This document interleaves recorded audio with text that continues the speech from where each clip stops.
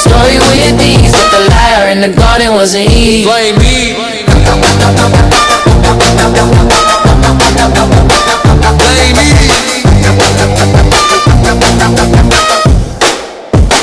Blame me.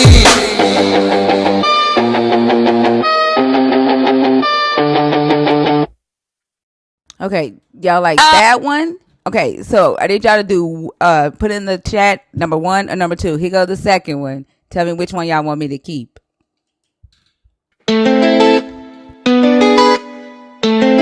Yeah. Tap the live up. Welcome to Tap that screen, don't blame me. God said they die, but they still breathe. Men still twisting up the story with ease, but the liar in the garden wasn't Eve. Tap that screen, don't blame me. God said they die, but they still breathe. Men still twisting up the story with ease, but the liar in the garden wasn't Eve. Say the woman fell, brought sin to man, but read the text close. That ain't the plan. God said the day you eat, you. I'm sorry, I'm turning that off anyway. I don't like that one. Yeah, we're gonna go with number 1. Okay. All right, y'all. We are almost there. Welcome to the YouTube fam. Y'all tap the live up. Say what's up in the chat. What's up, Brian? What a nerd said on YouTube. Make sure you like the stream, share it out, get more people in the chat. What's up, Rodney? Cleveland, what's up? Darth Gently, what's up? Welcome in, everybody. I'm excited for the conversations tonight. I haven't been this excited in a long time. I think this is a topic that a lot of people, even people who are deconstructing, are comfortable with talking about. Yeah. Well, they, like I said, you know they're gonna say protect them. Protect who? Oh, he's gonna say that he lied.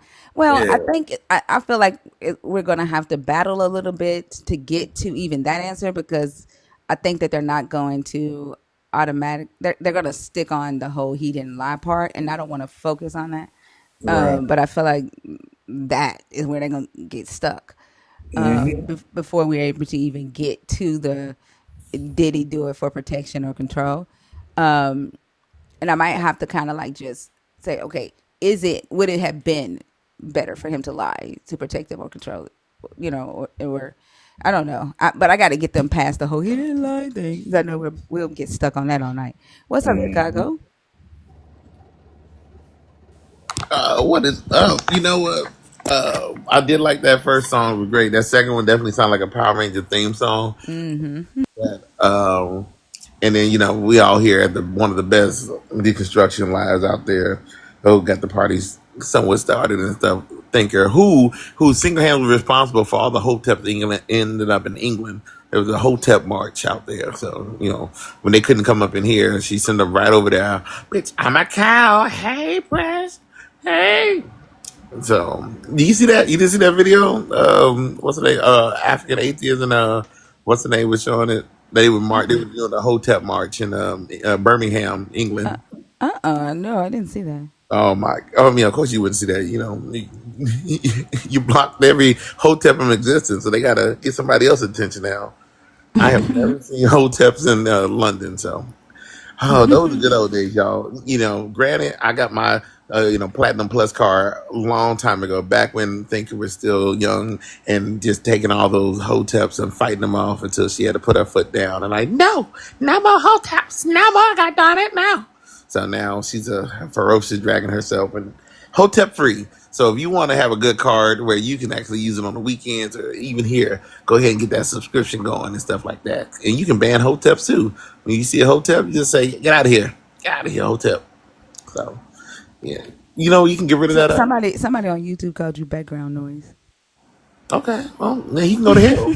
Go to hell then. I hope you believe in God and go to hell. How about that? You like that, YouTube? I talk shit. Let me come over there and find you. I'll be over there in a second. All right. I'm coming for him. I'm joking. I'm joking. Damn. Chicago, bring your behind back. I was joking. Goodness gracious. He went straight there. Hey, whoever said that in the comments, I don't know if he was talking about Chicago or if he was talking about the song, but Chicago about to bring his ass over there. I'm sorry. I was joking with him. I didn't think he was gonna do that. Like that's a whole ass trip. Welcome in, y'all. Keep tapping the screen up. If you're a part of the team, make sure you send your heart me's. We are at 111 shares already. Thank y'all so much for that. Don't forget to feed the beast. Y'all know that is the thing that will convince TikTok that y'all like the conversations that are happening in here, and they'll keep us on the FYP. I wasn't trying to instigate it. I didn't think that he was gonna do that. In Chicago is fucking in the YouTube chat right now. Chicago, get out of the YouTube chat and come back over here. Come back over here. I was joking. Leave them people alone over there. I was playing. Goodness gracious. Right, tell him to go back. Kick him out of the chat, y'all. Oh my goodness. Oh my god. Look, now I feel like oh my goodness off of Annie, which used to be my favorite show growing up. But yeah. So there is a lot of people in my comments on my videos about the concubine and the Levite. And one believer, a black woman, came into my comments, y'all, and she typed a message, and in so many words. In her message, she was like, "You ain't chosen. You don't understand." Well, this was on the video where I was like, "Can good come from bad, and truth come from a lie?" So her response to that video was, "You let me break this down for you. You don't understand. You ain't chosen. You blind." Like just saying all of this. So I said that's fine. I said I'm okay with not being chosen to convince myself to lie and call evil shit good. And I said, but no, she said let me break this down to you Old Testament style. And I said, but since you want to break it down to me Old Testament style, I go live in 30 minutes. I said, you're more than welcome to come on stage and break it down to me Old Testament style. Is it a date? She came back talking about I don't care if you believe or not. And then she was like, your skin is pretty. Like just started complimenting me. I said, if you a keyboard warrior, just say that. Like if you scared, just say that. And then she was like, what are you talking about? I'm literally agreeing with you. I'm complimenting you. What? What you're doing right now is fucking gaslighting. And then on top, you're trying to divert the attention away from the fact that you came into my chat with your puffed up chest, your chosen puffed up chest at that. Right? I guess she didn't expect me to like go live or something, or like invite her on the live. But if you're gonna come into my comments and you're gonna talk shit in my comments, you better be able to come and do that shit on my live. Like literally, I'm live 11 hours a night, 5 days a week. Like there's no reason why you have to stick to my comments on my videos. Like I want to know. I really want you to come break it down to me Old Testament style. Right? Like that's crazy. And then want to whine and cry because you didn't expect me to be like, oh no, how do I get chosen? Like, I don't know. Like, is that what she expected me to do? Ask how to get chosen? And then like Yala, that I told y'all about the prophet that reached out to Yala and told Yala that she was gonna have a date with Yahweh that night. That Yahweh was gonna come visit her that night. And I guess Yahweh didn't show up. So she messages Yala and tells Yala that Yahweh didn't show up because Yala is too far gone and demons have gotten her mind. So that's why Yahweh didn't show up to the date that he sent the prophet to tell Yala that he was coming to snatch her, that he was coming to snatch her that night, and then changed his mind because he Wow. realized that Yala was too far gone. Like, Wow. what the fuck? You got stronger than the demon? Come on. And that's what I'm thinking. Like, you're literally saying that your God gave up because he saw too many demons in one person, and he's like, "Oh, I can't fight that shit." And then I told y'all, I say, man, you should ask her, like, why did he send you in the first place? Like, if he's all knowing, like, why did he send you in the first place? So he could be fucking nosy? So he could stick his nose and shit and just be like, never mind. Like, what? Like, when they say and do these things and then claim that they're talking from the voice of their God and that they are prophets and shit, they don't realize that they, one, are like making their God look dumb as hell, but second, like, you're speaking from a very humanistic thing. Like, did you forget that your God is all knowing? Did you forget that the book says that your God is not a man that he should change his mind, and you just changed his mind for him? Like, what this prophet did with Yala's and Yahweh's date, Yala and Yahweh. What this prophet just did with Yala and Yahweh's date was what the story of Jonah does with the date with Jonah and Nineveh, with Yahweh and Nineveh. Yahweh sends Jonah to Nineveh. God about to show up in 40 days and snatch y'all up. No, if this then that. There was no unless you repent.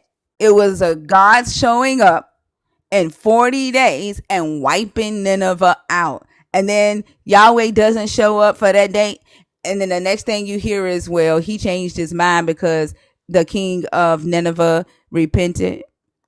That's what the prophet did with Yala.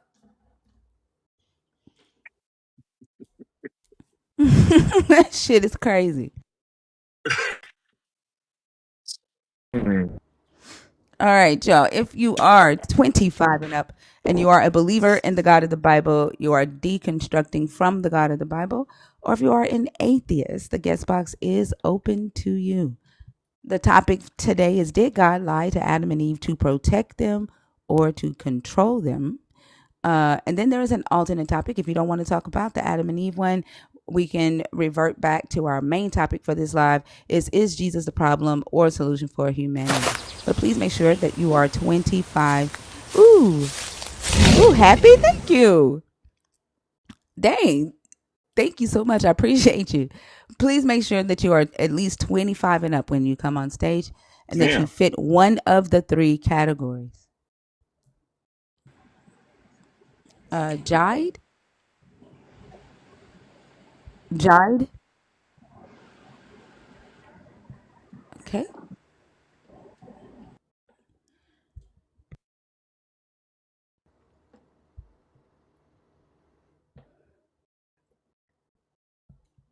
Look, also, I see you in the box. Give me just a second. I think Siobhan? yes, I've been up here before. It's not on your topics. I just had a question for you. Have you ever heard that the Bible is only for specific lineages? Have you ever heard that before? When you say lineages, are you talking about like the Israelites or? Well, they're fans. I was just on another panel and we was having a discussion because I don't believe in the Bible. I don't believe it's real. And this young lady said it's not for everybody. It's specifically for specific lineages. It's not for you to read. And I'm just like, I've never heard that before. I, and I came across you and I was like, I just got to ask her. I mean, it's something that Black Hebrew Israelites say, or Black Christians say that are believe that they are Israelites, and the Hebrew scriptures, like, it was for the Israelites. Like, they were a cult. They were never meant to be put together or married with the Greek God, Jesus. Like, in the early beginnings of Jesus's ministry and his cult forming, the followers of Jesus did not believe that he was the son of the Hebrew God. This is why we see Paul's earlier writings Hmm. don't mention the God of Israel. And it doesn't call Jesus Jesus. It just refers to him as Christ. And so it was a little later on during the Roman time where they married these two religions together. But yeah, the Hebrew scriptures were only for the Hebrews. Maybe that's what she meant, girl, because I didn't understand. Okay, I appreciate you clarifying for me. You're welcome. I love your lives. It's very informative. So thank you. Oh, thank you so much. I appreciate you. Really, absolutely. I'm ready to drop down now. I'm good. All right, I got you. Have a good night. You too.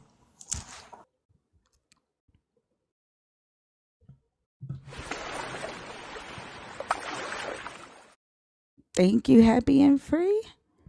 Oh, that was nice. Where they be finding that shit at? It's under the gifts thing. What's up, Lil Oso? Hello, Miss Tinker, and hello to the chat. I think that God lied to Adam and Eve, if ever, just for the narrative, or he knew he was trying to get them to do what he want. I think it's in control, or if something else, if he wanted to really protect humanity from gaining knowledge of good and evil, then he wouldn't let Adam and Eve eat from the tree, and he would stop that snake. So I think it was in his best wishes just to let things happen, since he already knew the outcome. And I think he was trying to control them based on what the Bible have said, but we do not actually know what God was thinking when he was planting the tree of good and evil into that garden, and when he made humanity. We don't know what is in his mind, as we are not God. And of course we can't ever know if what his intentions were, and we clearly don't have an answer for that question unless we go back in time, which is not possible yet. But if time travel was possible, we could actually travel back in time to see Jesus or Adam and Eve Okay, themselves, okay, if they are real. hold on. So that's not true though, right? Like we can decipher whether this God wanted the humans to have the knowledge of good and evil. The answer is no, because he lied to them to prevent them from gaining that knowledge. We also can see in the story of the Tower of Babel, where he prevents the humans from reaching another level as well, right? We can see what his will is, and his will is to obey. He says that obedience is better than sacrifice. He commands them to fear him, right? Like there are things that we can uh, gather from his nature, his laws, and his actions in the book, and the things that he prioritizes, right? We can also discuss whether it is, if the God, once we get to the point of like, identifying whether the God lied or not, if the God did lie, was it to protect the humans or to control them? And that then goes into a discussion of whether having the knowledge of good and evil in a human is a good thing or a bad thing. And then that conversation leads to, well, what has humans done with the ability to decipher what is good and what is evil? And without that ability, what could the world look like, right? Like, what are the risks or the benefits of a world where humans could not decide that for themselves and they only get it from a God?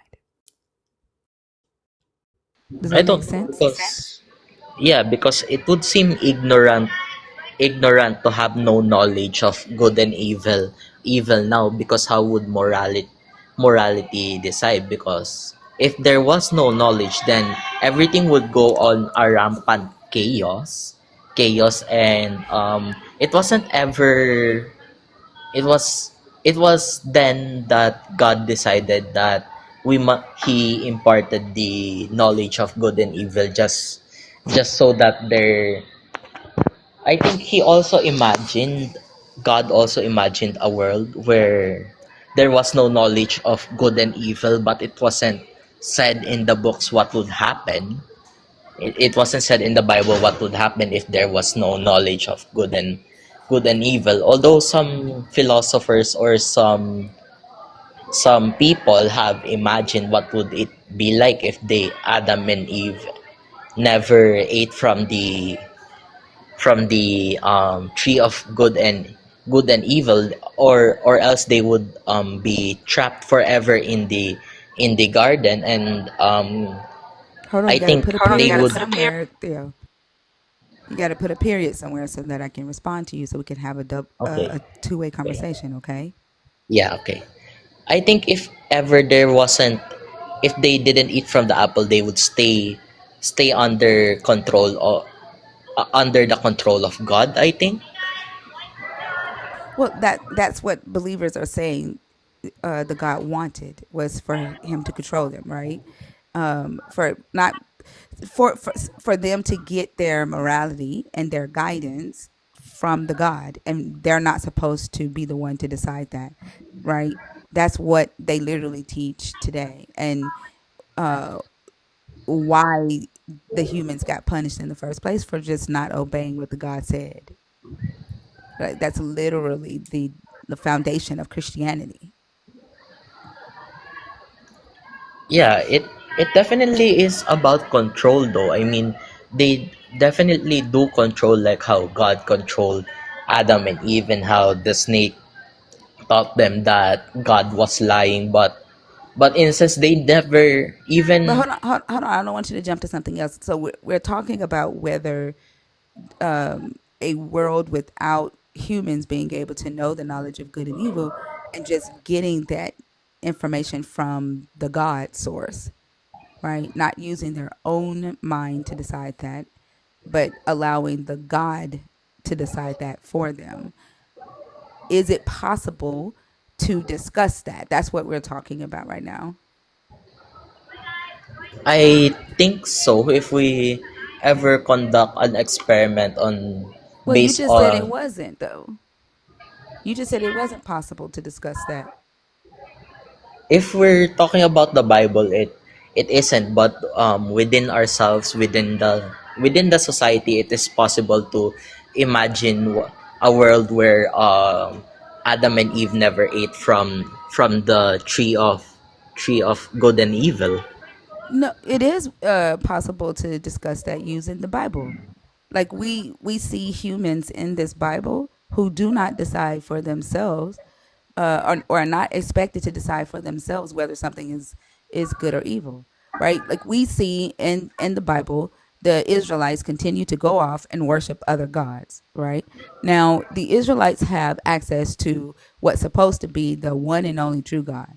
They've seen this God part the Red Sea. They've seen this God get them out of bondage in Egypt.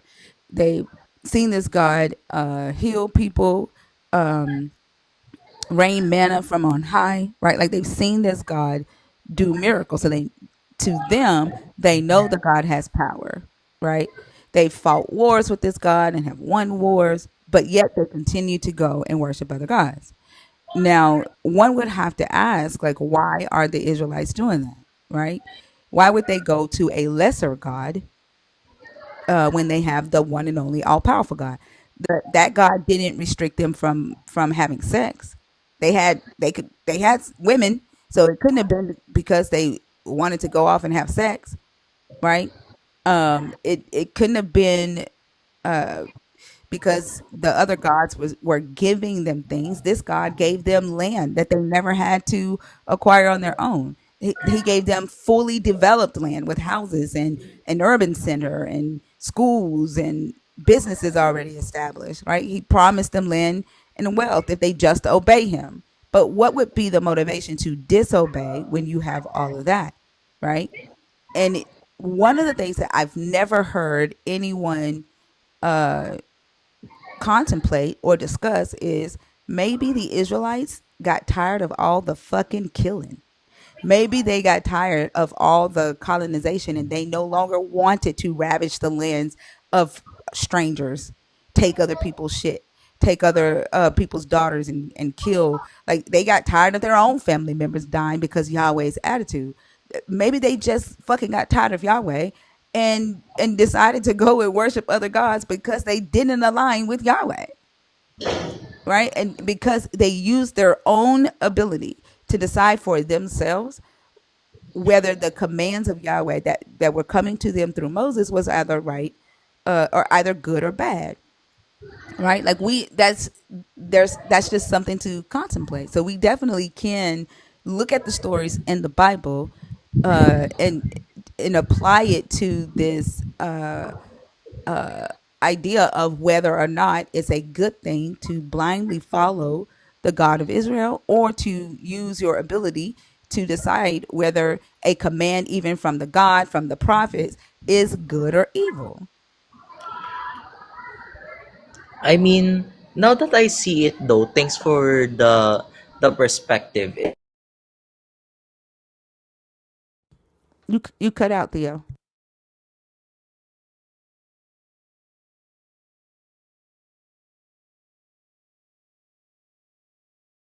Theo, are you there? Go on mute and come back off of mute and see if that fixes your microphone. Critical thinking of the Theo, people. we couldn't hear you, Theo. You cut out. We don't know. We didn't hear anything you said. Um, in your mention, the I think the Christian God wants to openly control everyone, and he demands worship 24/7, and even the fact that he's angry that people are straying from him and worshiping other ideologies other than the God ideology that he mentioned. It seems like it's always about control based on that, and then he's afraid that people will change their ideologies into something that is not his, and he gets angry over it and throws tantrums, like how he threw a tantrum when when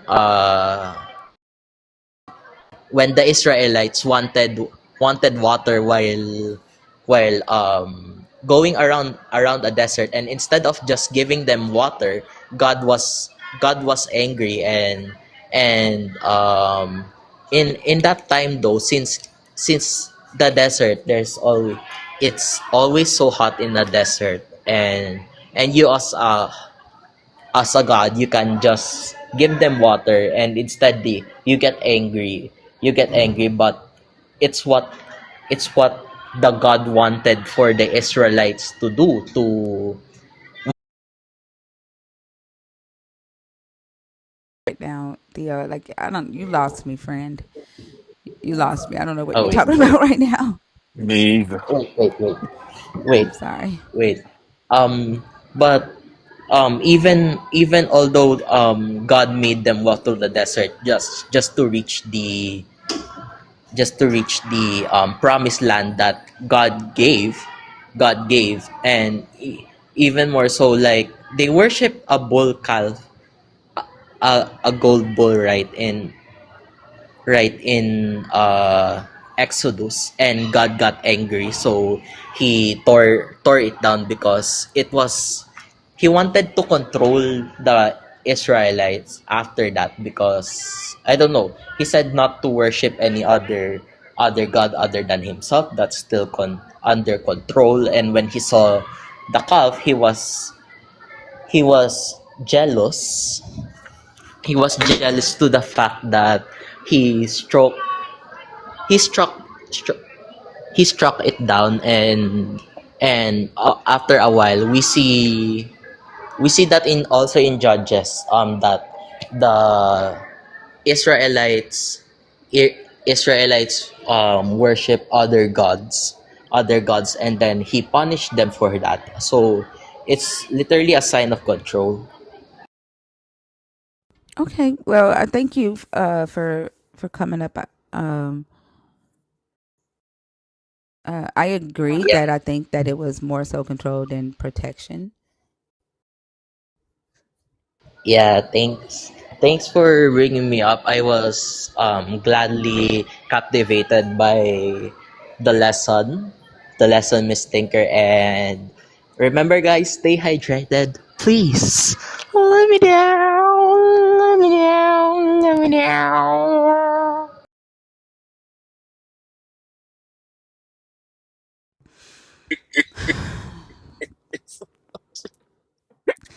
I don't think I'll ever get used to him doing that. He Me is a either. trip. It's just irritating. I'm You- sorry. Damn. Theo is something else, Oh. boy. I swear. Jimmy Mhm. Mack, Yes. hi, how are you? All right, you? I'm doing good.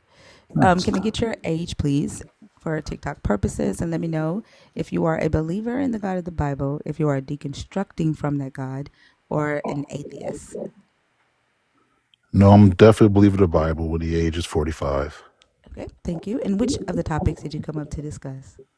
That's too bad. I actually wanted to actually unravel what the other caller I was don't. talking about. He was talking about the first topic, but I don't. I do not allow people to piggyback off of someone who's not on stage. So if you can start your own conversation regarding the first topic, we can Sure. definitely do that. Sure. I guess to even start the other, maybe I need a little clarification. Which says, did God lie to Adam and Eve to protect them or control them?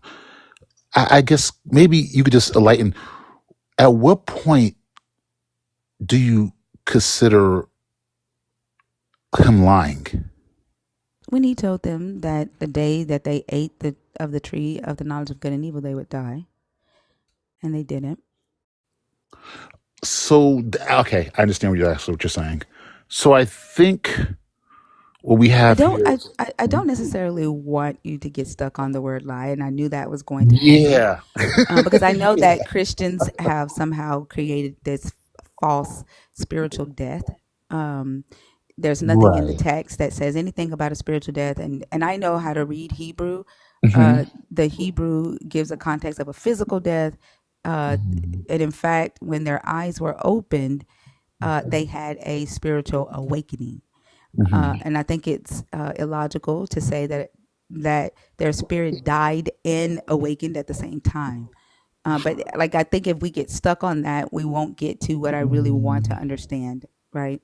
The God told them not to eat from the tree, Hmm. and the day that they do, that they would die. Which means He did not want them to gain the knowledge of good and evil.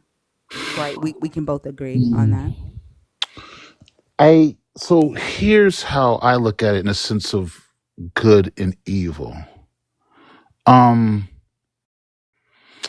what?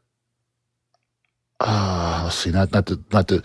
So it's the fact of the separation. Wait, before you get to that, Hmm. Okay. did He tell them not to eat from the tree Yes. of Okay. that would give them knowledge of good and evil? Hmm. Okay, so I think we can both agree that He did not want them to gain the knowledge of good and evil, correct?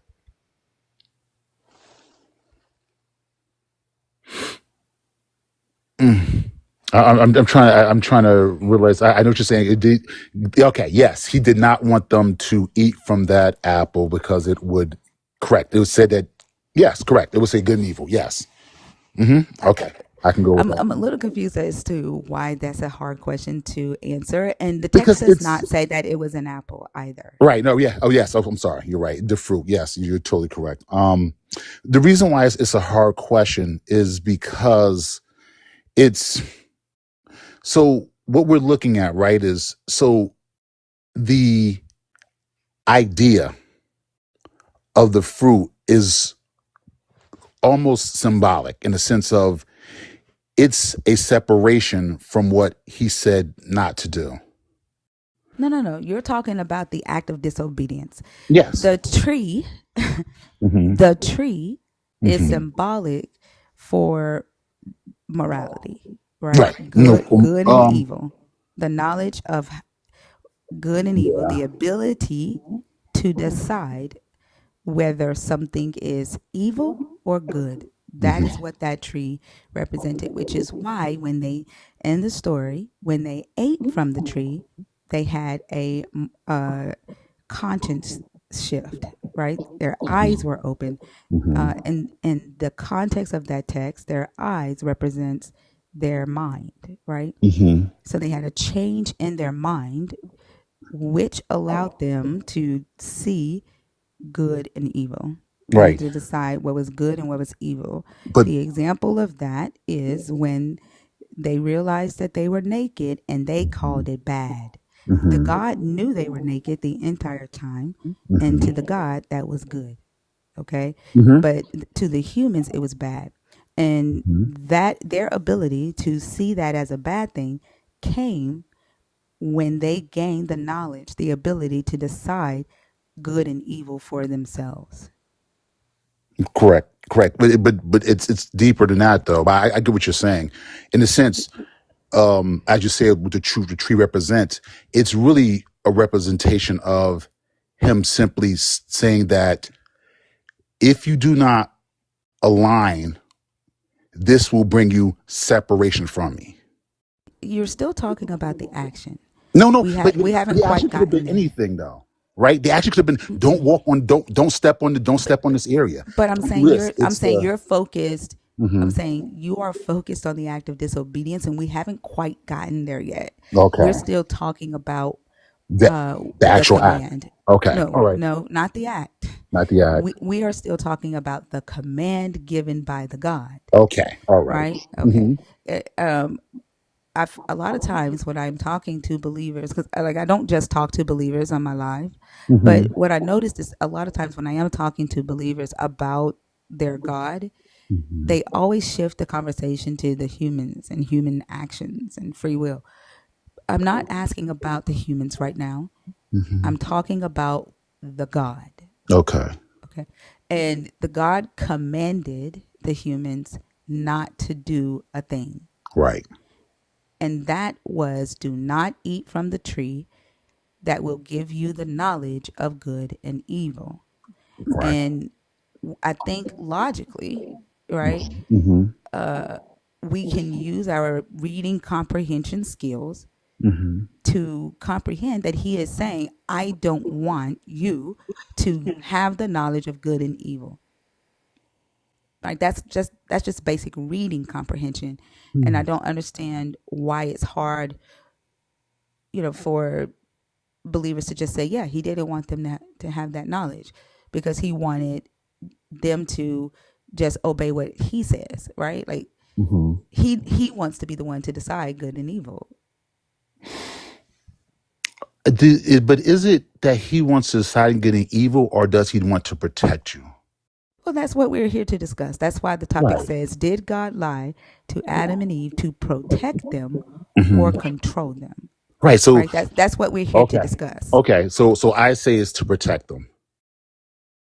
Okay. And do you think that humans having the knowledge of good and evil is a bad thing? Yes. And why do you think that? So we have been doing things our own way for years.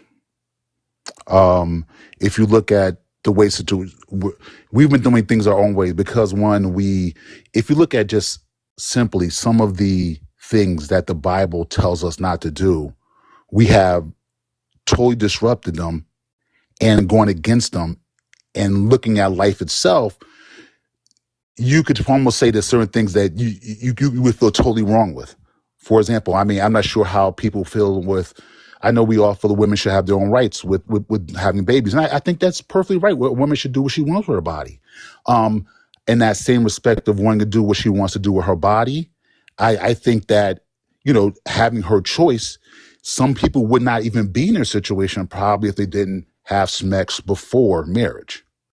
I think that things that we have done because we've taken our own abilities and say, hey, this is how we're going to live our life, have kind of put us in certain situations where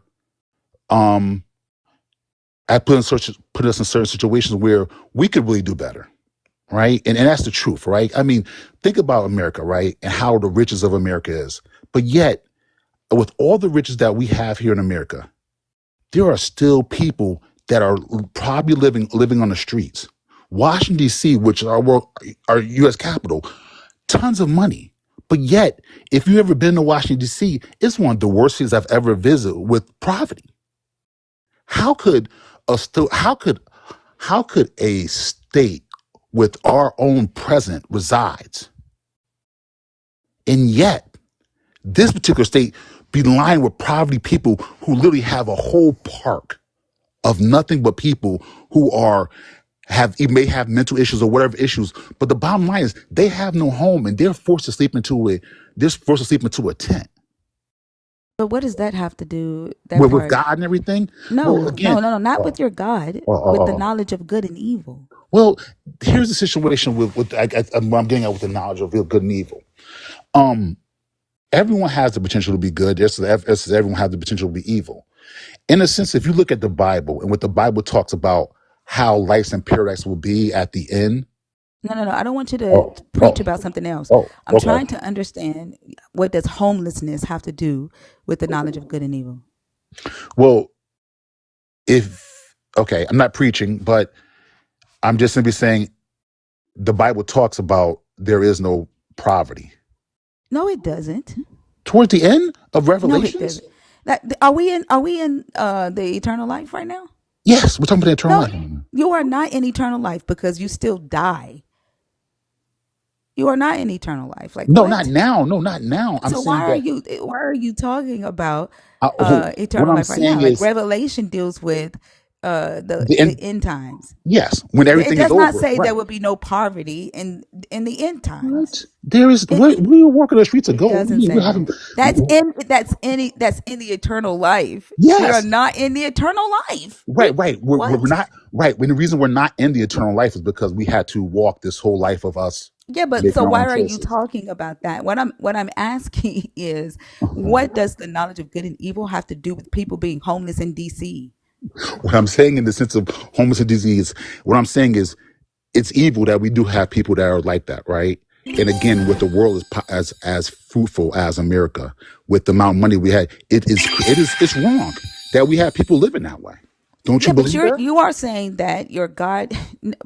I don't think that you are, Well, applying okay, the uh your stance to the topic correctly. Like you okay. are saying that your God Hmm. kept the humans from the knowledge of good and evil to protect them because it's a Hmm. bad thing for humans to be able to decide what's good and what's evil. But, Correct. That's what I'm saying. which is crazy because you are up here saying that it is evil for humans to be homeless. So that's a good thing that you recognize that. Right. But what I am saying that in the sense of my God, we wouldn't be in this situation had we not lost the protection. How? Your God literally commands for the Israelites to go into other lands and Hmm. displace a bunch of Canaanites. Right. But that was because if I recall the scriptures right, if he did not, they would raise back up against him to destroy the Nope. Israelites. So Nope. The Canaanites didn't come up against the Israelites. they would. You're thinking about the Amalekites. No, Okay. All that's the right. Amalekites. The Israelites, your God gave the land of the Canaanites to the Israelites. Like, Right. but let's go back for a second because you Okay. brought women in this Uh huh. and abortion, Mm-hmm. and you incorrectly stated that your God commanded that sex before marriage is a sin, Yes. and He does not. Now, little girls who are virgins were expected to stay virgins, and their fathers would sell them into slavery to be the wife of a Israelite slave master, or he would sell them. He would get a bride price for them. If they were divorced and they had sex with a man, that was not seen as a sin. There is no law that says men have to be virgins before they're married. You're in the New Testament. when the word fornication is used Hmm. instead of the Greek word that was actually there in first century Rome, which is pornia. You associate modern concepts of fornication to that text, but the reality is that in the ancient Israel days and biblical days, there was no law that required men to not have sex before they got married. There was no law that said if women had sex after they got divorced and they were not married, that that was a sin. It just did not exist. And then in first century Rome, the word that's used for fornication in the English translation uh, meant adultery, meant a grape or incest or corn. Like it did not mean premarital sex. It didn't start meaning premarital sex until like the 12th or 11th century. So you're saying that, for example, you're saying the word fornication all this time. You say it changes meaning. You're saying, and it meant, and I'm sorry, what did it mean before that? Because again, The word is pornia. okay, pornea. So let me get this straight. So just to make sure I'm clear, this, in a sense, let's just stick to the New Testament in the sense of Jesus just talking about fornication in a sense. So you're saying that before there was no such term as fornication, men could have sexual relationship with women, and yet they could not be married. Is that what you're saying? Yeah, unless you can show me the law, the test to test the virginity of a man. Yeah, can you show me? There is a test in here to test the virginity of a young girl after Right. a man has paid her bride price. Right. What is the test to test the virginity of a man? I'm not. I've never seen. I've never seen a test of it for a man. I've never seen that. No. Because there's not, because there was Right. no requirement or an expectation for a man to stay a virgin before he's married, But so until he's you. married. So let me get this straight. You assume so I'm not because assuming. I okay. study Israelite history. I'm Okay. not assuming. So if a man could not have. Okay. So let me make sure I get this right. Women were supposed to be virgins. We're both clear with that, right? We both agree with that. Little Little girls are girls. supposed to be virgins. Little girls are supposed to be virgins. Hmm. Well, hold on, wait. Let's clear about little girls. Let's just say now when you say define little girls, what are you saying? What do you mean? The any little girl, like when she Okay, reaches her age of menses, okay, that's usually a virgin. when Okay, she's when she's sold off. And okay. actually, like Rebecca was sold off when she was like 3. Like Wow, little girls are to be virgins. wow. But I think think about that this: I there don't were know. prostitutes in Israel. Hmm. There were prostitutes in Israel. That men were having sex with prostitutes, and then they would go and they would get married to a virgin. That there's no law in Okay, the Bible so that says men have to be virgins before they get married. I'll be honest. I only know, and this it may be again maybe here where I guess there is some ignorance where you've done more. It sounds like you've done deeper studies, but I've never heard it. But my termination understanding of fornication was sex without being married. Yeah, Now, that's a now modern concept. okay, and that's the only concept I've ever been taught. So if there's some other concept that came in this word of has changed the delusions, I don't follow that. I only follow what I know as the modern You are term. saying that if there's something that has changed, Yes. or delusions, it wouldn't be what Well, I'm saying would uh-huh. be the change. What you currently believe would be the change. Like you do realize that, right? Here's okay. I can accept that. That you can say that. Okay, you can say that changed. Here's what the kind of I do believe that. Here's what I understand. And what I understand, I do believe that Jesus was fair, and I don't think that just if he gave the word fornication, which kind of they said in modern terms means sex before marriage, I don't believe that he would be segmented or sexist in the sense of he would say, well, you guys can have sex, but you females can't. I just Then show don't me the understand law that. that says men are to be virgins, and show me the law Well, that for the test. No, because okay. you just made a claim, Okay. right? And I don't want your opinion. I just Like realized, I want you to be able to back it up biblically, but see, right? So hold on, stop, hold on. okay. If you're going to say a thing, then you have to be able to use the text that you are claiming your belief is founded on.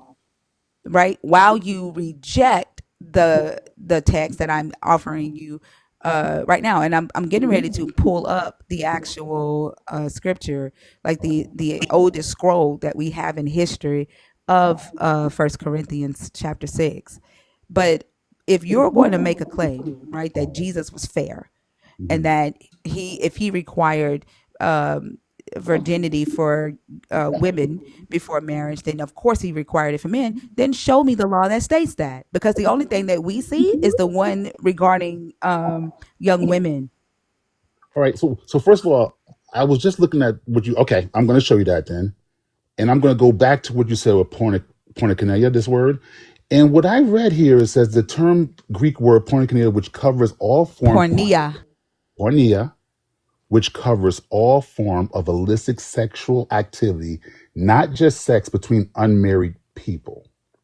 Yeah, that I mean that's okay that you're reading some commentary. I don't care what a theologist has to say. I'm going to the text, and I'm going to actual Greek and the lexicon, and I'm going to actual history and show you when it started to mean sex before marriage.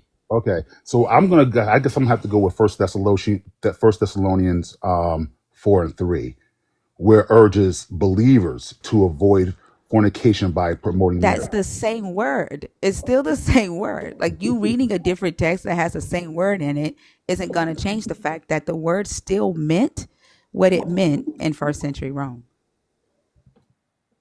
Which You means, do realize that, right? well, again, but again, sex not between unmarried people, right? That it did not mean that in first century Rome. That is the point.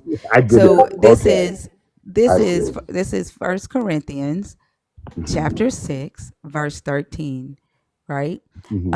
And the oldest copy of First Corinthians chapter 6 verse 13 that we have in history is papyri 46. Okay, we can see it right here, so you can see what they translated from.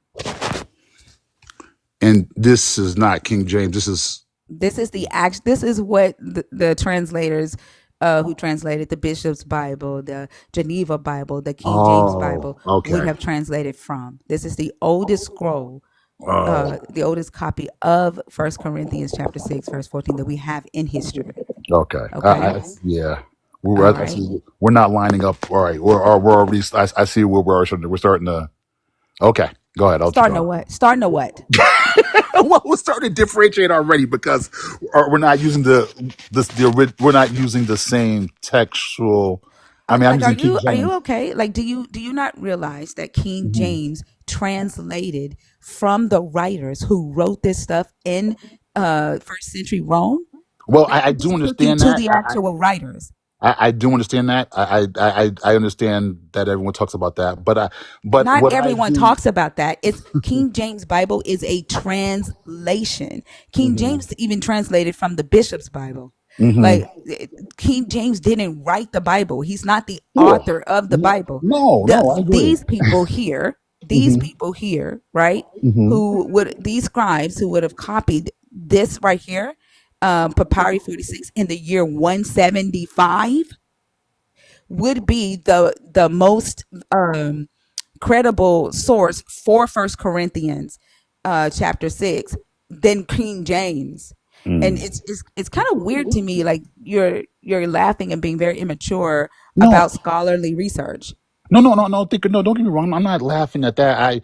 I'm thinking that I see in a sense that well, I see the sense that we're not. I understand what you're saying. You're going from a deeper text, and I guess I'm me starting at King James. So there is a little bit, I think, of a disadvantage, and I'm not sure. Oh, It's not a different text. well, okay, all right. So let's go there and see what we have then. All right. This is what I do. Like, it's not a different text. Uh huh. It is the oldest copy of the original text that Okay. the translators of the Geneva Bible, the Bishop's Bible, All right. and which led to the King James Bible, Right. So wrote. It's so the let me. original source. Mhm. Thank you, German, for using that word. Like, it's like saying these pastors today who say that they Mhm. speak for your God, Mhm. right? And then if they say something, if they say God said, and then someone says, I'm going to the source. That's what this is. This is the source of the King James translation. Okay. So let me ask you, does it read the same? Yes, it reads the same. I'm just Okay. getting ready to show you in the original language what the word meant in Okay. history. Okay. All right. Like, do you not expect, like, when so these conversations are more than just a topic. Like I'd be very interested in why believers think what they think, or why they react to information the way they do, because I'm pretty sure, right, that you've conducted research in your time. If you've gone to school, like if you've graduated high school and gone to college, you understand what a source is, right? Mm-hmm. So why is it that when it comes to this God and when it comes to the King James Bible, that knowledge of going back to the source to verify information Mm-hmm. is thrown out the window? So it's kind of the situation where I would think where we have we've been taught that as we go on and we get older in knowledge, we actually, as you say, we we find things that we didn't find before, right? Which actually we should probably examine those things and be like, well, how did we miss that before? You know, as we look at these older doctrines and stuff like that, and we say, well, how did this get translated to this? And yet, when we go back to older scriptures, things have changed. You know, so it's kind of What? hard to. So it's just like Do you I realize what you're saying? what You're what saying, what hold am I on. saying? What What? what you are saying is, you're Mhm, so used to reading the modern day text, and then on top of that, like, most of what y'all believe in this book, mhm, mhm, or it's not in the book. Like, most of your teachings come orally, right? But what you are saying mhm, is what you have adopted. You're so tied to what you have adopted as your understanding of this ancient text today in modern times, that mhm. you would reject, right, what the context or the original text actually says. I don't think And then that. and then that's what you just said. And then you said it changes in the original text. It does not change in the original text. The original text is the source. What changed was modern day translation and modern day doctrine. That changed, not the text. And then when we get access to information, Mhm. right, as more scrolls are found, more people are learning Hebrew or Koine Greek, then we correct mistranslations. We correct misinformation from the source. You don't continue regurgitating incorrect information or incorrect knowledge just because you're so used to that knowledge. True. I totally agree with that. That is so true. And maybe I misworded that, but you're correct in a sense. If you do learn something new and you realize you made a mistake earlier, then you by all means you must correct that. I totally agree with that. Right. So why don't you have that same expectation when it comes to this text? Well, again, I guess that needs to be now before I can start adapting a new text. I have to do more. I have to do more research on it. And I understand what you're saying that you're bringing it to me, and I do believe that I'm not qualified. If that's why the first question I asked when you said, I said, does it say exactly what it says King James Bible is? Because I need to understand that we're both on the same level playing field. If you're saying that this is the original text, you're going to show me the original text, which I can totally accept if this is what you're saying is the original text. But for me to just simply, by face value, hear you say, this is what this really says, and it doesn't match exactly what I say in the King James Bible, how can we truly sit on average terms to have a honest debate? But I'm not. If First I off, I'm can't, not debating you. I don't okay, debate. Right. Or even for me to Like even I don't explain to know even why believers accept. are so focused on debating. Like y'all shouldn't Well, even be wanting to debate. You should want it's, to discuss. well, I'm sorry. I should say discuss. You are so right, thinker. It should not be debate. It should be definitely discuss. And that's what we're having, right? A discussion. I think we should start having a discussion now. I don't know if you've entered this into with the mindset of having a debate, but if you remember why we're here, not to talk about what it says in the Bible, but to look at the word that was translated to fornication. The original word in Greek was pornia. I took you to the source, which is written in Greek, to show you, right? So you don't have to just take my word for it. Here it is right here in line 23, pornia in Greek. Okay. There it is right there. Do you see that on the screen? Mm-hmm. Okay. So that word means immorality, fornication, sexual immorality, prostitution, okay, Mm-hmm. including adultery, Mm-hmm. incest, and porn. Mm-hmm. And then definition number 2. Do you see in the parentheses where it says by extension? Mm-hmm. Unwedded stimulation or fulfillment of sexual desire. That by extension means later on Christian theologians extended the definition of porneia to mean premarital sex. But during first century Rome, when it was written by the authors of this text and in the Hebrew scriptures, there is no expectation of abstaining from sex before marriage unless you were a young girl virgin. And once you are no longer a virgin, if you become a widow and you go and fuck, it's not a sin. If you are a young girl virgin and you end up becoming a prostitute, like let's say your family died and nobody paid a bride price for you, and the only way for you to get by is for you to sell your body, you are not. It's not a sin. But here, this is where I guess maybe I lose you.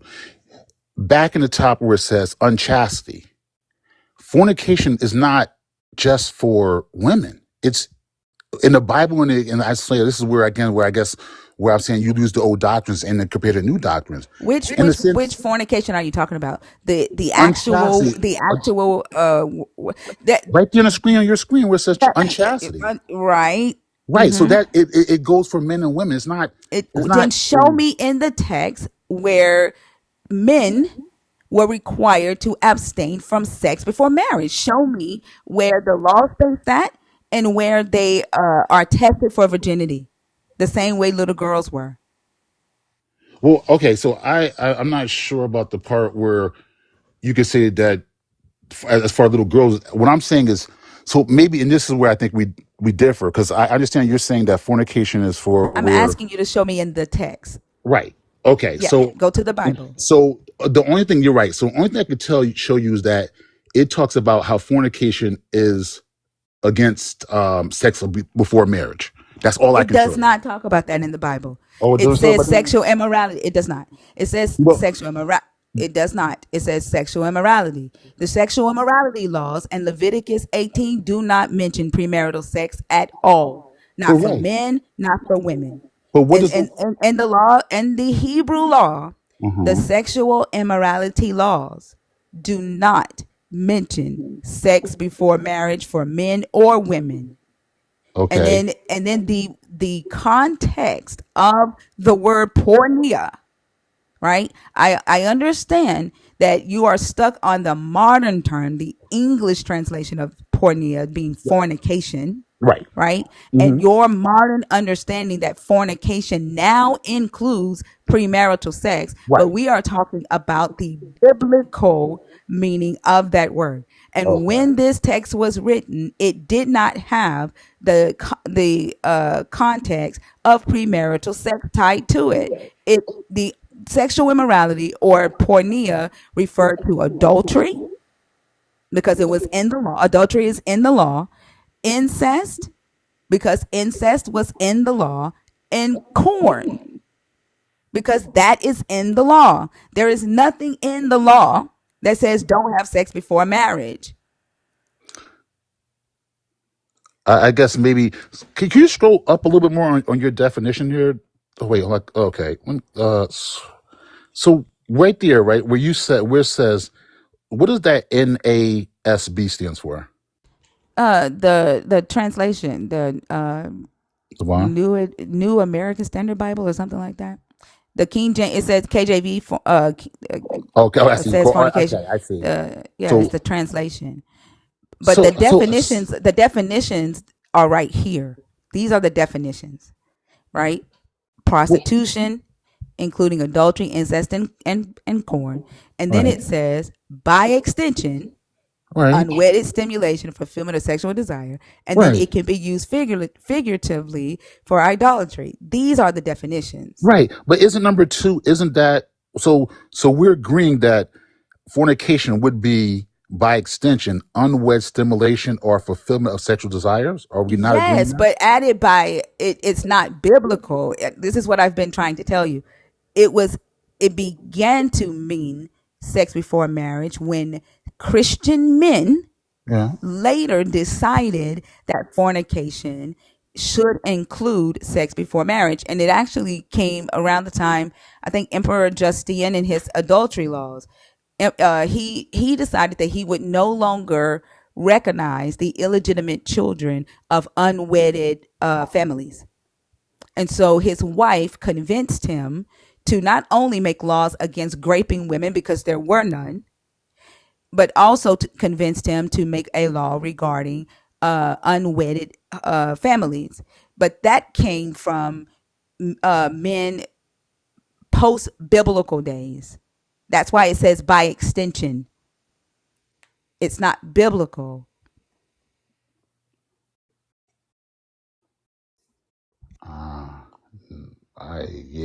Okay. I guess that okay. I mean, okay. I can't even. Yeah, you're right. So I can't even continue in the sense of that, because my knowledge. I understand what you're saying. That you're saying with am I saying that right? Porneia. Pornia. But Porneia. but even with But that, I right? can't. Like, Yeah. how the fuck am I gaslighting when I'm giving, not you, when I'm Mhm. giving resources on the screen? Gaslighters don't take you to resources. Right, but then I have to, but for me to, I guess I gotta look into your resources before I can Of simply, course, that's why I'm yeah, showing you yeah, the source yeah. so that you So, can look into it yourself. But yeah, what you have done, Jimmy, since you've hmm been on this stage, is you've expected me to just take your word for it, right? no, I've even asked no, you multiple times. I've given Take me you, to. I'm sorry, but we can't we because, can't talk at the same time, Jimmy. oh, hmm I've asked you multiple times to take me to the Bible to hmm prove your point, right? right, Like, hmm show me in scripture where it says that men must be virgins before they're married. okay, On their wedding night. right, If you can't show me biblically, right, right, right, then it's not biblical. okay, okay. So here's the thing, right? So you're saying that porneia is, you're saying that particular term, which was used before, has you're saying that original term was meant for females who were No, I didn't say that. I did not you say pornea was used for females. I said pornea uh meant adultery, mm-hmm incest, mm-hmm prostitution, mm-hmm and corn. The definition is right here. right. So what I'm saying What I is, said was hmm the requirement to test for somebody to be a virgin on their wedding night was for young girls. yep, That's what I said. And yep, that's biblical. There right, is a test for virginity for young mm-hmm girls. mm-hmm That's biblical. But there is also prostitutes in Israel, mm-hmm right? They are right, not stoned for having sex and not being married. There is no law for that. right. There are widows in Well, who knows? Yeah, Israel who have sex without being married. There is no law against that. Tamar and Judah had sex and they were not married, and there was no penalty for that. Like, do so y'all forget that Tamar and Judah had sex?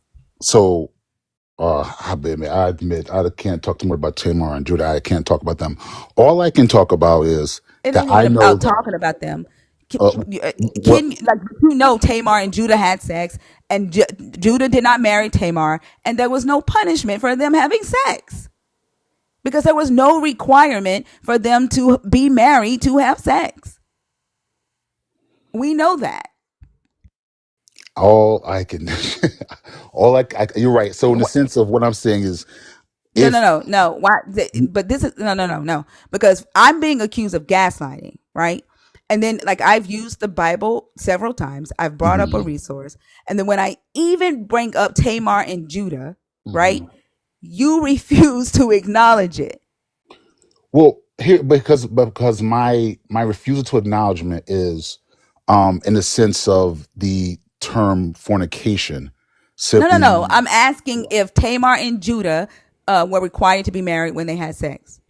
Oh, I'll be honest. I do. Like I said, I can't speak on Tamar and I can't speak on Why? them. My knowledge of them is not in depth enough to go into to explain about their whole situation. Why would you bring up sex before marriage if you don't even know, like, you haven't verified whether sex before marriage was frowned upon in this book? Like, it sounds like What? basically I just you show you say, testimony. I can give you evidence. hold I can on, give hold you. on, listen to what I'm Okay. saying. All right. You take, right, a teaching that you've been given in modern times. You see the word fornication in there, Mm-hmm. and you're like, yep, God is against sex before marriage. But Yes. yet your God doesn't speak in the New Testament. That's Paul speaking. Your Mm-hmm. God speaks in the Old Testament, but you've Mm-hmm. never gone to the Old Testament to verify whether your God was actually against sex before marriage. Like, anything that I'm asking you about in the Old Testament, you say I can't speak to that, or I don't know about that. Like, Mm-hmm. do you read the Bible? Like, do you study the Oh Bible? yeah, yeah. Oh yeah. I'm Just the always. New Testament? It's always no. It's always a study. It's always a study. It's a non-going study. Do you read the Old Testament? Yes, I read the Old Testament. So why don't you have knowledge of Tamar and Judah? Just probably haven't gotten around to them yet. It's the only thing I can tell you. I'll be honest. I'm not reading the Bible from front to back. I'm more like doing studies, but again, as the studies go on, I definitely increase as time goes on, and I How cannot long have speak. you been a Christian? How long I've have been a you been a Christian. believer? I've been a Christian for a while. Like, what's a I'll give, while? yeah, I'll give it a couple of years, Couple of years? Like what? yeah, at least over a What? decade. But as A I've gotten decade is more stronger, than a couple, friend. oh, definitely a decade, definitely. Okay. And so within a decade, you haven't gotten to Genesis 38. I say I have not studied. I cannot recall them, but I'm sure I've definitely read Genesis. I'm positive I read it, but I do not recall them offhand. So that's why I cannot speak about it. I'm not going to speak to you about anything that I can't really But Genesis verify. 38 is the story of Jamar and of I done called this lady Jamar. I was going to say Jamar and Tuda. But I tell you, hold on, I hold tell on. you what, But after, Genesis 38 is uh-huh. at the beginning of the Bible, Yeah. and it is the story of Judah and Tamar. Like, Right. Judah has sex with his son's wife. Right. But do you know every story in there, it takes time for every sort of process, right? I mean, do you think about the story of you think about the story of the prophet who was told not to go back on the land, and yet he didn't. He was mauled by the actual lions. Do you remember his name? The story they're told not to go back on the land, and he was mauled by Well, no, lions. the story of the prophet who was told to God he was sent, and he was told not to eat any of the word, to give the message to the king. Then the other prophet came to him and said, God said, come with me, stay with me for a little while. God said it was okay. He did. He ate, and then he went back to go home and was mauled on the road. Do you remember that prophet's name? No, but it's a very popular story about the prophet himself. That's not a popular story. Well, that's a popular. Why is it not a popular story? It's simply a situation where it simply tells that the bottom line is you listen to God no matter what other people tell you. I mean, That's that's a not. I popular don't know what story. story you're talking about. That's not a popular story. That where you say that somebody was mauled by kings because they were told not to go back into the Mauled by land. thieves, he's I mauled mean, by by lions. lions. That because they were Yeah, told not. of course he What? is. Like what? Where is the story at? Hold on one second. Let me get the story for you. Okay. Hold on one second.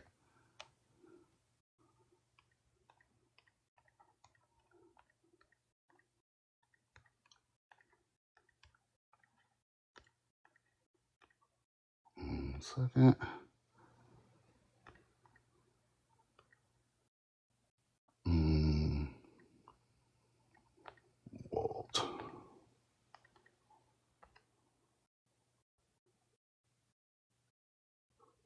Okay.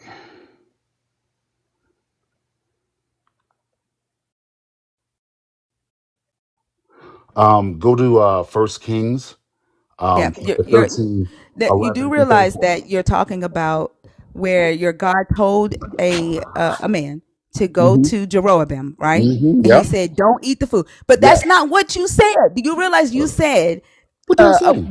no, you said a prophet was told not to Yeah. go into a land. No, you Yes. said a prophet was. He did not tell him not to go into a land. No, he told him not to go back the way he came. He And told him to he told him eat to no go to food. Jeroboam, Yep. right? He He told him to said, eat no "Don't eat the food. food Yep. or the water, All the and water. come back the way that you came." He did not Yes. say, "Don't go back to the land. Don't stay in the land." You He went. the way that you retold that story, it was if Mm-hmm. as if you were mixing the story of Lot, like you were mixing stories together, Oh, okay. right? Mm-hmm. And then like, does the text give the prophet's name? Like, what is the name of the prophet? Actually, it does not give the name of the prophet. But you tried to test me and say, "Do you know that prophet's name?" Do you see why? Like, why I'm saying what I'm saying? Well, I mean, I couldn't even, like I said, I couldn't remember the prophet's name. I mean, my point is with the prophet in the sense of the story Well, was it that, doesn't say his name. You're not going to remember a name that isn't quoted. right. But yes, but like I said, you actually realized the story once I started explaining it. Didn't. No, once you said First Kings, I knew what you were Okay. talking about, but you mixed Oh, multiple stories together, and then you literally asked me, "Do you remember that prophet's name?" Like, you said things that are not in the text, and then like y'all do this all the time, right? And then y'all expect us to just accept what you say, and then y'all try to gaslight us, right? Like, and this is what I'm talking about. When you say a thing, mm-hmm. and I say, "Take me to the Bible to Right. back up what you are saying," right? Right. This whole time that we've been on this stage, you've not wanted like to do that. Like, I brought up First So, Corinthians 6 and 9 for so I, sexual immorality, mm-hmm. right? Mm-hmm. You made the claim that the knowledge of good and evil would be bad for humans to have because women want to have abortions, and if women had obeyed the law of God, right? If humans had obeyed the law of God and not had sex before marriage, women wouldn't be needing abortions, right? Mm-hmm. Without even knowing, one, there is no law in this book that requires abstinence before marriage except for little girl virgins. Second, Mm-hmm. the God in this book doesn't add a valuation to a human life until it is 30 days old. And we see that in Leviticus 27, when he's when he's adding value to the humans for votive offerings. A fetus from birth to 30 days old has no value whatsoever. Then there is a law that says if two men are fighting and he hits a woman that is pregnant and she loses her fetus, right? She miscarries, then the man has to pay the father of the baby whatever the father deems is necessary, deems is justifiable, because that's his property, right? But if further damage happens and the mother's life is taken, then it's life for life because she's alive. She's considered alive. So you take one life, then you take another life for life. But with the fetus that's in her womb, there's no life for life requirement if she miscarries, because to your God, the fetus is not alive. The idea that a soul enters the body of a zygote at conception came later on from human religious men, and you are calling it God. So I'm gonna just take a step back because you're right about the not giving you scripture, and I do want to just take a step back. And if you look at First Thessalonians 4 and 3, just to make sure, because I want to make sure that I'm clear as far as this goes. I do want to give you scripture because you are right. I want to give you the scripture as far as that goes, and then we can move on to the other part. In a sense of Um, I'll let you pull it up. No, it's already pulled up. Go ahead, keep Okay, talking while I but while I but pull but up this next thing. but the main thing about that, right? In the sense you're saying it being for women in that scripture, it I said in the Hebrew text in there the Hebrew is text. no Okay, law regarding. okay. You're right. I can't talk about the Hebrew. I can only talk about what I know with the King James. So you're right. I'm No. The gonna fall Hebrew short text on that. is in the King James. Okay, if that's the The case, Hebrew scriptures. then it should Do say the you same realize that thing. the Old Testament? You keep talking about the New Testament. What I stated was in the Hebrew scriptures, which is the Old Testament, there is no law, right, Right. regarding sex before marriage. That's what I Okay. said. Okay. When I refer to the Oh, Hebrew scriptures, that's the Old Testament. okay. The New Testament are the Greek scriptures. It's the Koine Greek. Okay. But I get what you're saying, but I'm going to use the Bible as a whole. So I get what you're saying. You're saying I get I what you're am saying. using the Bible as a whole. Okay. I'm identifying them by their language. Oh my goodness. I'm identifying the text by their historical periods and the language they were written in. The Old Testament is ancient Israel written in Hebrew. The New Testament is first century Rome written in Greek. So when I say those terms, I am referring to that time period and those languages. Right. You're right. I can only speak. You're right. I can only speak for what I've learned in this Bible in this time period. And again, I get what you're saying. The King James version is has been modified from that. I can only say that No, the I can King only James was not modified from that. The King James was okay translated or translated from that. using those scriptures. Okay. And what I understand in this particular situation, in that particular scripture, it talks about basically for you to sanctify yourself.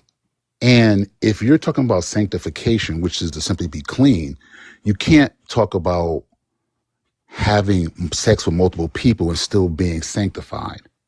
Okay, let's go to the sexual immorality laws, right? Mhm. So it says, "For this is the will of God." Okay, now we're gonna look at the will of the God, okay, which is in Leviticus 18. But it says, "For this is the will of God, your sanctification, that you abstain from sexual immorality." Okay. Leviticus 18 are the sexual immorality laws. Hmm. The Lord spoke to Moses, saying, "Speak to the Israelites and say to them, I am the Lord your God. You shall not do as they do in the land of Egypt where you lived, and you shall not do as they do in the land of Canaan to which I am bringing you. You shall not follow their statutes. My ordinances you shall observe, and my statutes you shall keep, following them. I am the Lord your God. You shall keep my statutes and my ordinances.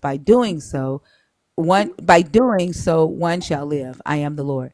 None of you shall approach anyone near of kin to uncover nakedness. I am the Lord. You shall not uncover the nakedness of your father, which is the nakedness of your mother. She is your mother.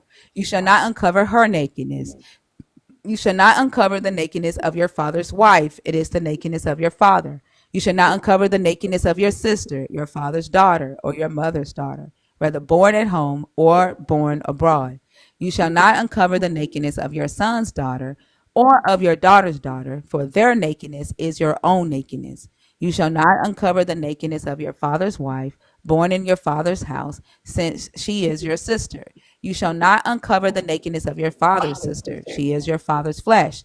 You shall not uncover the nakedness of your mother's sister, for she is your mother's flesh. You shall not uncover the nakedness of your father's brother. That is, you shall not approach his wife. She is your aunt. You shall not uncover the nakedness of your daughter-in-law. She is your son's wife. You shall not uncover her nakedness. You shall not uncover the nakedness of your brother's wife. It is your brother's nakedness. You shall not uncover the nakedness of a woman and her daughter, and you shall not take her son's daughter or her daughter's daughter to uncover her nakedness. They are your flesh. It is depravity. And you shall not take a woman as a rival to her sister, uncovering her nakedness while her sister is still alive. You shall not approach a woman to uncover her nakedness while she is in her menstrual uncleanness. You shall not have sexual relations with your neighbor's wife and defile yourself with her. You shall not give any of your offspring to sacrifice them to Molech, and so profane the name of your God. I am the Lord. You shall not lie with the male as with the woman. It is an abomination. You shall not have sexual relations with any animal and defile yourself with it, nor shall any woman give herself to any animal to have sexual relations with it. It is perversion. Do not defile yourself in any of these ways. Okay? Where was sex before marriage? Who was sex? Well, again, Leviticus was written way before Paul, before Thessalonians. So I'm not sure what you mean. What are you Does asking? Paul override the God of Israel? Does Paul override to God? Does Paul override? No. Keep in mind, Paul is saying this is the will of God, Right. right? So he's quoting. He's saying this is God's will for you to abstain from sexual immorality. Right. The God's will is in Leviticus 18. The sexual immorality laws are in Leviticus 18. Where in the law of your God, the will of your God, does it say abstain from sex before marriage?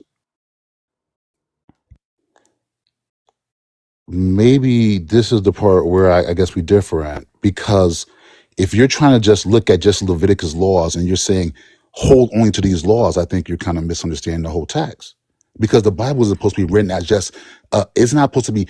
If you stick in just these laws and not look at the whole picture, I think you're getting stuck on just that particular.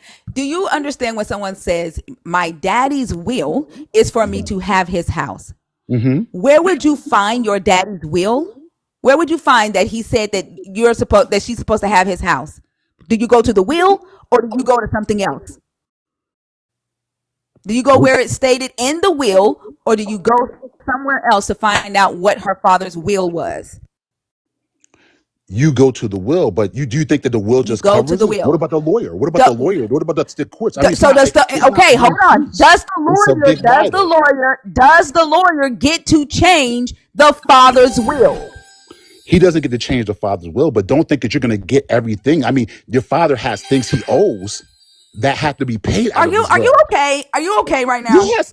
We're talking about the house. No, stop. Yes. Like Yes. you said he has stuff that stop. Will you stop? Because you're confusing the conversation. That's ridiculous for you to even say that. You're acting like he just a person. Oh my You're acting like a person gosh! just gets Can the you house. stop? And if the father doesn't owe anything, that is. Oh my God! Stop. That's ridiculous. Like, oh my God. If the father says, I will my house to my daughter, can the lawyer come and change that will?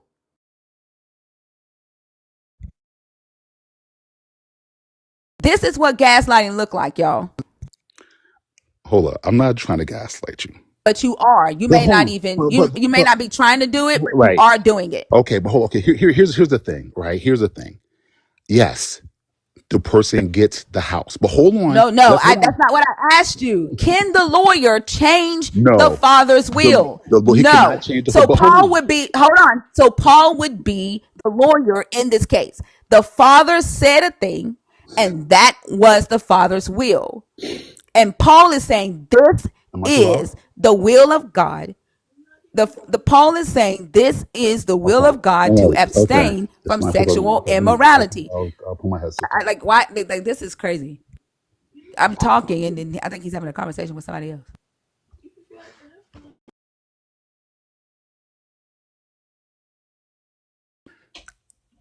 So, in the sense of me talking about gaslighting, no, I'm not trying to gaslight you, and I get what you're saying. I thought we went past that already.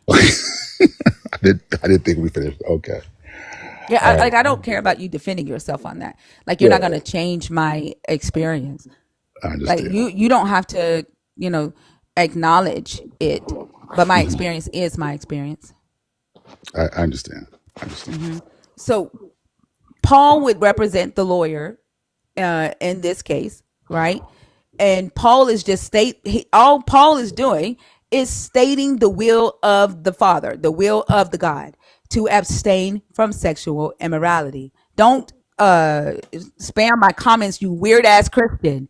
Like I understand you're freaking the fuck out, right? But there's no need for you to be spamming. Y'all not supposed to have fear, but when y'all start all that spamming, I can feel your fear. You, in order to stop the echo, Dallas, you need to scroll out and scroll back in. I can't do anything about your cheap ass phone. The Paul is quoting his father's will. He didn't change it. Paul didn't change it. Paul just said the will of the father is to abstain from sexual immorality. That's it. That's all Paul did. Later on, Christian theologians, right, with their interpretations, their modern day rules, and said, we think that sex before marriage is causing a problem. Therefore, we're going to extend sexual immorality and include sex before marriage. That was not the will of the God, according to the book. That's the will of Christian theologians. I think in this sense we have to respect to basically disagree. You don't have any choice but to just reject it because you can't prove it with scripture. Well, see, You that's what I'm can't prove saying. you can't prove it with resources, right? Like you So can't go to any resource and prove that pornia did not have sexual premarital sex context in first century Rome. no, I can't. But I can prove that fornication is sex before marriage, and that's what the word You says in can the prove that Bible, it and that's means what it that says. today. You can prove that it means that today, and Hmm. that does not negate what I just said about later Christian theologians making it mean that today. I agree. I agree. I get it. That's what I'm saying. That we have to. I agree to disagree with that. That's you're right. You're not agreeing to disagree. That What? doesn't even make sense to say I agree and then we agree to disagree. What are What? you disagreeing on? I disagree that you believe that fornication means porneia, basically That in your doesn't even make definition, any but I fucking disagree. sense. But I'm using the regular dictionary that says what fornication means, and Oh that's my what we God. disagree Pull on. up a Greek dictionary. Like the word is Greek. Pornea is not English. Fornication is an English word. Pornea is Greek. And you Right, but here's the can't thing about it. disagree that I believe something. That Well, doesn't make sense. well, Like here's the thing you're not about it, even using right? the correct words. Here's the thing about it, right? I'm not walking around walking and talking Greek, and neither are you. So Oh I my can't go back fucking! and You talk don't know. about what the First off, Greek you don't word know is what I can talking speak. You don't about. know what I can speak. You don't know what I can speak. Okay, I And don't then know. I don't know. But exactly. So could stop you read that assuming stuff. scripture in Stop Greek assuming though? stuff. Stop Could you assuming read that as stuff. Greek? Stop assuming stuff. And then second, you are literally saying that you agree that you are accepting that today fornication includes sex before marriage. I have already been saying that. So what are we disagreeing on?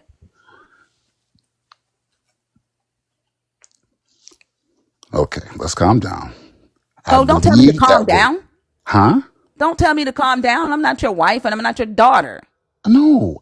Don't tell me to Are calm we down. just talking? I know my emotions. I know how I feel, how to express them. I don't need you to drive that. Don't tell me Right. to calm down. But aren't we just talking like Hey, regular don't tell people? hey, you don't run me. You don't run anything over here. No, I'm not trying to Okay? run. I'm just trying to talk to you then like a then regular person. don't hey when if I say don't tell me to calm down, then all you need to do is be like, oh, okay, my bad, I'm sorry. And if you don't like uh the tone of my voice and it makes you uncomfortable, the only thing you can do is say, hey, I'm leaving. I don't like the tone of the conversation right now. But you cannot tell me what to do. You cannot tell me how to respond, how to feel at all. Okay. All right. You're right. I guess I will leave in that respect. Again, it was good talking to you though, because I thought it was a very good, discussion. No, it was not. It was frustrating as fuck. And like y'all are the type of people who go around regurgitating bullshit because some pastor told you, and then you don't even have take the initiative to learn it yourself. Like the words that you were even using to uh refute what I was saying did not make sense.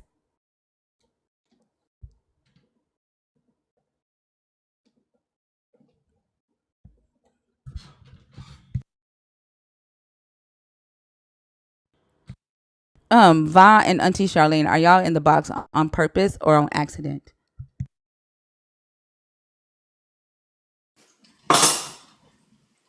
It's so crazy. Like all these freaking insecure ass adults. Like y'all are the ones that be beating your kids if they raise their voice. Rocco.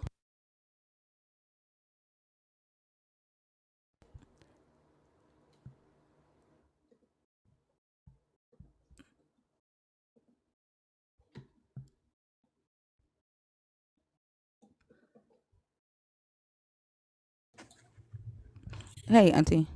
Hey, Sweet Pea. I was wanting to get up here with, what's his name, Jimmy, because I was listening to the conversation. He did not have, first of all, he didn't have a clue about when you said the translation. He doesn't even understand what you're saying when you say that. He does not understand that you were trying to tell him that the books came from that parchment that you were showing him. That was the oldest known copy of that. And when they would have scribes or learned, it would be priests who would come in. They would take those old parchments, like what you had, and they would then translate it from Hebrew to an English word or from Greek to an English word, right? When you say you translate something, that's what you mean. They're actually looking at that paper, the parchment, like what you were showing for the original, and then translating those words from that language to another language. Is that not correct? Yeah, like he was just very, unfortunately, illiterate Yeah. to the point where he doesn't understand how language works. And then he lacked the ability to connect ideas, even his own ideas. Like, even like and he gaslights. Although he claims he doesn't know he's doing it, I'm not too sure that he doesn't know. Like, but even the part where I took him back to the law of the God, where Paul is saying this is the will of God. He like connecting those words, the will of God, and then going to the God's will. Mhm. I like his inability or refusal to acknowledge that. I don't know if it's gaslighting or if it's ignorance. I think Like it's I don't know. probably, I think it's ignorance. And I say that because, um, in churches now, first of all, they tell you pretty much the Old Testament is not for you, right? Because we're living in a different dispensation, they'll say, right? That's the first thing they did that was, I feel like, wrong, right? They'll tell you, no, don't start in Genesis. You need to start in the Gospels. I've heard it too many times in my life. When you want to start studying the Bible, you need to start with the Gospel. And that doesn't make any sense because what novel would you start in the middle of the book and then read to the end? You could do that, but you would not understand what the message of the book is telling you. You may come out with your own, from what you've read, you can figure out some things. But then when you go back to the beginning of that same book and read the whole book, you'll find that what you thought, because you didn't have all the information, you were wrong. So that's the first thing to me. They're doing a disservice. And then when I can tell I hope he was an older guy because he sure sounded like it. And so Paul is their God, and you know that. They're Paulinians. They'll fuss with you about something Paul and Jesus said. You'll say, well, Jesus said that. Well, Paul said that. Well, Paul didn't die on the cross. Yeah, but like I mean, we know that, but they believe, right, that Mhm. their Jesus is God.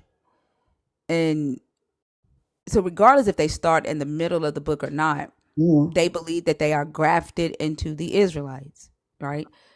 So whenever they try to like completely ignore or discredit the Hebrew scriptures while holding on to the belief that their Jesus is the Messiah from the Hebrew scriptures, was sent by the God in the Hebrew scriptures, is the ultimate gaslight to me. Mm-hmm. And for them, whenever they say, well, we don't go by the Old Testament, but they are quick to go to Genesis. Like, he was Mm-hmm. quick to defend the God of the Old Testament when this conversation started.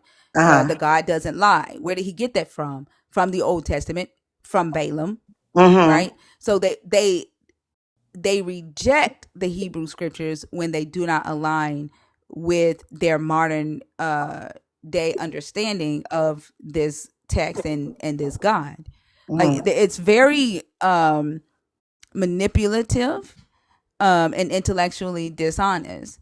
And then, like, I think too, like, whenever they are proven, like, a point is proven using their Bible, Mm-hmm. that's when they start discrediting the entire Bible, like saying that, it's the Holy Spirit. Like, I get it from the from God himself. Like, the Bible loses power with them, and they start talking about how the text was manipulated, Mm-hmm.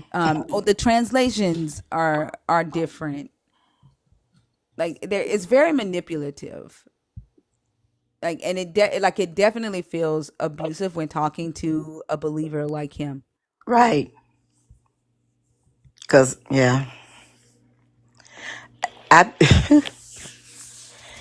there are times, I tell you, I don't understand.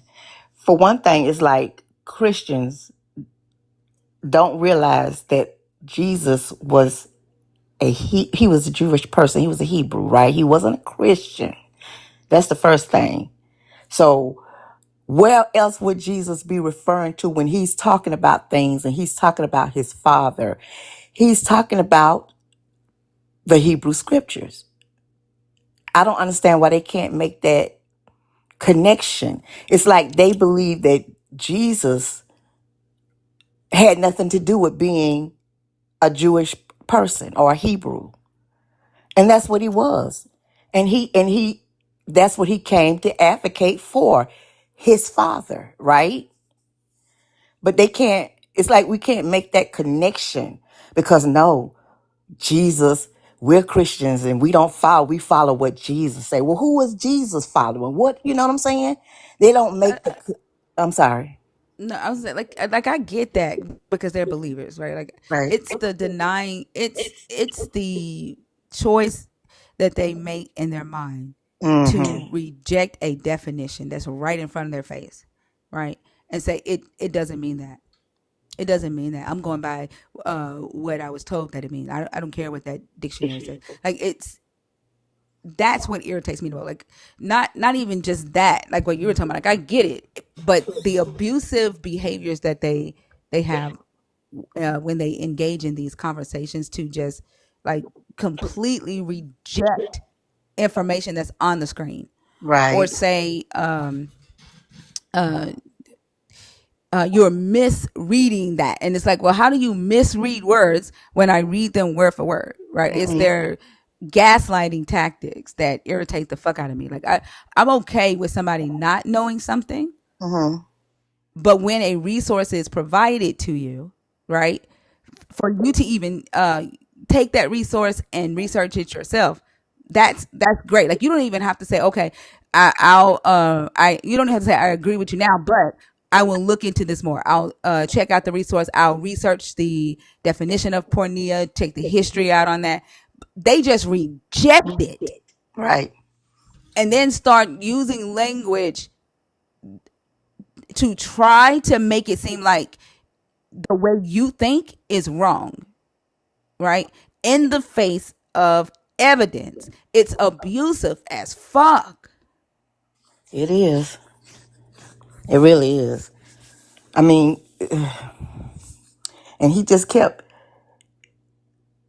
I think he did. They just set in their ways. You know what I'm saying? Like, they said, this is what I believe. This is what I've been taught, wrongly, of course, or this is what my pastor gets up and say. And most pastors, not so much today, a lot of the pastors now today are more learned or have been done more studying, going to college or whatever, than they did back in the day when everybody was a preacher. They didn't have any formal education. They just took the Bible and dealt with it the best they knew how, I guess. But now you have preachers who are supposedly, you would hope, they've gone away to college theological studies. They've learned about the Bible, but they'll still get in the pulpit and preach the same old traditional wrongness. And that's Yep. doing a disservice to us, to people. Like, I'm sorry, go ahead. yeah, exactly. Like they promote willful ignorance. Mm-hmm. And that's what irritates me the most is reject, like they don't even know how to research. And the fact that he could not grasp why taking him to the actual source Right. overrode what a translation says, like it just blows my mind. I try my best not to be demeaning when I talk to them and calling them dumb and ignorant. But sometimes it pushes me there because they continue to display that behavior, and it to me it's just dumb. It's dumb. Well, And when this text says that they will reject knowledge, mm-hmm. that they will call truth a lie, Yeah.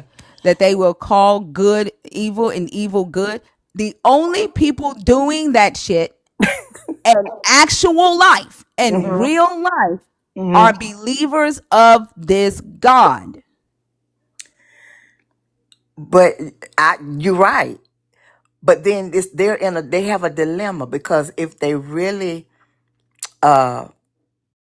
take the time, put in the energy to study and learn about this Bible, a lot of the traditional norms that they're used to, they have to throw it right. They would have to throw that shit out the window, and they're not ready for that. Period. I mean, he was going back and forth about fornication, because in his mind, fornication means sex before marriage. Okay. But he doesn't want to understand that it means something else, because then he's going to have to question other things that he believes. I don't And a even lot think it was about that. I don't think it was about him having a question. He wants to believe that sex before marriage is a sin because it uh-huh. helps him control women. Women. Yeah. Because You're right. there's not a lot of a lot of pressure for young men to stay virgins. It was a misogynistic tactic that he was using. Like it's a belief that he holds that where he can look at a woman and say, "Oh, she's a hoe, she's fast, right? Your value is low because you're not a virgin." That's what he wanted to hold on to, and he believes that a God gave him that right. And now for him to learn that what he believes is not biblical, but that it came, well, the whole virgin being valuable thing, that's biblical. Mm-hmm. But the belief that sex before marriage, like marriage is also a big thing for religious men because it allows them to uh, shackle a woman, right? It allows them to put the value, like where a woman's worth is if she's married to a man, and Right. then you are valuable or worth marrying if you are a virgin, right? There's no value put on whether or not marrying a man. Well, if a woman marries a man in his virginity, he can be an outright hoe. Mm-hmm. And if he chooses a woman, then she's lucky. Like it doesn't matter how many women he has slept with. And that's what he wanted to hold on to. And Mm-hmm. he rejects any information that's going to take that from him. Like we had gotten away from the God, right? And then the weapon that he could use for abortion to further demonize women who have their own sexual autonomy. Like you're not about to take the idea away from me that God doesn't say that abortion is wrong. Like you're not about to take that away from me either, because I can use that. I use that to shame women for having sex before marriage. Mm-hmm. Yep. And just they want to dictate how women's bodies are used. They, a man, you they'll take a young back in the day. I don't think they still do this, but back in the day, it was a thing that you would take a young man, a group of men would take a young man to a place where they could experience a woman, for their first time, because it was such a taboo for you to, you ain't a man if you've never been with a woman. That's their thinking. Even to this day, they still feel that way. You ain't gonna find too many male versions because they don't think it's anything wrong with that. But they'll turn around and look down their nose at a woman if she's not a virgin, because like you say, that's their way of having power over the woman, over her body, telling her what she can and cannot do with. That's the ultimate power, to tell somebody else what to do with their person, or to dictate to them how to live their life, period.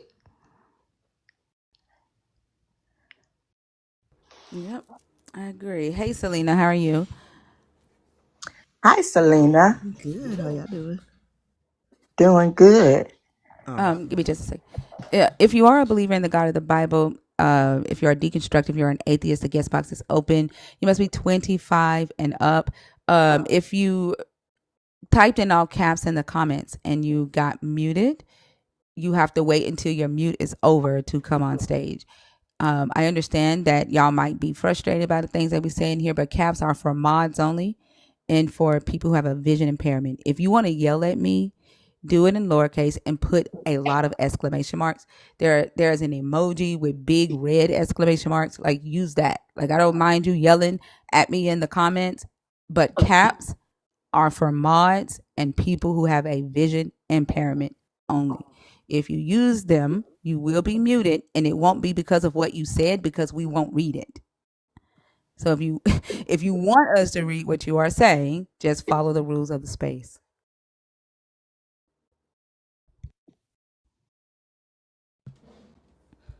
Zenzana, thank you so much for the 1999 super chat. I appreciate you. Says thank you, thanker. Thank you right back. Y'all, it is 1 a.m. Central Standard Time, 2 a.m. Eastern, 11 Pacific. Yeah, no, yeah, 11 Pacific. Is that right? Yeah. So we are 2 hours into the We are 2 hours into the live stream. We did have several people in the box, and they were all men. And to say, and I think they may have scattered because they heard me tell the last guy on stage, like, you are not going to tell me what to do with my body. I'm not changing that. I realized a woman who asserts her boundaries and stands on that shit scares the shit out of y'all. But that's either something you're going to have to deal with. And then if you have your God, I don't know, like, as long as you respect me, I will respect you. Don't try to gaslight me and don't lie to me to my face. You'll be good. But yeah. Auntie, did you have anything else? No, that was all, PP. I was just listening to you all, and I want to get in on it, but I was a little late. I hope I All made. right. What you say? I said I hope what I was saying made sense. Made sense. No, yeah, it did. Okay. Well, I'll be listening. All right. Thank you for coming up. All right, baby. All right. Let me down. I got you. Mm.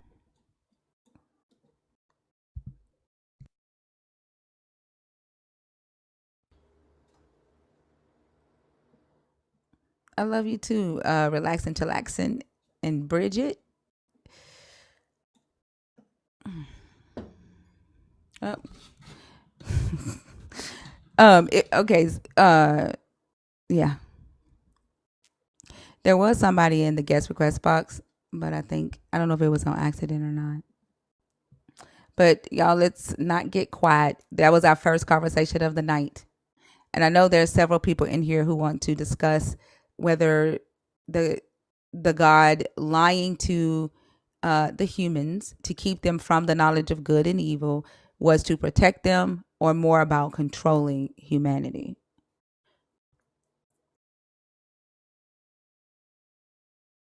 I don't believe in your God, T.S. Smooth. That's all that you need to know.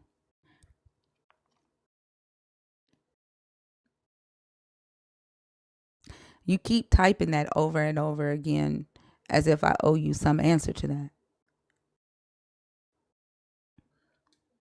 And I think that's like one of the biggest issues with humanity. Like, you think that you have a right to information about people. You don't. What's up, Jezebel? Go where? Where do you want me to go? I'll pick up the live stream that you are in right now and go and leave your ass here. Will that work, T.S. Smooth?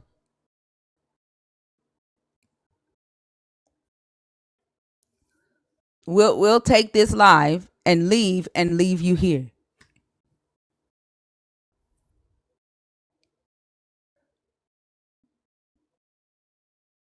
Oh, what's rude? I'm rude. You typed just go, right? I said, where would you like for me to go? Like, I will pick up my live that you are in with everybody and we will leave, right? And leave you here. How am I rude?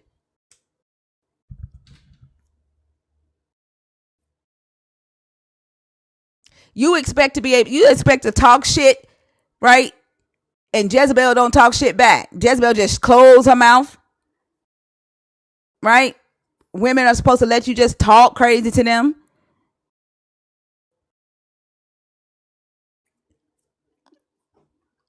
Or are you mad that you didn't think that through? That you are sitting in my chat telling me to leave? Is it rude that I pointed out the illogicalness in your so-called burn? Was that the rudeness for pointing that out? Making you realize that what you said didn't make sense? Is that why I'm rude?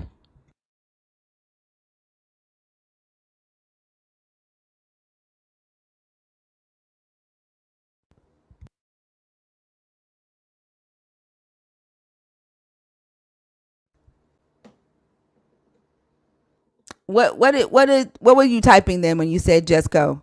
What were you typing?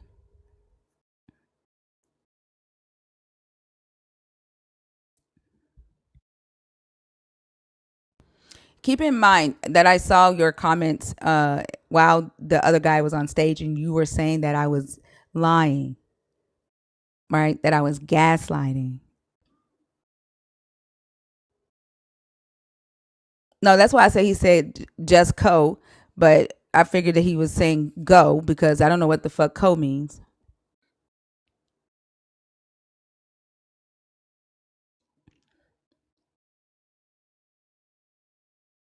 Well, if you didn't type that, you didn't type just curious about what you believe in. And if you accidentally typed just co, then I apologize, right? And your curiosity is not my responsibility to fill.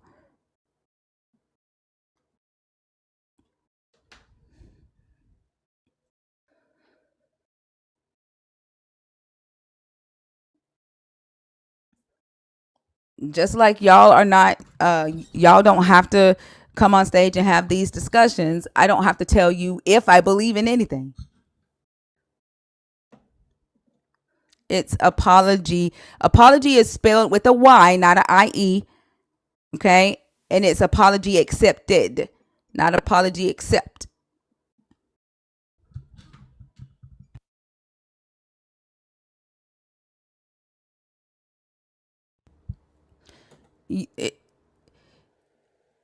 A fast type, you do realize that reaching for the Y takes less thumb movements than to add an I and an E. You realize that? You added two letters right?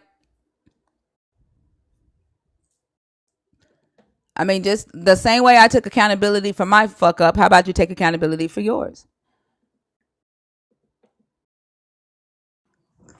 Right? Like there's no reason why your thumb should have hit I and E when spelling apology. It was an autocorrect. What is it? What When word I in put the English SCO, dictionary? Hold when I on. put Hold on. What word in the English dictionary did your phone auto correct to? Like what word do we use today that is spelled APOLOGIE? you Like have to what ask Samsung that. I can't as answer that. so Samsung is spelling apology wrong in your digital dictionary? In my digital dictionary, I put apology accepted, and that's what came up. It was a fast type. I don't understand what's the big deal about that. Because like you're gaslighting me into No, no, believing that no. You're Samsung gaslighting. you're gaslighting me into believing that Samsung auto corrected to a misspelled word. If Samsung is going to auto correct, it's going to correct, not incorrect. That's an auto incorrect because apology Okay, is so not spelled let's that make way. that auto incorrect. What I put in is what came out. I don't understand what's the big This deal is what about that. it's because it's interesting that you called me a gaslighter in the comments, yet you get on That's stage and try to gaslight me into believing that Samsung changed your correct spelling of apology to the incorrect spelling automatically. And when I put you as gaslighting, that was on a whole different topic that you wasn't even on anymore. So I don't know how you going back to that. I, this That is why I makes say no y'all have sense. a hard time connecting ideas. You are currently gaslighting on stage. And I find it ironic that you called me a gaslighter earlier in the live stream in my chat while you are actively gaslighting us on stage, trying to make us believe that Samsung auto incorrectly auto incorrected the word apology when you typed it correct instead of just taking So what is that accountability and gaslight? saying, yep, I misspelled the word. But I have autocorrect on. I didn't misspell it. I put it in and I pressed send. I didn't look at it to see if it was saying what I wanted to say. So that's why I said fast type. Oh, you didn't look at it and see the autocorrect happen.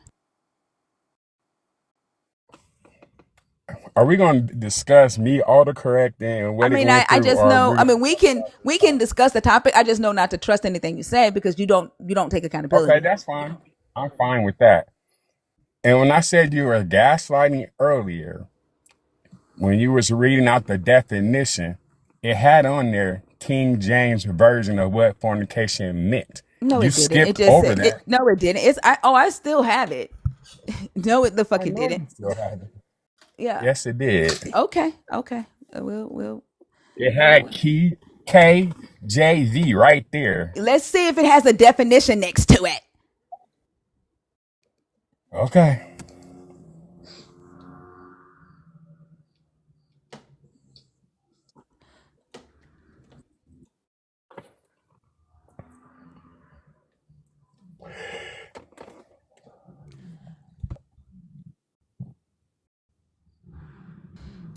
It says KJV fornication. Where's the definition? Right there. That's the KJ version of pornography. That's fornication. Pornia means fornication. Where is the definition? Taken from where?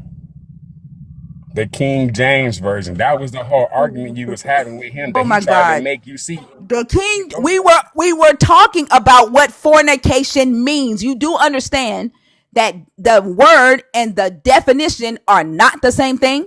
You understand that words have definitions, and just because it says the KJV translated pornea to fornication, it doesn't tell us what the word means. The word means prostitution. Here are the definitions. This is the translation of the word. That is correct, but the definition of fornication that was translated from the King James version, as it states, number one, number two, number three. That's what it means. It means it for King James. It means it in Greek, and it means that in the New American Standard Bible. This definition for all of these translations, the Greek, the King James, and the New American Standard Bible, it meant prostitution, incest, porn, adultery, and then by extension, it meant premarital sex. But you said that I which that would I all be skipped the over. Hold on, stop, definition of talking what while it I'm talking. was. Stop talking while I'm talking. You said that I just skipped over the definition of fornication, the King James definition of fornication. So tell me, what does King James say that fornication means? Number 1, number 2, and number 3. So did I read that while he was on live then? What you read was including adultery, incest, Is that number and one, number porn. two, and number three? That's number 1, Did I? which would Did I? mean Hold on, stop. in Hold on, So stop. how you talking Hold while on, I'm hold talking, on. but Yeah, I can't do because that I to you can, because you do that to because me. I can. I just want you to know that I'm going to play that segment back. Okay, I am recording this and streaming it to YouTube. So when you say that I did not read all three of these while he was on stage, I'm going to play it back. Go ahead.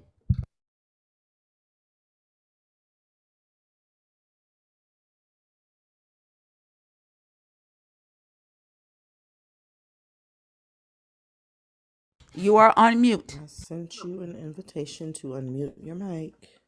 It's unmuted. Did I read all three of those while he was on stage? You read including. You didn't say, and then you said prostitution. Then you said there's an extension saying that it got changed into meaning unwedded.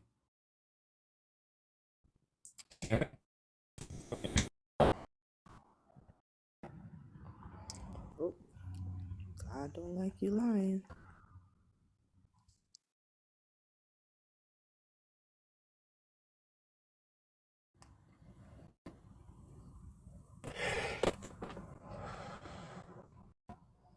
We can't hear you.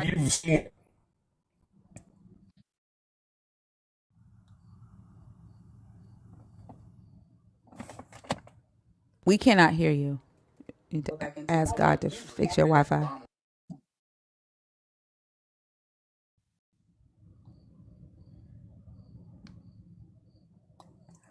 And you stated that Did I you read? Did kept I reading read about all adultery. three of these for the definition of pornia to him? Yes or no? You read what I just said you read. Was it all three of these? You said it was an extension.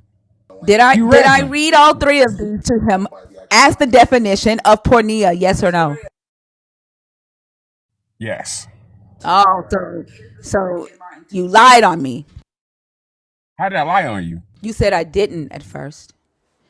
No. What I Yes, you said did. was you kept going over and No, not you reading. said you said I did not read the King James definition of fornication, except there is no King James definition of fornication. There is a It King clearly James says right there, translation of King the James word right there. pornia. There is a King James translation of the word pornia. A translation of the word is not the definition. The definition is right here, as I stated before. You said I didn't read that. Which would be what? Number one, in first century Rome. Number two, by extension, by Christian theologians. And number three, to figuratively mean idolatry. The same thing I told him. Exactly, but you didn't read the whole thing. Like you just skipped over it There again. you You go only read the again. first part. What first part? You said, you asked me which is what. I said number one, number two, which says by extension, And then number three, which is figurative. But there you go again, saying that I didn't read something, and There's clearly more words there. I'm going to Right. prove you wrong. You didn't prove me wrong. There's more words there. Oh no, I'm How going are to you prove you proving? wrong. I'm going to show you that I read all No, of that. there's more words there. Hey, chill for a second, because I'm about to pull up the YouTube and show you that I read all of that. While you're doing that, thinker, your GG was met. We need a reset.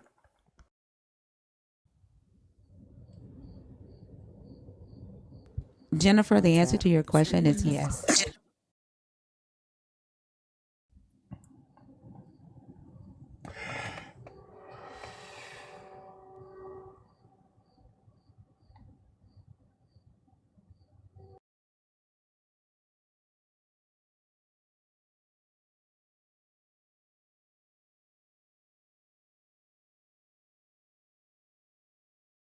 Pornia meant adultery, incest, prostitution, and corn. The definition is right here. Right. So what I'm saying What I is, said was the requirement to test for somebody to be biblical, but there are widows. There's no penalty, talk about them. All I no punishment for them having to. all I can I've used the Bible. here because my Don't my type in refusal caps to in be my married when they had sex. Can somebody mute oh, I'll him? be honest. I Look up sex before marriage if you don't even know this book. Like you're what I'm saying. Even in modern times, God doesn't speak in the New. You're gone to the old the New Testament. It's every and as the studies go, yeah, Okay, and so within a decade, you but I do not recall things. kind of caught this lady. Is the story You think about this back on the land, and he was word to give the message to the God was glory about the product. Listen to God. I mean, by lying.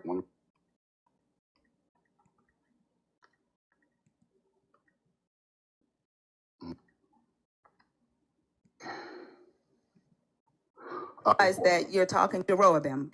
It was he eat the food where that you read of the prophet.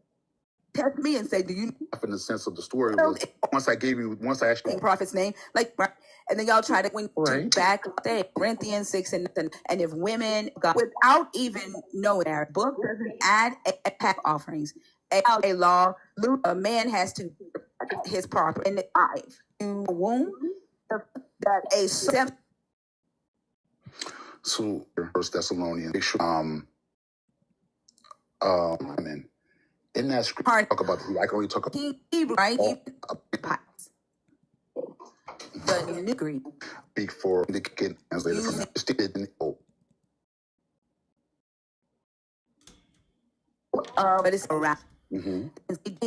Keep my one father, which is bored at home. Is your sister is your take her then Bible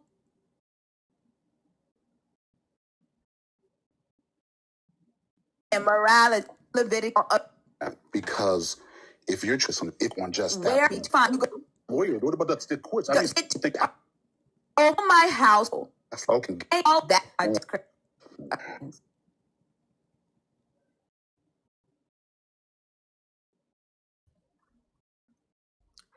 you and it didn't change at on their blue book like No,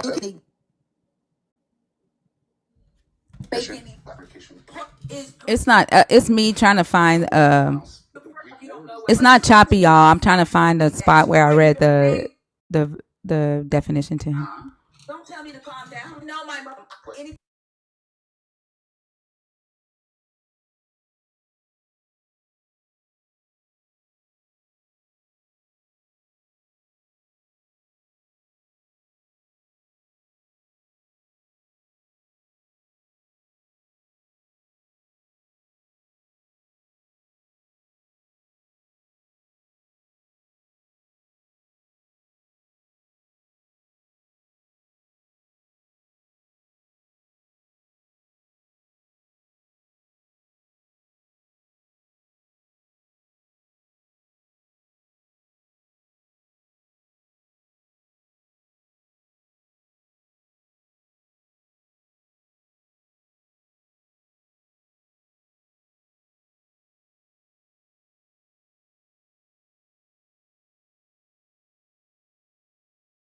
Hold on, let me give y'all a tap song while I find it. And reset that Gigi.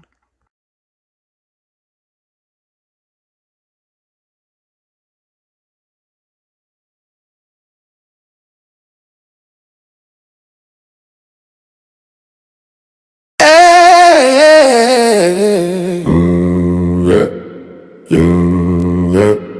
wake up, tap up, it's time for the ride. Thinker in the room, y'all know the vibe. We live tonight, it's a whole new mood. Tap that screen, if you feeling this groove. Laugh, learn, flip the text on side. It's thinkers live, we go all night. Trolls in the comments trying to save my soul, but the check out jokes, yeah we already know. Bring your Bible verses, swing them like a bat. We gon' snap it right back, turn the lies to facts. This the late night lane where the truth gets bold. History, human stories retold. So flood that screen, let the numbers climb. We learning, we laughing, it's thinker time. We live tonight, it's a whole new mood. Tap that screen, if you're feeling this groove. Flip the text on side, it's thinkers live, and we go all night. Don't need no savior in my live stream. Just thinkers, rebels, and a wild ass team. If you came for control, better move aside. We got facts on deck and the chat on fire. So share this out, let your people slide through. This the cave where we hide, where we tell the truth. Not a lot just tears, but a squad is tight. Thinkers live and we on tonight. We live tonight, it's a whole new mood. Tap that screen, if you're feeling this groove. Flip the text on side, it's thinkers live, and we go all night.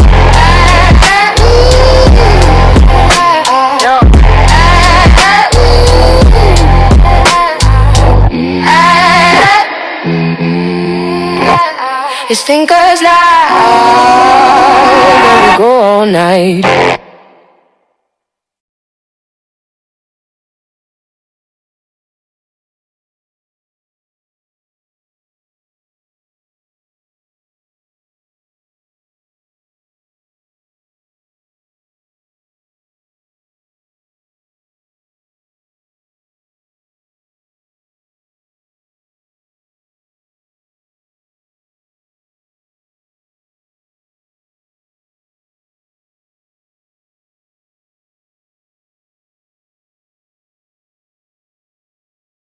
Having to do this be irritating the fuck out of me.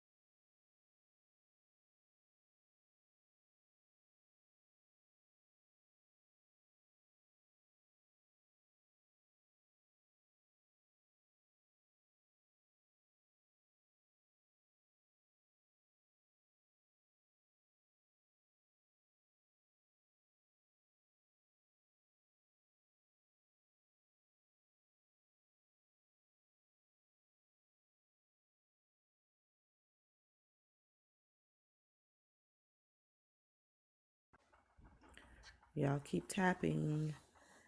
Keep tapping. And remember, caps are for mods or the visually impaired. If you find yourself muted, it's because you are not one of those things and you use caps.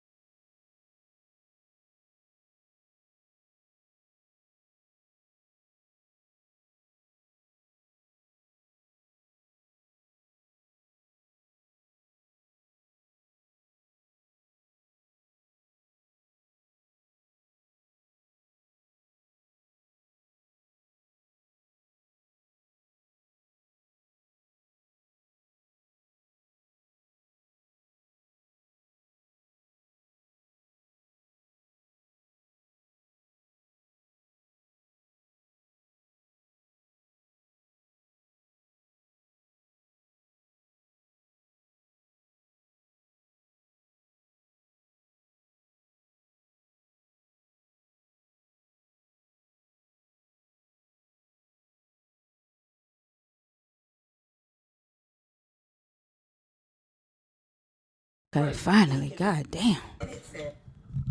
By extension, unwedded stem.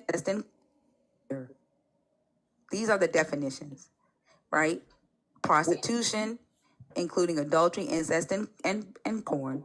And then it says, by extension, unwedded stimulation, fulfillment of sexual desire. And then it can be used figuratively for idolatry. These are the definitions. Right. But isn't number Now, are you going to take accountability for the lie you told on me?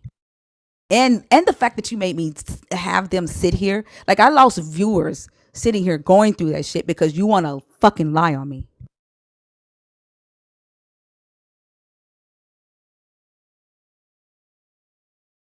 Gaslight. You're not gonna come off mute and say I was wrong. I said that you read it, but I said you didn't read the whole What didn't I read? definition. What didn't I read? You just heard me read all three of those. What didn't I read? I just heard I when you said that you read all three definitions. I was incorrect, and I apologize. Oh, You said that. the crazy thing about it is that he didn't come off and saying and apologize, right? You started to lie again. Like y'all do not have the ability to take accountability at all. And then I got to do shit like that. I got to call you out on your shit. And the whole time y'all are in the chat calling me a liar, calling me a gaslighter, saying that I'm intentionally deceiving people, calling me Jezebel, when the whole time it be y'all that be lying. I'm actually glad that y'all do that shit. So that when y'all are in the chat telling other believers that I'm the one that's lying, I'd be so happy when y'all come on stage and I can put your ass on blast. And show the believers that you want to discredit me to, that you are the one that can be trusted. And I saw you type in all caps when I asked you not to type in all caps in my comments. I saw you type, No, can I you never. read? No, Like, do you no. remember doing that just I now? never typed Typing in in all all caps. caps, can No, you read? no, that was not me. Oh, No, I'm that's sorry, a you're lie. right. Now That's you're true. That's right. gaslighting You're me. right. You're right. That was truth. My bad. My bad. You're right. Yeah, that was You not see how me. easy that is? You see how easy that Very is? easy. Just like I apologize that you said You couldn't you do read that. them all. Same thing. You couldn't I do just that. did it twice. No, You want to do it no, again? I you literally apologize the started third time. lying. You literally Did you do started it the off fourth by time? lying. I You literally apologize started off again. by lying. You Did you started do it the off by fifth time? lying, and I I called you on apologize that again. lie. No. Then you apologized. On what lie? The lie you said be all caps? After That I lie? played the recording, static energy. What? Somebody reported the live for choppiness. Like, y'all don't do that. Don't report the live. Like, it wasn't choppy. I was trying to find the spot. Um, I was trying to find the spot where I read the text, and I probably should have done that on silent, but I tried to play music so y'all didn't have to hear that. But I also didn't want y'all sitting in silence. But please don't report my live. Like, that's crazy. But I mean, I get it. Y'all were trying to let TikTok know that there was a technical issue, but that's my bad. I was trying to find the spot where I read it. Yeah, he didn't come out and apologize. As soon as I played the me reading it, he came back and said, "You didn't read all of it. You lied again." But anyway, um, let me see who's in the guest box. Because I have, like, honestly, I don't have a desire to talk to you because you don't have the ability to take accountability.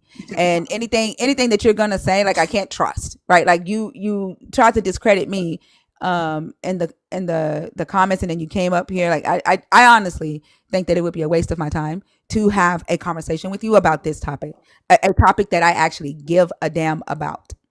So I'm gonna go ahead and drop you down, and I hope you have a great rest of the night. Y'all, I do apologize to y'all. Let me apologize to y'all for even making y'all go through that.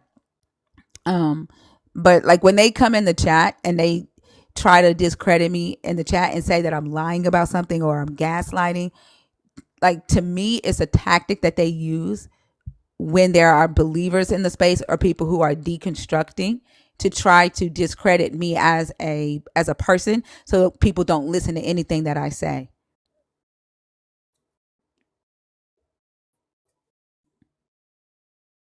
And that does matter to me. Like my integrity is everything to me.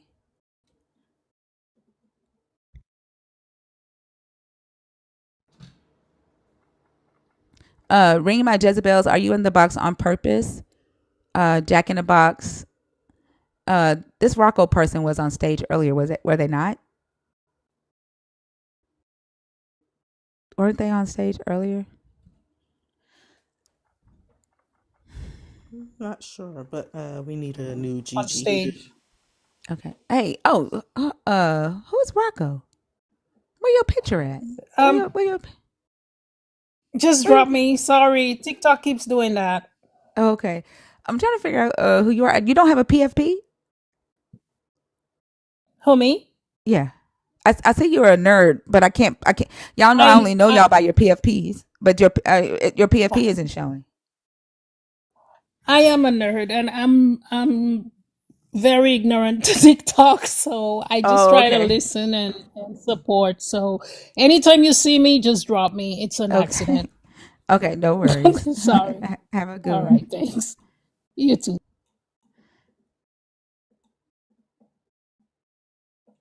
Oh, okay. I thought TikTok was glitching because her box was black.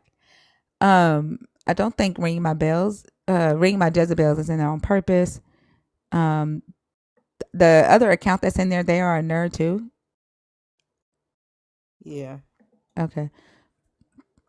They don't have a username, so I can't call their name out, and I don't see a note from them. But y'all, the guest box is open. If you are a believer in the God of the Bible, if you are deconstructing from that God, or an atheist in 25 and up, let's try to keep the conversations going, conversations that matter. And if you are going to come up here as a believer, come up here, ready to discuss, not debate. And be ready to, go to the text, to resources. You don't have to know everything. Um, just don't come up here offended, because that we can't have a good conversation, because I'm going to defend. There's ain't no point in you whining about me defending, because if you offend me, I'm going to offend you.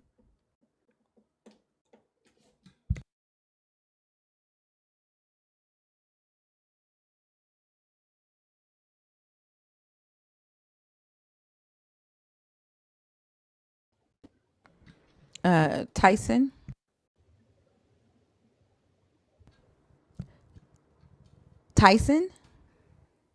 50 Tyson. All right.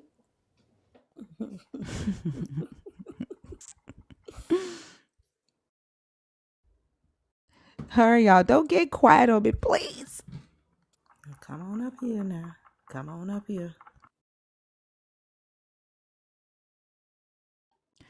JMR says, anyone needs some Teflon? I got Teflon Jesus's dead version. I got Teflon Amalekite infants.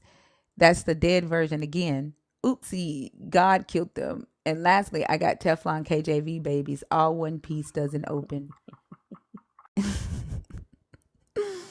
Thank you, JMR, for the $20 super chat. There's a guy that was I was talking with. Actually, I don't even know if it was a guy. Their username was Sock. So the fact that I assumed that it was a guy by the way they were defending the Levite killing the concubine, it's crazy that I can't even really assume that it was a guy, because there are women who are believers in my chat defending that story, which blows my mind. But they were saying that that there is no literary context for me to say that we don't know whether the concubine was already dead before the Levite cut her up. But Why does? And yeah, so I said, well, take me to the scripture in the Bible that says that she was dead before he took her back to Jerusalem and cut her body up. Because all it says is when she fell out, right? She collapsed when she got back to the house. And he looked at her like why they are willing to ignore the fact that after, like, first off, he sacrifices her by pushing her out there, and he says, here, take her, grape her, and abuse her all night. That's to save himself, right? So she becomes the sacrifice. He has now given them permission. So for anybody trying to say that they graped her, right, or they took his concubine, they did not seize her. He threw her out and gave them permission to violate her body. The Levite did. So why y'all trying to say the other people are responsible for that? Like, that what they did was fucking evil as hell, but the Levite gave them permission. Let's not forget that. So then when they brought her back, right, she collapses on the front porch or whatever, and he looks at her and says, get up.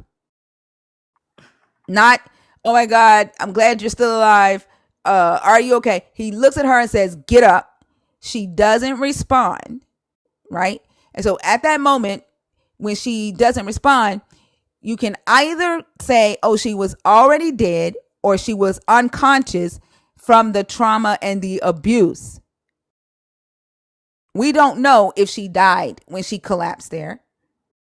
And I said, so like making a definite saying, oh, she was already dead or that she was unconscious is intellectual dishonesty. We don't know. We can only assume that she wasn't dead when the Levite took her back. And he was like, you're being dishonest. So I asked him, I said, well, just take me to the text, take me to the scripture in the text where it says, right, or even conscious and just didn't respond. I agree. So I said, just take me to the text where it says that she was already dead before he chopped her body up. And instead of him doing that or her doing that, they just started attacking me as a person and saying that I'm dishonest because the law says thou shalt not kill. The law says if a man seizes a woman and grapes her, then he shall be put to death. What? If the law says thou shalt not kill, then your God should have been having the Levite stoned because the Levite had her murdered. But you want me to ignore all of that. And if I don't just accept your delusions and your misapplied scripture to support your delusion, then I'm dishonest?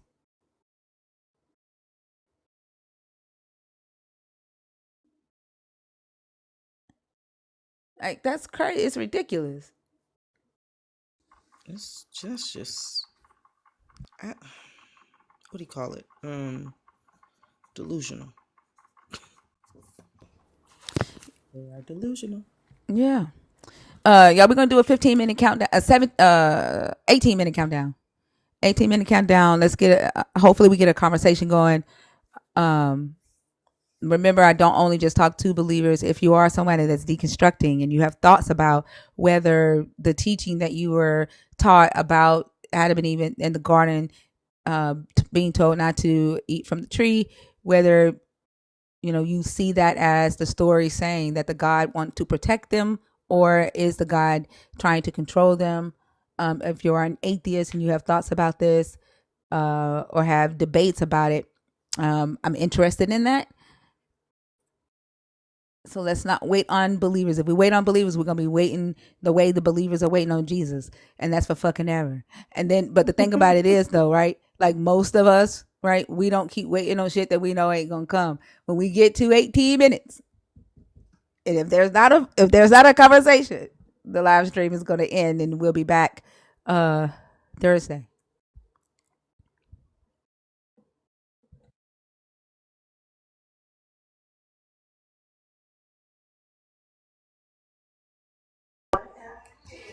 Hi, Hey, Maddie. how y'all doing? Good. How are you? Hey, Maddie. Okay, I'm doing good. I really came to add to the topic. I noticed it was new. I really need to start reading your topics because I just click on you and I start playing Merge Dragons, and I'm wondering, you was like, did God lie to Adam and Eve? I'm like, when the hell was that the goddamn topic? But, I just saw the red letter and I thought it was the same. So I do want to add, right? I think it definitely was a control because he wanted to be able to say, this is good and this isn't. And I think what a lot of believers don't realize is that when they're saying something is evil or good, they're literally using the knowledge Adam and Eve gained from the tree because we are no longer listening to our God about what's good and evil. Like, I just kept thinking about that. He kept saying, well, people on the street being homeless is evil. Well, how do you know that if they ate from the tree and we no longer have to listen to the God, we have our own knowledge of good and evil. The only reason you know that is because they ate from the damn tree. But I don't know. Yeah. Maybe their thinking don't go that far. I honestly don't think it does. I don't think they have allowed themselves to think that far. Like, and we saw that this morning. I don't know if you listened to the conversation that we had this morning, where the guest on stage was advocating for a world where people did not have the ability to decide good and evil for themselves, that they got that information directly from the God. And all they did was do the things that the God commanded them to do in Genesis 1, which was have sex and multiply the earth, till the earth, and rule over the earth and subdue it, right? And so as I'm talking to him, I'm like, okay, humans don't have the knowledge of good and evil. They're multiplying, right? They've gotten to a million Yeah, they're people like on little earth. bunnies. Yeah. So I'm like, they've gotten to a million people on earth, and they've spanned out. They have to span out across the earth. He said, you don't know that. And I was like, what? Like, oh, okay. I said, are you saying that they will all be like in the same spot? Like their feet would be in the same place? And he was like, it could be. I said, can you stand in the same place as your mom's feet? He said, no. So why are you saying that these humans who have multiplied are in the same spot? Like they haven't like spanned out across the earth by this time. And then he finally got that they would need to span out, right? So then I walked him through the tilling. I'm like, okay, so they're tilling the earth. Who's giving the commands on who tills where and who does what? He said, God. I said, okay, so God just yells out, till the left side. He and I was like, how do which humans know, right, that the God is talking to them?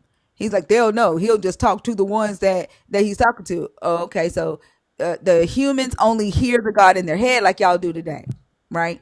Yeah. Now, if other humans are saying, God ain't told me nothing about you having to till the left side. All right. What if they say it's time to till the right side? Then what are we finna do? They gonna be fighting because ain't no system on earth. And he was still adamant that no system was needed other than tilling the earth, fucking and populating, and ruling the earth, right? So I move on to ruling. I said, what are you ruling? He just kept saying the earth. So I'm like, what on the earth are you ruling? Then he went to animals. I was like, okay, so you believe you have dominion over animals? You have dominion over a lion? Yeah, tell him to go stand in front of a lion and say sit and see what happens. Right. So he finally, realized that he don't actually have dominion over animals. Because at first he was like, we would be ruling the animals and be like, hey, put this saddle on over here and come help me till this ground. So he turned into Dr. Doolittle a little bit. So I walked him back and was like, that's not logical, right? And so he was like, yeah, you're right. That don't make no sense. But we would still be ruling. I said, what are you ruling? And he went back to the earth. What But on like, the earth? The earth. All I can go by is what the Bible says. The Bible says the earth. I said, are you in space, like turning the motherfucker or something? Like, is that how you ruling? yeah, and I think even trying to say that we're over animals, we're not. Like, we have pets, And no matter how hard you train that damn dog, it's still gonna do whatever the fuck it wants to do at the end of the day. Cause we don't have dominion over them. They have their own fucking mind. And then somebody said, but not carnivorous. Okay, go in the woods and tell a deer to stand on its hind legs and see if it does it. It's fucking not. What? That's the type of shit I be talking about. It's so hard having conversations with them because as soon as you start talking to them about their book, all logic that they use on an everyday basis goes completely out of the window, and then it's excuse, pivoting and avoiding the questions because you know what you're saying really doesn't make any fucking sense. But do they know? Like, that's what I'm trying to figure out. Like, are they these abusive people that we see on the stage, or are they just really bad at defending their indoctrination? Like, are they, just really indoctrinated and dealing with cognitive dissonance? Like, sometimes I can tell when a person is just a horrible person. Mm-hmm. But like, if they if they're beholden to this God, like you're just in love with the God, and they 100% believe that what they've been taught about the stories in this book and this God, are they rejecting the information because they know that what's coming out of their mouth is not logical, or do they believe it's logical? I want to give them the benefit of the doubt and say that they're smart enough to know that that shit's not true and they're just trying to defend the God. Wait, why did they didn't approve my appeal? Yeah, I'm gonna have to start the live back over because they took me off the FYP because of me trying to find that clip, and somebody reported it as a glitch. So I'm gonna have to start the live back over. You want me to come back up so we can finish I'll talking? start. I started over at 2 a.m. In Okay. 10 minutes, but that's yeah. But yeah. Please don't ever report the live in here. Go ahead. But yeah, I feel like I want to give them the benefit of the doubt and say they're smart enough to know what they're saying is illogical and that their faith is kind of just ruling over the logic that they have. But I also think that's dumb. Like I had to argue with somebody on Maddie's hour that you aren't going back into history to figure out what the fuck these words mean and you're using Google. And he really sat his ass up here and tried to tell me when he don't know what a word mean, he does not use Google. That pissed me smooth clean the hell off. You know damn well if you don't know what a word mean, the first thing you finna do is ask Google what the fuck the word means. Like you don't go back in history, especially if the word has just been made like in the last 2 years. You wouldn't find that nowhere in ancient history. They be lying when they be like, Google is not a resource. Like, motherfucker, you know goddamn well you just Googled some shit to even Yeah. defend your last stance. Like, now it's not a resource because it's going against what you say. Yeah. It's just like I said, it's just like they're making excuses and trying to come up with reasons to still hold on. And it's like they'll get to the point where they're kind of realizing it doesn't make sense. And then they just start lying and bullshitting their way through. Like, just be honest. It's okay to be honest. But it'd be hard to be honest when your God ain't even honest to you. Shit, he don't even answer your goddamn prayers. I'll be lying too, hell. He be lying all the time.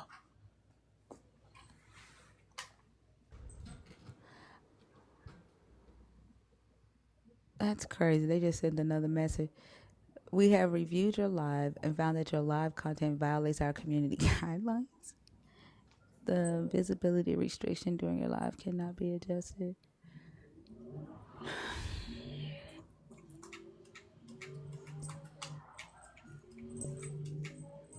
It's crazy.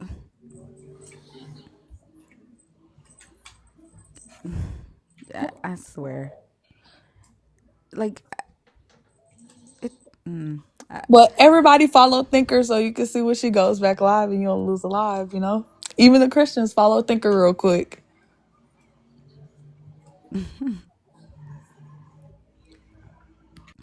I haven't had to do a. Yeah, I think so too. Happy and free. I think so too. like as many times as we've had lives that have had bad reception. Like remember when TikTok was glitching really bad, where y'all would have to go to YouTube just to hear because the sound would go away. People didn't report. Now all of a sudden, somebody reports a glitch. It had to be somebody that's not familiar here. Yeah, it definitely have to be they mad ass because all nerds know we don't report. I remember that one time that lady was on stage saying that she was auditioning to be a Second Timothy wife Oh to the shit. guy that she wanted to marry, and the sound went out. Man, like she was telling us like she was advocating for being a Second Timothy wife, and said that she wanted him to know that she could be that, and so she decided to be that to him. He hadn't even told her he was interested in her. Like he hadn't even asked her out on a date, and she was already doing the things that a wife would do for him. And we was trying to talk to her, tell her like that doesn't make any damn sense. Like you're setting yourself up to be used by this man. And she was using the Bible to like excuse why what she was doing was holy. And the sound went out during that live. Boy, everybody was pissed. Everybody flew to YouTube Oh because my god. they could only the stage could hear the conversation and the chat couldn't hear. And so we kept the live going to having a conversation, and everybody went to YouTube. But that was one of the wildest conversations I had ever had with a female Christian. I wish I would have been there. I hate.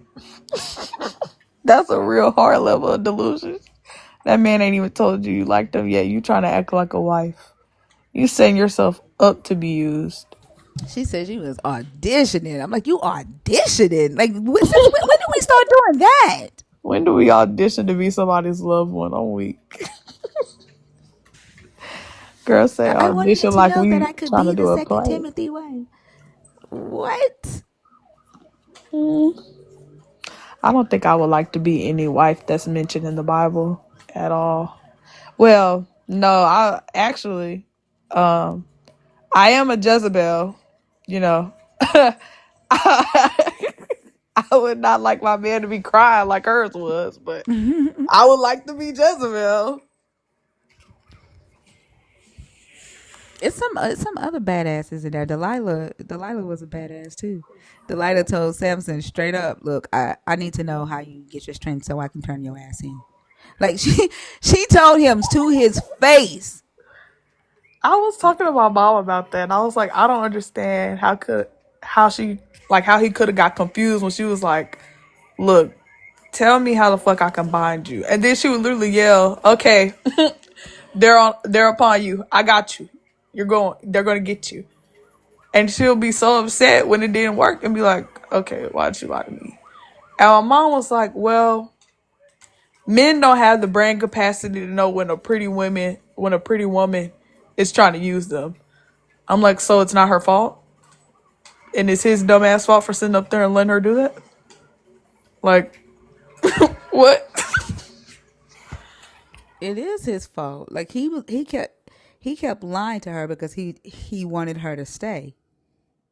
Like she told him what she wanted, and he kept giving her misinformation because he liked her and he wanted her to stay. But I think the interesting thing about the Delilah story is the way the church tells the story. The church demonizes Delilah and tells people that Delilah betrayed Samson because she was his lover, she was his wife.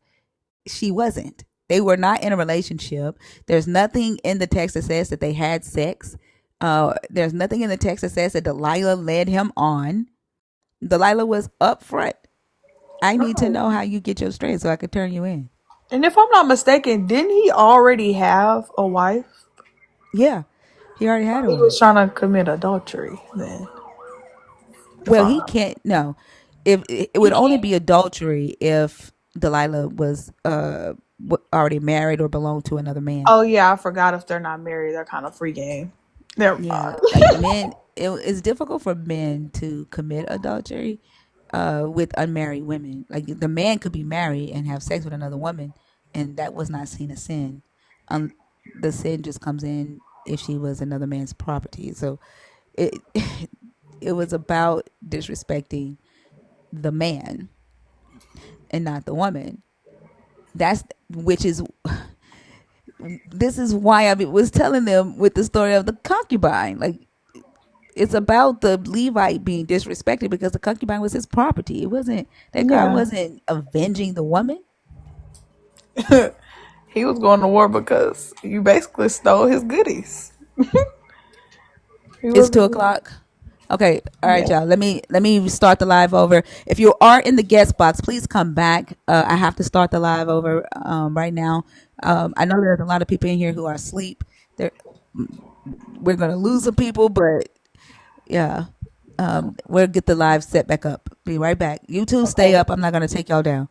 All right, see y'all in just a second. All right. All right.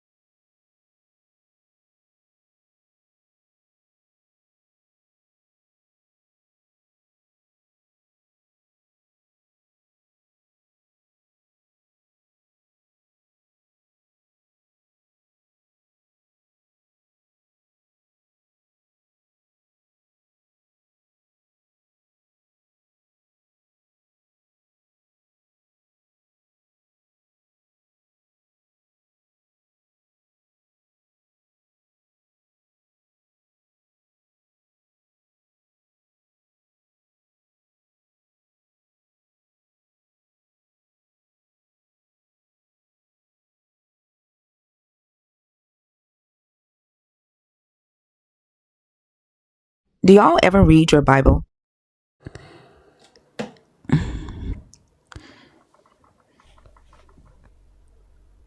Get us back on the FYP.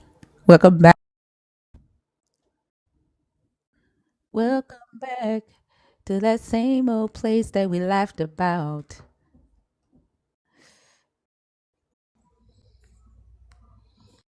All right. But yeah, Delilah made a decision for herself. Like they offered her money to uh find that information out and she got her bag. But they demonized that. And Yeah. they say she used her body against Samson. Where? Just because she was beautiful? What Yeah, was that's she? what I was thinking. Like she never like it's not like she was dangling above his head. Like she honestly kind of seemed a little irritated that he was around and she wasn't able to do it quicker. Mm-hmm. But like this is where the patriarchy says that it's a woman's fault if a man gets infatuated with her and he does something that he shouldn't do. Right? It's weaponizing beauty in a woman. Yeah, And completely yeah. understand. I think a lot of stories in the Bible are really misogynistic. I just think I remember growing up and I thought it was like very, very weird. I remember I heard somebody on here say the talking point. I forgot her name. But she was like, she would think about how apparently Eve ate the apple, even though we know it's not an apple. But boys have an Adam's apple. I used to think about stuff like that all the time. And I also would kind of think about how it's unfair that, of course, if the story is real, Eve has passed away, but every Christian woman blames Eve for our natural bodily functions. Like that's so weird to me because before this religion, women were having menstrual cycles and we were having pain during birth. So I always think that's really, really sad that she's demonized throughout the majority of the female Christian group. Yeah. It was something I was thinking about earlier today regarding the pain. Because it had to do with Oh God. I can't even think about it right now, but it would have debunked the idea that pain did not exist prior to Adam and Eve, and it has to do with our body. I can't remember what it was because I was watching a video. Ah, the idea that pain came when Eve ate the fruit, or with her curse. And I think it had to do with like the God only curses the woman with pain, and he doesn't say now everybody will feel pain. He says to her, "I'm increasing your pain." That's what it is. He said, "I'm increasing your pain in childbirth." And Christianity teaches that's when pain entered the world. How does that logically track? Yeah, that doesn't make sense. And Right? it's also weird that Adam, I don't even think Adam got any specific punishments catered to mankind when he also knew better and he has his own mind. And I think that just further proves your point that she was I believe that Azir, I think you be saying Azir. Yeah, the Azair, yeah. Yeah, I think it does prove that she was the leader because he didn't say, no, babe, we're not supposed to eat that. What he did, he ate that fucking fruit. He ate it and was sitting up there trying to cover himself as well. And he never got any punishment catered to men. It was only her. Yeah, I told y'all there was a guy on another live that was like he loved his wife so much he voluntarily sinned with her so she wouldn't get kicked out the garden by herself.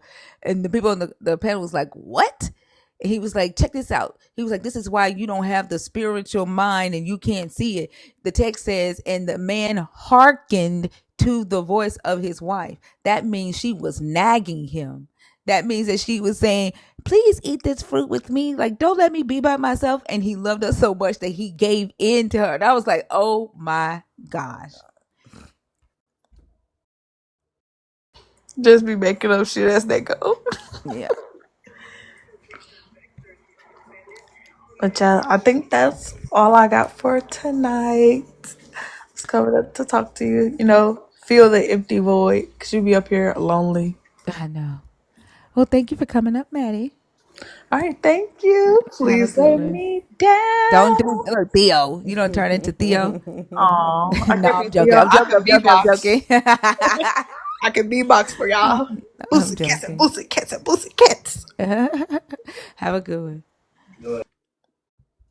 All right, y'all. If you are a believer in the God of the Bible, if you're deconstructing, if you're an atheist, the guest box is open, 25 and up. The topic is, did God lie to Adam and Eve to protect them or to control them?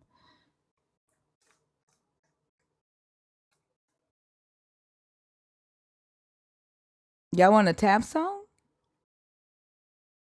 Then come and purge heresy. Like, you ain't gotta like type it. They bring your ass on stage. Why are you typing in all caps?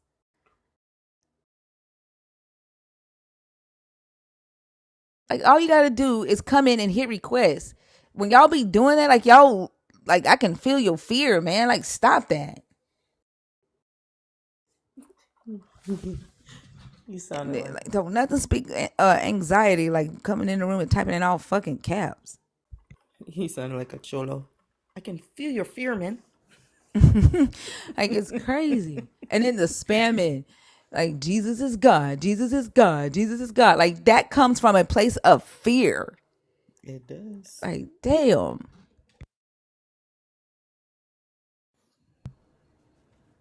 Jeremy? Hello, Jeremy. Yeah. What's up? Hi, how old are you? I'm 31. Are you a believer in the God of the Bible? Are you deconstructing? Or are you an atheist? I am a believer in the fact that there is a creator to the universe, yes. So I didn't ask that. I asked, do you believe in the God of the Bible? Are you deconstructing from that God, or are you an atheist? I wouldn't say deconstructing from that God, but I will say that as far as perception goes, I would correctly divide what. Do you believe in the God of the Bible? It's a yes or no. It's rough because it was rewrote by man. Okay, So, so the answer is no. correct. Okay, so I'm gonna drop you. Okay, have a good day. Goodness Who else gracious! would write it? Like, why is that question so hard? Come on, y'all. It's yes or it's no.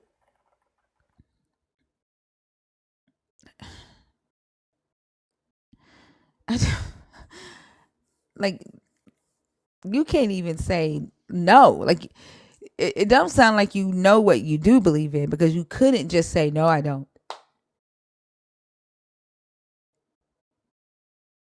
This is why I feel like belief is a problem.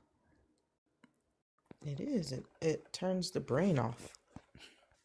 I even saw a video of somebody who believes in like ancestors and spirituality, and they were gaslighting the hell out of another person, and like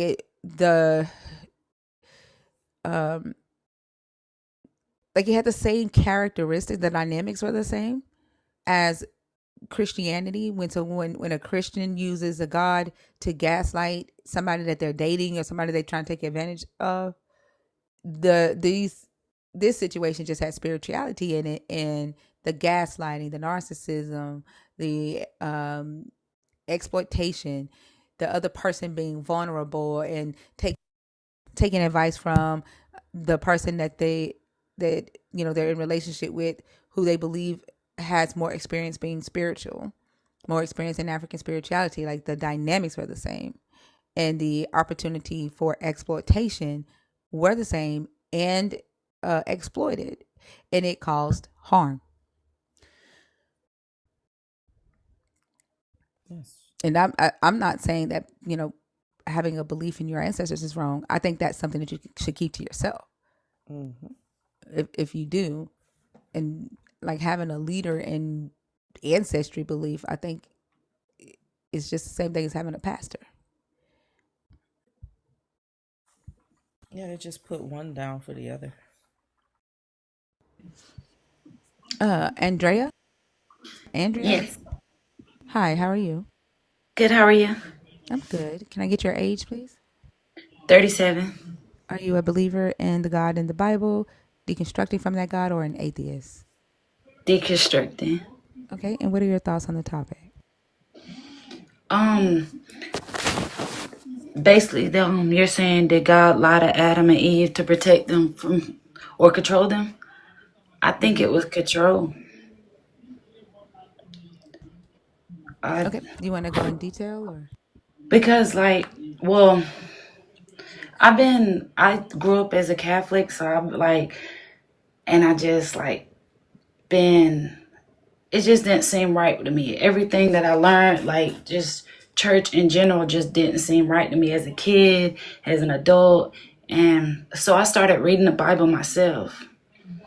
And I just felt like the part about Adam and Eve was just control, because how you put the tree in the garden and you tell them that they can't eat it, but they don't have no knowledge of good and evil, so they don't know what's right or wrong before they even know. Like, God told Adam not to eat from the apple, but how does he know that if he eats the apple, that is wrong, because he doesn't know the difference between good and evil yet?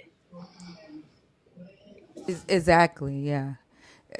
And if we had that mindset right in today's world, that like if we apply that to like a child, and a parent whooping a child or punishing a child or starving a child because they did something that the parent did not explain to them, just because the parent had an expectation of the child obeying them, that would be synonymous, right? Like analogous, right? Yeah, Yeah. because when I was a kid, I remember my dad I was trying to help him cook, and he told me not to touch the stove. And me being me, like, I was so accident prone, I didn't care. I didn't know. He was like, no, it's hot. I didn't know what hot meant. I didn't know if that was what you saying it hot meant. So I touched it anyway. And when it burnt me, like, I started crying, and then he was like, that's what I was trying to tell you. But you can't expect me to know what hot is, or what that it's gonna hurt, if you don't tell me that, Yeah. or expect me to know, like, just like that. You don't, how you expect them to know that it's a sin to take from the apple, to eat from the tree, if they don't even have the whole knowledge of what right and wrong is. And see, like, we've talked to believers about that before, and many of them say, well, they don't need to know whether it's right or wrong. They were just supposed to obey. And that's why I was saying, like, that's like, expecting a child to just obey without the understanding of what they're, like, why they are obeying. And Right. not, it's knowledge. It's knowledge. Like, they didn't have any knowledge, and then get any knowledge until they ate from the tree of life. Well, they had knowledge. They just didn't have the knowledge of good and evil. So the Exactly. knowledge there isn't necessarily like all knowledge. It's moral knowledge, right?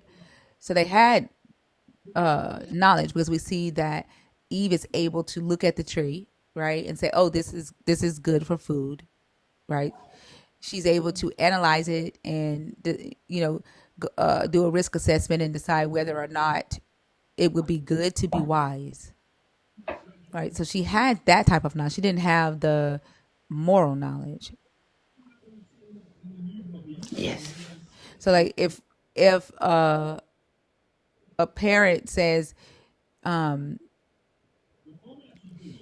you can go to the park, but never tells the child, don't talk to strangers, right?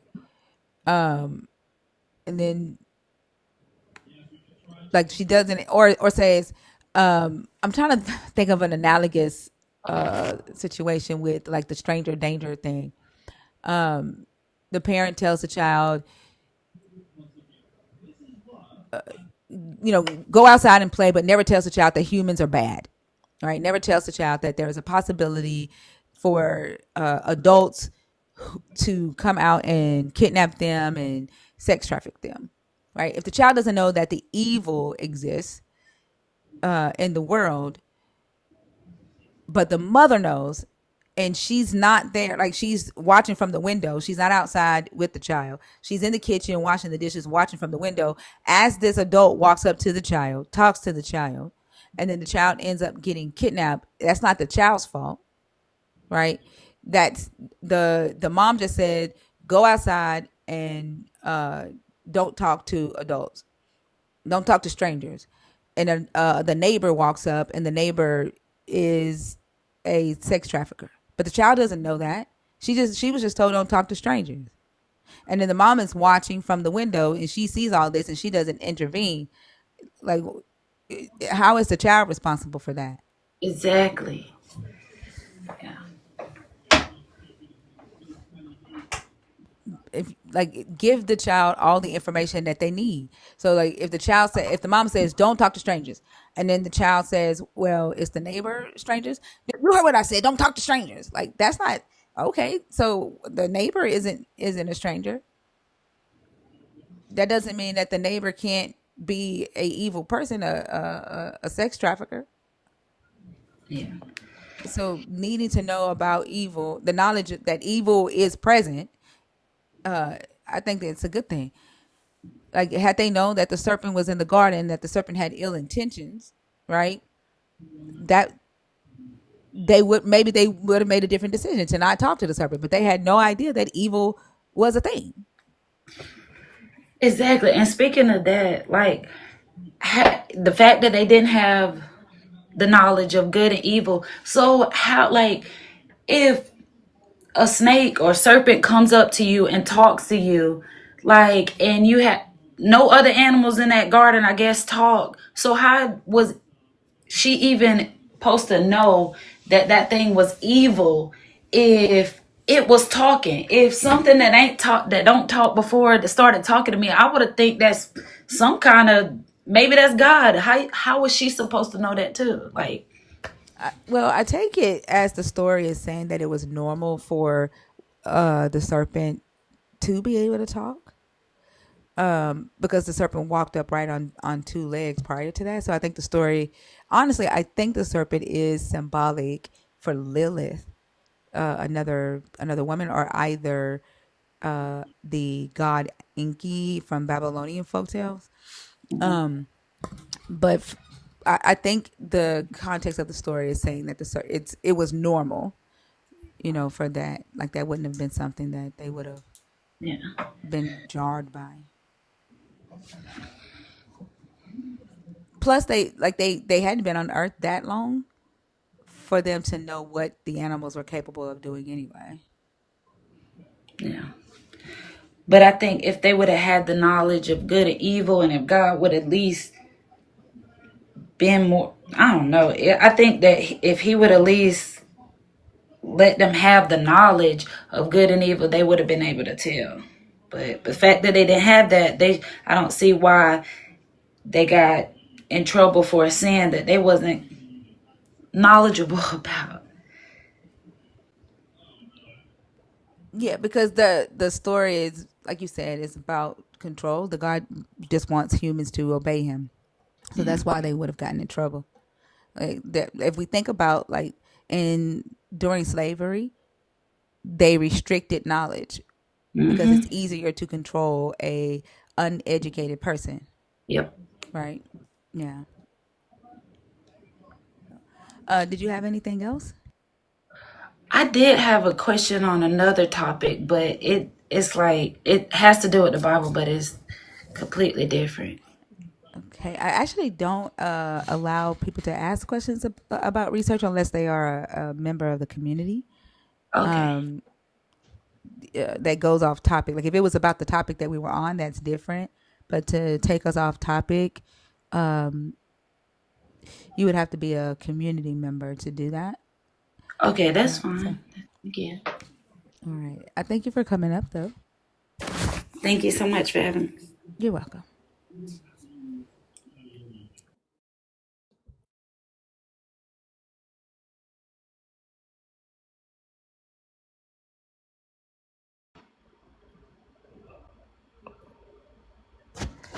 Lou, Uh, how old are you? I'm 36. Are you a believer, deconstructing, or an atheist? I'm a believer. Okay. No. Selena's here. Lowen. All right. What are your thoughts on the topic? Um, I think he did it to protect them. You know, I kind of heard a little bit like when I came in, but he was really warning them. So I think he, I think he did tell them like, all the trees are given to you, just the tree of knowledge and good and evil. You know, What is it that you think he was protecting them from? um, evil or you know, bad, whatever you want to call it, negative things, So, So let's look at this. hmm If so, withholding the knowledge of good and evil, does that automatically protect someone from experiencing good or evil? having the knowledge of good and evil and wanting to. No.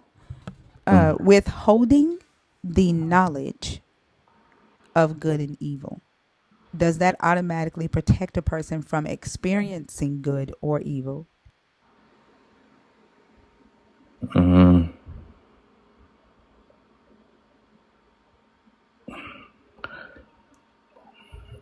I think it does. Okay. So, a child does not know what sex trafficking is, which is evil, right? hmm will that protect the child from being sex trafficked? If the parent teaches them, yeah. No, teaching equals knowledge. Remember, we're saying with that you think withholding knowledge automatically protects a person from experiencing evil. So if a parent never teaches a child about sex trafficking or how to protect themselves from sex trafficking or how to recognize a person trying to sex traffic them, does that automatically protect them from being sex trafficked? I mean, just that analogy, it just kind of, it's not similar to the Adam and Eve story. It's not.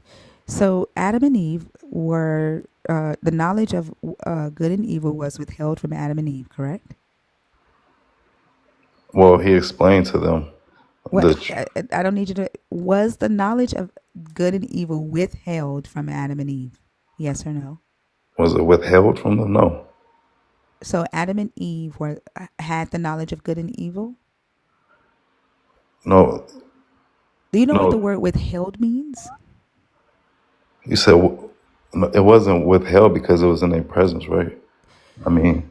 So this is why I asked, do you know what that word means? Did your God give Adam and Eve the knowledge of good and evil? They only knew good. Did your God give Adam and Eve the knowledge of good and evil?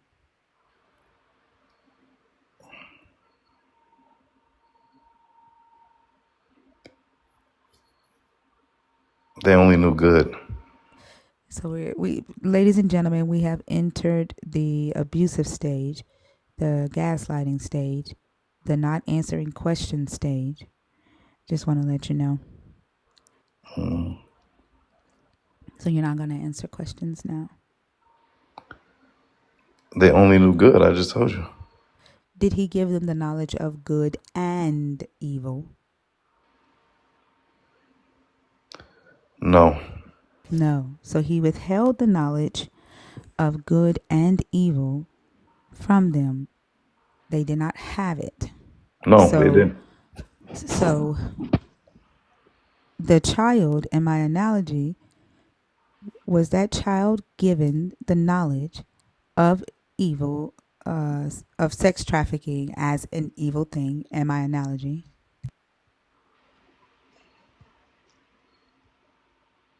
Right, I understand where you're going. So you want to take it back that it's not analogous and say that it is analogous so we can pick up where we left off? I'm just trying to figure out like really where you're going with it though. Can you answer the question, please? The child in my analogy. Right, so we just already the child in my analogy, Lou. Okay, we just went through it with Adam and Eve, and I just said no. Lou, the child in my analogy. Okay.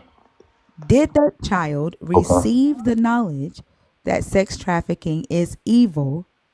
Okay, so Adam and Eve didn't receive it. I understand. So, and I'm going to ask this again. So, do you want to take back what you said about my analogy not being analogous and we can pick up where we left off? So, I just told you that he did not give the Adam and Eve. Is the analogy that I gave about the child not being getting the information about sex trafficking, not and experiencing sex trafficking analogous to Adam and Eve? Yes or no?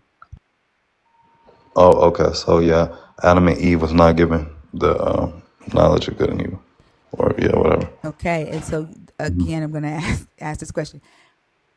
The analogy that I gave regarding the children not being given the information about sex trafficking and thereby not automatically being protected from being sex trafficked is analogous to the Adam and Eve story. Yes or no? No. Okay. No. So you still don't see that it is analogous. Now, do you understand why I was asking you the questions that I was asking you? So Adam, we just went through Adam and Eve and the child alike was withheld information regarding evil knowledge. But hold on, Lou, listen. Don't worry about where I'm going. Like I can tell that you used to sit in the back seat of your mom's minivan and ask, "Are we there yet? Are we there yet? Are we there yet, mama? Like, chill. Where It is all that doesn't coming? Where matter is all because that this coming is from, though? fucking ridiculous. You are No, 30 you are. fucking Look. 7 years old. God damn. Like the way that I have to talk to you motherfuckers when y'all come on my stage is fucking ridiculous. Like, I can't have a intellectual conversation with y'all. Like, it's ridiculous. It's okay. Calm down. It's not No, even that motherfucker, serious. because I don't like talking to You ignorant fucks. you doing too much though. Why is you doing Well, all that then extra? you're doing too much by being fucking ignorant. Wow, that's okay. That's mature. Yes, you're doing too fucking much by being ignorant. Okay. Like, god damn. Okay. That's how you are though, huh? Yes, this How is you how. try to teach Yes, people yeah. that you, that I'm you not responsible for okay. fucking teaching you. Your mama, while she was driving that minivan, was responsible for teaching you to fucking enjoy the ride, to experience the ride, Uh and stop fucking uh asking her if you have I reached must have the hit a fucking nerve. destination. Then go. Then run. Sorry, Oso. I'm not responsible I for must fucking teaching you. I must have hit a This is the nerve. It's second black okay. man. This is the second black man that's got on my stage this week that said, you have knowledge. I You must should have hit want a to nerve. teach It's okay. us. No, motherfucker. The same way that I read books, the same way I go to Google and research, It's okay. the same way I It's sit okay. It's okay. among scholars, you It's can okay, too. bro. I'm not your mama. I'm not responsible for fucking teaching your 37-year-old ass. It's really funny that he's afraid to think. Yeah. I don't want to think because I want to know the answer before I get there. This is why I said, pay attention. We have reached the vicinity of gaslighting and abuse because don't expect me to respect your ass when you are actively trying to abuse my fucking mind. Ah, Really? Shit is God crazy. damn, bro. Y'all niggas are afraid of thought. How absolutely funny is that? Where are you going? What the fuck do you mean? I'm on here because I fucking want to be. I don't fucking owe you a fucking explanation for why I'm on here.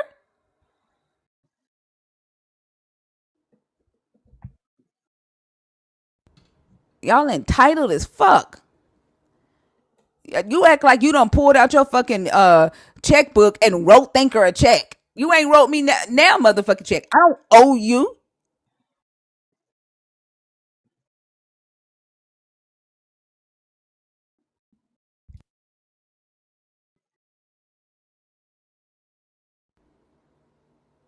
Y'all crazy as hell. And then y'all will, I swear, those of you that expect people to take abuse, like you'll sit there. Y'all sat there and watched his ass do that shit. Y'all sat there and watched me ask him multiple times.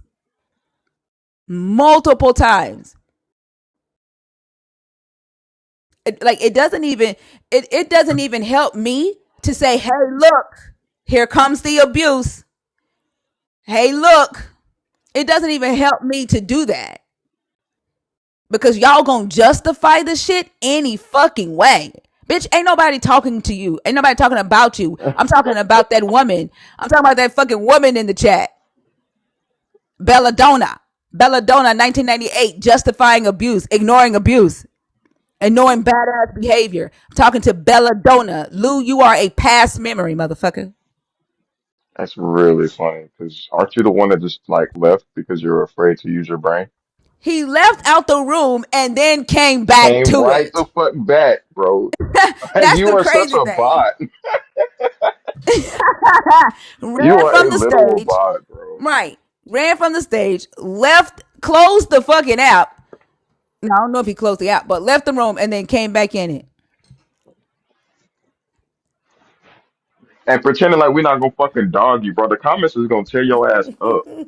You was afraid to fucking think. You went on Teacup, left the goddamn stage just to come back and try to gaslight from the goddamn comments. Now you in the comments, bro. Your only voice is gonna be swallowed up by everybody telling you how fucking idiotic you are. And you know Congratulations, Lou. the crazy thing is he's in the comments because man, she giving out some good ass Bible. Yep. She got that good Bible. You stuck on me, ain't you? You done got sprung. No, that's spiteful right there.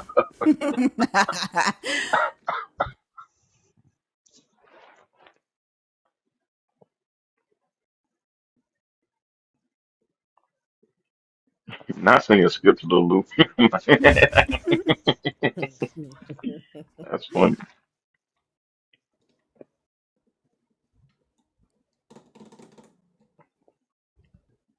Yeah, this person is not connecting.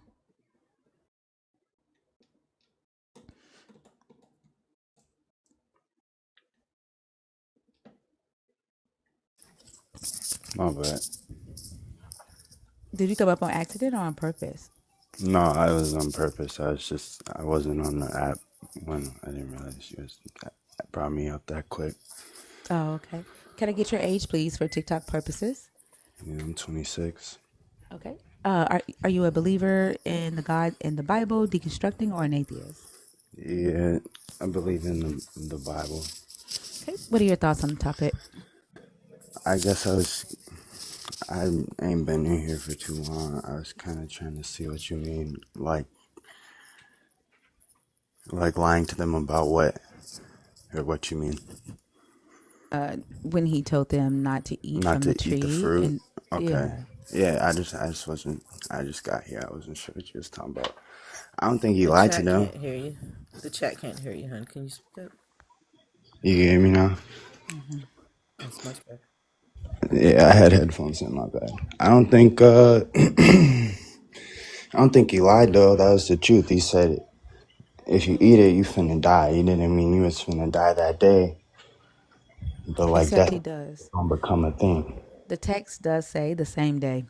What? Um, No, it it does doesn't. say yes, it does, and I don't want to get stuck on that because my what I'm asking is,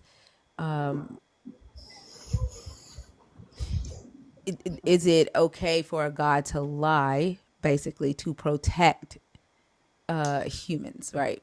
So he told them not to gain the knowledge of good and evil. He told them if they ate from that tree in the day, right, that you eat of it, you will die. Likewise, the serpent said, in the day that you eat of it, your eyes will be open. I know Christianity says, oh, it was a spiritual death, right? There's nothing in the text that alludes to the spiritual death, but I don't want that to be the focus of this conversation. Yeah. Okay. What I'm trying to figure out is whether he didn't want them to have the knowledge of good and evil to protect them or to control them. And whether humans having the knowledge, the ability to decide what is good and what is evil is a good thing or a bad thing. Does that make sense? Like I don't want to Yeah. have the he didn't lie argument. Yeah. Okay. Well, so I guess if you don't look at it from like the point of a person who like believes that that was the start when God created Adam and Eve like that, then I think I don't think that it would like it'd be considered controlling or whatever you said because he's trying to he has like a perfect creation in his head, right? And he like it was perfect until that point there wasn't no sin. Like that was like the knowledge of good and evil was like the ability to sin, basically, right? Like so, like I don't think that's lying. It was just like God's original design, you know. I feel like I don't. Okay, so I'm gonna attempt to do with you, have the conversation with you that I tried to have with the last guy that was a massive fail, and hopefully you actually like answer questions. You made a statement that the knowledge of good and evil came with the ability to sin.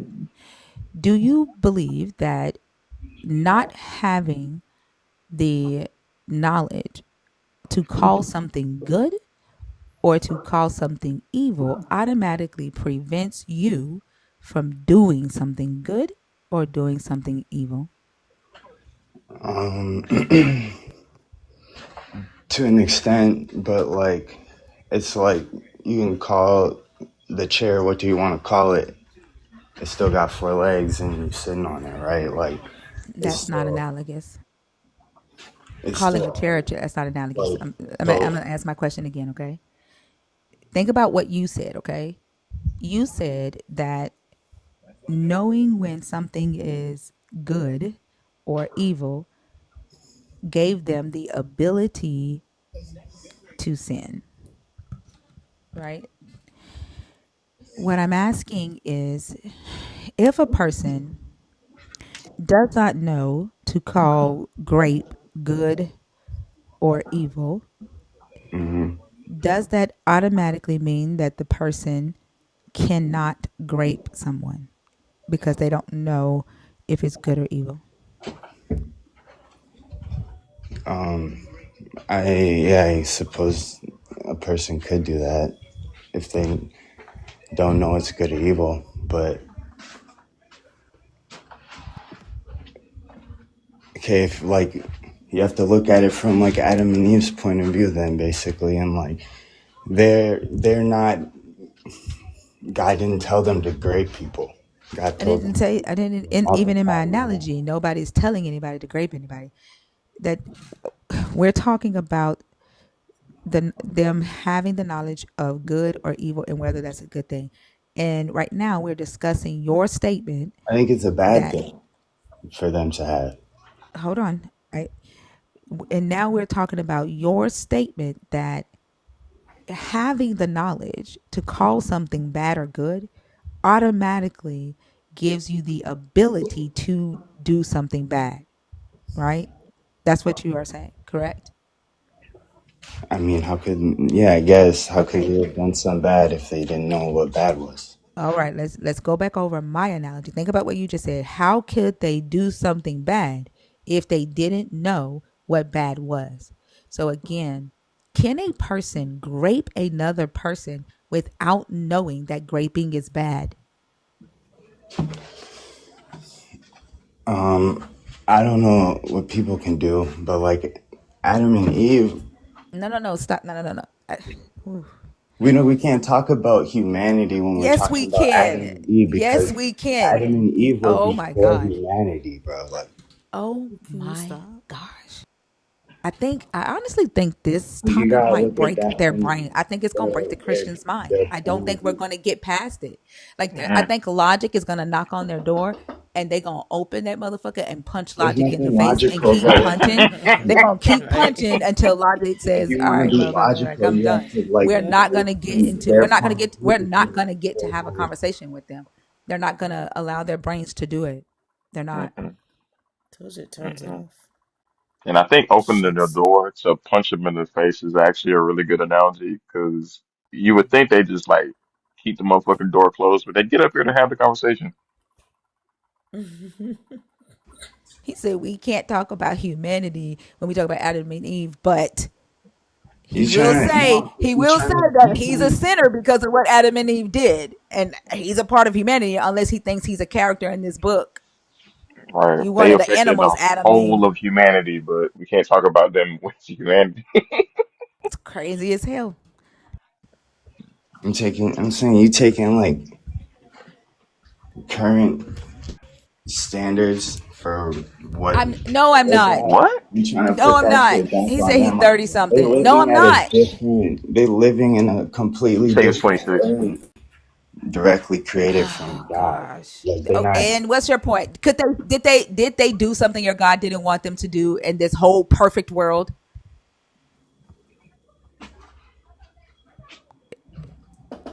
Did what? Logic is knocking. Did Adam and Eve do something your God did not want them to do while they were living in this perfect world? Yeah, the serpent Yep. beguiled her, right? It doesn't matter who beguiled who. They had the ability to do something bad while they were living in this perfect world, correct? Yeah, yeah. Like Okay. I suppose they could have So listen, hold on. So did if that they had before the he. ability, y'all don't know how to listen. God damn. Like My bad, then. I'm sure they're I saying swear, he like did. this is ridiculous. Y'all want to know why I curse so much? Because I feel like I'm dealing with grown ass kids. It's ridiculous. It doesn't That's too matter much. who beguiled who, they had the ability to do it, right? Regardless, I understand, right, that you want Adam and Eve to stay these pure people and then demonize them at the same time so that you can have your sin fetish of your skin. But I am asking you to literally allow yourself to apply what it is that you believe about the creation to the real world. Are you able to do that, or is your belief all metaphorical? Is it some fantastical thing that really does not have any effect on your life? My belief in God. N- or- Yes. No, It doesn't have any effect on your life. It's just some fairy tale you believe in, like the no, tooth no. fairy. I'm not agreeing with your statement. I'm No, saying I said, are you able to yes. apply Yeah. your belief system to the world that you live in today?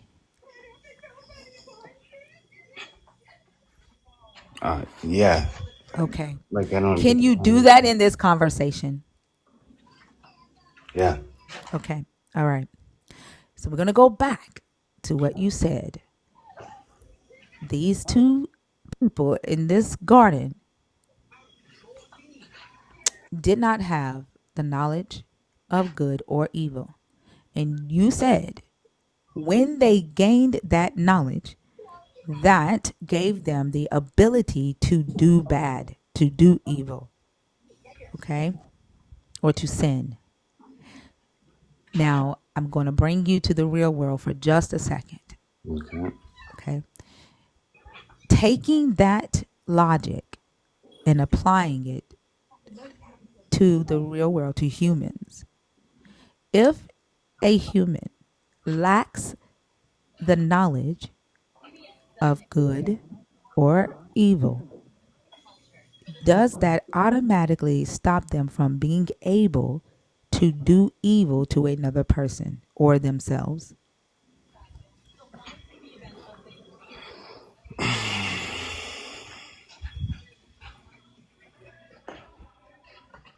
You want me to say no? No. I don't want you to say anything. I want you to say what you want to say. I did. I Ben said it, and then you told me my answer was incorrect. So I No, your answer was you can't apply. I fucking can't. I'm sorry. I can't. I cannot. I don't know any other way. Like, I'm so fucking over this. Like, I need to be able to have conversations with people who can track a conversation. I spend the majority of the time repeating y'all, bringing y'all back to what you said, giving y'all definitions, teaching y'all reading comprehension. It's like I I can't. Y'all are too grown for this. can I ask you No. something? Why would I allow you to ask me a question when you haven't answered one question that I've I've been asked? trying to answer him. Like I'm trying to. No, you literally did it. I've You talked to you said a few you said times. that we cannot apply the Adam and Eve story to the real world. No, That that's not what that I you did. said. Yes, I you did. just Do I said need to it. play it back? That's not You what I did said. say that. I Oh my said god. something similar, but not that. It doesn't Nigga, if matter, it's similar, then what does it matter? right? Right. That's what I'm saying. Why the fuck are we No, still if it's talking about similar, that? then you're arguing nothing. I'm If not that's trying what to you even said talk in about essence, this. then I'm what you're trying to arguing is for ask a no completely reason. different question, and y'all still stuck on that shit that I didn't answer how you wanted me to. Like, Nigga, that's not conversation. If you can't have an answer for that conversation, then it's not you're not conversation trying to have the if you're conversation. responding with like Hey, hey, what you hey. Shh. Listen for half a second. If you don't want to go through the thought process that that question gives, then you're not trying to have the conversation. Just because you gave an answer does not mean you answered the question, right? Because your answer was, I don't like the question.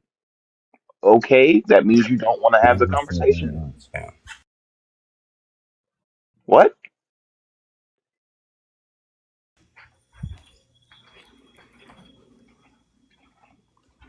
Adam and Eve could have did wrong, right? Like they could have chose to go against what God wanted them to do. But like I don't think Why are you saying could have when your whole belief system is founded on the belief that they did go they did, against? right? Okay, so I'm why are you saying saying could have, they could have done wrong? because listen, some like they could have for however long they were in the garden until they did, right? What? What does that even mean? They could They have didn't until they just do did. That, like, that's not my like they lived point. in the garden. That isn't my point. And then at some Then why point, are like, you asking? Like I didn't talking ask about you that something question. completely That's different. not the You cut question me that off. I asked you. I did not ask you that question. I asked about humanity. Humans today. If a human today lacked the ability to identify whether their actions were good or bad, does that automatically prevent them from doing something No, bad? I Okay, all responded right. like So five your times statement, telling you no.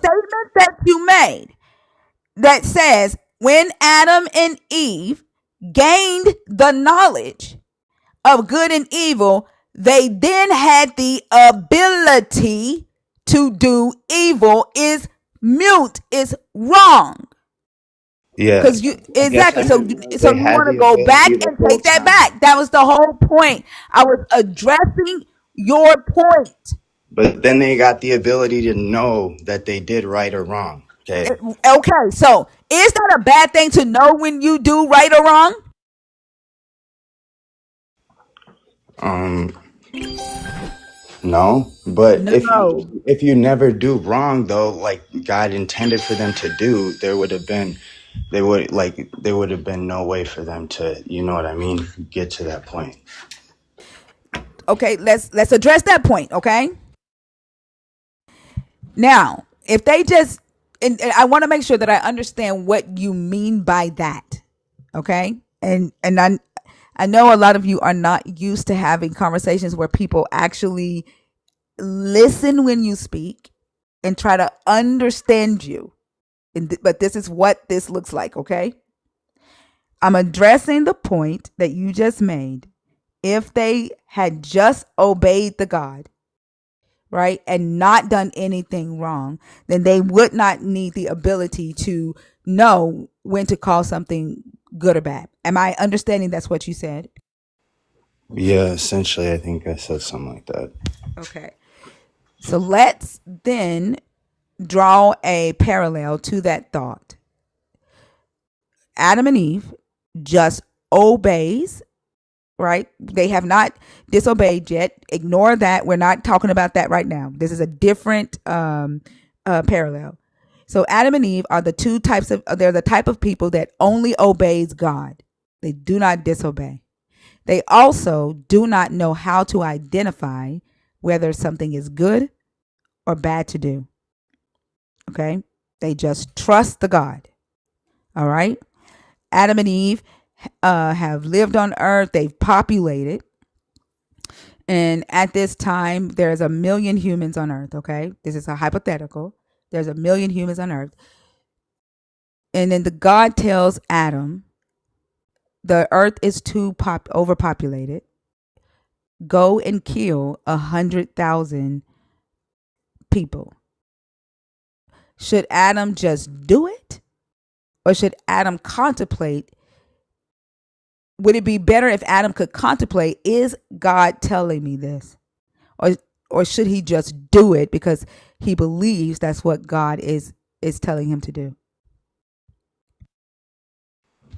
Yeah, I mean, Okay, nowadays, I Not think nowadays. We're not in modern time right now. We're in still in the that garden. time We're in the period. garden still. This is why I talked slow. This is why I explained what I was doing, Okay, so right? in that time period in the garden, I feel like it's it's like Abraham or David, right? God would tell him to go take out a nation, No, no, no, right? no, no, no, no, no, no, no, no, no, no, no. And they would just do it though. That's what I'm No, saying, no, no, right? no, no. Look, no, no, no, not yet. We're gonna get into the Bible. I promise. I'm gonna let you quote every scripture that you want to quote. I'm not trying to Okay. quote Hey, scripture. hey, hey, I need you to stay at this part of the conversation. Okay. There's not gonna be any type of understanding happening if you jump around. Okay. Danelle, you are a dangerous motherfucker. Just to let you know, your name is not Danelle, so I'm not talking to you. Okay. Danelle, you are dangerous, girl. Danelle said, kill them. Ignorance is bliss. I'm sorry, what? I missed She that. said it's better to just kill them and Yeah, be yeah, ignorant of I it. can't agree Ignorance with that is bliss. statement. You say you do Oh agree with boy. that? Oh shit. No, I said no. I can't agree with that statement. Oh, Like okay. she's dangerous. What? So Yeah, Who who? is them? Is she It's talking kind about of Adam and crazy to Eve? Like, actually no, type that out. the I and thought the she was trying to be analogy. funny. Yeah, hey, everybody cannot talk at the same time, young boy. I can't do that. Okay, I'm neurodivergent as hell. When y'all do that, like it fucks me up. I cannot take that. Okay. Yeah, my bad. Okay. Thank you. Okay. Also, no. I gave a young boy an analogy of Adam and Eve in the garden. There's a million people on earth. They've populated to a million people, and they are the type of people who just obeys the God, and they still lack the knowledge of good and evil. And I said, God says the earth is overpopulated, and He tells Adam, kill 100,000 people. Is it better for Adam to just obey the God, uh, without knowing that he's killing people is good or bad, or would it be better for him to have the knowledge of good and evil? She said, just do it and stay ignorant. That's what wow. she said. Yeah. But young boy says he doesn't agree with her. So I assume you're saying that it would be better for Adam to have the knowledge of good and evil. That way he can identify that killing 100,000 people because he believes God is telling him to is a bad thing, right? I'm talking to Mm, you, young boy. yeah, I mean, yeah, for the most part, I don't actually see if I was created directly from the hand of God and I knew that, and God, if the Bible's real and He showed all the shit to Adam when during creation or whatever after, and like walked in the garden with him, I probably I feel like you'd want to just do whatever God would say, because that's not like that'd be like listening to your mom or something, right? Like, but I don't know. Like, I'm not saying I would do that because I have the ability to know killing 100,000 people isn't okay, Yeah, the only But reason why like, you have that ability though is because you believe Adam and Eve ate the tree, and now you have the ability to know that killing someone is bad. But if we go back to before they ate the tree, which you are also at the same time saying is good because that's the will of your God, is to not have the ability to know that killing someone is bad. It's like you're holding contradicting beliefs at the same time, right? And then you said, if you were back in those days with Adam, and the God showed you creation, like you knew the God had created you, yeah, and no, you like got me feeling conflicted for real. I feel like answering this question either way is like hard to answer actually, because If I'm a Was she Christian, I finished feel like, his statement, or did you No, just he's jump in okay. while she was okay? Yeah, Okay, he's okay. sure. Go ahead, young boy. but yeah,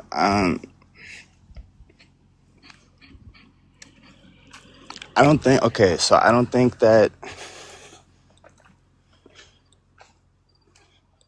I don't think God was trying to like keep anything from them or lie to them or hide like another part of life, knowing what's right and wrong.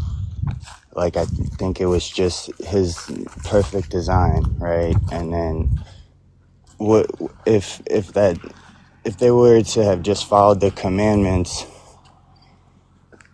like the death never would have happened. Like the day that they sinned, there was death. He had to kill or unalive the lambs, right? And he made clothes out of them. And so like I was like, so it was death that day. And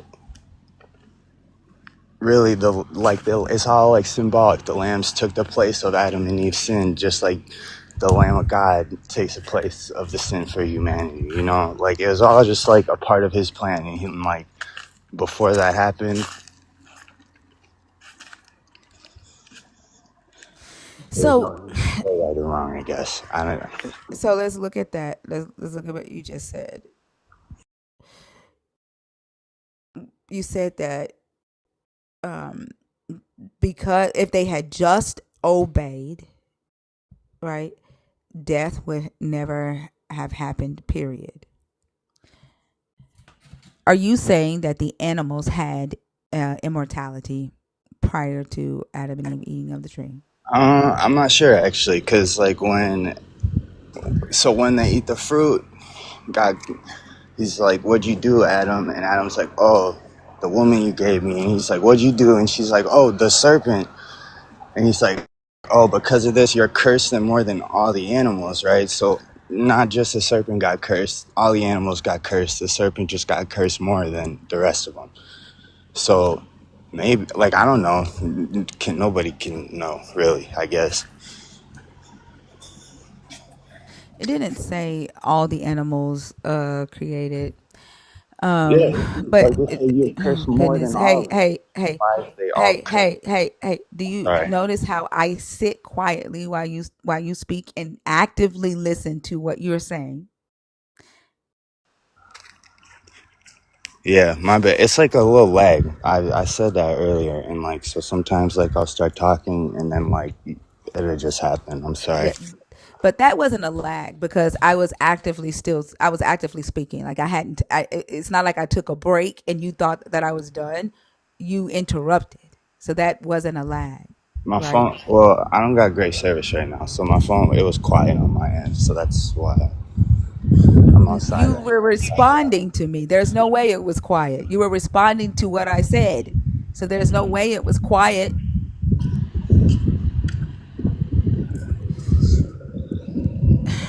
Quiet now, so go ahead. There's not a lag. Oh, now you. You see the quiet. You see the quietness in real time. There's no Yeah, I'm longer a back lag. inside. I told you I was outside. You're always looking for some shit to point out. You're No, like the most because difficult I'm person to not try gonna to have a allow you to conversation with. continue to gaslight me. If you try I'm to not gaslight me, gaslighting. I look, you're doing it now. Is there a lag? Like if you try to gaslight me, I am going to call it out. I'm not gaslighting. Yes you are. Don't expect me to just ignore when you use abusive, manipulative tactics. How was I gaslighting? Bro, all you had to do was say, you know what, my fault. I did say that and she kept going, so I kept going. Like, we're still talking about this shit because she's still talking about this shit. Because You you didn't didn't say admit my to your fault. fault.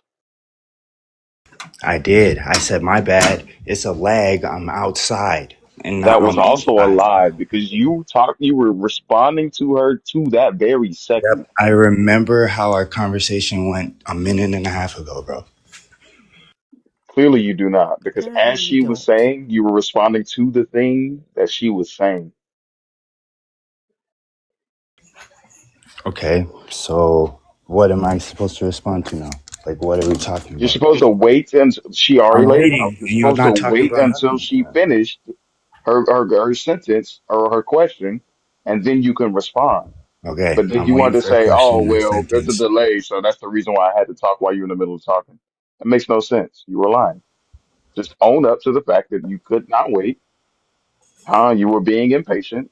My fault, and we can move on. But instead, you wanted to lie on top of it. Are you good? Get off your soapbox? You done preaching? Thought y'all were like against pastors and that shit. Now you trying to like Are you fucking what? dumb? This is not being a pastor. Are you Anyways, stupid? bro, I'm trying to talk to. You're Seriously. not gonna anyways him. Didn't say all the animals created.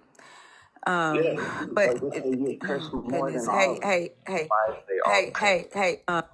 It didn't say all the animals created. Um, but Like this they get cursed oh more goodness, than all hey, of them. hey, hey, Why is they all hey, cursed? hey, hey, hey. Do you Sorry. notice how I sit quietly while you speak and actively listen to what you're saying?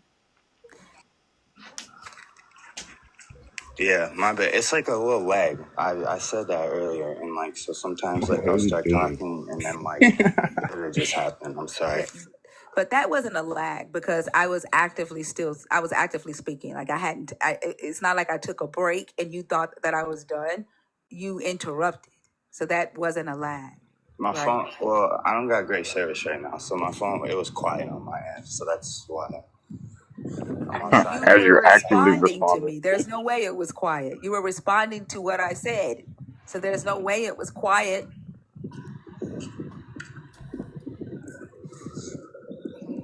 Listen to what Quiet they now, so go ahead.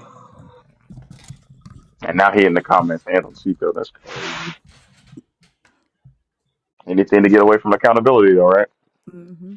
They lack accountability. Why they want to get up here and preach about a God and obeying a God and how obeying a God would be the best thing, and not knowing the knowledge of good and evil was to protect humanity. But you don't like because of your belief in the God, you lack the ability to recognize when you've done something to offend a person. You apologized once before when I said, "Hey, I'm neurodivergent. I cannot take all of the voices at the same time," and you said, "I'm sorry." Right? My bad. And then less than 2 minutes later, you're interrupting while I'm talking. And then when you lie and say that it's due to a lag, right? And when I point out that it's not due to a lag, you say, "Well, it's quiet now. Go ahead." Right?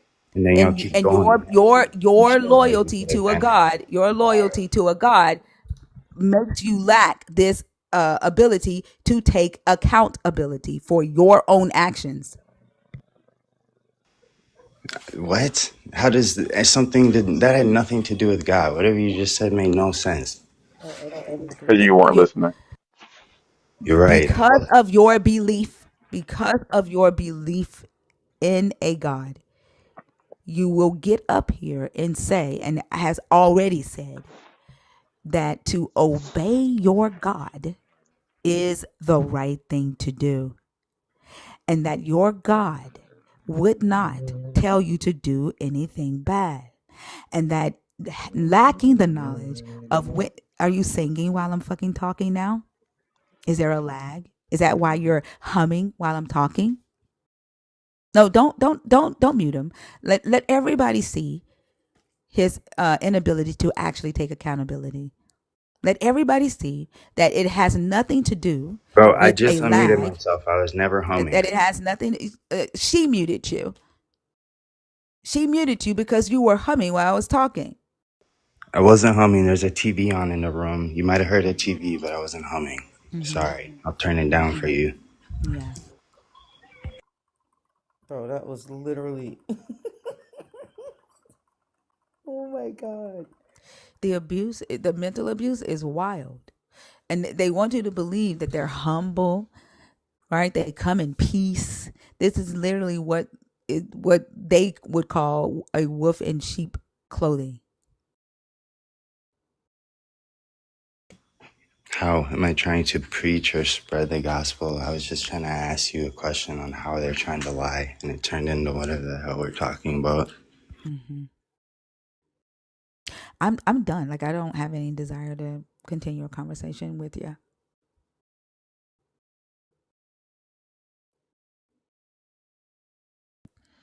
You can leave. Yeah, we haven't really been talking about much for a minute. All right, goodbye. Dwell on this conversation though. Definitely think about the fact that like you had to continuously lie for no fucking reason. Your back wasn't against a wall. All you had to do was say, you know what? I fucked up. I kind of forgot what I said earlier. I'm gonna try to do that.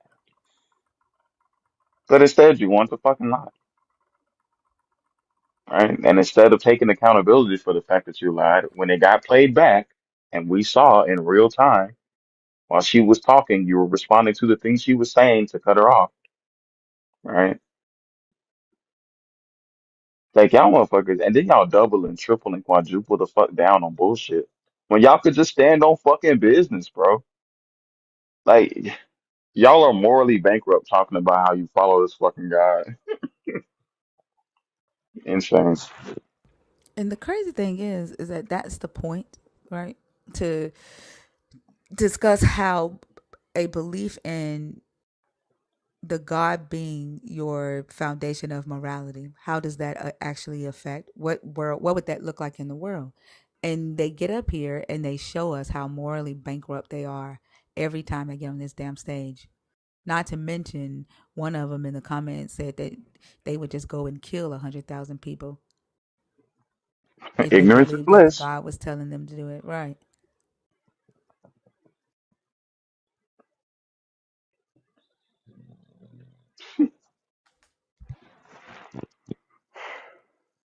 Hey, also, You're. do you like it when people talk over you while you're talking? If you're in Oh, a I conversation with abhor it. them? You are bored? Okay. Mm. So also I will not talk over you while we are in conversation. I will patiently wait until you are finished your completing your thought. I will actively listen to you and then I will respond to the things that you say so that we can have a great conversation, okay? Okay, I appreciate that. That's very respectful. I'll do the same. Thank you. I appreciate that. You know why that's important to me? Why? Because respecting another person's boundaries is highly important to me and integrity is important to me. That's why. I can respect that. I value those things as well. Do you know what that's called? What is it called? It's called morality.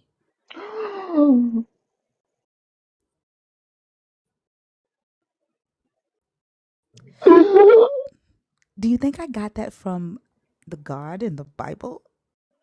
Oh, definitely not. No. Definitely not. So, to the person in the comments that asked me, what are my morals based on? You just saw one of them, right? Those of you that think that you can't have morality unless you follow this God are a problem.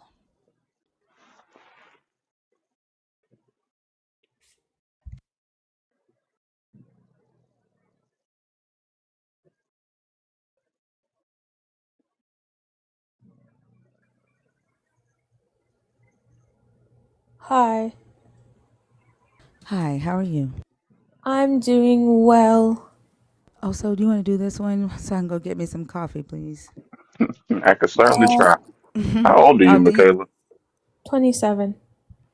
Interesting age. Interesting age. Are you a believer in the God of the Bible? Deconstructing? Atheist? What's up?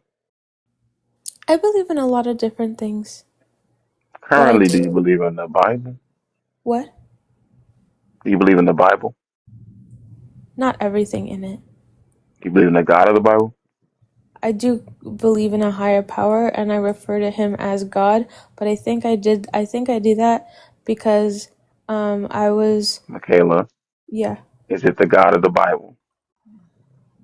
I call him God. God is a title. It's not the God of the Bible's name. Do you believe in the God of the Bible?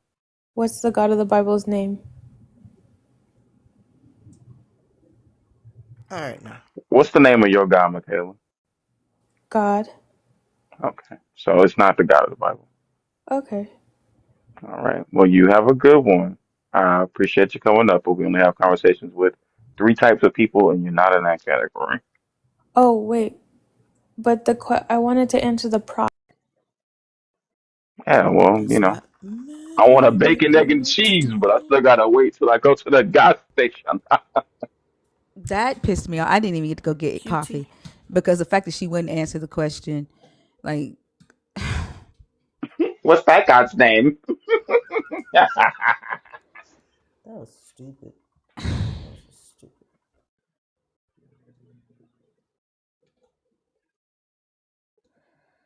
it's not my belief system, but I have something to say about it. I want to talk about it, and I don't really think it matters, but I want to talk about it because I think my voice, like, is pretty, and like you have like over 400 people in the room, and like I think everybody in the room need to hear my voice.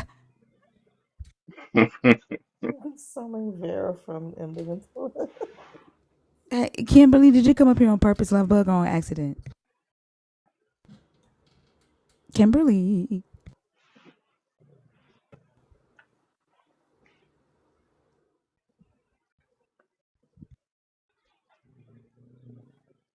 My stinky butt. I think winter is coming. not fall but winter. Yeah. Pressure decided to jump up in the Well, bed and hello. sleep with me tonight, so Oh, it's that's not how you super know hot winter is anymore. coming. Yeah. It's not super hot anymore. Sean, are you a believer in the God of the Bible? Hi. Yes, I am. How old are you? I'm 51. Okay, thank you. Hello. I'm going to pass you over to Hi. Oso so I can go get me some coffee. Do not type in all caps in my comments. That will get you muted. You're going to be whining. You're going to end up messaging me in my DM, and I'm going to end up blocking you because I don't care about you whining about a mod muting you. Don't type in caps in my comments. That is for mods and people who have a vision impairment. Okay? Go ahead, y'all. I'm going to go get me some coffee. Absolutely. Do you want to do, did God lie to Adam and Eve to protect them or control them, or is Jesus the problem or solution for humanity? Let's go with Jesus, the solution for humanity. All righty. Is he the problem or the solution? Definitely the solution. How so? Well, I come from two. Jesus is the solution because he is a fact. And I say that because, sometimes people ask, well, who created God? And we as finite beings, giving children or birthing children, we know what it is to create life, and it's kind of the model we see in our world. And so sometimes it's hard to wrap our minds around the idea of God always being without having been created. So first of all, I do believe in a creator, and I say that because a painting has a painter, a house has a builder, creation has a creator. And my main thing is, like, I totally believe in the Bible, but I wasn't always a believer. I didn't believe in the Bible. I didn't believe in anything. But then I felt the Holy Spirit for the first time when the gospel was preached, and Hey, that's when I Sean, started believing. Hmm? you got a lot of background noise going Oh, on. here, Is there a hold on. way Let you me could? turn my fan off. Hold on. Sorry. Cool. And while Yeah. you're doing that, keep in mind the question was, how is he the solution? You're talking about everything but Jesus. Solution. Well, for first of all, sin causes pain. It separates us from God. So Jesus.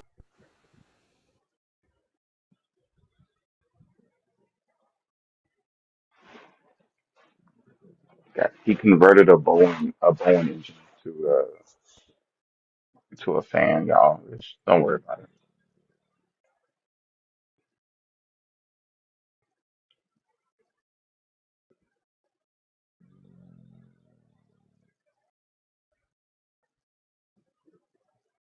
I got a big ass 747 in my goddamn living room. Let me tell you what, summer ain't got shit on me.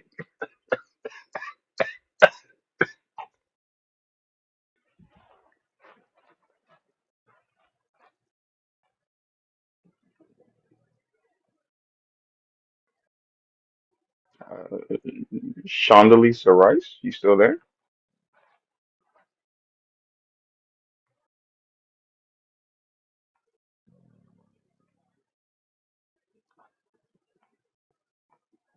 Chandra 3000?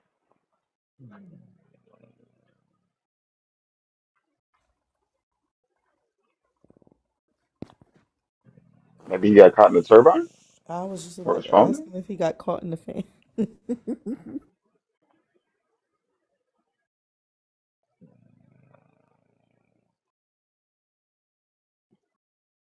Shawn Michaels?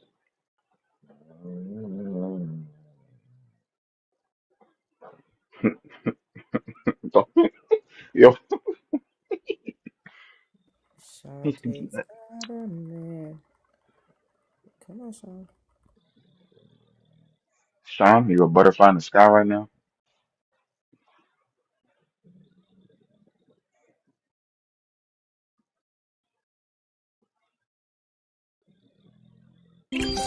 Sean the Paul. That's funny. Damn, Oh, okay. he walking on sunshine. All right, next one. Oh my goodness. Y'all, we're gonna do a little tap break real quick. Hold on. Thinking got you thinking, something, something thinking. I'm a little thinker, thinker, thinker, think. Tap your screen, thinker, thinker, think. Thinking, thinking, thinking, thinking, finger looking good. Chicken thinking, thinking. I don't know why chicken got introduced it. Thinking, thinking, thinker. We gonna keep on tapping. We almost at 100K. Ha ha ha ha ha. Tap, tap, tap, tap, tap. We just gonna keep on rocking like this is a real song. Tap, tap, tap, tap, tap. Woohoo! Thank y'all so much for the 100K. Is this the same guy? What happened? I think Sean got swallowed Oh up yeah, by this his one. fan. Hi. This one. Oh, he made it to He the other back. side. Hey We just did a guys. little tap song while we waited for him to come back. I heard you guys doing that.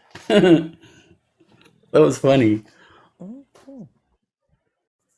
Cool beans. So you were saying Jesus is the solution? How? Okay, so when God created the earth or the heavens and the earth and he put man in the garden, he didn't originally want any evil to separate the fellowship between him and Adam and Eve.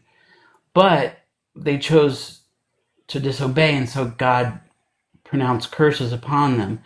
The curse was separation. They couldn't. The death entered. Disease, women in child giving pain in childbirth, men having to work the ground, and then the rest of.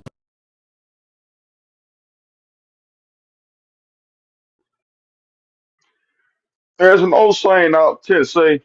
I know it's in Texas, maybe Tennessee, but it's like, fool me once, shame on you. Fool me, can't get fooled again. Why is why are people saying that he hold on, I'll tell y'all in a minute. Like both chats are saying the same thing at the same time. And, and Synergy, baby. synergy. And I'm trying to figure out like YouTube don't know what TikTok is saying, and TikTok don't know what YouTube is saying. Yeah, but y'all pick it up on some shit. Interesting.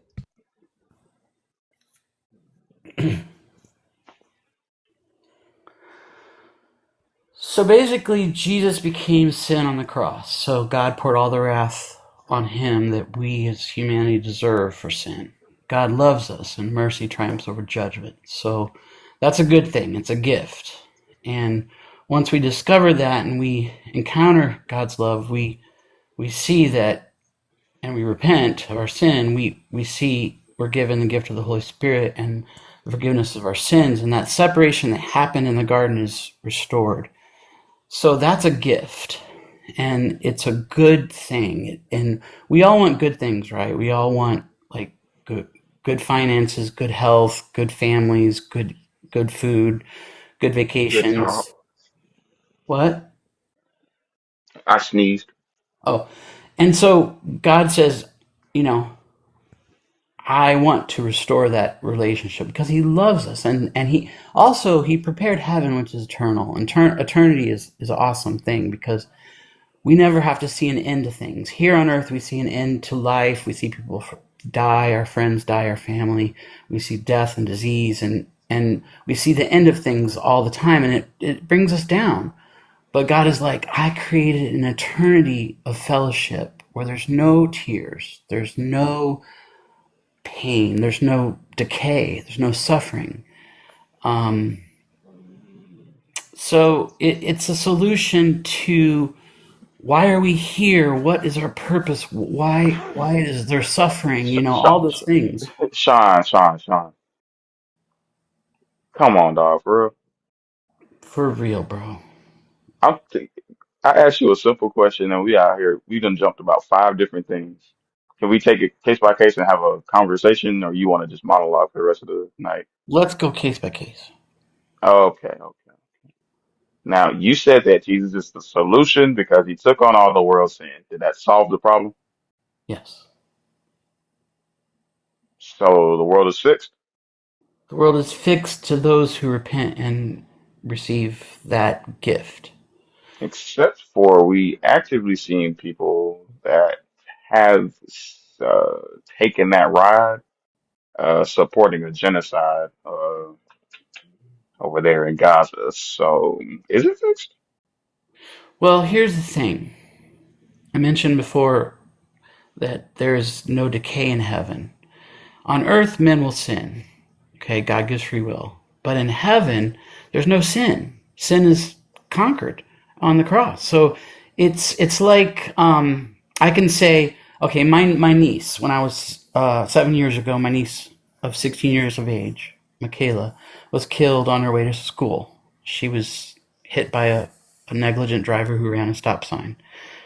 She was killed, and I can say, oh, you know, why did someone fall asleep at the wheel or whatever they did because they don't remember what happened. But anyways, this young man who ran a stop sign T-boned into her and took her away from us. And I can say, God, why did you do this? Why did you take my niece from me? You know, why? Why do people sin? Why do people mess up? Why do people intentionally hurt others? Because we have free will. And Okay, so are you saying that Jesus died on earth to make sure there would be no sin in heaven? um there is no sin in heaven. So it's a But result. you just said Jesus died on earth so that there would be no sin in heaven. Well, there is no sin in heaven. I know I'm assuming that's why he did it. Because sin, the Bible says No, the grave is conquered. Jesus had to die on earth to make sure there be no sin in heaven. Yes, according to the Bible, How, yeah. how does that logically follow? Because, like, you hate the fact that you think there's a genocide. You think there's murders that are unrighteously happening. So you Oh, personally I hate think. sin. You hate murder. God hates murder too. God hates sin, and so to deal to Why did? Well, hold on, Sean. Let's unpack that. Why do you think I? Why did you say that like that? Why do you say I think there's a genocide being committed? well, I disagree with you that there's a genocide, but I respect that you How? think there is. How is it not a genocide? Well, I don't want to get in debate over whether people do evil to others because we all know that that's true. Well, I don't. because you're saying that Jesus is the solution. You're saying that you're a person that follows Jesus, and you can't recognize when a people group are actively killing another people group based on their ethnicity and race. So I'm trying to figure out how it's been already been classified as a genocide. Uh, so I'm confused on how you think this is not a genocide. But remember, you're Well, one of the people that's supposed to be I following the can talk solution. about my views if you want me to on that. Sure, I I can just talk. asked you how you think it's not a genocide. I think it's a war, and I think that men are sinful. So has the IDF shot teenagers and children? Probably. I've seen a video where they shot a teenager. Um, and I think that people do bad things all the time. And in the name of their war, or in the name of their God, or in the name of their faith. But I don't believe that anything else but Jesus is the answer, because Jesus gives us a new. Hold on. Yeah. Sean, how is it not a genocide? Well, what is your definition of genocide, first of all? I've already explained that to you. How is it not a genocide? Well, I don't know what your definition of a genocide is. I It's can't. my definition is the definition. Do you know what the definition of genocide is? Well, a genocide is where you try to erase an entire nation. No. That's my understanding. Okay, go to Google and type in define genocide. While you do that, I'm gonna read the $20 super chat from Jennifer Silvis. She said, "Jesus died on earth, so there be no sin in heaven." So, Sean Ray gotta get, grind and bear it. Gonna, hold on, gonna grind. Hey, I I love need you to for the see twenty that dollars, super but chat. fuck you for it now. Yeah. Also, Sean Ray gonna gotta grin and bear it. Hmm. Yep. Thank you, Gonna Jennifer. have to sit there and take that until we get there.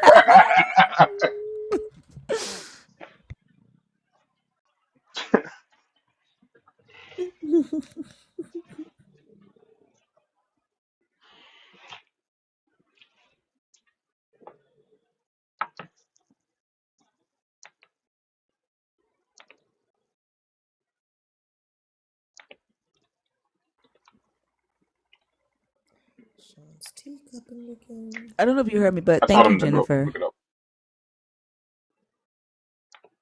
I think he's looking up the definition of what a genocide is.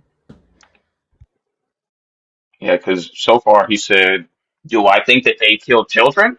Yeah, but people are saying that's not telling me why it's not a genocide, though." I swear, there's a video of the documentary of the mom that mentally abused her daughter because she was prettier than her, and she was sending her texts and stuff. And in the documentary, she was like, "Did I send her text and tell her fuck her and that her boyfriend wanted to like stick his ding ding in me just to make her mad? Yeah. Am I an abuser? No." Like What? I feel like that's what he. I feel like when he says that, like he reminds me of that. Yeah. Like I swear, I'm gonna pull it up and just let y'all hear the like. Please This do. is That's crazy. yeah.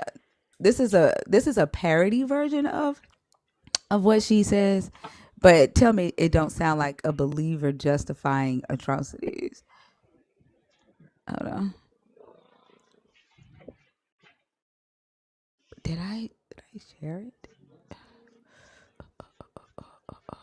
I thought I Uh-oh. did. While Thinker's Damn. looking for that, I just go ahead and read this for the audience. Uh, a genocide is the deliberate killing of a large number of people from a particular nation or ethnic group with the aim of destroying that nation or group. Uh, I don't know why it's taking Sean so long. Sean, did you I'm right find it? here. I'm right here. You didn't hear me read the definition? No. When you leave the Okay, yeah, app, no one can hear I you. read the definition. It says that it's I just read it, Sean. The deliberate killing of a large number of people from a particular nation or ethnic group with the aim of destroying that nation or group. so war is hell, right? Like Hamas attacked them, they attacked back. They have a right to defend their country. Um, You just skipped the whole Hamas portion. wants to commit genocide against Israel. Iran and Hamas want to wipe them out. So if you're pointing fingers at people who sin, point them at every single person So that's that interesting. war. That's interesting. How many civilians to enemy combatants have Israelis killed? Do you know? Well, Do I you know? heard 60,000. No. What's the percentage of civilians, or how many civilians are killed per enemy combatant? Do you know? Since you want to say it's a war, No. there should be the amount of civilians should be less than the enemy combatants, correct? Yes or no? Are you trying to paint me Huh? as a bad person because No, I believe we're trying to think through this because Israel's you're saying, not hey, committing genocide? Sean, we're trying to think through this because you're claiming that Jesus is the solution, but you don't see the problem here. So I'm asking you, in this so-called war, right? How many civilians have Israelis killed to enemy combatants? Do you know? I don't know. It's 4 civilians per enemy combatant. Okay. Israel is dead set on shooting through 4 non-related to the conflict human beings to get to 1 person. What does Okay. that look like to you? In World War II, did It was any lower. civilians die? It was much lower, actually. Okay. So you're saying they're just not doing as good a job as the I'm people in saying that World War they're II? wantonly killing civilians because they don't actually care about Hamas. They care about getting people out of the land that they think is their own. Okay, well, what is your journalistic source? What do you watch? The internet or the news or what do you watch? What do you watch? I'm asking you a question. Yeah, I'm choosing to hold off on that answer because it's interesting that you didn't know what the definition of a genocide was enough to tell me that there's not one going on. And then you had to go look up the definition for you to say, well, actually someone else is doing it. So what's your news source? Because at no point in this conversation have you been right about anything. I just watch the news, I watch the internet, I do my own personal research, I talk to people who I talk to What's your own people personal research? What does that mean? there's a guy named Amir Safari who's a Christian who reports from that area. I watch CNN, I watch Fox, I Reports from that area, how? do News Nation, huh? He What lives does in he report Israel. about? He lives in Israel. He's a messianic Jew. Oh, interesting. Is he on the side that while they're doing the reporting and stuff gets bombed and shot at and all that shit? Or no? He on the other Is, side? is he on the side of what again? Is he on the side where the press people that walk around in the bulletproof vests that say press because in the Geneva Convention you can't shoot at those people, you can't bomb at those people. Is he on the side where that's actively happening to him, or No, is he on the side on the other side? he streams from his home base, his house. Oh, okay, interesting. Sean, let me ask you a question. You're saying that it's not a genocide because you believe that Israel has a right to defend itself. Is that what you're saying? Um, that's yeah. I mean, that's what I'm saying. Yeah, I don't think Netanyahu or anyone in Israel ever said let's destroy Palestinians. They said What? let's destroy Well, you do Hamas. realize that they had no, that's not true. Um, and so because you believe that Hamas uh, is attacking Israel, Israel has a right to defend itself. And so in this book, when your God sent Israel into Canaanite lands to attack them and take their land, did the Canaanites have a right to defend themselves against your God and his chosen people then? Well, they had free will, and No. Is that what I asked you? That's not the question. I asked, did they well, have the right to defend themselves against your God, you're saying a sending moral right. in your Bible? No, I'm not. Don't tell me what I'm saying. It's crazy how these things switch up. Right. In your Bible, when your God sends the Israelites into Canaan to attack the Canaanites and take their land, did the Canaanites have the right to fight back? Well, they have the free will to, but I they didn't didn't ask if believe they in have the God. free will. I That's asked, not what she did they said. have the right? Well, whose rights do they believe is their right? They worshipped idols. They didn't believe in the God So of the if Israelites. people don't believe in your God, then they don't have the same rights as you. I never said that. So That's a if That's what you Israel demonstrated. has if Israel has the right to fight back, then the Canaanites in this book had the right to fight back, right? Well, Even Israel though they don't attacked believe them in your first of God. all. Or No, in the Israel. Bible, stop. In the Bible, when your God sends the Israelites into Canaan to attack Canaan and Hmm. take their land from them, Hmm. Did they have the right to fight back? Well, who gives rights? Apparently you do, since you gave Israel the right. No, I'm not the authority. See, the You Bible's all about literally just said authority. Israel has the right to fight back. You said What? that. What'd you You say? just you said Israel has the right to fight back because Hamas attacked Israel. Yes. Hmm. Okay, so you are the one who said Israel has the right to fight back. So did the Canaanites have the right to fight back against the Israelites when they attacked them? Are you saying the Palestinians are Canaanites, or are you going back to the Old Testament? Did the Wow. Canaanites have the right to fight back when your God sent the Israelites into the land of Canaan? So you're talking about the Old Testament. Answer the question, Answer the Sean. question. I think she's talking about the fourth I'm century. just asking you if you're referring to the Old Answer the Testament. question. I'm asking It you. doesn't matter. None of that matters. It doesn't change that I'm asking about the Canaanites. Answer the Okay. question. Here's my answer. The Canaanites worshipped idols. So your The, right the to Hebrew defend the Hebrew yourself. Israelites Stop, worship God. stop, So stop. there's two So your different right, stop. So your right to defend yourself only depends on if you worship the God of Israel. Is that correct?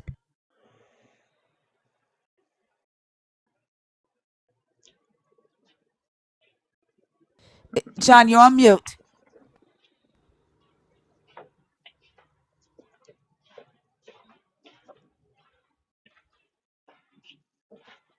You're on Keep in, mute.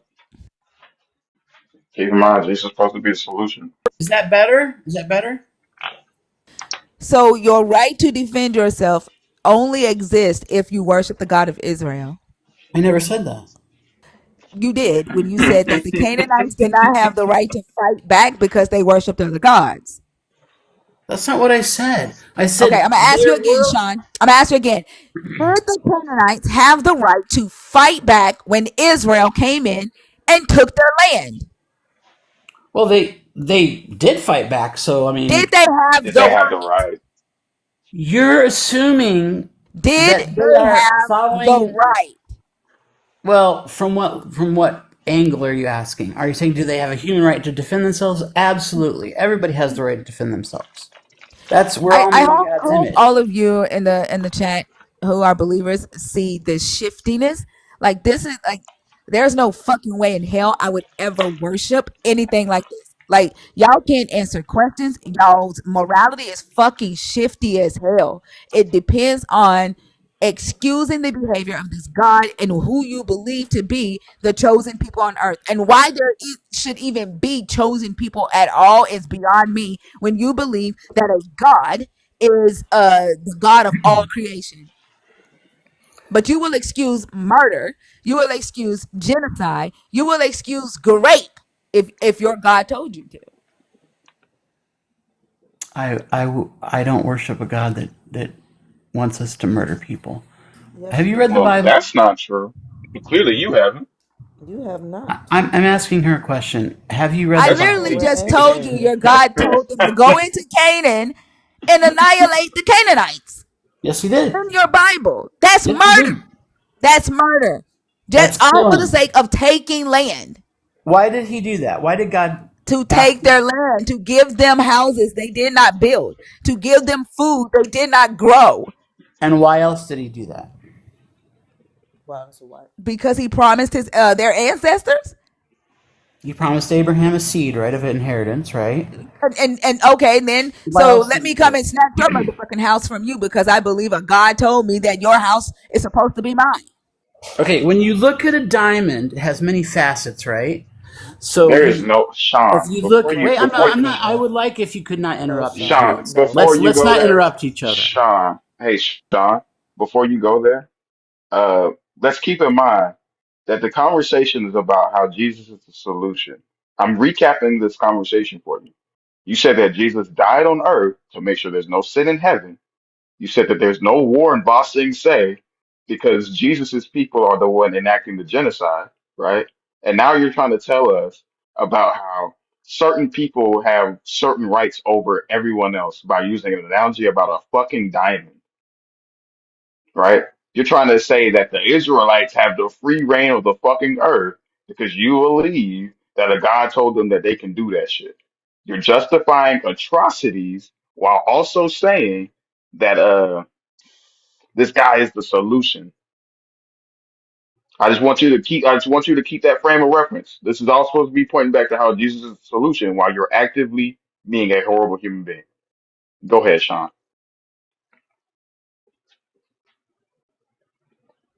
And I do want to answer the question that you asked also.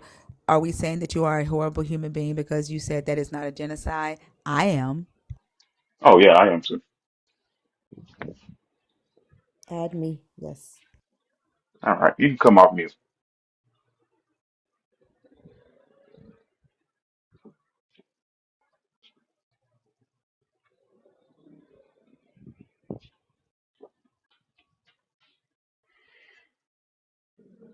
You are on mute, Sean. He must be a mean God. He must be a mean God. He told these people to go and kill their people and take their land. But if you look at that just one facet of God, you're not seeing the whole diamond of God. God has many No, facets. what? You have to I wish I understand could all of find this fucking Scripture. parody, man. God damn. You have to. You Came off have a to. mute for that? You have to take one verse in the No, Bible and look at Sean. it through the lens of Scripture, all of Scripture, to get a picture of who God is. He's a beautiful diamond in that sense. A beautiful diamond, and he instructs people to genocide other people, Sean? Sean, Okay, have you read the you sound Bible? like you worship. Yes, Sean. Okay, what does the Bible Yes. say about the church? Sean, why are we talking about the church, Sean? Because it relates to going into Canaan. Here's how. When God Sean, I told don't them want to, to hear how, Sean. Sean, I don't want to hear how, Sean, because you're a horrible human being, Sean. Sean, Smittler painted pictures. Smittler was an artist. He painted beautiful pictures. Sean, should we focus on that and ignore the bad crap that he did because I don't know. so you're He there comparing was a sinful beauty. There human was to beauty. God. There was beauty in what he did, Sean. But you're comparing an evil man to a holy, loving God. How is there a The way comparison? A the way God you cannot be see What? God, loving. like you literally see God in what in humans today. Like the humans that are in Israel doing what they're doing, you excuse it because you see God. I don't excuse sin. I'm saying Jesus didn't You sin. excuse What? what they are doing because you see God. You think that No, I don't God, excuse you what they're think a doing. God, I think it's you think a wrong to kill God other wants murder. them to, you think a God wants them to kill Palestinians, and so you excuse it. That's why you wouldn't say that it was that the Canaanites had the right to fight back when your God sent them into Canaan to kill Canaanites in this book.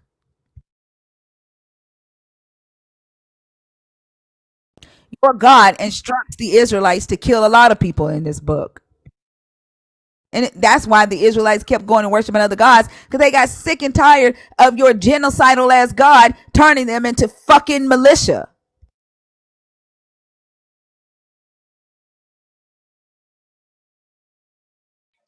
Do I know the people that I support actively kill children? Yeah, but manifest destiny or some shit. Jesus You know is the what's so solution. crazy? Sorry. Make it You up. know what's so crazy is while the Israelites were worshiping other gods, they weren't going into other lands genocide people. Oh, hmm, They only did that under their God. Oh, interesting. Interesting. I wonder if that says anything about the God that they serve.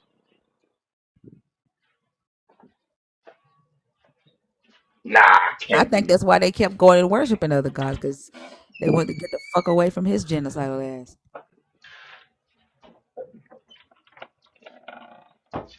What does the believer say?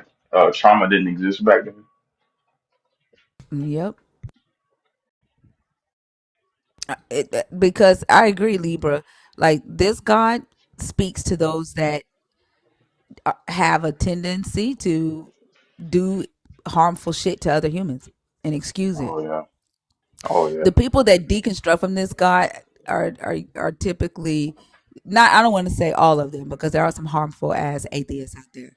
Absolutely. Um, but I think most of the people that end up deconstructing from this God deconstruct because the God doesn't match their morality. I learned two $10 words. I'm gonna use them. This religion uh, tends to resonate with people that have a proclivity for depravity. Hmm.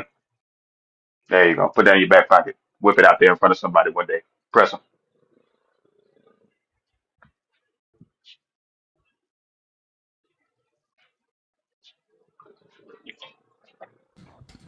Sean, do we have to send you an invite to unmute every time? He probably don't even fucking know he muted. I'm here. Can you hear me? You Uh-uh. were on mute. Do you know how to tell when your microphone is muted? Well, I'm just holding my phone. I'm not touching my phone, so I don't know why it keeps muting. Maybe it's the Holy Spirit. That's not funny. How? Activate Because I'm holding my phone and it just keeps muting. Could be the Holy The Spirit. Lord works. I'm saying he Could be works the in Holy mysterious Spirit. ways. Hey! Okay, that was a little funny. You guys are funny, man. You guys are just hell bent on making God look like a bad dude. We don't Why have to No. is make it. that? We Why don't have to is make it that? look like that. We don't have to make it look like that. You just have to read the book. That's all. Have you read This the Yeah, is book, what Sean? but Jesus, but this is Jesus why this is healed the why your blind and God raised this the is why your dead. God this is why your God didn't want y'all to have your own morality. This is why Oh no. yeah, this is why Mm-hmm. he commanded the humans not to gain the knowledge of good and evil, so that you would just obey what he says and let him decide for you what is good and what is evil, so that you can call genocide good, Free will has always been that you can't have love without free will. so that you could call genocide good. I don't think genocide is good. When did I say genocide was You good? literally are calling what is happening over in Israel a good thing. You're I'm calling it calling it a war. I'm calling it a war. defense. You're calling it a right to self-defense. Yes, that's for sure. I believe While that. actively No. saying that the Canaanites didn't have a right to self-defense because they worshiped I a never different said that. god. I never You said that. literally said you wouldn't say that they had a right to defend themselves because they worshiped a different god. I didn't say they didn't have a right to defend themselves. I'm Okay, do saying they have a right to defend themselves? yes, of course. We So the all have a right to Canaanites had defend a right to ourselves. defend themselves against the Israelites when they came in and stole their land. Absolutely. So when your God sent the Israelites into Canaan to steal the land of Canaan, they had a right to defend themselves. Well, I don't think stealing is the proper See, I word. knew you weren't fucking listening Hey, to I'm me, and not I knew you done. were being I'm not done. disingenuous as hell. I'm You not said yes done. twice. I'm not done. You said yes twice, and this is why I kept asking the question, because I knew you were not listening to me. Okay, well, I'm telling you that they didn't steal the land. God promised them the land. You can't steal Somebody something. else's land. You can't promise somebody else's shit. Who's the owner of the land? The The Canaanites. Canaanites. Wrong. You're wrong. God is the owner. He created the Show land. me God. Go get God. Go get Go get him. him. Yeah, go get him. Go Okay. get God. Go get You want God you, and you tell want to him to show see me. him? Go get God and tell him to show me the deed to Canaan. Go get him. Do you want to see him? That's what go get What him the fuck do means. you think go gets?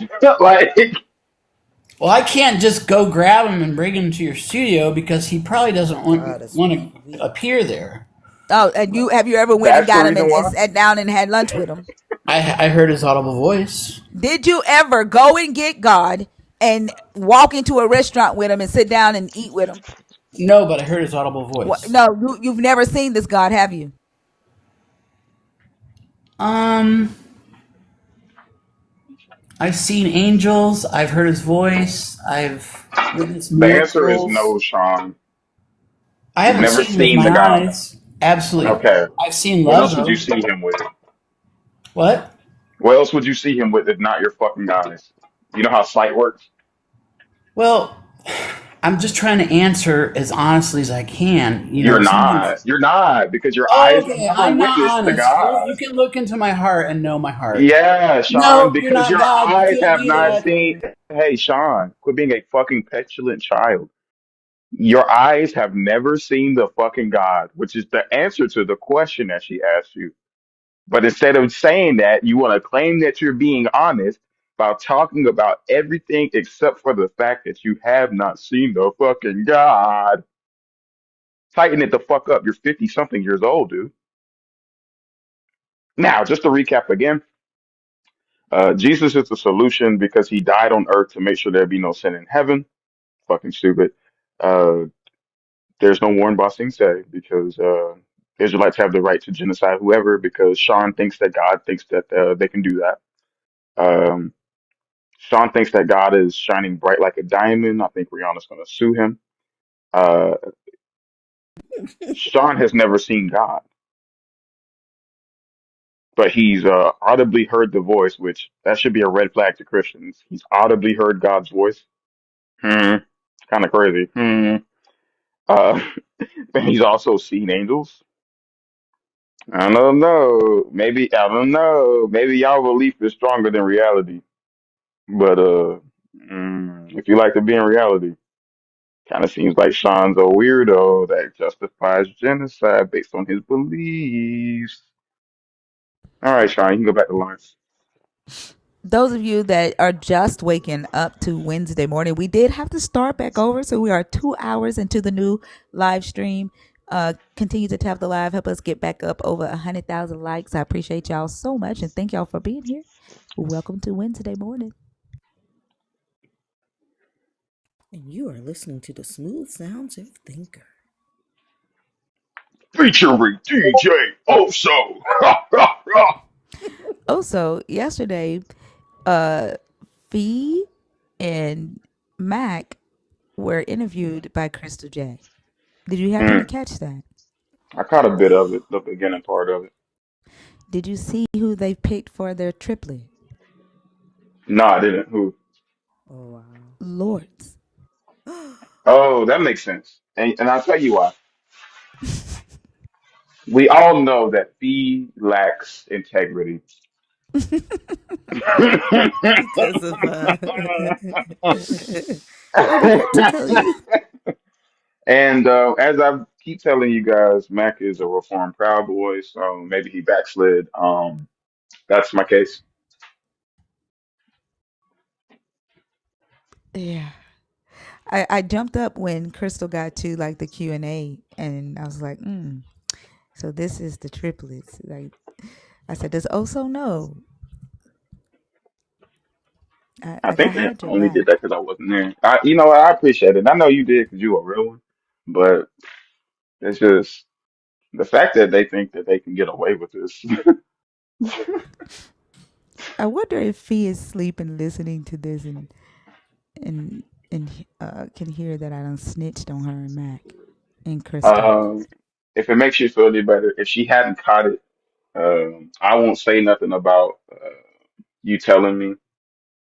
Yeah, because I'm not trying to be a McCoy. Right, no, no, no, for sure. But it just, I don't know if like you intended to do this, but you kind of made McCoy, right?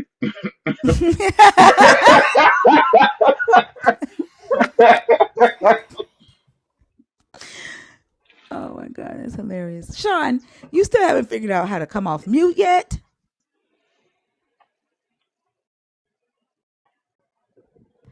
Sean, Can you hear me? Can you hear me? Can you hear have you been me? sitting there singing that this whole damn time? No, I just been listening, girl. Listening to you talk. Like, did you think You we don't were know gonna her. laugh You at don't know you? her like that. You don't know her like that. I don't laugh with enemies. The fuck? I'm your enemy? Hell yeah. Absolutely, Why am yes. I an Because you're a enemy? horrible You're a person, Sean. dangerous motherfucker. I Right. am dangerous. I eat atheism for breakfast. That's such a You eat non-statement. It's atheists. not even worth talking about. And I'm full. I got a big old tummy full of truth. So That's true. maybe I What you was eat, wrong. Let's Sean. circle back. You said that you eat atheism for breakfast and you're full because you have a stomach full of truth. That Yes. implies that Oh boy. atheism is Hello. true. Hmm. Hello. No, I eat atheism. Oh, Uh-huh. that no, touche, Yeah. touche. Oh, Ooh, You yeah. know, this Sean Yeah. we has got a the high same IQ. brain as the lady who said a liberal moved in next door and I changed my Wi-Fi password to Trump's your new president. What? I agree. And the lady, the I saw a video where the next door neighbor responded. She was like, "I'm the liberal," and she was like, "I used her password to log into her Wi-Fi, and she's been googling Trump porn and JD Vance porn." That And makes sense. I saw a comment on that video that said, "I don't even want to do the research to see if this is true. I just believe." And I was like, "Yep." Hey, I got a Like joke for you. this the moment that I would take on the brain of a Christian. Fuck Right. research. I believe, motherfucker. This Right. funny. Exactly. Exactly.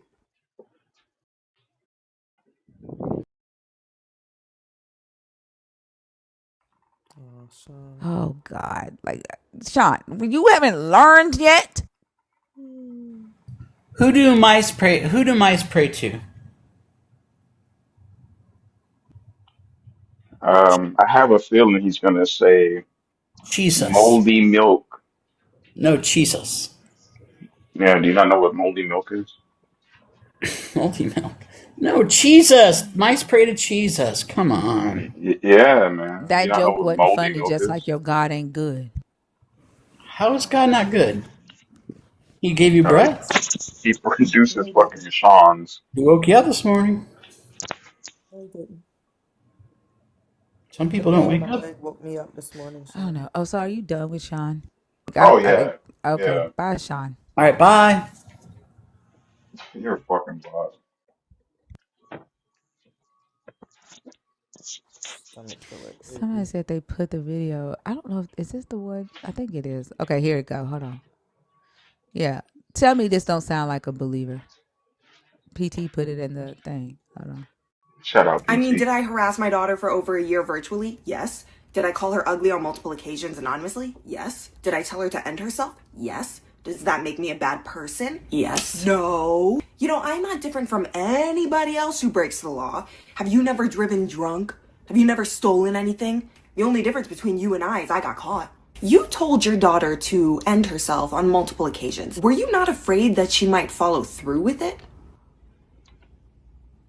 No. I mean, people are forgetting that at the end of the day, she was coming to me. I was consoling her. After every nasty text message, I was even helping the police investigate to figure out who this was. But you were doing this to her. I remember when I was pregnant with her and I heard her heartbeat for the first time, and I had never experienced anything like it. She is my bundle of joy and I love her so much. She's the best thing that has ever happened to me. Yet you harassed her virtually for 2 years. Well, yeah, because the older she got, she reminded me of my childhood, traumatic.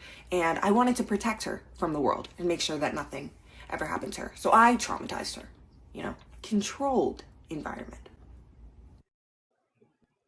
Tell me that don't sound like a Christian argument when they be defending this guy and his atrocities. Absolutely. Absolutely. See, it's called free will. But I'm Same still a difference. good person and I still love you. Although I just abused the fuck out of you and told you to unalive yourself.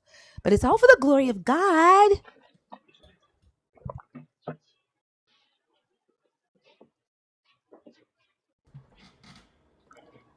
Michaela, you didn't qualify 30 minutes ago and you don't qualify now.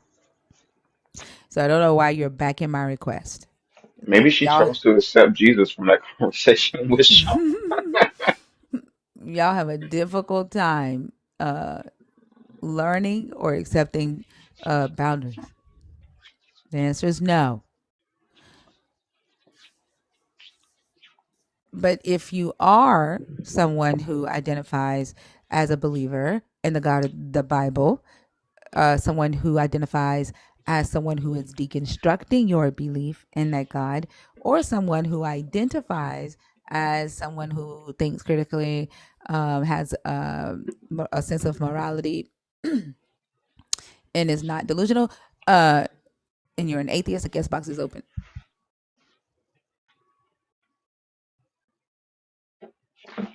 Oh, fuck. That's not crazy.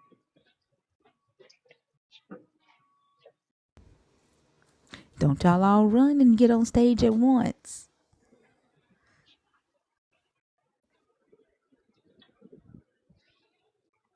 KK, are you in the box on purpose or on accident?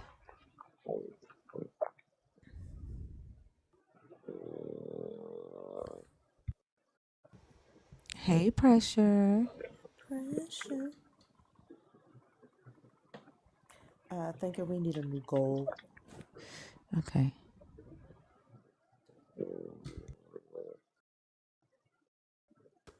Good day, Thinker. Good day, Elsa. Good day, Selena. What's up? Hello. Good. How you guys doing? Good. Pretty How are good, you? man. Amazing. I'm awesome, thanks. I usually listen to you guys while I'm at work, but I'm off work today, so I thought I'd come up and answer the prompt. Okay. Nice. What are your thoughts? Okay, so did God lie to Adam and Eve to protect them or control them? For me, definitively control. And when I read through the story, to me, it's entrapment because the God placed the tree of good and evil in the garden. And if he's so loving, why would he put them in the line of danger? And also, as I read through the story, it seems to me more like the devil is the defense because he seems to tell them the truth, whereas the God doesn't. I agree. I want to take the conversation a little further, a little deeper into how the knowledge of good and evil plays into him gaining this control, and how you see him either fighting for or maintaining this control with knowledge of good and evil. Sure. No, I'm asking, like, do you see that? Like, are you able Oh, to, like, yes. yeah. Apologies. Yeah. So, I am an ex-youth pastor. So, my reasoning for seeing it is because I know we get the word religion from the Latin term religere, which means to bind or rebind. So with that in mind, it automatically makes me feel like he's trying to bind them to his will and his way, and also to demonize them to keep them in a state of control. It's a similar tactic that Christians use when they say that everyone has sin, when sin is to transgress the law. So if I'm not bound by that law, how can I transgress it? Which would then mean I don't have sin. And so not being bound, so like ultimately from a Christian perspective, them being taught that they are not bound by the law of this God would be that lack of knowledge that you're right in this scenario. And then so because they don't have the knowledge of the law, then they can't sin. Is that what you're saying? Effectively, yeah. So to punish them for doing something that they didn't know was sin makes no sense. Right, but then how is that the God controlling them? How is that the God using a lack of knowledge to control them, the believers? Is that what you're like? Are you saying that that's an example of how he uses that to control them? So to say that someone has done wrong when they didn't know that they were doing wrong, like he lied to them. So by you lying to them, how can they know what the consequence would be and then punish them? Like, how can you give them a consequence if they didn't know that what they were doing was wrong? The only No, way I they agree with that. I agree with you with that. I'm yeah. saying if we can move the conversation a little deeper and talk about how commanding them to not gain the knowledge of good and evil, and how humans not being able to know good and evil gives the God more control. Does that make sense? No, flesh that out for me a bit, please. So his command was not to eat from the tree of the knowledge of good and evil, right? Yeah. That tree is symbolic for morality.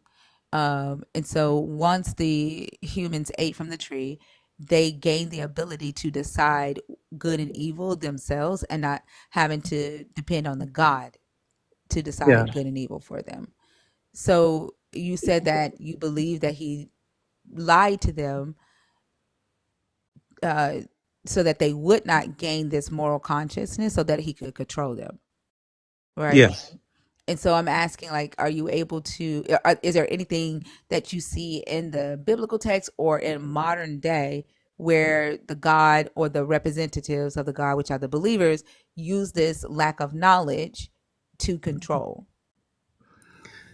Yes. So it's similar. So I'm from Ghana, and it's a similar tactic when they say that you are either sinful or that your ancestors are demonic, because by saying that our ancestors are demonic, that would inadvertently mean that I'm demonic and I would now somehow need saving, and then that's when they'll present salvation to you.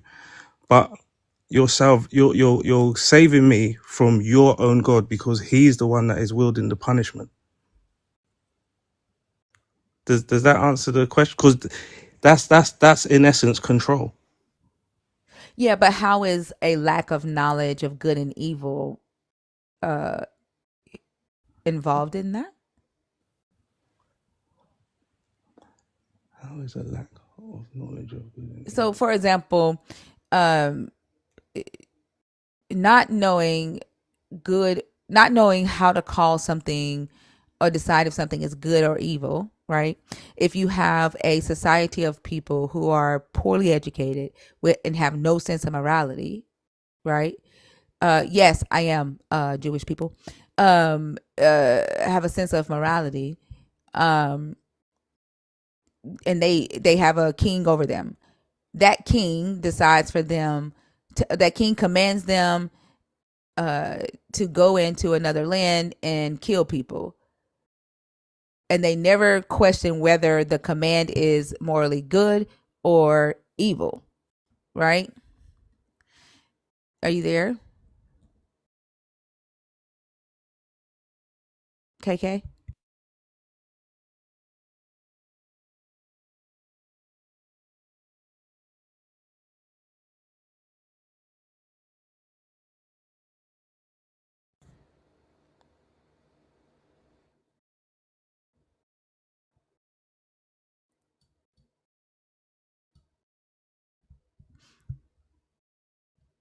Okay.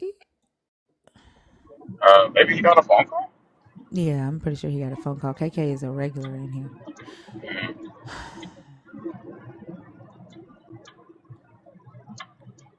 Maybe that was his agent. He finally got that voicemail thing. Maybe.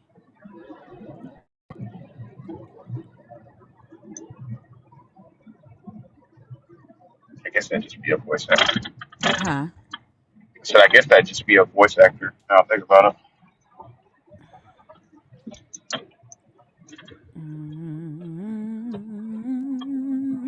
Why is Sean still here?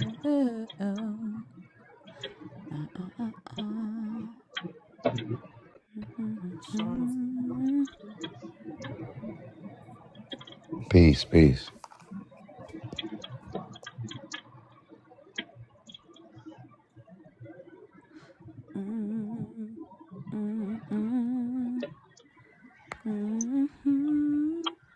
Hello? Yeah.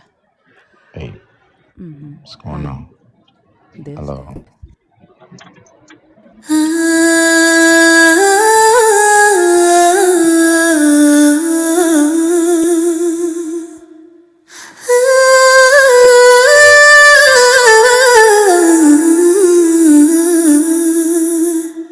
Tap that screen for thinker.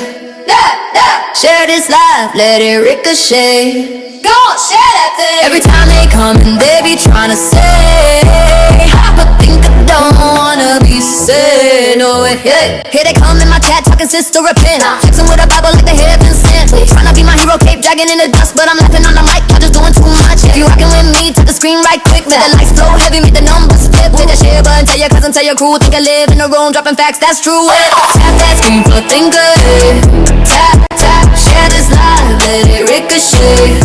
Send it out. Every time they come in, they be tryna say, have a thinker, don't wanna be said, no way. Yeah. Look, I ain't asked nobody to fix my crown. I built this whole vibe from the ground on down. Men get triggered cause they can't control the sound, but the more they hate loud, the more my people tap around. So double tap, triple tap, blood that screams. Push this live to the top of the feed. We laugh and learn and breaking chains in the night. If you came for control, better exit stage right. Tap that screen for a thinker. Yeah, yeah. Share this live, let it ricochet. Go on, share that thing. Every time they come in, they be trying to say, but think I don't wanna be said, no way. I do not need you in my inbox trying to save my soul. Oh, that was dope. Cool song. Tap that motherfucker. I don't know, like I don't know why you think you should save me or can. Like I that just behooves me that you thought that was okay, right? Like you have a whole ass fiance or a wife that you've been with for 8 years. Does she know that you in my DM talk about you want to save me? Tap my boss. My wife know I like to save a lot of people. Does she know that you're in my DM saying you want to save me? My wife knows I like to save a lot of people. Does she know you're in my DMs? Yeah, she don't care about stuff like that. Oh, so that means she don't know? She right here beside me. She hear That everything means she don't know that you're she in right my here DM. beside me. She hear everything we Does she saying, know brother. does she know that you be stalking my live? That you be coming in here after we've already done told you what the boundaries are? Do I try to get you? Do I try to have any type of relations with you? I didn't say anything about relations. All right. So what are we talking? What we talking about? But does she know that you're like She quite know my wife literally knows who I obsessed? am. She know exactly She who I knows am. that She you're been with me obsessed. almost 10 years. She knows that you're obsessed. Don't flatter yourself, please. I checked your page. I mean, I don't have to flatter You're myself. nothing to be obsessed about. My DM says it all. You're nothing to be Like obsessed about. my DM says it all. So Divine. put it up. You put everything It's else on up. the Put up. screen. It's on the Put up screen. anywhere It's where. on the Put up. screen. It's Listen, on the screen. since you want to lie, now I'm about to expose you. Okay, so what I want you to do is you put up anything like you just did with your inbox. Put up anything that I said to you out the way. Anything. That is out of the way, youngo, and you don't get to tell Like me. I just said, put up You don't get to anything fucking that decide back up your for claims. me. If You not, don't you're a get to liar. decide for me what is out of the way. That is out of the way. And how is that exposing her? Oh my God, y'all dumb. The fuck? It's the fact that he think he cool. Like, he think he cool around this motherfucker, bro. Shit is crazy as hell. Like the last time he was in here, he got kicked off the stage, and then you done been kicked off the stage. I don't know how many times, and then you want to come in my DM talking about I want to save you for real, motherfucker. Save yourself, nigga. Oh, who cares? I'm not a habitual cheater because I only cheat with a specific woman maybe 3 to 5 times. Okay?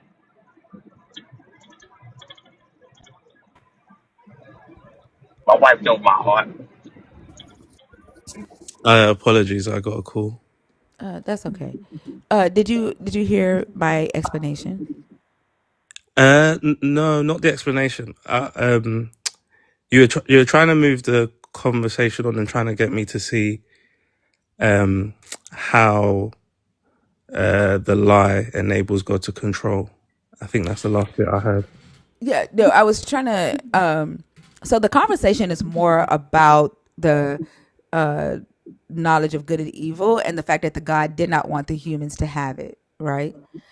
And whether He didn't want them to have it to protect them or to control them, right? Because He lied and told them not to eat from the tree, And the reason, and told them that they would die the same day. And the reason he told them that is because he wanted to scare them from eating from the tree.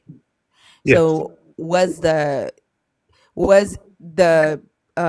effort to keep the humans from obtaining this knowledge of good and evil to protect them or to control them? And you said to control them. And so I'm asking, like, do you see any examples that, like, biblical or in the real world today, that back up that, as far as using a lack of knowledge as a way to control? Yeah, I do. I'm just trying to give it some more thought because I don't want to, because I already take that view. I don't want to just submit things with my biases. So I'm trying to think a bit further to see if it is that.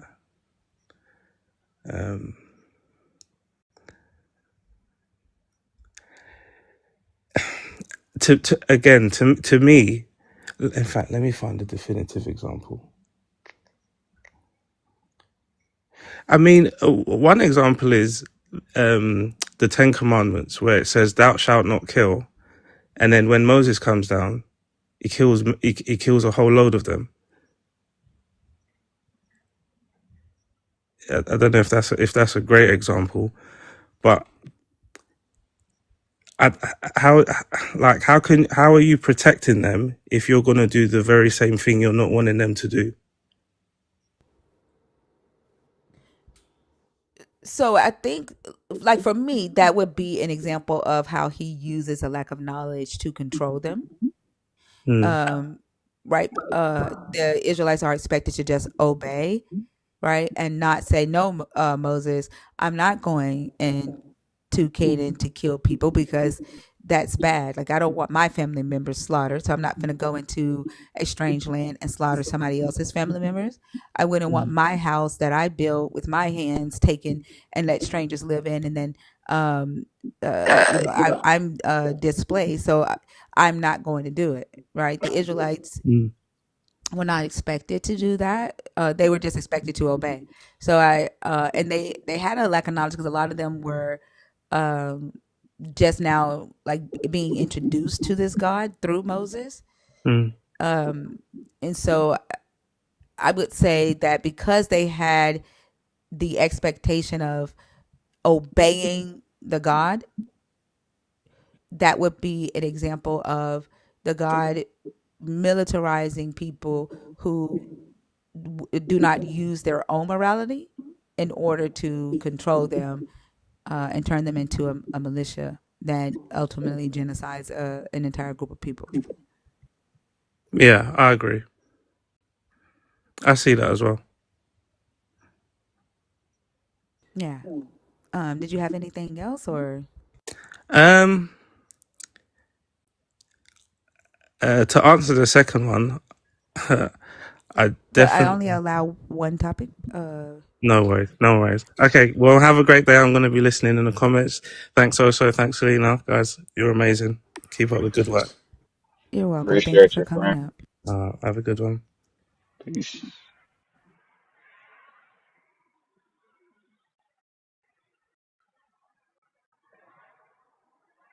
I wish I had a cool voice.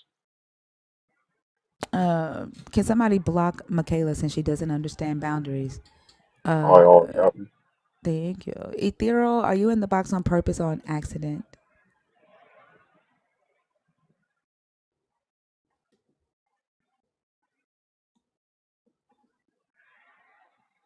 Not getting blocked by three people. God damn. Gina Lynn. What you say? That's a triple homicide. Gina Lynn? Sorry, I'm driving. I was trying to tap. I must have That's requested. okay. Sorry. That's okay. I'll take you down. Have a safe drive. Have a great day. You You too. too.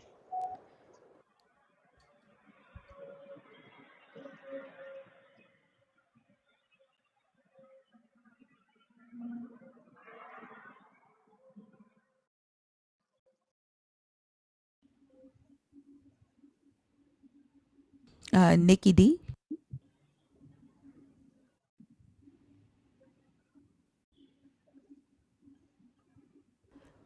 Nikki,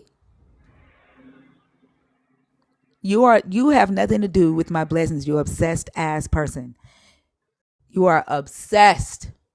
Like, I know where in hell I would go back into the space if somebody like pulled me up on stage and made a whole ass song to tell you I don't fucking want what you are offering. Like, you are obsessed.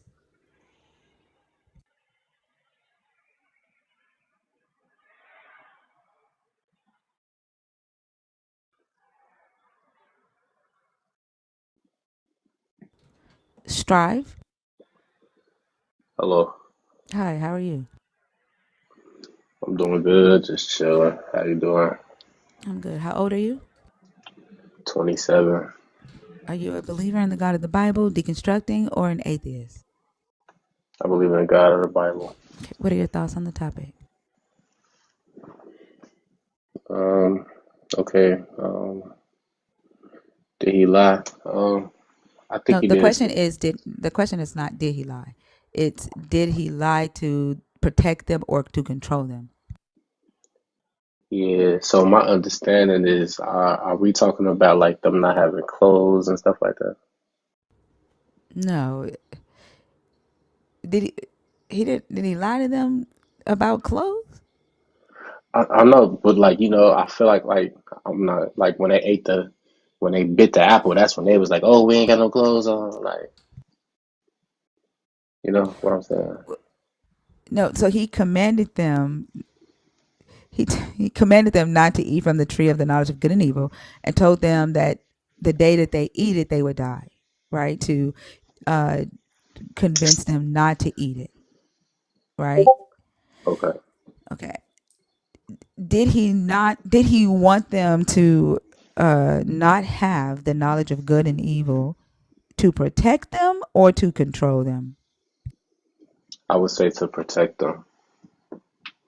And why do you think that?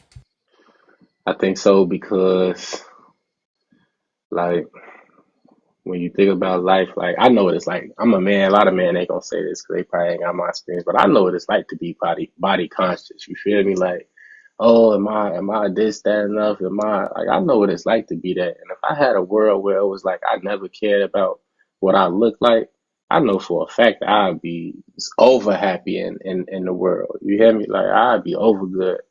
But considering I had this knowledge of like when I look in the mirror, I'm like, dang, am I ugly? Am I not ugly? Like that bothers me and that's stressful. So if I didn't have that, I would definitely be protected for sure. Hold on, I don't mean to, I've never heard anybody Yeah, it's different. That's my mind on, bro. can you not cut me off? I'm Let me hot. Go ahead. Yeah, thank you you. don't know if it's a compliment yet. I'd hold off. I Like mean, I've never heard anybody say that this story is about body consciousness, and that the main thing that the God was worried about was superficial um, looks, like whether a person was considered to be beautiful or not. And the nakedness in this text is not about whether Eve had a bubble gut or Adam had a small dick. Like that ain't it. The fact that they were exposed and vulnerable was the whole point of it. And once they ate from the tree and they gained a moral consciousness, right? Then they saw that them being exposed and vulnerable was not a good thing, right? But prior to that, the God saw that as a good thing, right? yeah, It's not a good thing to be exposed, right? yeah, Um, I so agree with that. I'm sorry. I'm gonna ask you one more time, very nicely, not to talk while I'm talking. Oh, Uh, sorry. Thank you. I appreciate that. Um, you said that it was to protect them, like not having the knowledge or the ability to be able to call a something evil, an action evil, or knowledge evil, or a product or anything evil or good. So if a 7-year-old does not know that sex trafficking is evil, Does that automatically protect the 7-year-old from being sex trafficked? No. It doesn't, right? So, withholding the knowledge of something being evil does not protect the person. Do you think that by a 7-year-old not knowing that sex trafficking is exists in the world, that it's evil, and that their closest family members could be one of the perpetrators of that, do you think that that could make them more vulnerable to becoming a victim of sex trafficking? Yes. Right. So again, doesn't have protecting tendencies. But if you educate your 7-year-old on what sex trafficking is, that it's a bad thing, that they shouldn't trust every human, including family members, that what red flags to look for and what to do if a family member comes and tries to touch them in the wrong place, then that is protecting the 7-year-old more, and they're less likely to become a victim of sex trafficking or SA. Predator gonna be a predator. I mean, I said if that 7-year-old has knowledge, are they less likely to allow themselves to become a victim of sex trafficking or SA? I'm gonna say yes. If you educate your child on what to look for and what it is. I'm gonna say yes to that.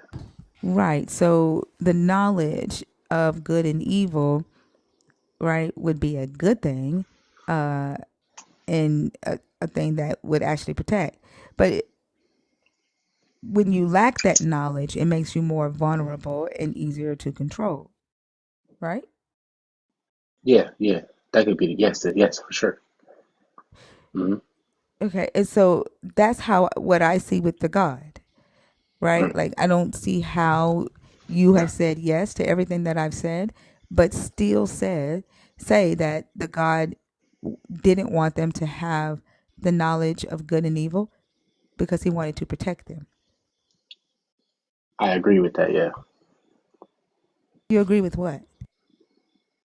But what you just said, I agree with that. That Can, he didn't tell them this to protect them. I agree with that. oh, so you're changing your stand? You're changing what you said? No, I agree with everything you said prior to that. But with what you just said, I agree with that though. But do you remember that your original statement was that he didn't want them to have the knowledge because he wanted to protect them? Yes, I agree with that. I agree with that. Am I the only one hearing him agree with both protection and control? Yep. I No, agree with that. I agree with it. I hear what you're saying, but I agree. So like, just is it okay if I go now or Well, I'm confused right quick. okay? You're saying you said he wants to. I'm gonna tell you what I'm hearing you say. Okay. Yes, ma'am. Okay. This is what I hear you saying. God wanted. God didn't want the humans to have the knowledge of good and evil because he wanted to protect them. But God also didn't want the humans to have the knowledge of good and evil because he wanted to control them. Hmm. You did you hear it? Yeah, I heard what you just said. Yeah, I heard. Can you repeat back to me what I just said? You said God didn't want them to have the knowledge of good and evil because not because he wanted to protect them, but because he wanted to control them. That's not what I said. Oh, Oh, okay. this is what I hear you saying, okay? Okay. You are saying God didn't want the humans, didn't. God did not want the humans to have the knowledge of good and evil because he wanted to protect the humans. And God did not want the humans to have the knowledge of good and evil because he wanted to control the humans. Okay, I heard you. What am I saying that you said? What up? Young go, give me just a second. Young Okay. go, don't bring your ass back tomorrow because no means no.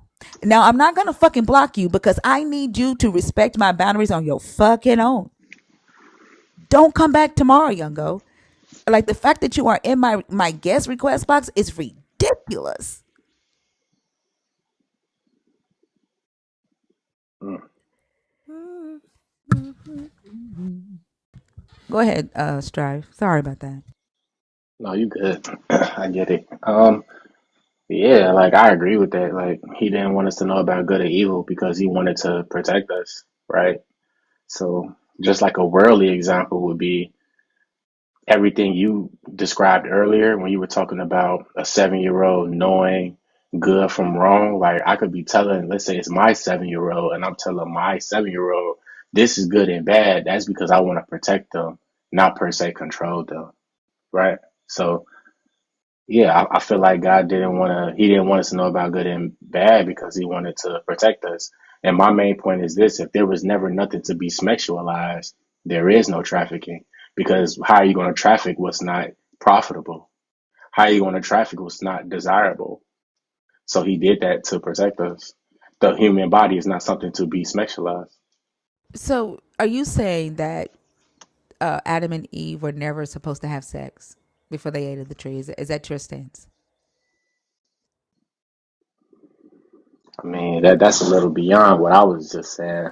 You just said I mean, I you mean, said I, you said there would not be any sex trafficking if if the human body was never sexualized. So yeah, are you saying that Adam and Eve was never supposed to have sex? And as they are populating the earth, like I don't know how they're supposed to populate the earth if they're not having sex. yeah. So being sexualized and reproducing are two different things. So when a man and a woman looks at each other's body, are they not sexualizing each other to have sex? Like do they not lust for one another to have sex? Yes, you are correct.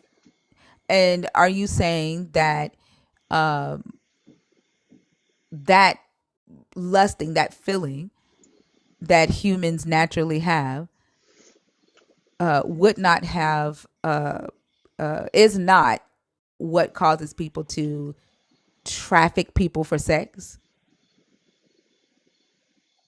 It's, I'm sorry.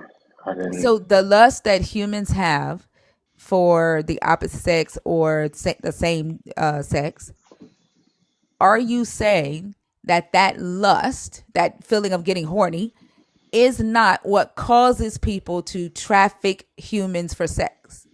Yes, that lust is what it is, and it's profitable. Yep, But that's not sexualizing them? it is. It is. It is. Okay. So that same lust, right? Mhm. Adam and Eve would have had for one another to have sex, correct? One more time. I'm sorry. That same lust Adam and Eve would have had for one another when they had sex, correct? After having the knowledge of like sexualization, yeah, What would have made Adam and Eve want to fuck before they got the knowledge of sexualization? reproduction, What do you mean reproduction? Like, what do you mean? creating more Explain. people. So the feeling of fucking would not have been motivation to fuck, is what you're saying? When they fucked, was it blank? Like, was there no feeling? Um, they probably, yeah. I mean, yeah, sexual organs. If they had the same sexual organs than us, then it feels good. It feels amazing. Right. So that wouldn't have been motivation to fuck, like to have sex. Oh, I mean, yes. No, I mean, I mean, like what, like would that have been motivation? I mean, yeah, yeah, like it can be 100%. Yes, you're correct. Yeah, it feels good, and yeah, yeah, you're right, 100%. So Adam and Eve, because their bodies work the way they work, would have wanted to have sex, regardless if modern day sexualization of the human body existed or not. You could say that if you wanted. Yeah, yeah, yeah. You could What? say that. No. Sure. Why? No, I don't want to say that. I want to know what you think. What I think is, if there's nothing to sexualize, then you would simply be reproducing, and reproducing can come with this feels good. But at the end of the day, it's not, oh, your body looks so great to me. Your body banging, oh, I love it. It would be more so we're reproducing, and we also get the side effect of, wow, it actually feels good as well. Without looking at without sexualizing a human body, is the feeling of a nut enough to make a person want a nut again? I agree Yeah, with that. yeah, yeah. So sexualizing the body doesn't have anything to do with whether humans have sex. The premise, I see where you're going with this. Like, I'm kind of wrapping my mind around it. I feel like the premise is this: if there is no sexualization, meaning no good or bad, there's never a reason for me to take my hand and feel what a nut is even like. It would simply be reproduction only, and the repercussion of reproduction would be, oh, this actually feels good as well. What are you even saying right now? When humans have sex, a Okay. nut happens, correct? Yeah. Yes, ma'am. Okay. All right. Correct. Reproduction ain't happening unless a nut happens. Okay. Okay. All right. It doesn't matter if you are sexualizing a person's body. If you get horny and you have sex because you know what it feels like, you're going to have sex. Wait, one more time. I'm sorry. One more time, please. Your God commanded them to multiply, right? Yes, multiply, be plentiful. In order to multiply, they have to fuck, right? Reproduce. Yes. Fuck. Yeah. So, in order to, when they do that, right, their bodies get horny and they have sex. Okay. I agree. There's no sexualization of the body needed for that to happen, correct? That I would disagree with that. So sexualization of the body happened when your Eve got pregnant with Cain. The sexualization of the body happened when Eve got pregnant with Cain.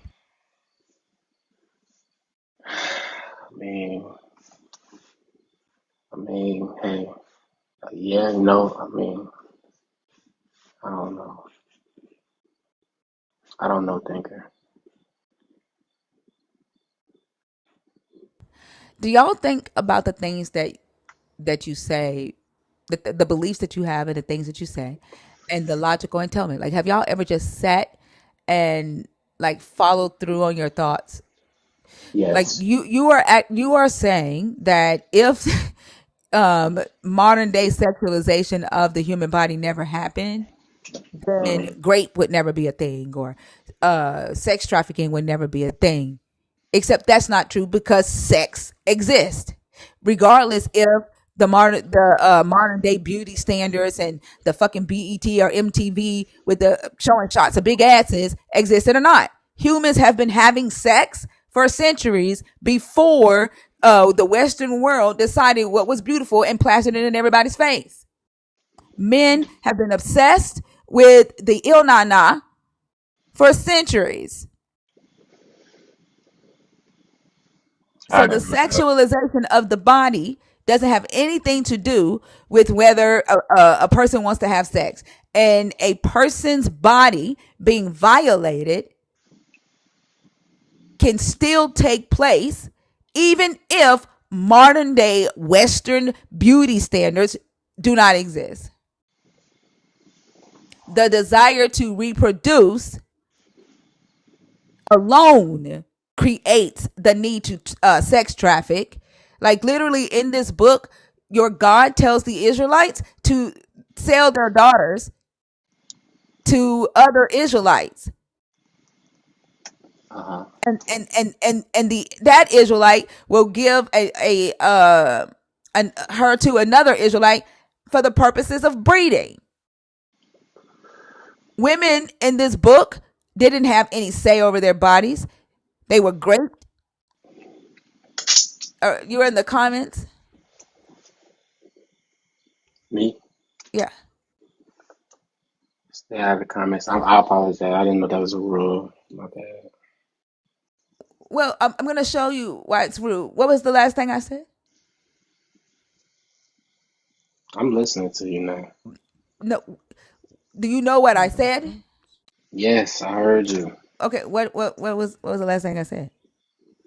You were saying something about Western civilization, sexualization, and what it.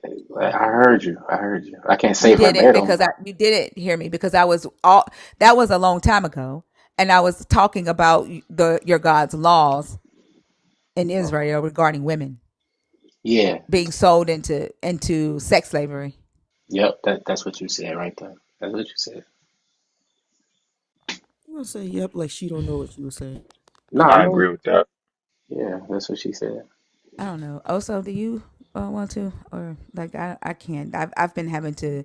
I can't. So I just real. All I'm getting at is. Remember earlier when he apologized for cutting you off? hmm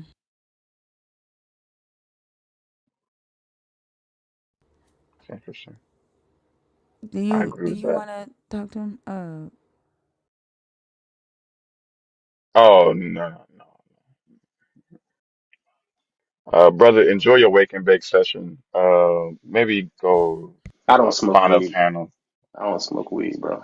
You can't say that. You cannot say that on TikTok. I don't wake and bake, sir. So my bad for saying that. I don't wake and bake. Uh, What's yeah. wrong with y'all? Yeah. I mean, I'm just shout out to y'all. I ain't trying to be disrespectful. My bad. I feel like if we don't have no idea that a breast is something that's attractive, then that's not something people would seek to sell. If we don't have an idea Oh that God. a large or Okay. All right. small Hey, hey, genitalia, hey, I hey, don't care hey, about it. hey, hey. All right. Have a good one. Okay. Peace out. That doesn't even make any sense at all. Because what the fuck do you think gay men want? Like, what do they think is happening when in this Bible women are being sold to other men? Do they not Um, think it's sex trafficking? Like, why is he back in the request? but we're not gonna have both sides of the conversation for you just to be like, I agree with that. Sound like Man. goddamn DJ Khaled. I agree with that. But you know what? It's been like this all night. Yeah. I don't doubt it. It's almost like they never allowed their minds to go past they Adam and Eve disobeyed and never allowed themselves, like it's almost as if they don't really understand what the knowledge of good and evil is. I don't think they do. Um, it's well, I won't say they all, but especially with this previous guy, because when he started talking about fucking being self conscious of the way your body looks, nigga, that is nowhere in the knowledge of good and evil.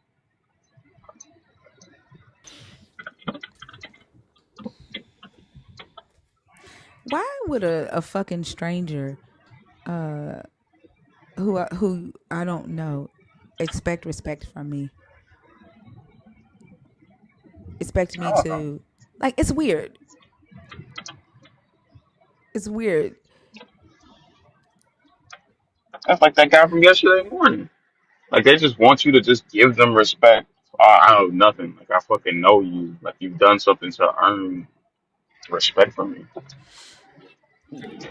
Like yeah, I could be respectful, but I don't necessarily respect your ass until you show me something that's respect worthy. Exactly. And to be in the comments about there's no respect here, motherfucker, I don't owe you that. I don't owe you. I don't fucking know you. And I'm gonna then the tell you crazy how thing is, Ti is though. right? And the crazy thing is, like, they're in the comments talking about ain't no respect here. Wow, seeing me have to fight off fucking youngo ass, Right. not saying shit about a man, fucking constantly coming into my request. coming into my fucking DMs, right? And all in the name of your Jesus. You actively thinking that you deserve respect and I don't fucking know you while ignoring what your brother in Christ is doing to me is Sean in action. It's Sean saying that the Israelis have a right to defend themselves, but the Canaanites didn't have a right to defend themselves against the Israelites.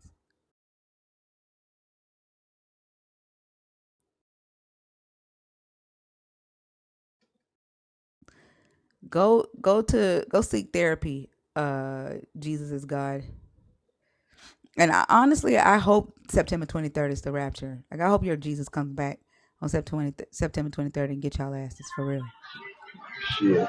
It could be I in hope 20 he minutes. does not disappoint. What do you say? I could tell them motherfuckers come back right now. Right now. I don't I'm know over why it. they can't see that non-believers want their Jesus to come back and get them more than they want their Jesus to come back and get them. Every time y'all put these videos out about the rapture, like damn near every year, like we're at the point to where we're not even getting our hopes up anymore. But like I mean, just waiting for one of y'all to be right.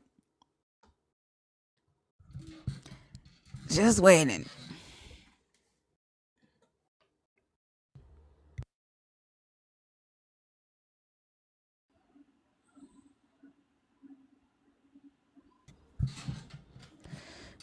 Nikki, you're back on stage. Are you up here on accident or on purpose? Okay.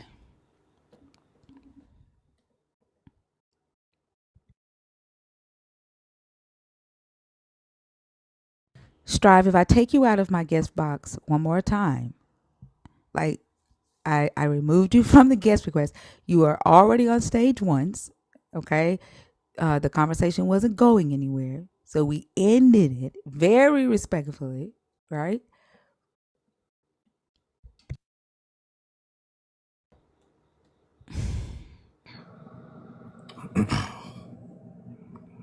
Hello.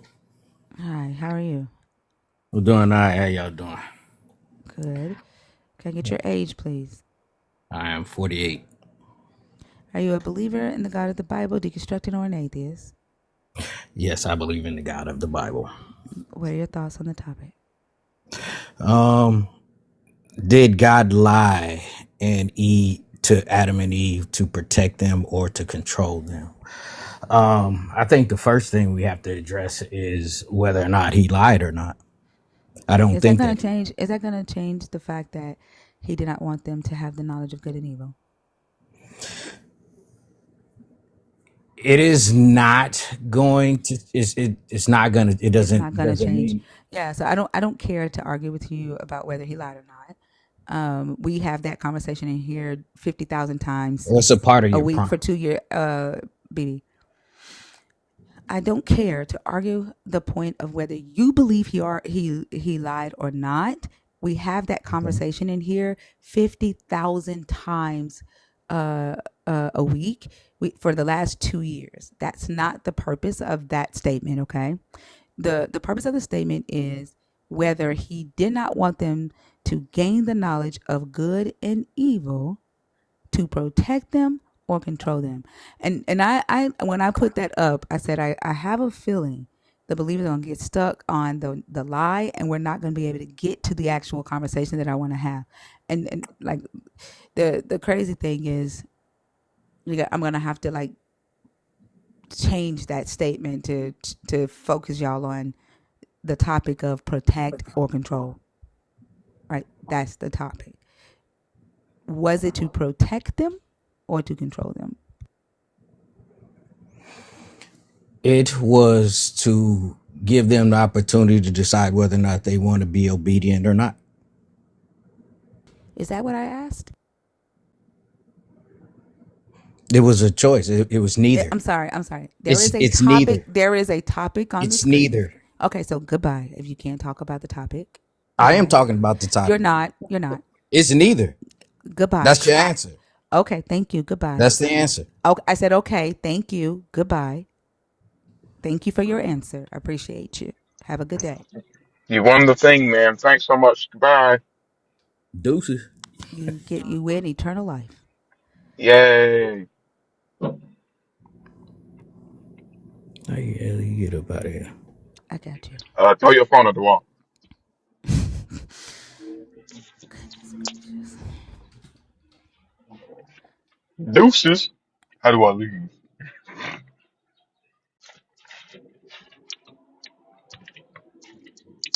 Right. It's like having a true or false question and giving the answer C. That's the answer. And then when I'm like, okay, thank you, goodbye. That's the answer. Okay, thank you, goodbye. That's the answer. Okay, thank you.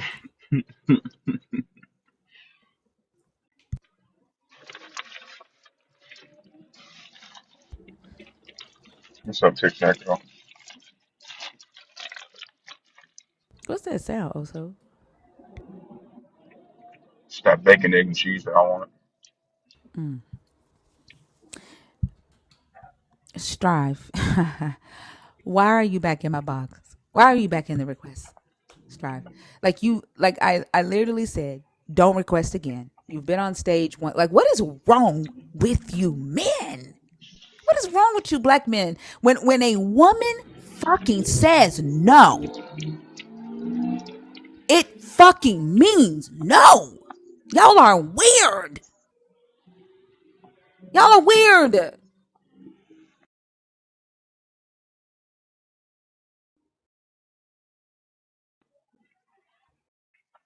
He different from all the other men, though. Think that he know what his body look like in the mirror. He know what it feels like to be self conscious. He's different than other men.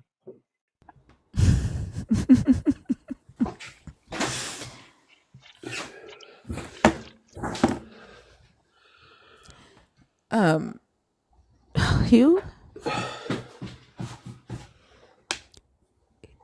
Hugh, I'm not. Look at his name,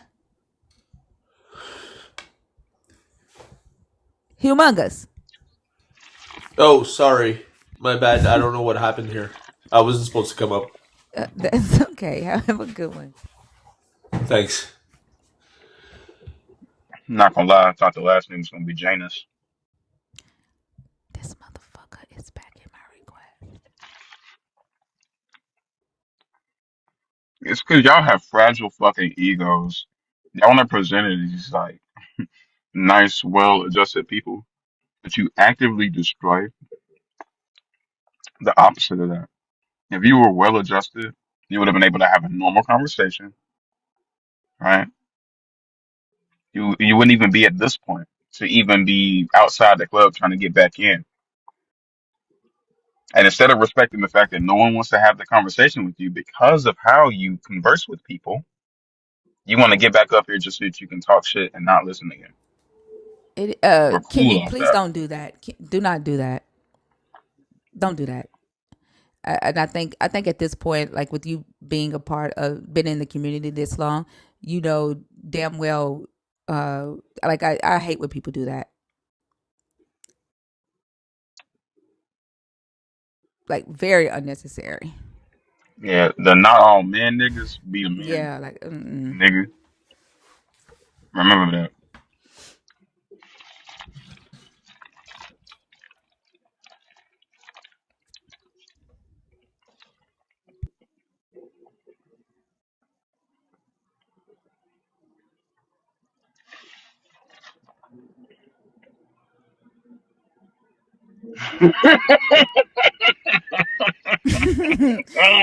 diabolical. that.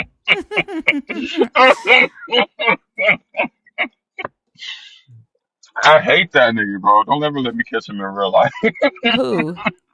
That biblical dumbass. Oh yeah, diabolical is something else. He's funny as fuck. 1,000 Angry Bees. Hello, yes, is my mic working? A little bit. Um. Also, can you do the thing with Strive? Because I fucking cannot. I cannot. Like you, not you, baby. You are not okay, Strive. You are not okay. Kenny, don't ask me that question no more. I don't ask me that question no more.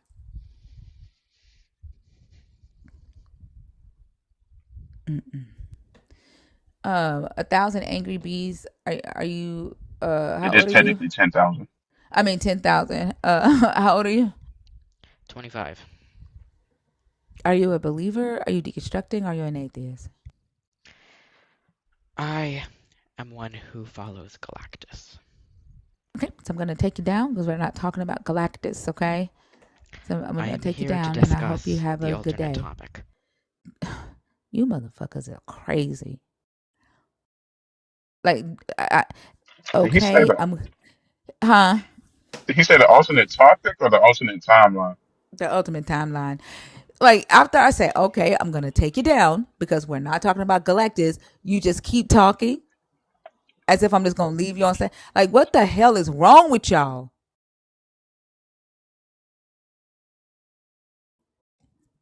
God damn.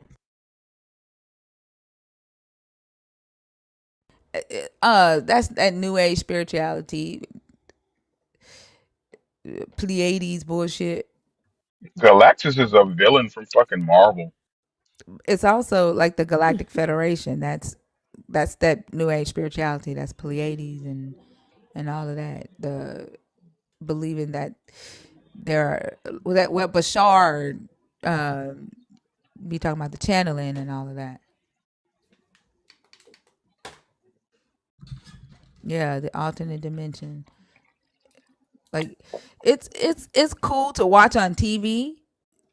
Like Bashar is irritating as fuck, but it ain't no different than like somebody claiming that they're speaking to the Holy Ghost and then somebody interprets it. It's psychosis. Like it's no different. They move from one to the next. And I told y'all, like when I first started deconstructing, I went into spirituality and Christ consciousness and all of that. Kenny, before you leave, let me say this because you've been in this community now for a couple of weeks, maybe a month. And you've seen the me cuss any motherfucker out, regardless race, gender, ethnicity. And you've also seen me address men of my own community. And so for you to uh do the not all black men thing and center yourself, and I just simply said, Kenny, don't do that. Right? I just simply asked you to not do that. Take a second, right? And just remind yourself what I'm about and what this space is about. But you continued, right? You continued like that. It whenever I say men are misogynists or men do such and such and such, if every man in the comments started saying, is it all men? That centers you. And like I've had this conversation before, it takes you're having to defend me, conversate with you, and make you feel good about you as you try to defend yourself. It takes away from the main point. If it does not fit you, just don't respond to. You know that I'm not talking about you.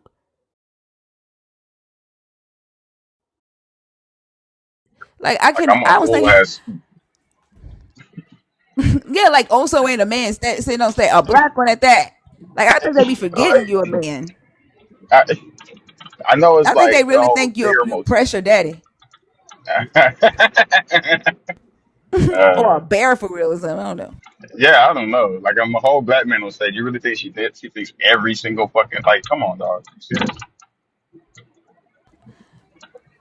And I think somebody said this to me the other day. I got 9 brothers who are black. I had a black ass daddy that was wonderful. I have a black ass stepfather that is wonderful. 2 black ass sons, and now I have a baby black grandson. I do not hate black men. But black men get up here and shoulder their entire fucking ass religiously over their religion. I didn't Y'all want to don't like say accountability. sorry.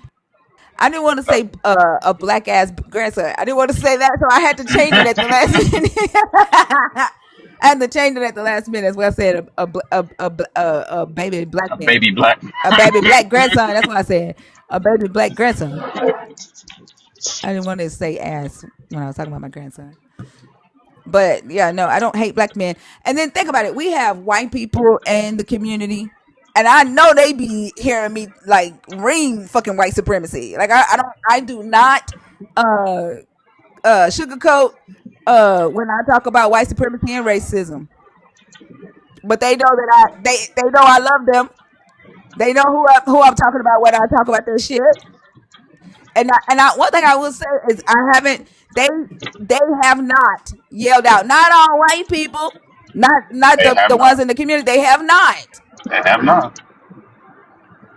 because they know, they respect and understand that we have to be able to talk about the shit without candy coating.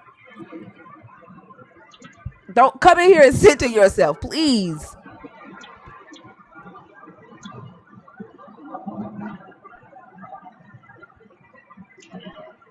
You would think sitting here with these literally hundreds of conversations with, especially with one demographic. I really do feel like you get more black men than anything on this panel. It's just kind of weird, Hmm. but I you would think think it's my sitting here and watching that, you'd notice. I think it's my masculinity.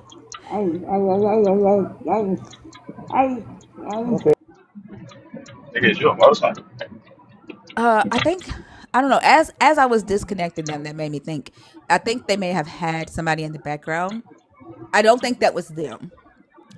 If that was not you and you were coming up on purpose, send your request again, please. I think I disconnected you too soon. I don't have a Jesus, and I could give less a fuck. I don't care what color he is. I don't Jesus care is a what color you Martian. think Jesus is. What do you say? Jesus is a Martian to Jupiter. Yeah, I think so too, Mia, and I think I judged that one too quickly. But if you are still here and you were coming up on purpose, please send your request again. I do apologize. Um, Brian said Jesus is small. I don't care if Jesus is Native, Asian, Black, white, uh, what other ethnicities we got? Latino. I don't care, because Jesus, as every last one of them, says and does the same things in this book. That Jesus ain't came back and did nothing for now one of y'all. Race is not the issue. Race is not the focus in here.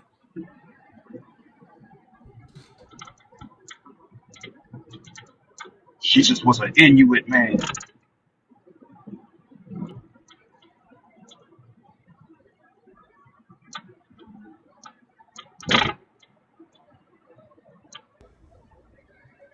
It was something that I was talking about before that. Man, God damn. No, it's not. That not for me. And you can't tell me, like, literally the statement that I made was race is not the focus in here. And you saying race is always the focus. Like, you can't tell me what I'm focused on. Oh yeah, I was saying maybe it's my masculinity that they come in here, the black religious black men Yeah. come in and behave the way they behave. I think it's the uh me being assertive.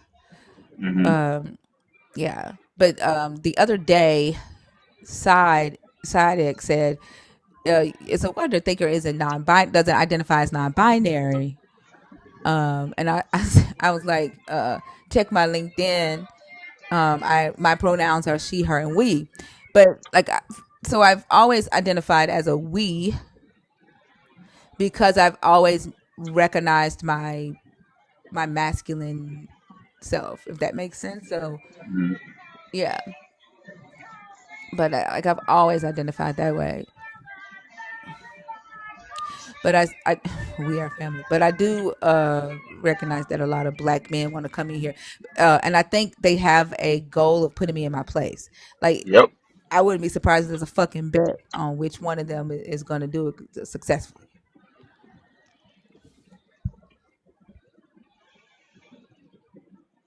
Yep. This motherfucker again. I don't give a flying fuck what color you color Adam and Eve. I don't care. Okay? Take out your Crayolas and go to town. I don't care. That's crazy.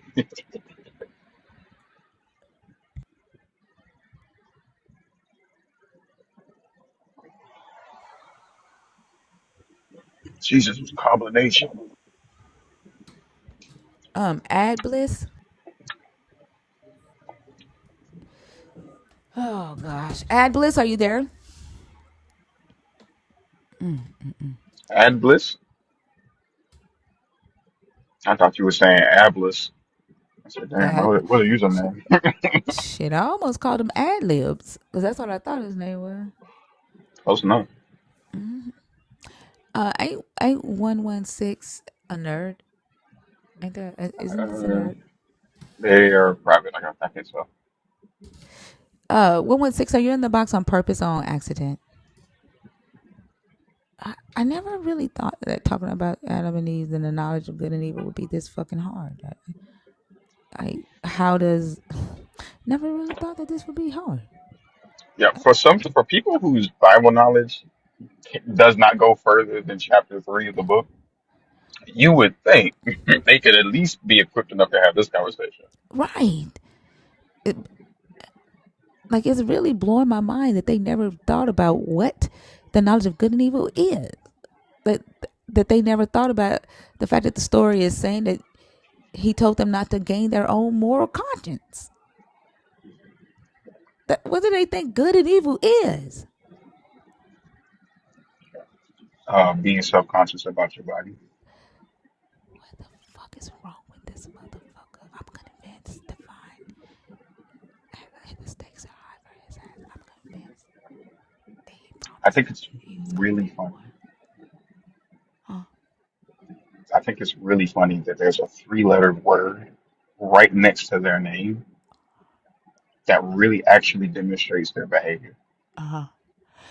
I wonder if he'll put his wife on the live stream. Divine, the only way I'm gonna let you up is if you put your wife on the stream. Go get your wife, Divine, so I can ask if she's aware of this behavior of yours and if she approves of it in the name of Jesus.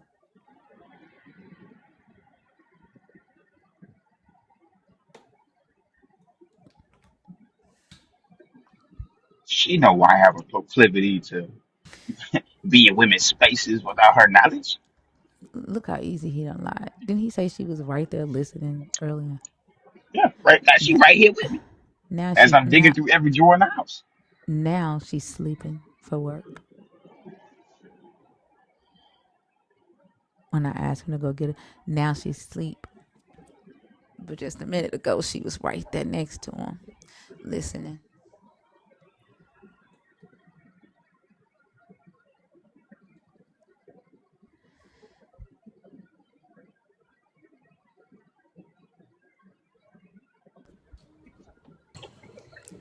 Emperor DNA. Damn, I ain't know that. What's how you doing? I'm thinking. I'm doing good. Did you come up on accident? I ain't know how to push it, but I do. I wanted to say this. I heard the most craziest thing in the in this religious room. The guy said that when a woman gets pregnant, the baby doesn't get its blood from the mother. So sin talk the baby that we were talking about is Jesus. So sin couldn't have been passed to Jesus because the baby he said that is scientific proof that the baby doesn't get its blood from the mother. Have you ever heard that before? No. Uh-uh. No. In fact, the woman's DNA is more involved than the man's in the creation of the fetus in the cells. It's actually it's the female DNA is involved so much that the man is basically carrying his mother around in his scrotum, right, with her mitochondrial DNA. And so he shoots a spark of his mother into the women when he comes. And when the sperm uh, attracts to an egg, a signal is sent. And when the sperm infiltrates an egg and implants, then the mitochondrial DNA from your mother kind of acts like a sergeant and tells the cells where to go, like how to divide and where to go.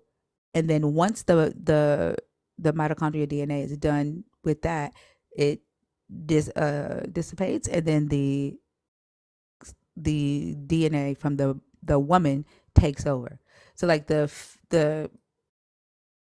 and I'm paraphrasing, so don't take it like step by step, but I'm kind of paraphrasing to give a like an image.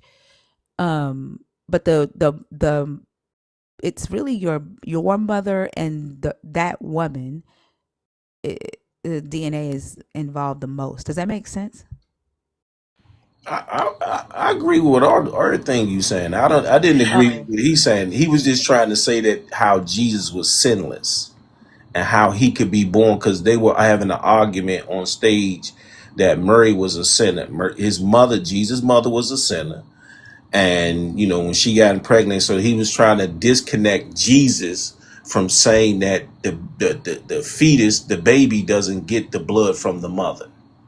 I've So, never heard that, and I don't. There's never heard that nothing in the now. Bible. Yeah, there's nothing in the Bible that says anything like that. Um, I mean, science doesn't even back that up. So I don't know where they got that from. I don't know. They say anything not to be held accountable according to the scriptures. And the stuff they make up be wild. Like I told y'all that the guy that was in that other live, and he was like, check this out, check this out. Adam uh hearkened to the voice of his wife because she was nagging him because she didn't want to sin by herself and get kicked out of the garden alone. So he loved his wife so much that he ate the fruit with her. I was like, what? Like they just make up stuff. That's not how that went. But okay. He was like, you got to have the Holy Spirit to see this. He's like, he was like, check this. You don't have the Holy Spirit enough to see. It says he hearkened to his wife, which means that she was nagging him. I mean, to answer the question, did God lie to Adam and Eve to protect them or control them? He did lie, and he did control them, because God was already evil. So he how can I say this? When I look at the story before Adam and Eve partake from the tree of knowledge of good and evil, God commands Adam not to test the tree. And then he also commands him to name the animals. So when he commanded him to name the animals, he named them. When he commanded him not to test the tree, he still had the will within himself to disobey God. So to me, I'm just saying, to me, just from my understanding, I believe that Adam and Eve were already created with the will to be able to do evil regardless, because they was able to disobey him regardless. And also, God is an accomplice with putting the tree in the garden. His hands are not clean at all. His hands are not clean because he the one put the tree in the garden. And then he goes on record. He snitches on himself and say what? That man has become as us to know good and evil. Yeah, I agree with you 100%. And that's actually where I've been trying to take the conversation all night regarding um, them having the ability to still do evil without having the knowledge of good and evil, right? So a lot of believers think that because Adam and Eve disobeyed and gained the knowledge of having good and evil, that's why evil exists in the world. That's why humans do evil. But that's not the case, right? Like as you pointed out, the fact that they disobeyed prior to eating the fruit, because the act of eating the fruit was the disobedience. So they had the will to disobey regardless, right?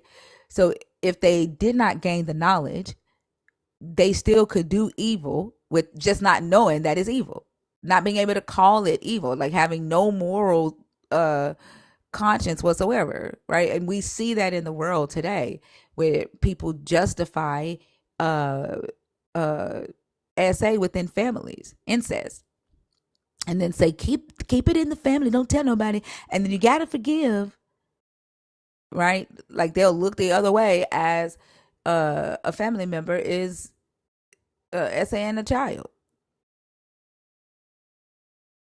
That is like that to me is the same thing as pre Adam and Eve. You just obey the God, right? God said forgive. God said pray for those that persecute you. So if they're doing it, just pray. They'll stop one day. God will get them one day. I'm just obeying God. I'm just doing what God said. Like that's where I've been trying to take the conversation all night.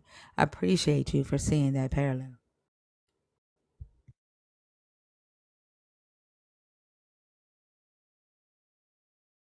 Yeah, I definitely agree with that point. That's basically all I wanted to say. You Well, can thank you bring for you can coming. bring you can bring somebody else up. Thank you. I appreciate you. You're so welcome. Thank you for coming up. I hope you have a good morning. And to you all, thank you. Hmm. Be easy, buddy.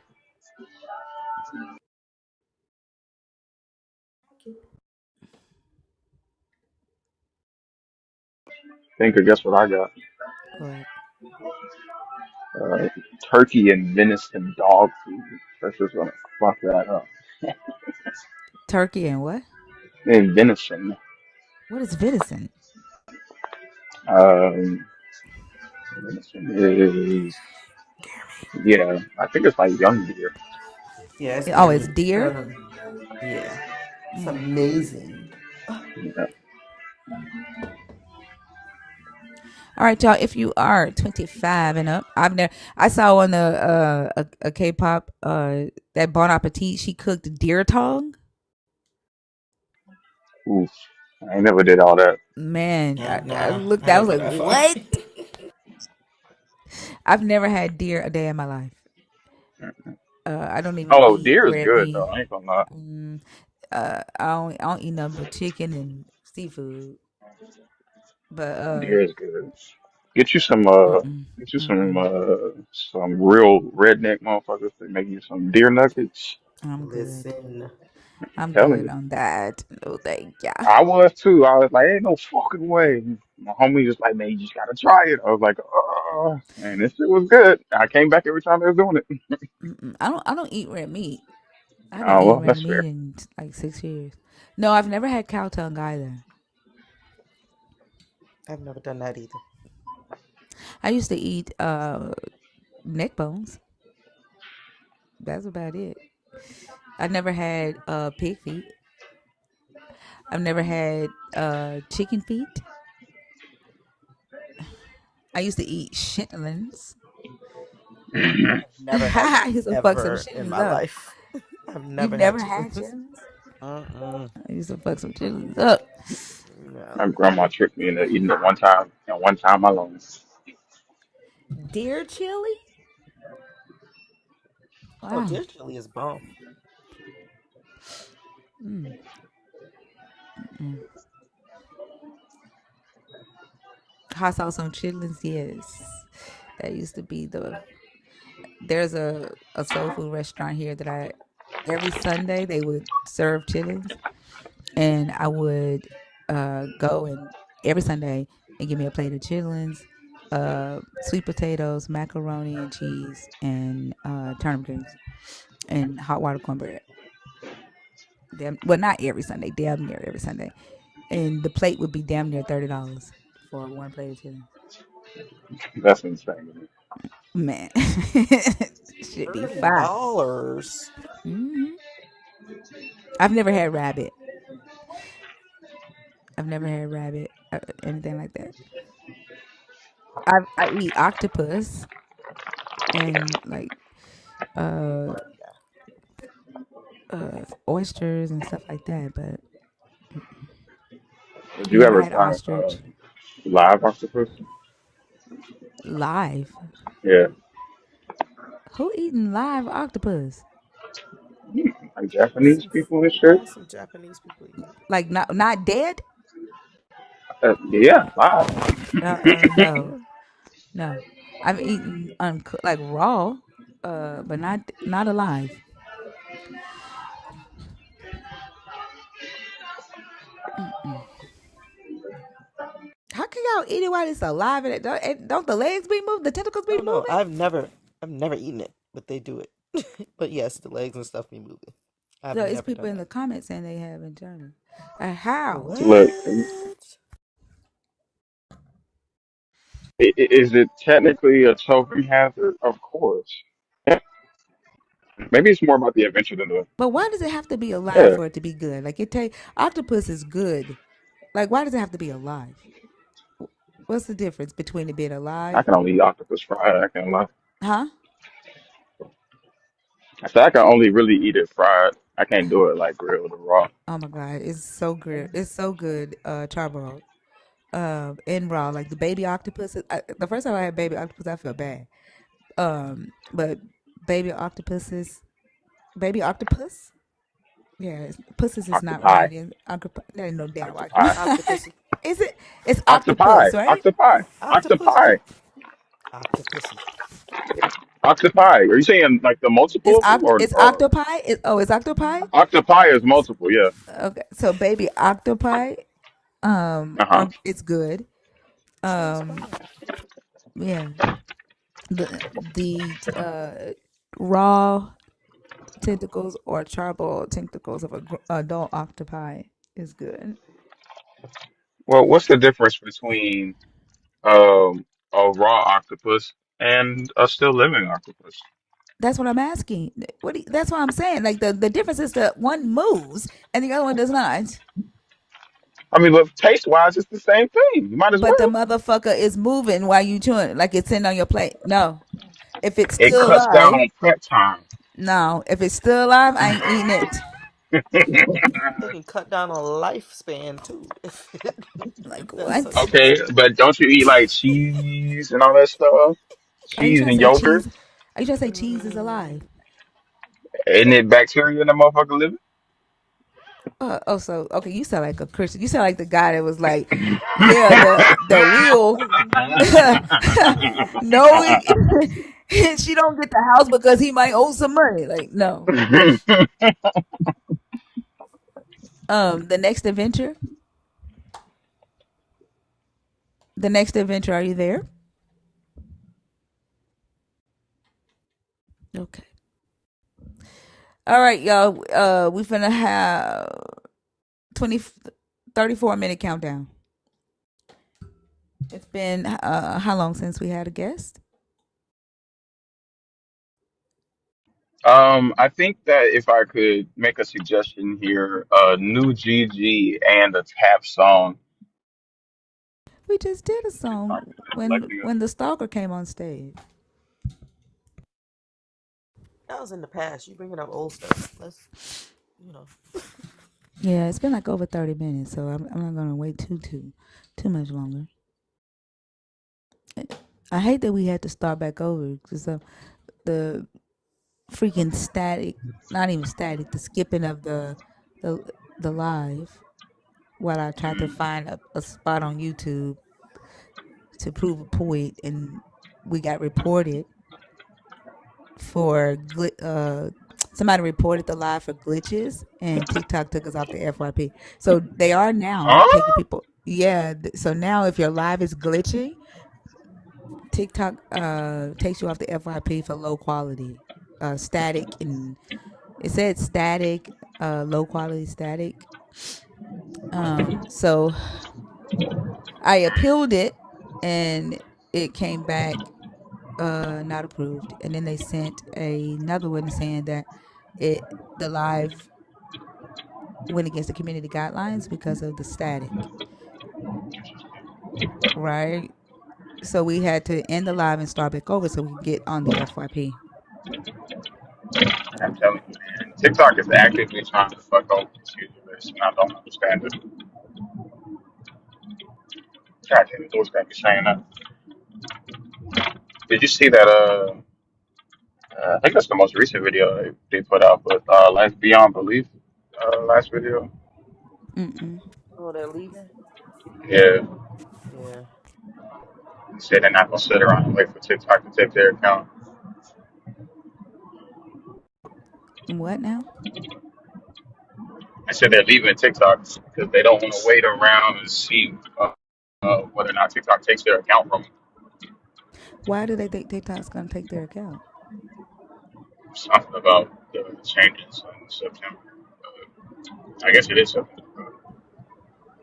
I don't know. I think a lot of creators have like instilled fear in some Yeah, content creators. Um, mhm. that's why if you don't get your information from Chicago John, you just lost. Lost in the sauce.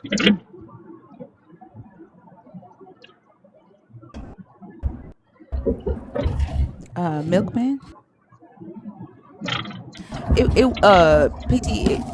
wasn't TikTok wasn't glitching.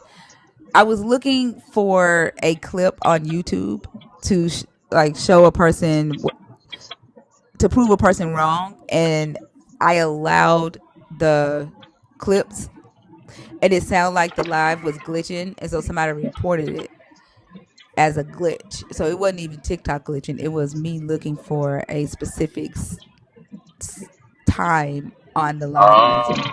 Yeah. You were skipping through the audio and shit. Yeah. I mean, it's stupid, but it makes sense. Yeah. Milkman. The Paperboy, evening TV.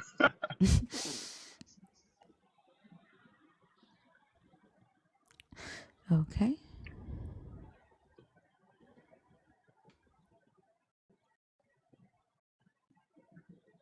I'm gonna screen record and post it live on YouTube for content. What? Is that I hope you're trying not. to be like I hope you're not to talking mock about this me? one. But I hope you're not talking about this one because my content is gonna be my content is copyrighted. Um, like the only thing you're gonna be able to do is like screen record a like a clip. Like you're not gonna be able to do the whole thing. Um, the next adventure.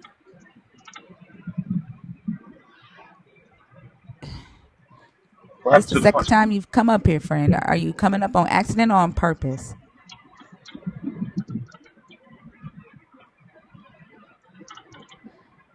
Okay.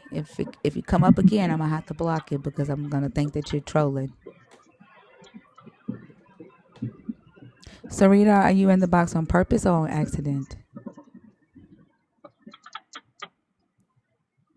It's too many people watching this live right now. There's 560 on TikTok and another 130 on YouTube for there to be no conversations for the last 30 minutes. Like it, somebody, unless we are done. Tonight has been kind of a frustrating, really, really frustrating night. Did Sarita say she was in there on purpose or on accident?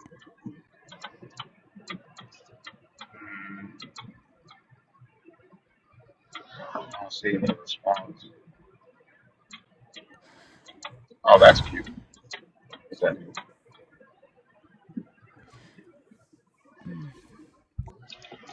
Yeah, hey Finka, how you doing? Hey, Tappy, how are you? It's been a strange month for TikTok. Would you agree? I'm not sure. I don't really It's pay only like the attention. second day. Yeah, second uh, day of the month. I mean, yeah. I'm not sure. What's been going on? Just a lot of creators. Justin and many other creators. Ian, that I've listened to, have had a lot of trouble just with getting enough participants to keep the live going. And many people have been leaving early, well, maybe because they have other things in their lives, but you would be one of the creators I see on live that really puts in the work, like tens of hours a day. And a lot of people just seem like trolls, dropouts, want to argue, and don't want to get deep into the conversation. Give me just a second, okay? Debunking Jewish people wants everybody to know that the concubine in the story of the Levite and the concubine deserved to be raped because King James called her a whore. Yeah. There you go, debunking Jewish people. Everybody knows that you think that she deserved to be raped. Go ahead, chapter. Sorry. Well, just another sign that some people don't have morals, even if they do claim to follow this God figure seriously. But yeah, I just wanted to keep the conversation going and hope everyone's well. Also, we need to have a chat sometime. Thanks for following me back. And how's everyone else? How's everyone going? Yeah? We're doing good. Yeah. Yeah. Work's been rough. It's been quiet at work. You know, I work at a uni, and it's been quiet. I think there's been a change in terms of legislation, in terms of how many hours we have to have at work versus working from home. And we're trying to get people back on campus. COVID happened years ago, and still we're trying to get people on campus to talk to them face to face. It's hard. And as I said, I work at a religious university, and it's difficult to communicate with people online. And I want to talk to them. I want to teach them critical thinking. I want to teach them logic, rationality, stuff like that. And it's challenging when we don't get to see them that much, if that makes sense. It's hard to communicate with people online, as you know, because they want to interrupt. They want to. It's like they're having a different conversation with someone else who's not there instead of you. Yeah. Are y'all are y'all on shutdown or something? Or No, it's just our current policies are that we're meant to have 50% work from home, 50% on campus, and and the students can do online or offline, face to face if they want to. So it's hard to meet them face to face to actually communicate clearly to them. So the materials that they engage with, I really don't know if they're absorbing them and really looking at hermeneutics and other methods of critical analysis and things like that. And I'm concerned with they'll just go back to the indoctrination they started with and never really learn how to reflect on what they learnt, if that makes sense. oh, okay. That's the challenge, right? If someone is isolated and is only going on what they learnt previously, how do they learn more? How do they grow from that and develop into someone who can reflect on their own learning? Self-reflection is a tough process that takes decades. So I'm hoping that I think the policies will help, that we have to have at least 50% on-campus students, but at the same time, it's still a religious university, right? So there's still the there's still indoctrination. There's still, reinforcement of the Christian and Catholic methods of understanding the text. So I just hope that in the future I will get to, as a sort of agent provocateur, will continue my goal of actually helping people critically think and learn without falling back on the old ways and learning actually to reflect on their own methods. Yeah, I think self discipline is playing a part of that too, right? Because they're going they're taking classes at home, and a lot of them are probably like not actually studying or doing the work until it's time for the class. Oh, 100%. I get a lot of students who do the work last minute and do it in a rush, and I can see the chain of thought writing. I can see their thought processes in their writing, and I can see where they're really not reflecting on their learning. They're really not using the critical methods, and instead falling back on doctrine and dogma, if that makes sense. So much dogma in their writing that I'm really disappointed and upset by the amount of unreflective thinking that goes into their work, and it's a vicious cycle. I wonder if they'll ever get out of it and actually consider, the current contemporary models and the neo-Christian identity politics that they adhere to because of where they are. Will they ever get out of that cycle and actually really critically think about what they're learning?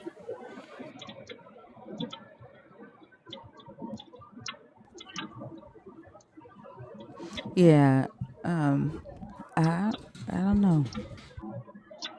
I mean, Same. ultimately, all you can really do is give them the tools and hope that they fucking use them. But like, I don't know. I think it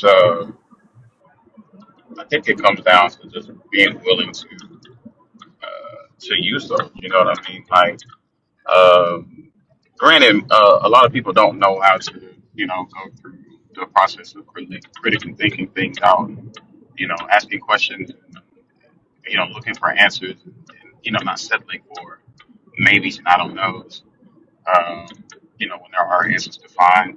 But I do think a lot of them are content with staying as ignorant as possible as a kind of defense mechanism so that they're not accountable for more things. Because I am noticing there's a lot less Christians willing to talk about their beliefs. And I don't know if that's like associated with all the negative attention that Christianity is bringing to the world right now with the whole, you know, uh, co-signing a genocide type stuff. But um, I do notice that there are a lot less. I was talking to a buddy of mine a couple days ago who's a Christian, and I know he's got a lot of, believer buddies that are, how to say this, at least able to hold a conversation, whether or not they have better epistemology. So I don't necessarily know. But I was talking to him and I was just, I was asking like, hey, like, are any of them on TikTok? They'd be willing to have a conversation about, about the Bible because, I have questions I want to ask them that. And, the unwillingness of even those people that, are, I wouldn't say necessarily my friends, but tangentially related to me, um, it's interesting to me. Like y'all are a mission to go out and spread the gospel, but then when people ask me questions about it, then it's just like, oh, well, you're not supposed to do that. Like I'm supposed to tell you a thing, you're supposed to accept it, and that's the end of it.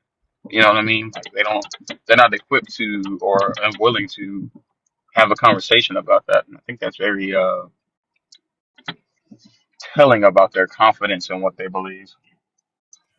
Yeah, I agree also. I mean, I had a friend maybe 10, 20 years ago. He was a devout Christian, and we used to have very lengthy phone conversations about this. And, I talked about all these different ideas ideas and books. I shared with him many resources.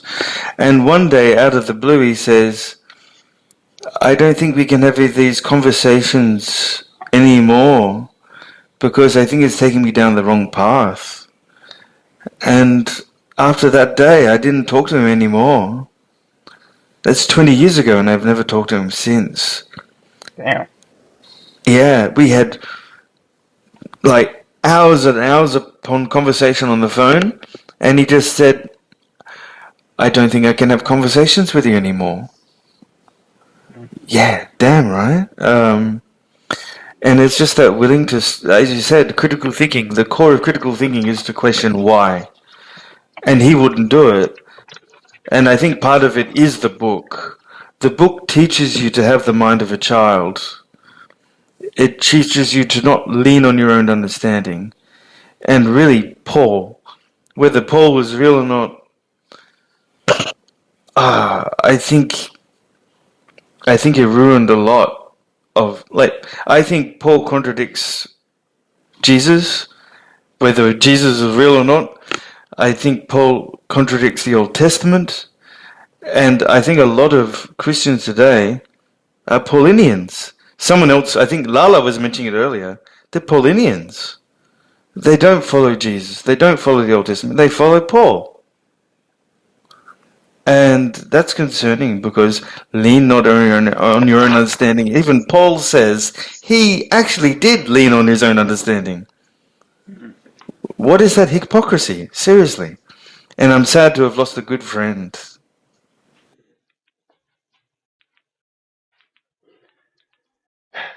Yeah, no, I get that.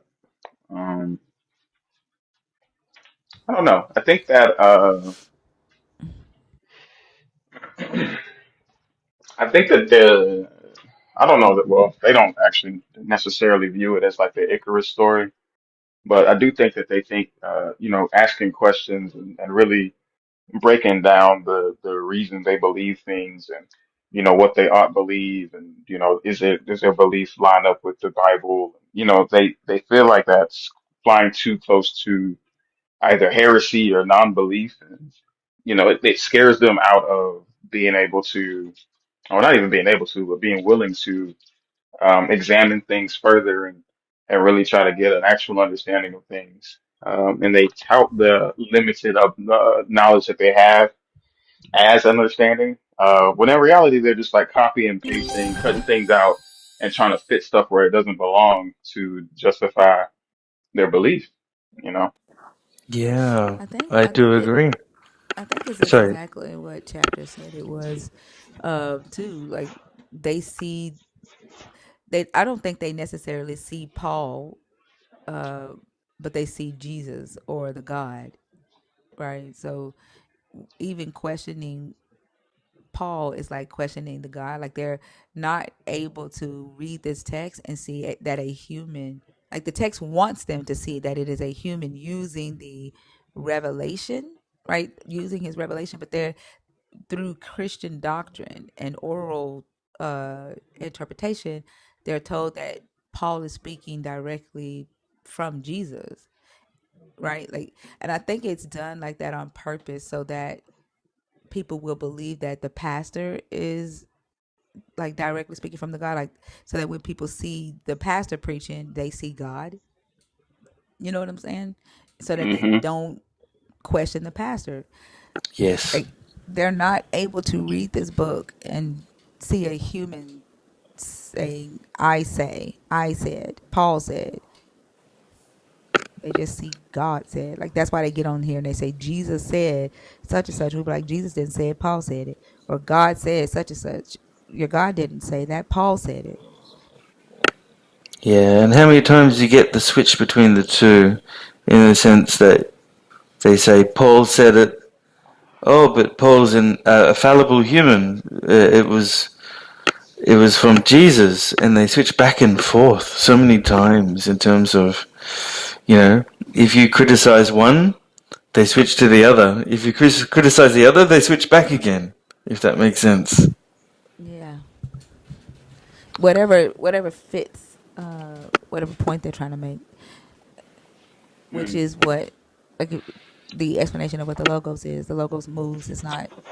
That's why they call it the living word, because it can become whatever they need it to be in that given moment, because there's no set foundation, because the interpretation comes from you. So malleable, so changeable, so transitive, so liquid, and so what's the word? Messy. It's an equivocation. It's whatever they want it to be, and you're always wrong because they have the spirit, they have the living word, as you said, They're and not okay in that. Some of them are not okay in the head. Amir, thank you so much for correct, gifting the correct. gifting Holstat a subscription to the nurse. I appreciate you so much for doing that.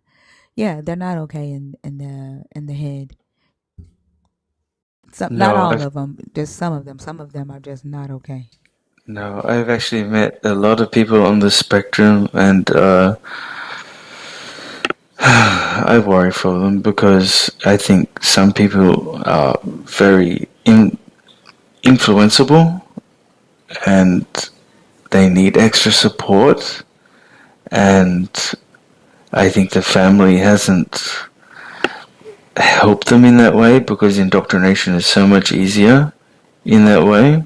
I've got my nephew who's on the spectrum, and I've got at least 3 students on the spectrum,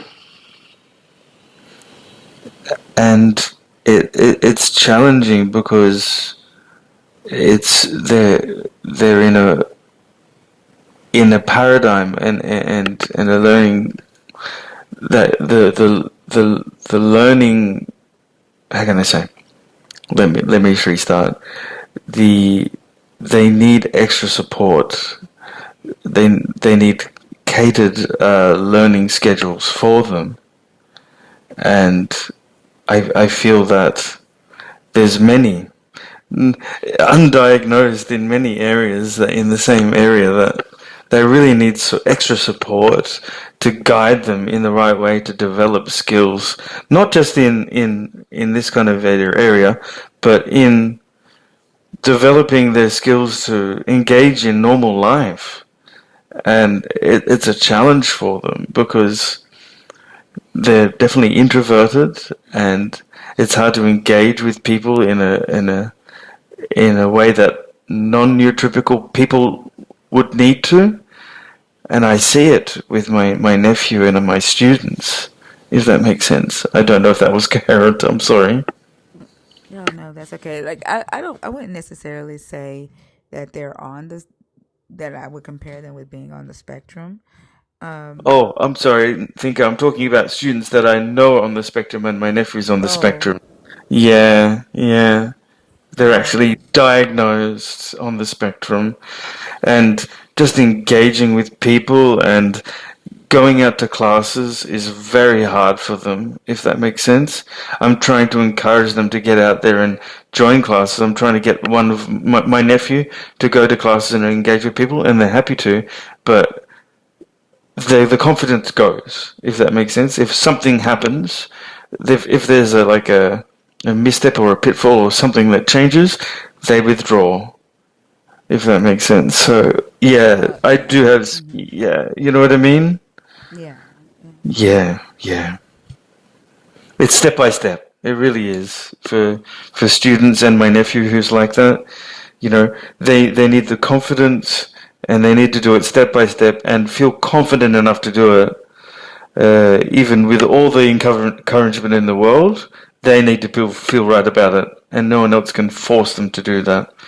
But that's a little bit different from the speakers you see on your stage, which I don't think it's the same. I think it's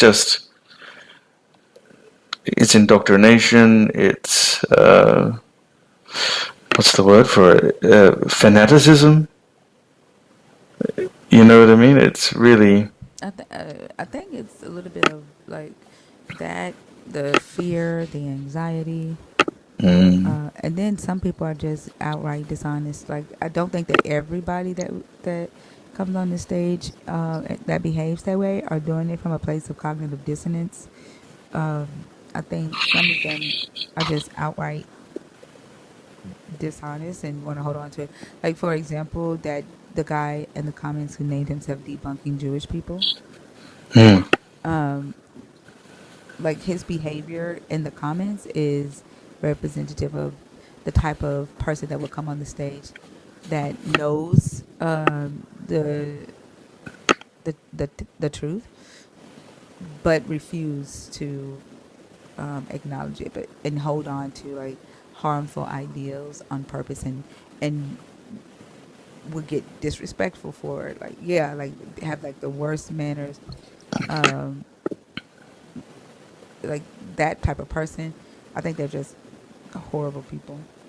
A contrarian, someone who wishes to feel superior by fitting themselves in with some sort of ideology that they make themselves feel better than other people. Something like that. No, they want to hold on to like Ah, misogyny or bigotry. I guarantee you that person is a right. black man. He is a Hebrew Israelite, most likely. He believes that he is of the lost sheep of Israel. He believes that women are inferior to him and that black women should let black men lead. And he doesn't have what he should is supposed to have that his God wants to bless him with because black women won't obey black men. He thinks that women deserve to be great, which is why he keeps harping Mm. on the mistranslation of King James calling the using zana in that text to say that Tana. the woman played the whore when the text actually says that she got angry um, with the it says that she got angry with the Levite, like the actual the Masoretic text, which is what the NRSVUE used to translate and to correct King James mistranslation, says Vatid Zana Alav, which is she got angry with the Levite, not that she played the whore, because you can't play the whore when you're a concubine, right? You're not a Mm. wife. Um, so the King James team translated it correctly, but he wants to, regardless of the translation, that like that don't matter. I highly doubt his ass knows what the actual text is, but the fact that he wants to harp on the woman being a whore, saying that she whored against the Levite, and say that it was her fault that she got that the Levite offered her up in his place to save his ass, uh, and that the Levite, who in his mind would have been the protector of this woman, um, he basically said, "Hey, here's my concubine. Don't grape me, but grape her and abuse her all night. It's her fault because she was a whore anyway." It's what he's saying in the comments, and he wants to hold on to the belief that women deserve the things that happen to them because women are evil and demonic and Jezebels and Delilahs and and women. It's Mm. women's fault that he's not where he wants to be in life, and it's men like that that want to hang on to like bigoted ideals and bigoted beliefs. Yeah. Weak men. Seriously, Hmm. it's men that feel inferior and Yeah. want. I think because they've been pushed down by other people in society, and they need to feel at least a little bit higher in status to someone else, and they look to the Bible and see where that is like ratified, like supported, if that makes sense. Yeah. It's supported in so many different areas. Yeah. So I see them differently than someone who's really suffering from cognitive dissonance. Although I do Right. get frustrated even when they're suffering from cognitive dissonance. And I heard someone say one time that cognitive dissonance might be should most likely be on the DSM-5 because it does create some form of like mental illness or impairment in the brain. Um, Hmm. I don't think they'll ever do it, but I do think that it should be considered a medical Yeah, maybe in the diagnosis. DSM-6 we might see something there. We Yeah, may really maybe. see that, right? Uh-huh. Um,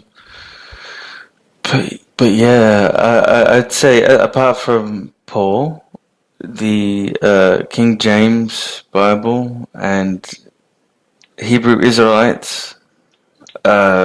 Oh my gosh. And there seems to be a change in the last few months that you've accepted more. I'm sorry, one Uh, second. One second. oh I'm sorry, yes, Chapter. go for it. It's Go for not it. ableist to say that a person who's suffering from cognitive dissonance in religious psychosis should be allowed to be treated medically for that. A lot of people have to go to a therapist in order to recover from the trauma of religion. That is not ableist to say. And y'all want to ignore the mental illness that this religion and this belief system has caused in the world. And Mm. America has a mental illness problem that y'all ignore. It is not ableist to say. Thank you, Thinker. It's a real thing, and it is really ignored. It's probably, split into many different areas in the DSM-5 and in terms of, cognitive therapy. That's not ableist. That's just something that people have to deal with. It really is. Like I saw a video of a lady. She just lost two sons. Right, her youngest son called her. He couldn't breathe. He had some illness that made him have low sodium in his blood, and he went. He called the ambulance. Went to the hospital. He ended up dying at the hospital. He called his mom. He was like, "Mom, I don't feel good." He ended up dying at the hospital. The doctor called the mom, was like, "Hey, I need you to get here." She gets there and she's videoing, and the doctor is telling her what happened to her son. She's crying and she's like, "Jehovah!" She's crying for Jehovah. And when you read the caption of the daughter, she literally says, "My mom has lost two sons back to back. She is a shell of herself, and my father is dealing with mental illness. Like my father has lost his mind, and this is they still like believe in God. Like this is God's doing. Like the thing is that prior to this, she was not a shell of herself, Hmm. right? Prior to this, her father was mentally okay. In saying that it is God's will for someone to lose their mind from grief of losing two children back to back, and then saying that's God's will, like that's not okay, and y'all excuse it. Y'all will. I'm not saying that this girl that shared this video is allowing her parents um to. Also, I don't know what you're doing, but I'm gonna put you on mute, love. Is that you That's or is not that me. chapter? Oh, that's chapter. That's not me. Oh, my bad. It's like ignoring that and calling it a god while people suffer is uh is the problem within this belief system. People should be able to use their health insurance to get help to recover from religious ideologies and religious trauma, and a lot of work is going into uh, see how these fundamentalist beliefs alter the brain, and it is not good. It actually stunts development of the brain and cognitive abilities. So it is a medical issue Hmm. that y'all need to start paying attention to, and stop getting in your fucking feelings about it. Pay attention to the people that you claim you love. You love them enough. Call a spade so they can get help. Yeah. I think the irony is that Christians demonize the field of like psychology when honestly it's so skewed to like pander to them. Like I, the fact that we don't actually get into the nuts and bolts of like all of the negative effects of religion on the human brain, on the ability to move throughout the world as a whole individual, able to think through things, like the fact that it stunts your ability to think, like your ability to grow mentally. Like the field of psychology is very, very fucking skewed to be very lenient to religious beliefs. And the irony in the fact that it's still demonized by the church is insane to me. Because I think, like, remember, I don't know if you were in the live yesterday, and I read what Plato said about mania. People being manic is a gift sent from God, because the moment that they become manic, that is when God took their mind to use them through their incoherent babbling to send a Hmm. message. They see a person losing their mind as that person leaving their body and God or Jesus filling their body up. Like, they need people to be in psychosis so they can, pretend like they're having these supernatural experiences, and then like keeping people in the church, like they're profiting off of it. That's why they don't have a motivation to call it what it is. They're actively allowing people to suffer, to die. Like, people are taking their own lives. Some people are living on the streets because they can't get their mind together enough. And like Quan said, it can be healed, which is why it needs a diagnosis so people can go and get help. Yeah, you've talked to Deborah before and maybe seen her first book, Yeah, I haven't read it. But Crucifying Crucifying the Christ. Bible. Yeah, I've read that. Crucifying the Yeah, Bible. Yeah, I've read it. I read it. yeah, and she's releasing her second book soon. Great. I helped with a tiny bit of editing for that, just to help with some of the work. It's a very lengthy work, but I think it'll be great. But I just had a question. You've recently talked to a few more Hebrew Israelites. Recently, before you would not platform them at all. I was just wondering the reason for the change. Did you find there was just too many No, the reason for to? the change is exactly because of what Cogito just put. That would affect Right. people of color the most. What the Hebrew Israelites are saying, right, affects black people the most. And so, if me not allowing their conversations on stage and being able to refute the things that they say or question what they say was leaving that information unchecked. So I just decided to put up with the bullshit so that we could put that on Front Street. But Yes. Cogito saying that no, the fact that you are listening to this conversation, right? You are saying that it would affect the black community the most. It needs to. The black community needs to pay attention to mental illness. They are one of the major communities who deny mental illness. It needs Yes. to. Oh, I Let's agree. get I to the think fucking business. it'll just let it fester and become worse. It's a mind virus, and it'll affect the community, your community, the most. So it's necessary to address it up front. I understand. Yeah, I Yeah. understand. Then they're needing to address it. Wow. Yeah, that makes sense. Yeah, I think what he was saying was adding religious psychosis to the DSM-5 would affect the people of color the most. And I'm like, it, like, why you don't want black people to get mental health help? I have no idea. Like, why that would be a bad thing? I don't know, Kogito. Like, why would that be a bad thing that black people would be able to go to a therapist? Please Did help you me say? explain to me. Did you say it's like over almost 85 to 90% of the community that faces religiosity? Like, 97%. oh, 90. Okay. Uh, yeah. Well, that's a necessity then. Why should one community be ignored because it's a high percent? You know, why should that be ignored because it's a high percent?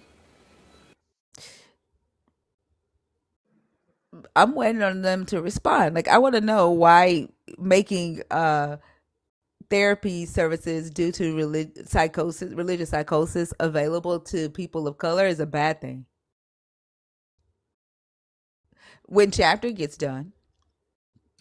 Yeah, I'll be done. I just want to thank you, Thinker. I love your songs right now, and I love Bash because he's almost always up. You know, tag teaming with you when the BHIs come up, and also too.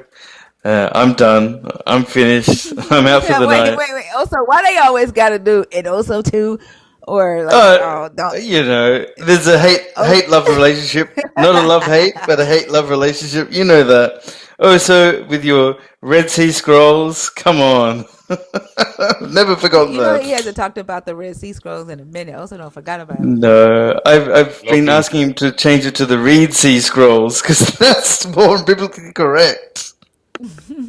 It's not the Red Sea, it's the Reed Sea. Come on, you got to try start a new meme. Come on, and I love your furry friend, your fur baby. Yeah, come on, show it again soon, maybe tomorrow.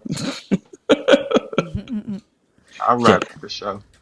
for sure. Have a great night, everyone. I'll drop down, and you can talk to what's his name, Cogito, if he's responding. No, Coquito, something like that. Cogito, Coquito, what the heck? He can come up. Come on, I want to listen to this. Wonderful live. I hope it keeps going. Thank you so much. You're welcome. Have a great one. You too. Easy chapter. Uh, Kill Bill said that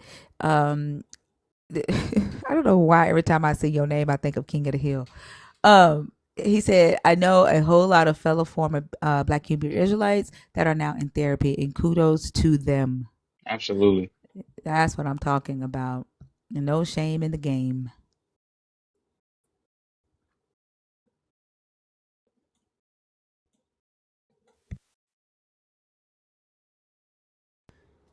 Why is making therapy more available to people of color a bad thing? No, I apologize if I was unclear. I did not mean that making therapy more accessible to people of color was a bad thing. I said people of color, not necessarily black individuals alone, just people of color in general, because people of color tend to be more spiritual than those who are non people of color.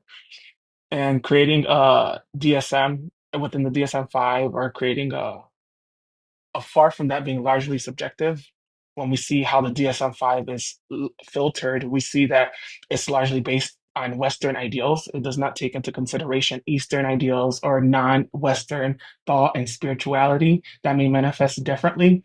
And adding that categorization to the DSM-5 will largely affect people of color, not even people of color who are Christian, people of color who are just spiritual or religious in different ways, and how that may manifest, right? In And it what create. ways? In what ways? And then what Mhm. Eastern ideologies would need to be taken into consideration? I would say, For I'm sorry, my yeah, apologies. like um. I, So I, two questions. And what mhm, in what ways are you saying that it would affect them? That's not affecting them now, right?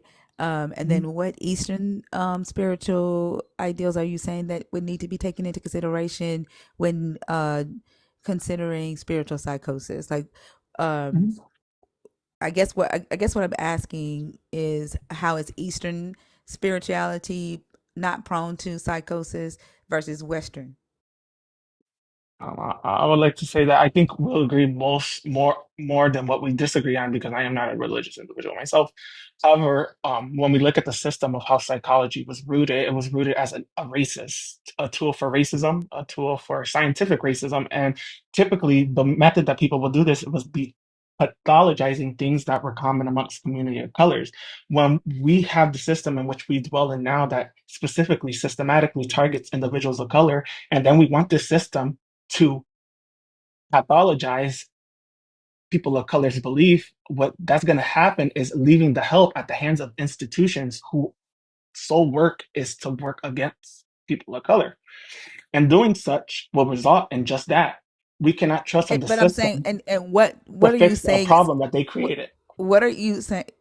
What are you saying is gonna be bad for I religious mean, psychosis? What is going to happen is what I'm asking. Like, are they have you gonna have black people in psychiatric hospitals? Like, what are you saying? and that it could be that. I mean, that hasn't stopped them. We have seen how black individuals, indigenous individuals, Latino individuals, any individual of color, how they have been treated on the basis of quote unquote mental illness. And I believe mental illness is a thing and something that should be addressed in communities of color, especially.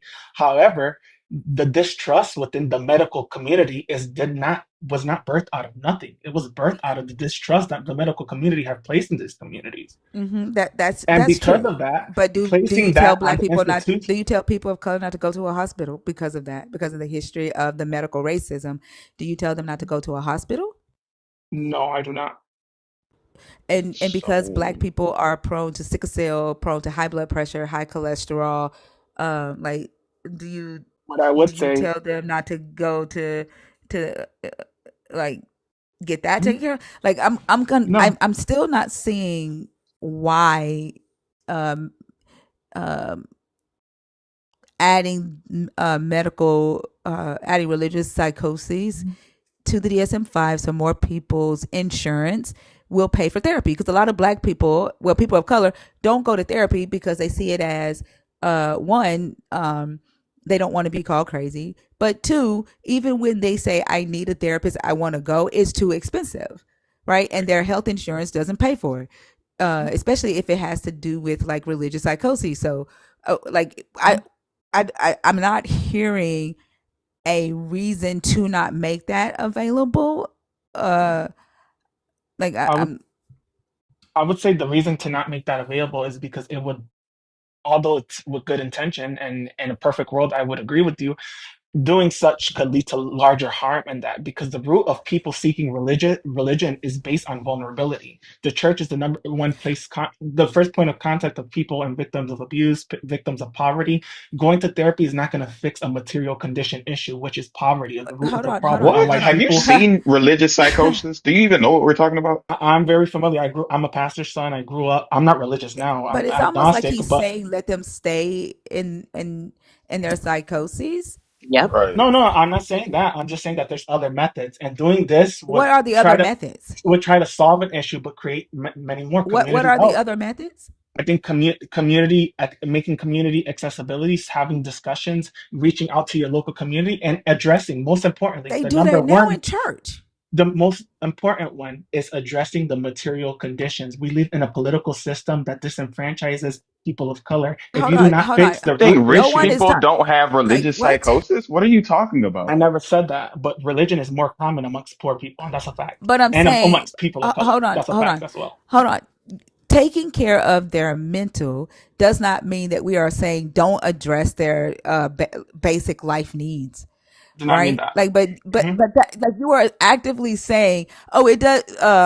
Even if they are suffering from religious psychosis, they're still living in low income housing. So Right. that's not going to Right. solve the problem because they're still living in low income housing. If you can fix the mind, then you can fix the situation that the person is in. Because then when their mind is able to accept new information and process new information, uh, And go without being beyond. sick, then they can begin to build. But you are actively saying, let their mind stay sick and then just feed them.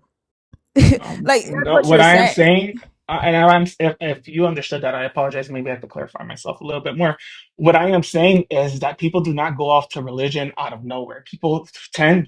Studies show us that people who tend to be more religious tend to be individuals Who who are said anything about impoverished. taking their religion from them? We're talking about healing the mind from religious psychoses. Hmm. Nobody said anything about taking their religion away. All right, but yeah, Not every I churchgoer understand. experiences that. So I don't understand why you keep trying to make it What I'm about saying like the is, can you religion as a define whole. religious psychoses for me? So you don't know what it Maybe is. Earlier you no, said you I did. understand. I understand what it is, but maybe perhaps we have different. understandings. I don't agree with how DSM-5 or mental health professionals describe religious psychosis because it's very They don't. anti-indigenous. They don't. Oh, hey, That's Kathy. the whole point. Well, can I have just for debate etiquette? Can I have your definition This is for We're not like a not maybe debating debate. you. We are It, not debating you. or We don't debate conversational in here. etiquette? I apologize. I didn't mean to say debate. I meant to say it in a colloquial way. But just so we're on the same page, because I think I'm addressing your point, but then you told me like that's not what you're talking about. Just so we could be on the same page, because I really want a thoughtful conversation. I really do not want to argue with you again. I think we agree a lot more than what we would disagree on. I do not see this as a net benefit for communities of color. I think what you're saying is actually would actually not accomplish what you're thinking it will, because do you not realize that the belief in these, specifically the Abrahamic religions, the fact that they are taught as a core tenet of that religion to be Hmm. accepting of the position that you're in, to be subservient, to wait on Hmm. Jesus, and then you Hmm. talk about the socioeconomic disparity. Why do you think that that's been allowed to perpetuate for so long? Don't you see the correlation between a group of people who have been conditioned for centuries to believe that their resolution is coming from the sky? They've been taught in every single Sunday to keep praying, just turn the other cheek. Don't you think that that helps to uphold that economic disparity? And when you say that it wouldn't do what we're thinking it would do, how is that not another form of colonizing? Why do you get to decide what helps a community that I'm assuming you are not a part of?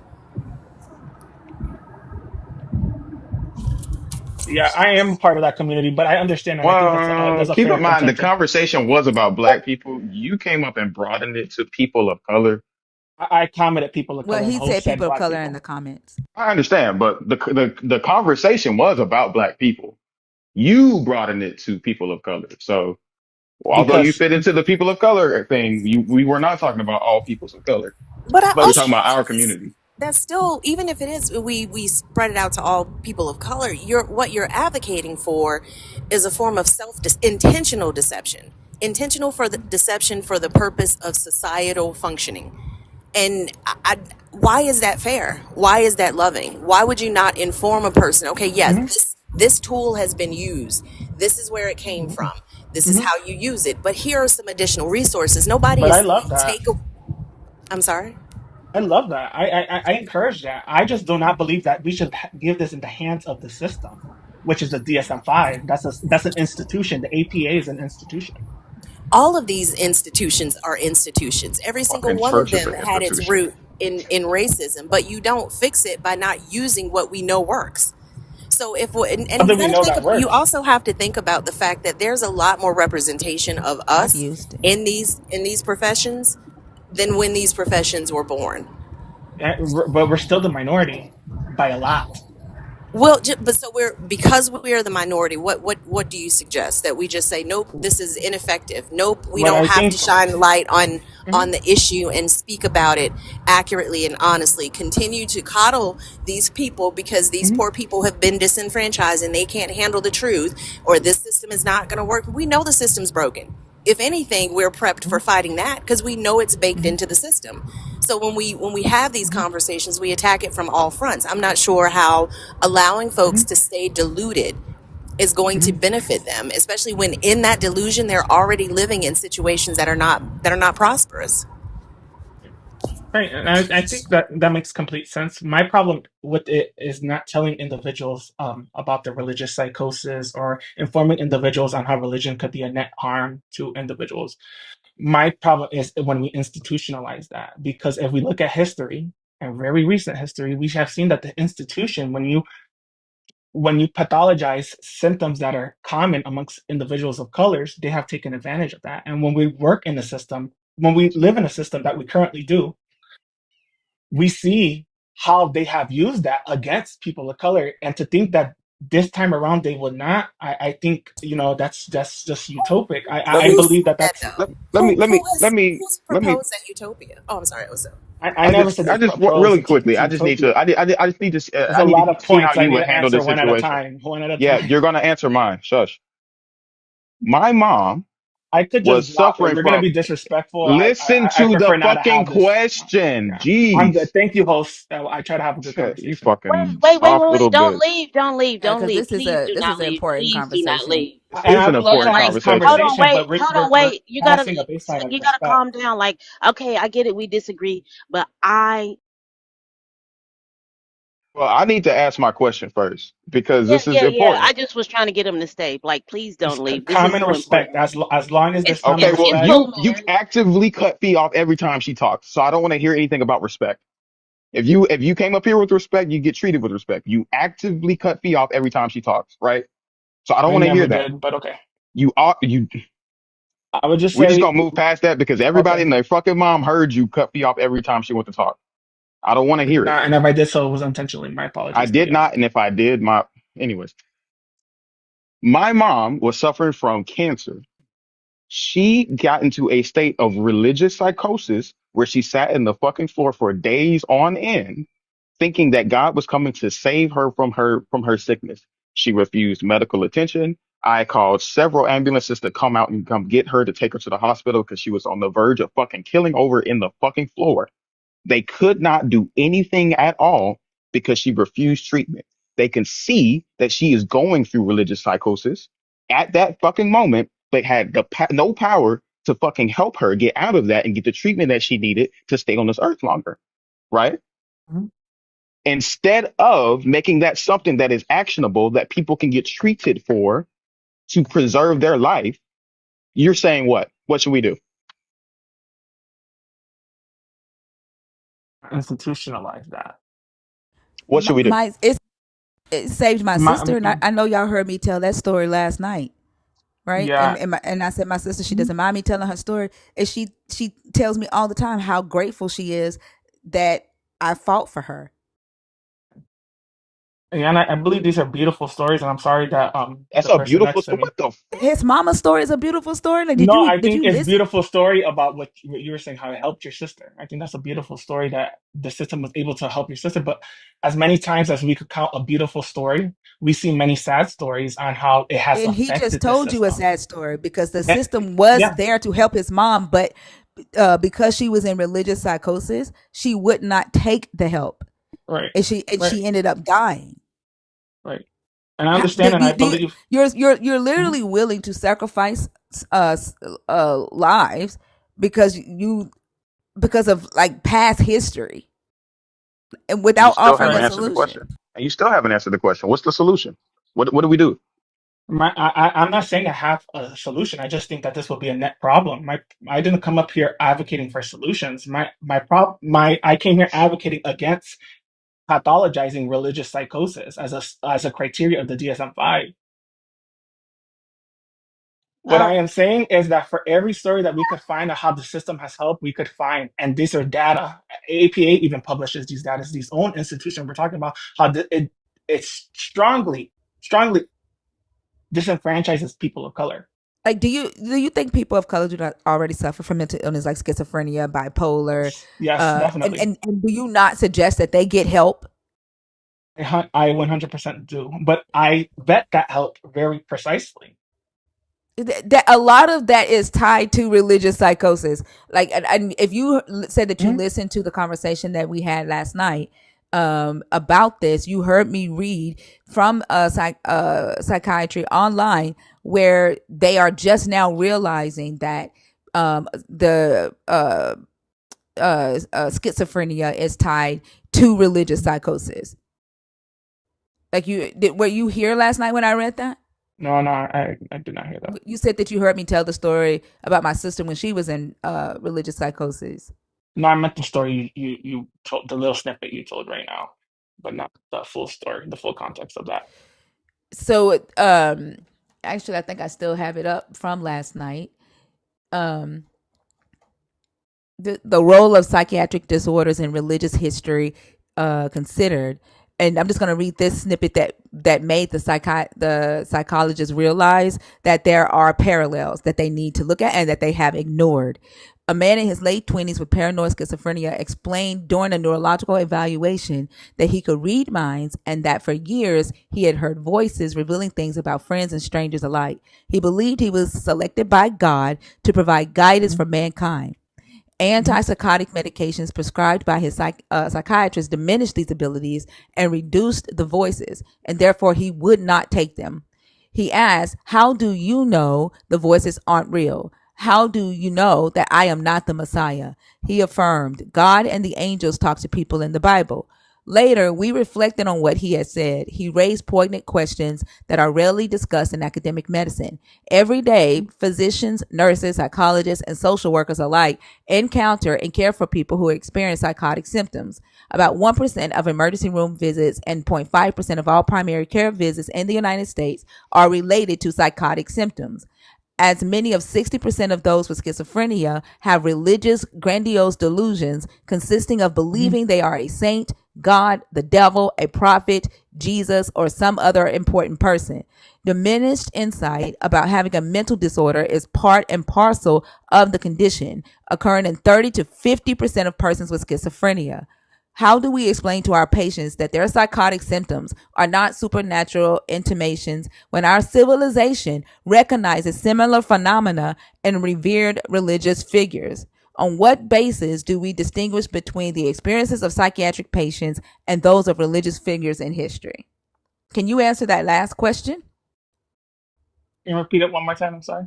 On how actually it's two questions. How do we explain to and I'm gonna change it from patients to people of color who suffer from schizophrenia that their psychotic symptoms are not supernatural intimations when our civilization recognizes similar phenomena in revered religious figures? On what basis do we distinguish between the experience of psychiatric patients and those of religious figures in history?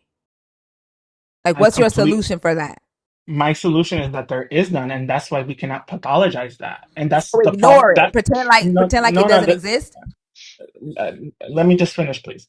I just said similar to Eastern. That was the point I was making. Eastern religions or Hold on, I'm trying to understand what you mean when indigenous you say there is indigenous. none. What do you mean there is none? There is no religious psychosis when a person says. That's not what I'm saying. What are you saying when you say there is none? There's no what?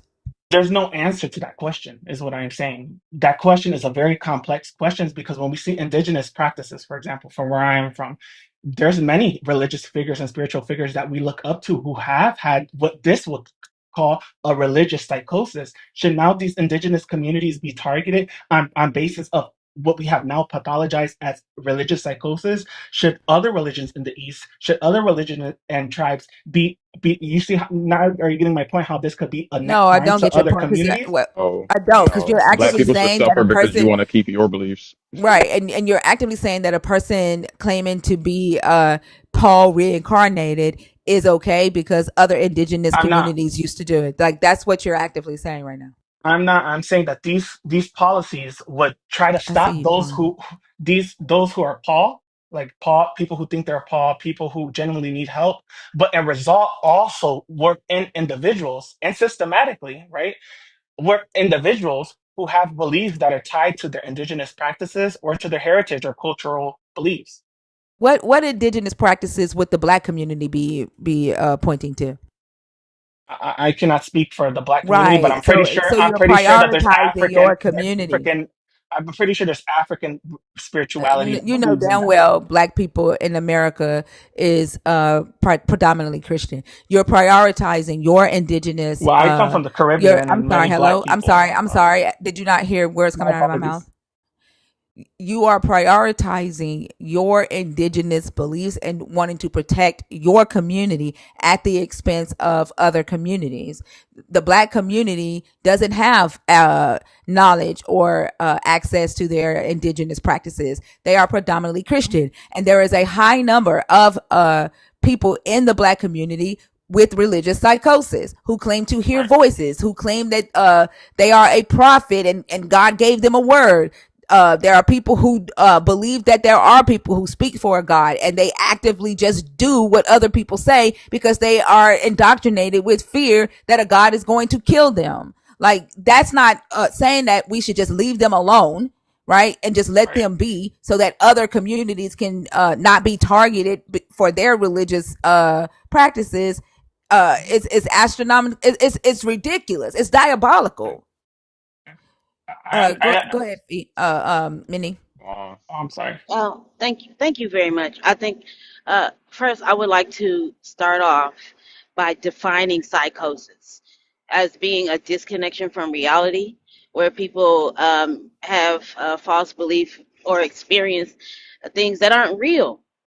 It's not a condition; it's a term that describes a collection of conditions. So, hallucinations um, and delusions, right? So. I want please understand that when religious psychosis in adults goes undiagnosed and untreated, or any psychosis for that matter, um, the most vulnerable people are children, right? So what I hear now is somebody who um, you have to be unaware of what has happened because of religious psychosis. So I'm going to show you something that happened this year in May in Fort Pierce, Florida. Uh, Firstly, am I coming in clear, thinker? Yeah, you are, Quan. Okay, thank you, thinker. Your voice has gotten so deep these days. I don't know. Okay, so yaka yaka. So there is Ramil Pierre, who at the age of 6 um, was unalived by his mother in Fort Pierce, Florida. Um, so she claimed that she was commanded by God to perform an exorcism to rid her son of demons, during which she suffocated him. And she believed that he would be revived afterwards. So she left him in his room, wrapped up in a blanket with his face uncovered. And she would go in and blow on his face in attempts to revive the child. Authorities discovered the boy's body wrapped in a cloth inside his bedroom after he had been absent from school for over 2 weeks. Okay. Now, she was suffering from religious psychosis.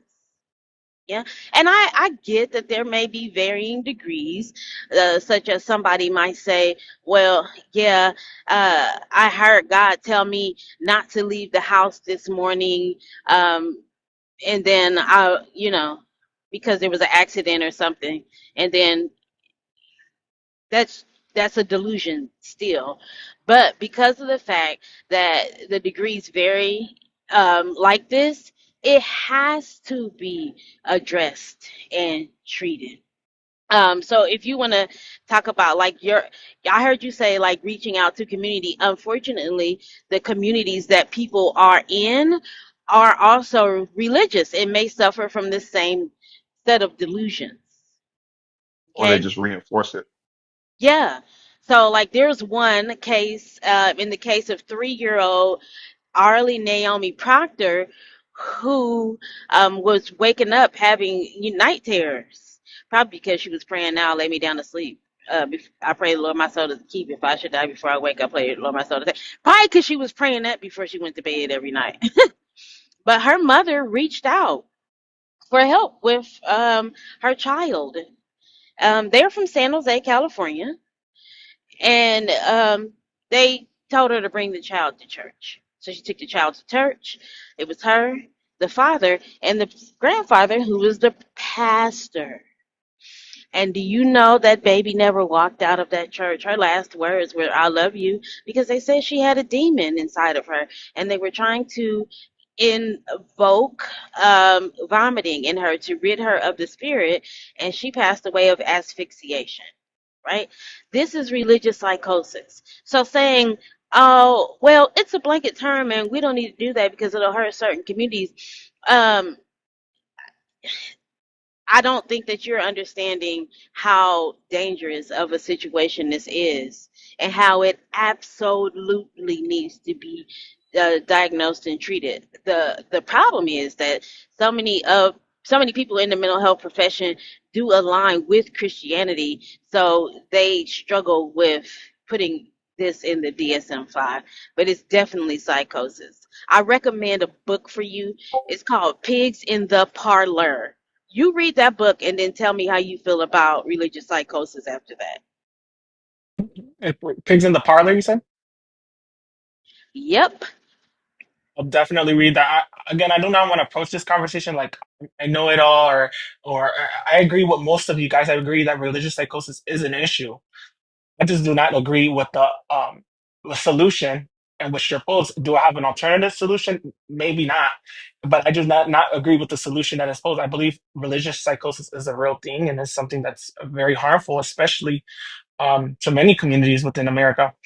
I just believe that at times history has shown us that, and me working within the mental health industry, my spouse being a PhD student in clinical psych, I have seen firsthandedly how this Western phenomenon, and which we call psychology, is rooted in white supremacy, and how this has been used to disenfranchise people of color the most.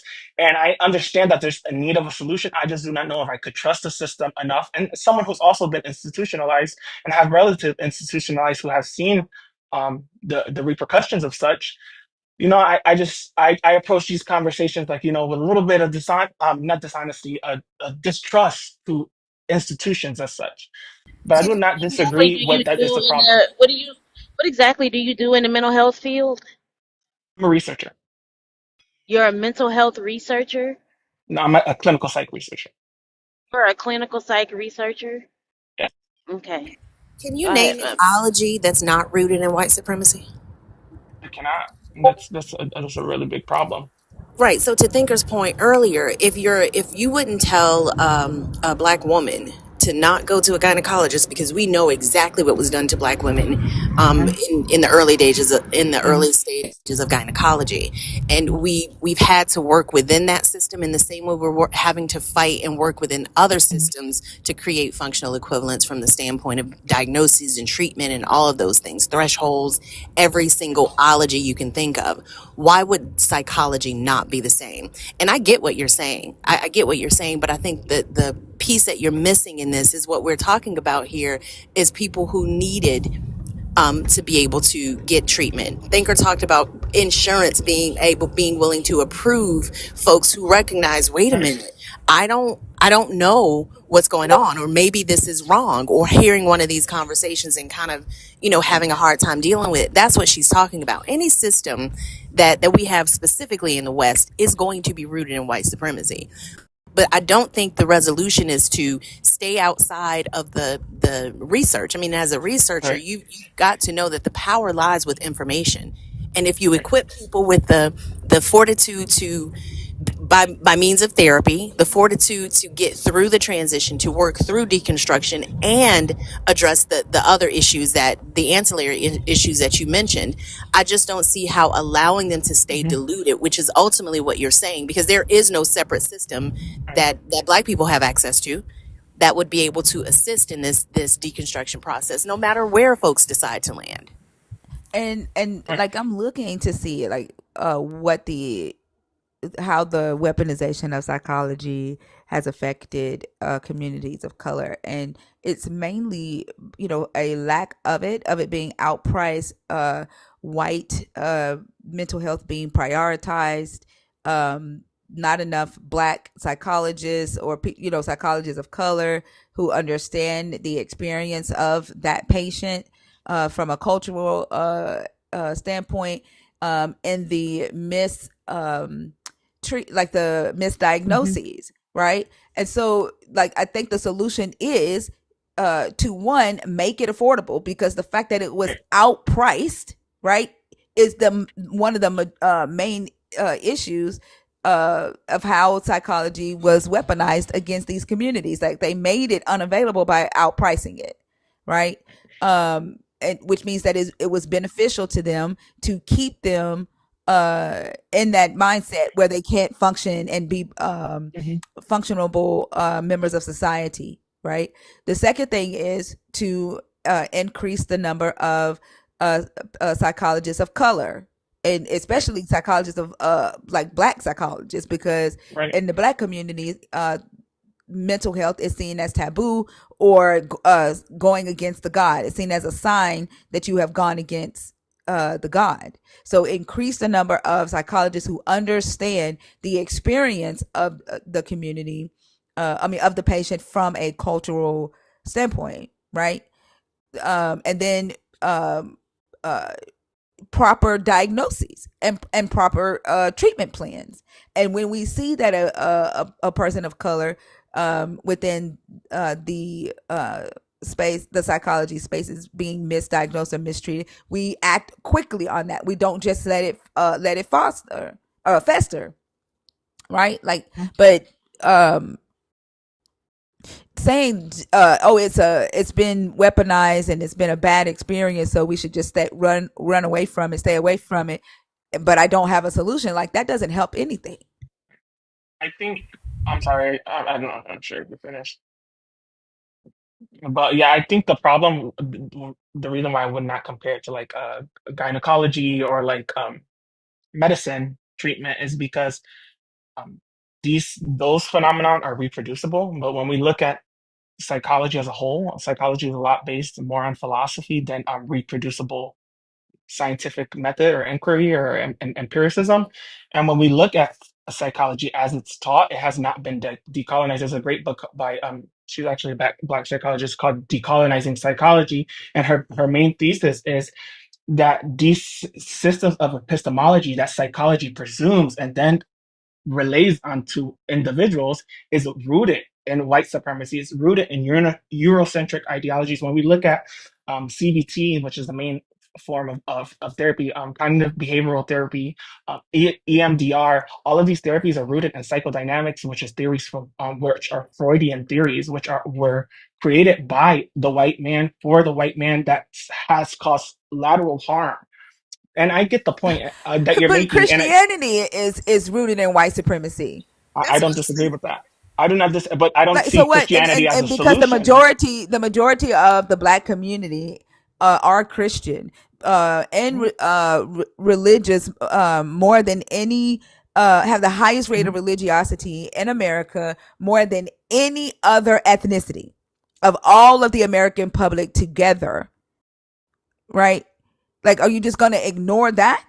Like, you are literally No, saying not to work within the system of psychology because it's rooted in Christianity, while actively ignoring that the religious psychosis um, is created from a religion that is rooted in white supremacy. And you're saying you're basically saying let them eat cake. And those of us that are that practice our indigenous practices, which aren't rooted in white supremacy, as far as I know, then we'll be fine. no, and I said that I just think that there's different. We must come up with different solutions, and those solutions I can't mention off the top of my head. I think you gave me good homework to do to come up with solutions on how we could systematically help individuals with religious psychosis. I just do not have the trust in the system to believe that the system is the solution. Do you think we're saying that we have trust in the system? No, I just think that you guys see it as a better alternative, and I do not. I mean, we don't have trust in the police officers either, but if somebody's robbing my house, I have to call them. And the thing is, you have to go Mhm. into this partnership or this endeavor with knowledge. So I mean, I get what you're saying, right? And I'm not refuting that psychology and all the other ologies are rooted in white supremacy. But to Thinker's point, what you're ultimately saying is, oh, they're okay. It's not hurting them. Let them stay deluded. I did not mean to imply that. If I did, so I apologize. Never that. I just think that we must come up with different solutions than resorting to the system who have caused these problems. But like I'm gonna read the book that you gave me, The Pigs in the Parlor. I have it on my Amazon cart right now, and I'm willing to educate myself in areas that I am ignorant in and see what better solutions we could come up with as community that does not necessarily rely on institutions, especially institutions largely led by white individuals. I heavily recommend chapter 14. Um, sit with, read it twice, read it 3 times. Okay. Thank you. I will do. Thank you so much. I have a question Yes. because I think that we're glazing over I mean, the that's so operative word crazy. in the term, which is psychosis. Mm. Are are you under the impression that everyone that has a religious belief suffers from psychosis or something? No, not necessarily. Do you think any psychosis should be treated? Yes, I do. So then why do you differentiate when it comes to religious psychosis? Because psychosis is within itself psychosis. It doesn't matter if Right. there's a religion attached to it or not, but you seem protective of allowing people to sit in a religious Mhm. psychosis for some particular reason. And that's mind boggling to me because Mhm. psychosis is Mhm. psychosis.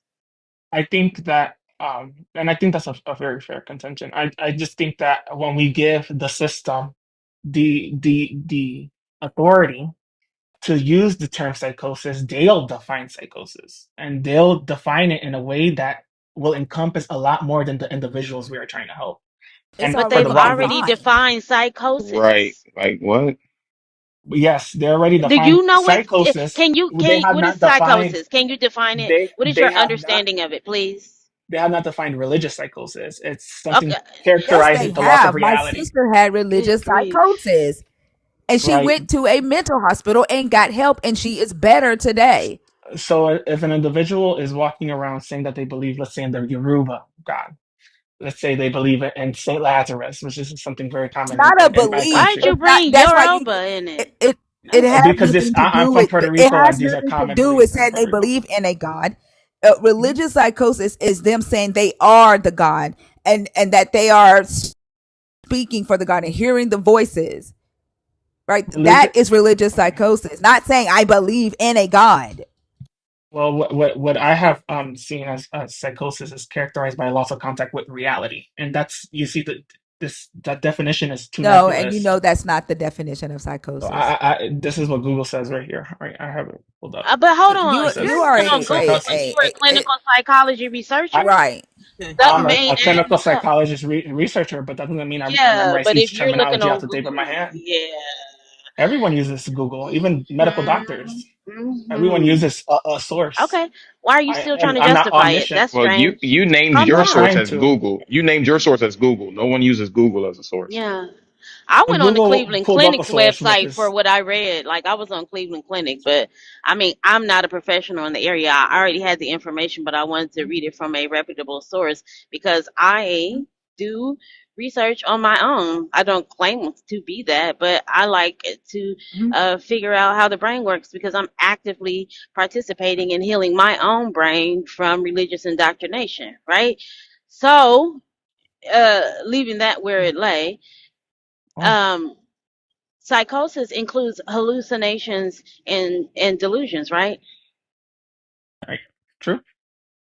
Yeah. But how do we define? So if somebody, Mhm. wait a minute, if somebody has a regular, well, I would say, would a psychosis about maybe if they see a fly and all of a sudden now they're hallucinating and they imagine. I'm sorry for those of you that this might, I don't want to say it, but they're imagining an ample amount of them now. And they develop a phobia and they're Mhm. seeing them, they're hearing them. Um, that's a psychosis. Should that be Right. treated? I think there'll need to be more context. But I also it Yeah, also no, includes no. What do you mean? They They're are having hallucinations. hallucinating. They need more They, context. if they are hallucinating verbatim, like objectively, then yes, they would I just said need so. that. Oh, Okay. well, So How I if did didn't you hear that somebody is hallucinate seeing verbatim? demons, right? I don't think this because person was honest about their because acumen because this because doesn't make sense. that's fine. You don't have to believe it. But what I'm saying is Yeah. I'm in the Cleveland Clinic website and it says both hallucination and delusion. Delusions are these are false beliefs that someone hold on very strongly. So someone said that they're not Hello? just belief, but according to the definition of Cleveland Clinic, it says these are false beliefs, and this is the problem, the delusional No, you aspect. know they're not talking about somebody believing in a God. They said that they hold on to very strongly, and that is the belief that a God wants you, that a God is talking to you, and that God tells you that your child has a demon, and to exorcise that demon out of that child, to the point to where, first off, that is delusional, and then you go as far as trying to do an exorcism, and you end up harming the child. Yeah, I think you You are see these terms are you are nebulous, ignoring the words strong delusions. but they're nebulous words, is what I'm saying. No, no, they're not talking about having a belief and just a like a belief in God and going to church on Sunday. It doesn't. I'm not saying that it does. What I'm saying is that it could be. They could use that, guys, that blanket, that very nebulous and ambiguous definition to encompass anybody. And we would hope they will do the good people. They would help and do good. But a lot of times throughout history, and that's how we can rationalize this, is they do not. And while That's I the do Let me see problem. ask this you: as a are problem, you spiritual? Are you spiritual? Yeah, no, it's no, I'm you're not. trying to protect something. What are you Yeah, trying to No, yeah. protect exactly? What belief system are you trying to protect?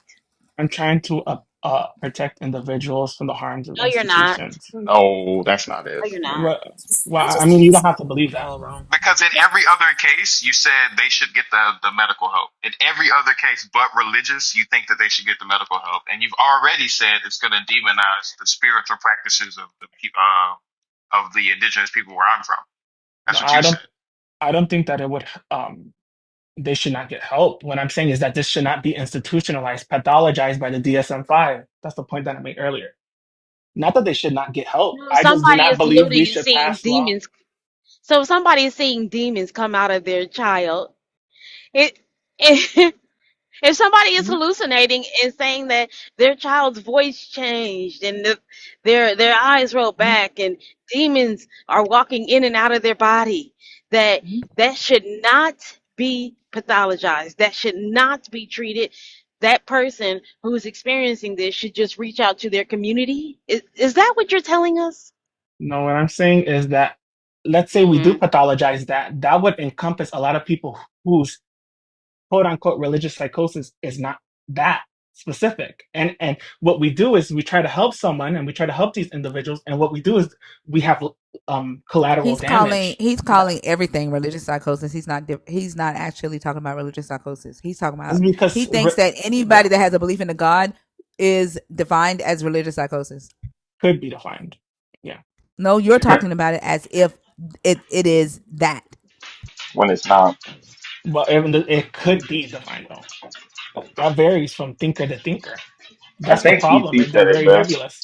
This is exactly like the people that don't vote because they don't like either side. Clock it. Like as Yeah. opposed to just picking a solution and holding the system accountable. Because for whatever reason, you feel like we're just saying, give them over to people and see what happens. As though there is no, we're not looking to have accountability and make sure that these things are actually beneficial to the group.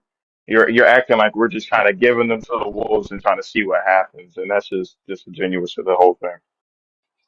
I saw a I don't think video exactly that, of a but lady yesterday. She said that she had been stabbed, drowned, raped, all of that before 5 years old, and she's been hearing voices for like 7 years, 7 or 8 years, and there is a psychological treatment that she can get that would help her, but she doesn't have, her insurance won't cover it, and she doesn't have the money, so she's asking TikTok to help her raise the money so that she can get this psychological treatment. But what do you suggest that she do, since the DSM-5 doesn't recognize her voices that she's hearing? I'm sorry, right now, because it's religious psychosis that she's going through. Like, do you just suggest that she keeps begging for money from the community to try to help her get the medical care and just keep suffering? Is that the solution? I think we should advocate for universal healthcare because psychosis is already in the DSM-5. Adding religious psychosis is For unnecessary if now. I literally just said, like, it's religious psychosis that she's going through, right? right. And her insurance will not cover it. So she's on TikTok asking people to donate to her GoFundMe so that she can get the money to get the treatment that would help her. Right. And I think instead of passing policies to make religious psychosis a So criteria, we should pass what do you think she policy should for do? Keep universal begging the health care. community? I'm asking, what do you think she should do? Like in that instance, like keep begging the community for money? I'm not sure what she should do. That's not enough Like how do information you for me to plan on give how do you a how no. ethical It's the fact that response, she can't pay. There right? is a So treatment advocate for available. There is a treatment available, but she cannot afford it. advocate How for like universal health care. what is it? So your solution is to go to one system rooted in white supremacy and beg them to pay for healthcare for everybody, but ignore the another system because you think that it's going to target people in your community.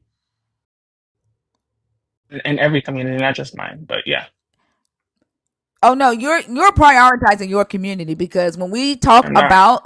when we talk about how this would affect the black community, like it doesn't matter My to you. community composes a black community. There's black Puerto Ricans, but yeah, Oh, I get I you. figured Like I you were said, native. I figured you were like Latino or something. Yeah. yeah, like I said Why I earlier, mentioned that we were second talking baby, the about black 3-year-old girl was people, and you Latino. brought in the scope. In my original comment, I mentioned people of color. Yeah, yeah, yeah. Like I said, we were talking about the black community specifically, and you came in with a comment to broaden the scope so that you could be included in the conversation, which No, ultimately means fuck whatever y'all was talking about for the community that you're a part of, that you interact with on a daily basis, right? That you have so many familial ties with. Fuck that. Let my people do what they want to do. no. Yeah. His people are I unaliving mean, his you're gonna name because believe that little you're girl, gonna that believe three what year old you that I want to brought up, believe. she was from his community. So Mm. like your community is affected by religious psychosis, I whether never you said they want were to not. acknowledge and admit that or not. But what Would you're admit saying that. is, what you're saying is allow these people to continue to suffer with the hallucinations and delusions that torment them. And allow them Mhm. to harm other people in the community for the sake of not diagnosing this psychosis as resulting from the religion that they engage in. That's weird. And maybe it's an uneducated statement. I will study. It was just I just was presenting why I believe this was harm as someone who was institutionalized, as someone who who has the scarce amount of research in which I have. You know, I approach this very humbly. I could be wrong. I'm not saying So that are I you am saying right. that when you were institutionalized, it the your experience like it harmed you? Is that what you're saying? Yes, severely harmed many others in my family who were also institutionalized. How? You know, I don't want to get into too much details, but you know, from SA to other things, food No. depravity. Wait, you were essayed Mhm, in the mental mhm, hospital, mhm. and did you report it? Yes, there's actually an ongoing lawsuit. And Not just me. There's multiple other people in individuals. your family was essayed in the mental Hmm. hospital too. Correct, but not just SA. That's just one aspect of the harm that it caused. But yeah, Like were all of y'all in there at the same time? no, different times and different places too. So and all of y'all have a ongoing lawsuit Not all right of now. us, but I do. And so what happened when your other family members that were in the mental hospital that were essayed? What happened with that? Some of them just took it, did not even realize it was SA till years later. Some of them just rubbed it off. Some of them did not have the financial means to pursue legal action. What do you mean they didn't know it was essay? Like were they adults or kids? You know, there are adults, but individuals, when they're vulnerable in a time of psychosis, you know, at times it's very hard to understand what happened and the dynamic that played into this scenario. Anybody who's been SA, it's very hard, but especially for individuals who are in vulnerable So how did you find out scenarios as about the such. essay? Again, I do not, I don't feel really comfortable No, speaking about this, but what I I'm would saying, say, did they tell you, like, if they were, yeah, they share if they that, were, and I'm that's sorry, what. one sec. Like, if they were in the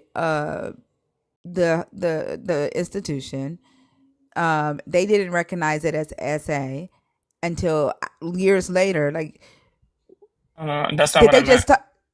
That's what you said. Well, if that's what I said, that's not what I meant. What I mean to say is that they did not realize what happened to them was SA until years later. That's what I just said. They didn't Oh, I recognize that it was apologize. SA until I'm years later. right. And so it was what years later did they was it like, oh, I was in a relationship with an orderly while I was in the mental hospital. And then somebody said, girl, they were not supposed to be having sex with you while you're in a mental hospital. You're vulnerable. That's SA. Like, is that how that happened? I don't feel comfortable sharing that because that's not my Trying to story. I'm trying to see how, like, you're with you saying that, like, so many of your family was SA'd in the mental hospital, like, that's not normal, right? And then when you say they didn't know that it was SA while they were in the mental hospital, they didn't know until years later. That means somebody, that they were It's a lot talking more to somebody common about than it, you. that they were no that is logically they were talking to someone about it, and then somebody said, hey, that's SA. Yes, correct. But it's, you said it's something not normal, but it's actually a lot more common That than you would multiple think. people in one family have been essayed in the mental hospital. That's not No, normal. that individuals who are institutionalized tend to No, I'm face talking lateral about what's harm. not no. What I said was it's not normal for multiple people in one family to have been essayed in a mental hospital. Multiple is three. If that helps distinguish the number. I just do not want to be detailed because, That's still again, this not is not my normal. story. Okay, That's that's still not fine. normal. Many abnormal cases happen. It's unfortunate, but I'm not sure No, I'm what you want explaining me to to you tell why you. I'm asking questions, because it is what you are saying is abnormal for it to Okay, be so many people in one family to have the same experience. okay. Especially if you want to say don't give black people the help based on this experience. Like that don't make sense to me. I mean, you do not have to believe it. That's just my story. I understand how it may sound to the listener's ears, It's and not that's about okay. belief. It's not about belief. Okay. No one at any point in this conversation discounted or said that you were lying. So I don't understand why you're trying to make it about that. I'm That's not responding what to the either of us comments. have said. I'm Okay, well, responding. clearly you're not in the Comments. comments, right? You're on stage to have the conversation on stage, right? Like you requested up, right? Well, I think I made my point here, and I just want to say, Wait, I would definitely. wait. Um, this honestly, this doesn't make sense to me. And I'm going to tell you why it doesn't make sense. Because you advocated for mental health services for people suffering from other psychoses. You draw the line at religion, and now you're telling this account of what happened, right? So by this, it's illogical that you support institutionalization for other forms of psychoses, but not religion. Like this, it doesn't make sense to me. I don't understand the dividing line, right? Or what Mm, is the deal breaker? He Because said his dad is a um pastor. yeah. okay, Were your family members in for religious psychosis?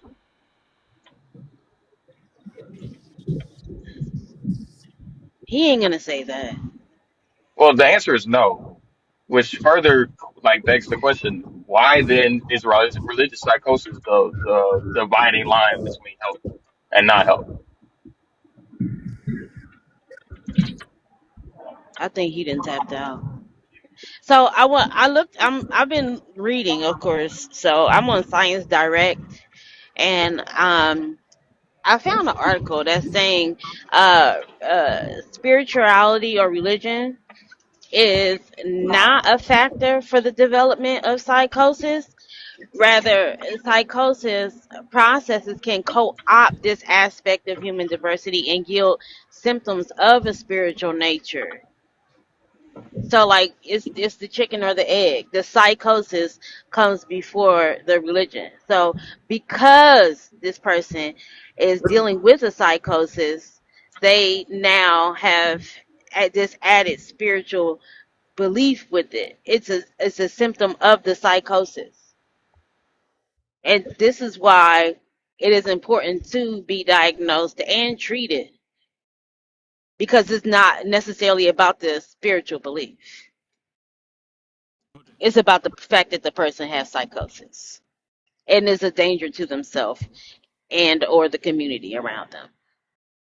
A lot of sense. Again, I wanted to approach this conversation with a lot of intellectual humility, just posing why I would believe the system would be bad. And, I'm grateful for all the responses and the literature that was suggested. I would give it a read and come back when I have a more developed opinion on perhaps solutions that could help, or maybe with the mind with and be more like-minded with this amazing panel who shared their beliefs and or ideas. Before You're you going to go, read that you book and be accused me of being traumatized. ableist for suggesting this. You realize that, and then you don't have a solution, like for the like you when I said that um the DSM-5 should allow for a diagnosis of religious psychosis so people can get help. You accused me of being ableist, and but like you didn't say anything up here about how allowing this, right? Like you didn't even talk about that,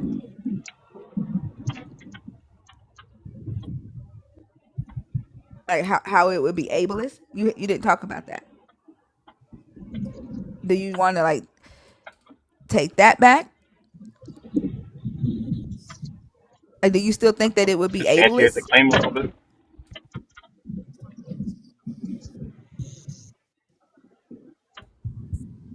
Are you there? I think his I could barely hear him when he was responding earlier. Um, because I hear him saying that the what his stance is that the term belief would be weaponized and everything would be religious psychosis, and that he's saying that they're most likely going to forego the current definition of religious psychosis and just apply all belief to it to weaponize the communities of color. But why are you saying that it's ableist? Is something wrong with your microphone? I can hear you trying to speak, but all I hear is sound, but you're not coming through.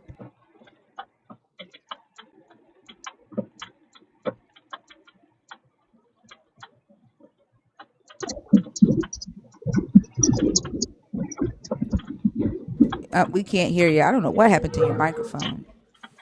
It went all the way offline. Yeah.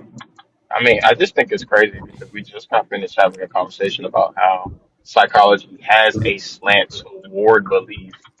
So I don't get where he's saying they're going to all of a sudden magically start demonizing belief. They coddle to believers all the time, or not coddle to, cater Protect. to. Yeah, well, yeah, yeah. They protect fucking belief and deities all the goddamn time with this field of study. So I don't understand why he's saying all of a sudden they're going to do a complete 180 and start demonizing it. And the crazy thing about it is that when it talks about the misdiagnosis and the weaponization of psychology, the misdiagnosis diagnoses and the mistreatment plans for people of color, specifically Black people, he, he doesn't know if that misdiagnosis is due to religious psychoses, and because it's not a part of the DSM-5, the psychologists are treating the people for that, right?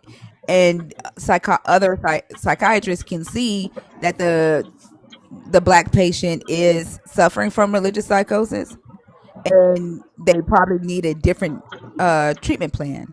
They probably don't need the medicines that the uh, psychiatrist has prescribed, and because they get paid for whatever pharmaceuticals that they're using, they get a kickback. um, or to just diagnose them with the incorrect diagnosis so that they can build the insurance. Where while all along they know it's religious psychosis. Like, if, as a clinical researcher, I definitely think that that is something that he should look into to see if the majority of like the cases that are used to say that psychology was weaponized against the black community, look at those mixed diagnoses and see if they have the symptoms of religious psychosis, because Yeah, that very well could be what was missing. You know what I'm saying? right. And I think that I think one indicator of like myopia in general, when we're talking about identifying problems and finding possible solutions, is only looking at one part, one particular area, as opposed to addressing the root cause of it. It's like these conversations are not straight lines. Like they're not even intersecting lines. They're like a web or a bowl of spaghetti. And I think to just say that, oh well, this won't work because this is what happened in my community, or this is what happened. Oh, so you got background noise, My fault. or yeah, or this is what happened when I experienced it, and trying to problem solve from that vantage point completely ignores all other communities. And if we're going to have this conversation on a grander scale, when we're talking about like the various communities of colors, and to Oso's point, we were specifically talking about the Black community, and then it shifted. So the narrative has to shift, and it has to kind of zoom out at that point, because we know that all communities of color are not monolithic. We know that. And I think to have that myopic lens, it kind of causes unintentional harm, or even, depending on who you are, intentional harm for other communities. Because we weren't talking about spiritual customs. We weren't talking about that. We were talking about religious psychosis specifically. And I think that what he heard was connected to his experience, and thus this last 15-20 minute conversation. Or his community. Like, he kept talking about Eastern spirituality and indigenous practices. I do think that he was more so worried about his people being targeted. Right. Yeah. He mentioned Yoruba, so I mean, how they take some of the different practices together. I was thinking like, you practice Santeria, like, because that would be, I understand. But I wanted to ask you, Thinker, did you ever read Pigs in the Parlor?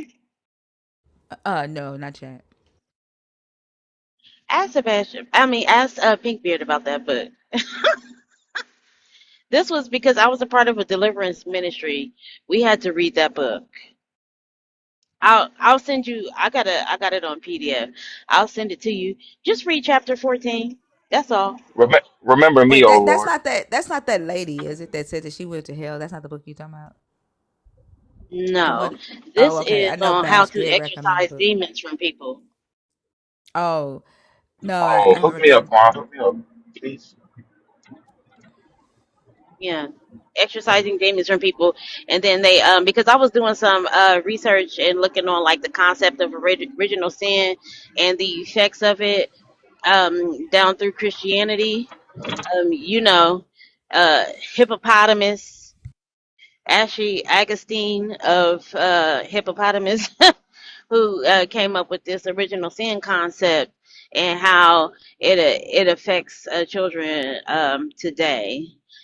And the chapter 14 is on children.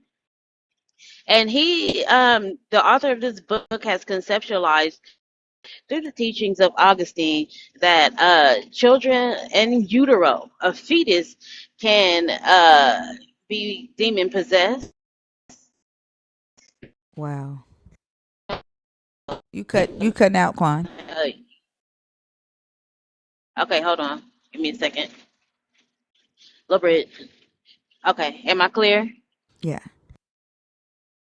Okay, because Augustine believed that um, original sin was passed down to the child through concupiscence, because it takes sexual desire in order to be able to copulate. So this guy takes this concept and uses it to say like because the original sin exists and the parents conceived in like and were lustful, that opens the door for demons to be able to enter. So he's like even conceptualized like if the woman considered having an abortion, then the child could probably have like a rejection demon. And so he's conceptualized, What? and yes, and talks about casting demons out of a fetus inside of a pregnant woman's belly. Casting demons out of a 3-month-old baby whose parents began to have a violent argument because they had a disagreement on whether or not to whip the child. The baby's 3 months old. They're arguing and fighting over how to discipline the child. So the baby is crying and, agitated. I imagine the baby don't feel safe. Y'all up in here fighting. They take the baby to the church to get demons cast out of the baby. Yeah. The book is interesting. I'll That's send freaking I'll send you ridiculous. I got it on PDF. I'll send it to you. Thank you. I think the willingness to even accept that information is also a form of religious psychosis. Like anybody believing that a human knows the name, like what type of demon something is, or that if you do this, then your baby can have a demon of rejection. Like first off, like how can the baby have a demon if they aborted it? Where is the demon? Where is this rejected demon gonna be if the baby was aborted? I'm confused.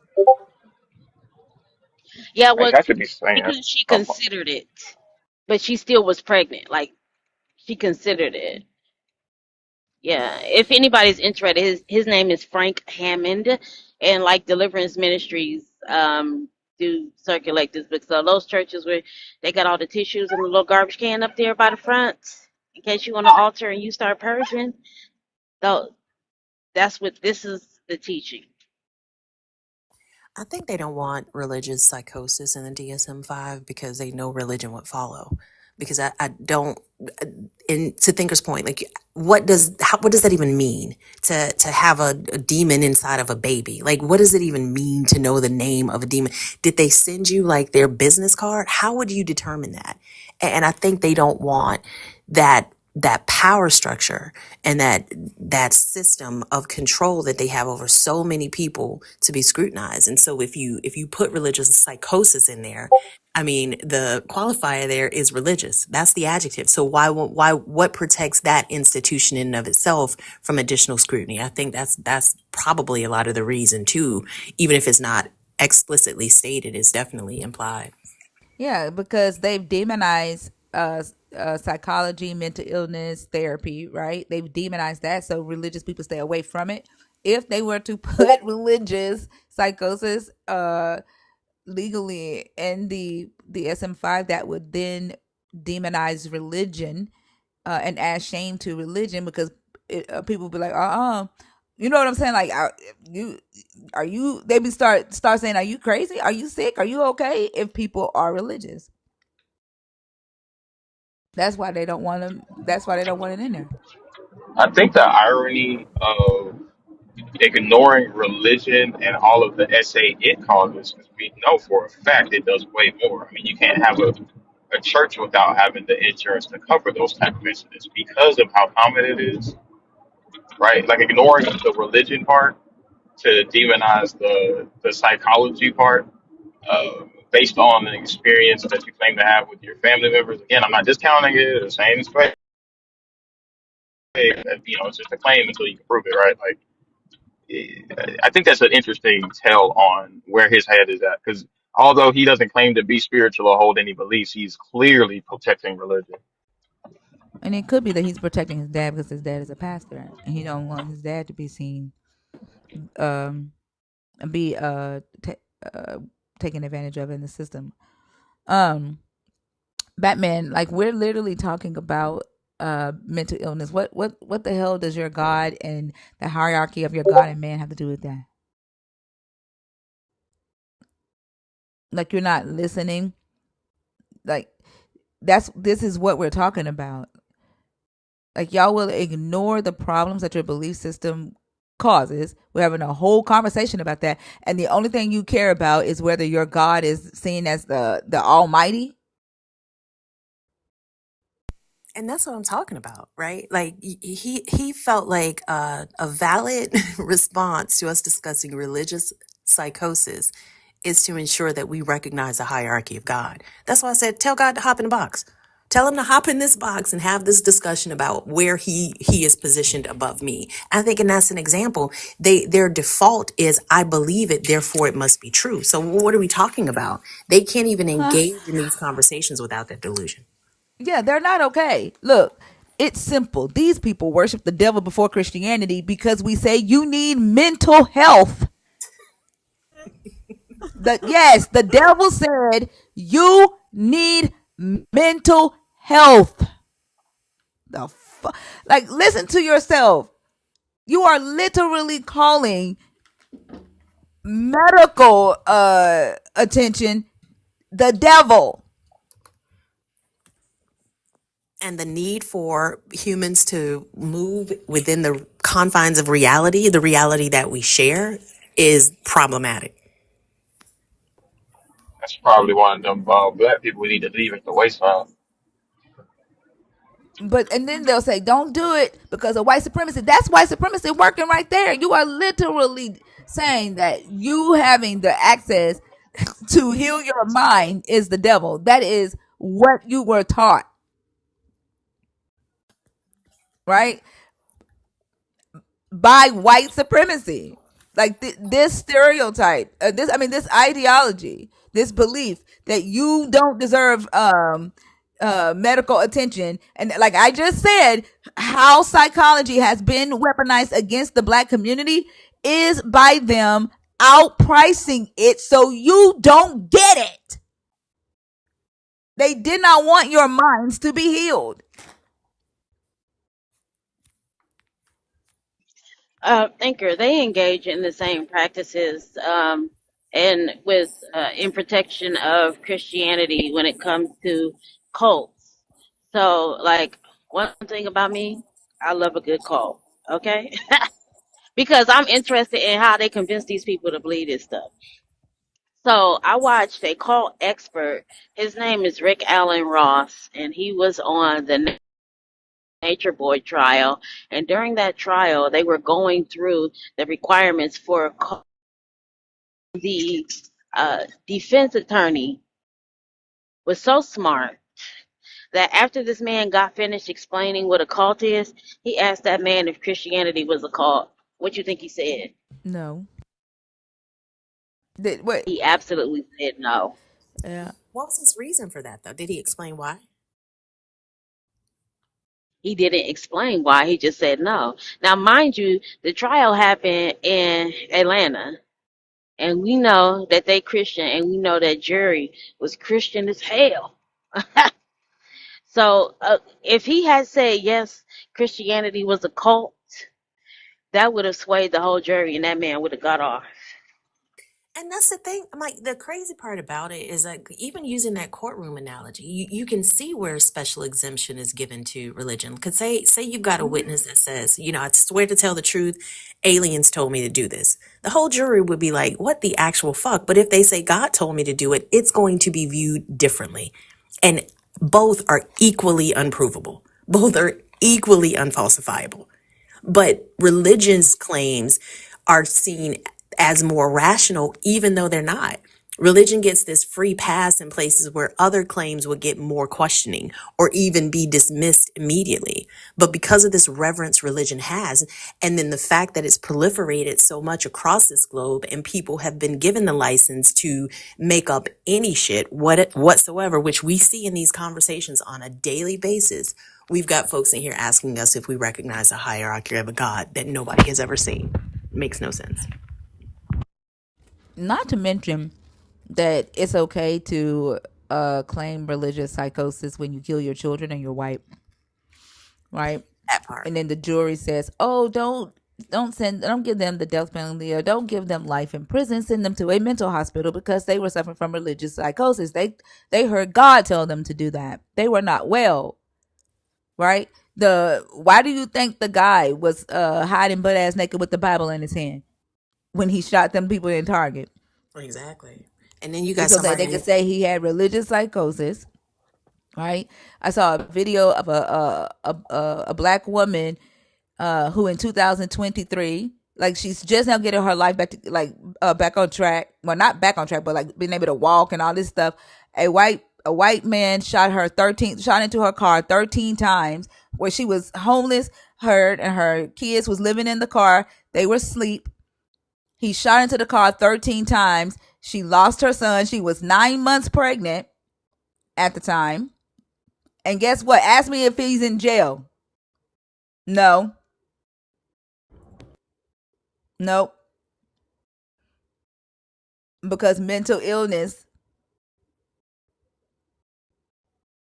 But no, the black people, no, it's gonna hurt you.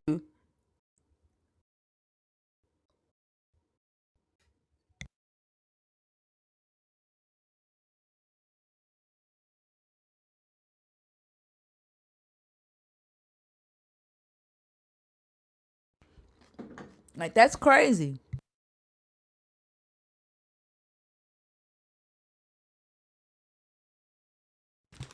It, like, to me, advocating for to stay in religious psychosis and say that it's to protect the community is the same thing as saying that Yahweh didn't want humans to know when they were doing good or bad, and because it was to protect humans.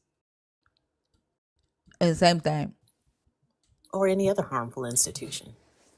Let's maintain slavery because these people don't know how to do anything without direction. Let's keep them under subjugation for the benefit of society. It's better for them. Like, how is that any different? I have no idea. Like, it's mind-boggling to me.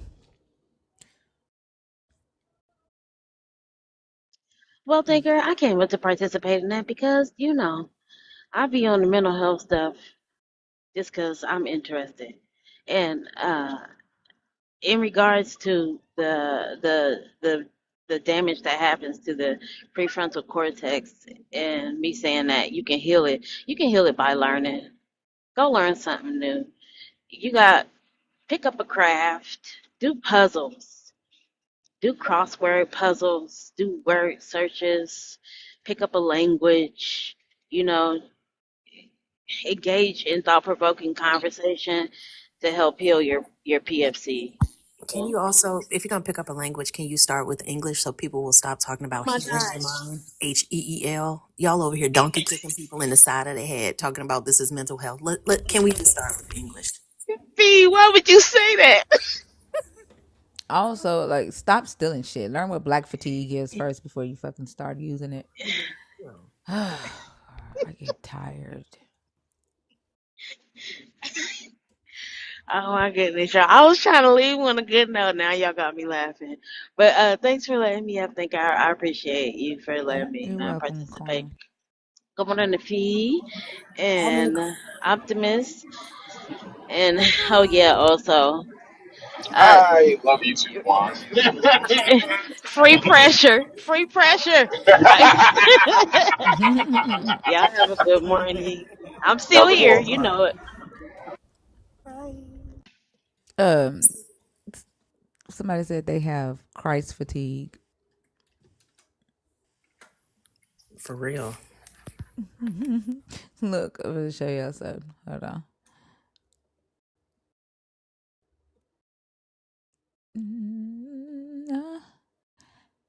Okay, listen. Straight to the pits of hell. You're going straight to the pits of hell. Will you be tortured in agony for all of eternity? I will bask in the never-ending glory of heaven, forever happy, while your flesh is being burned in a lake of fire, and you deserve every minute of it. I don't believe that, and it's pretty ridiculous.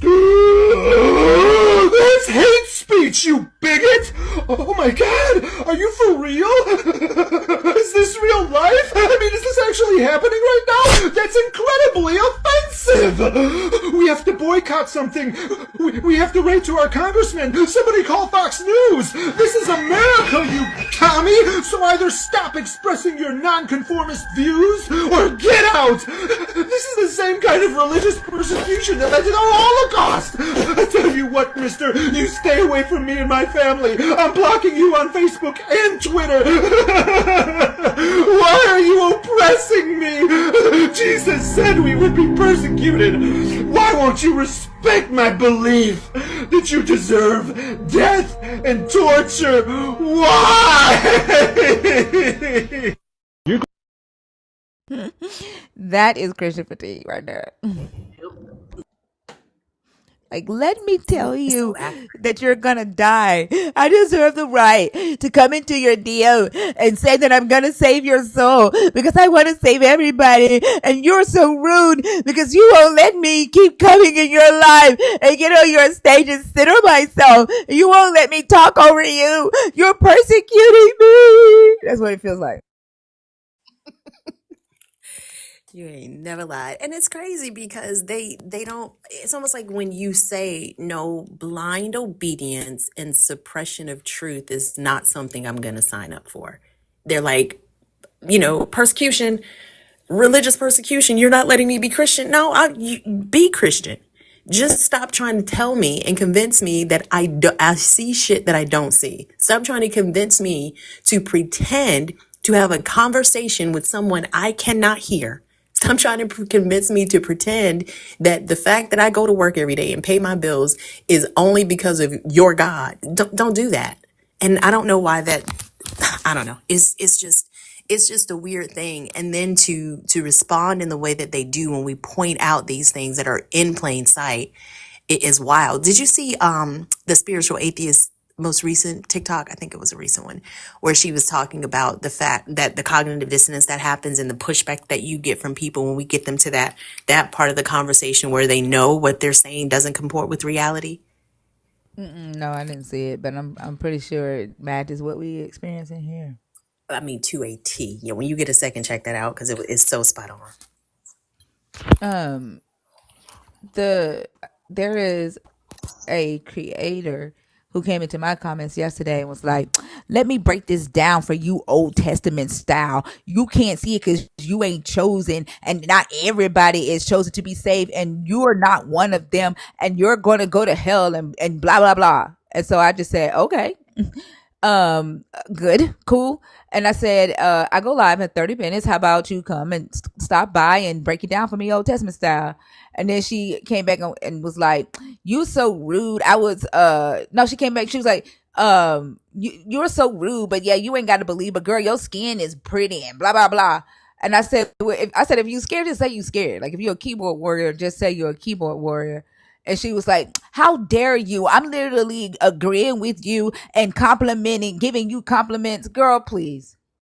Like you came in the chat demeaning me for asking questions, puffing your I'm chosen chest to tell me that I'm not chosen.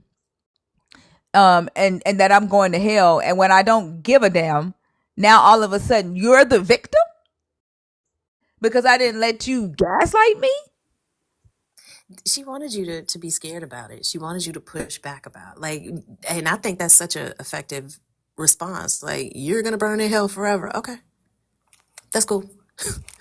Thanks for the chat. Like, I don't know. I mean, this institution is so dangerous to society for so many reasons. But I think the fact that it replaces evidence and accountability with faith and fear are two of the major reasons. And I wonder if a lot of this pushback is more about the lack of accountability. If you challenge these systems, then these individuals are responsible for the things that happen in their lives. These individuals are responsible for, like Quan was mentioning, educating themselves and finding tools and resources that actually help them and move the needle of society. I think these conversations challenge that, and it pisses them the fuck off. Absolutely. and they don't know how to respond from a place of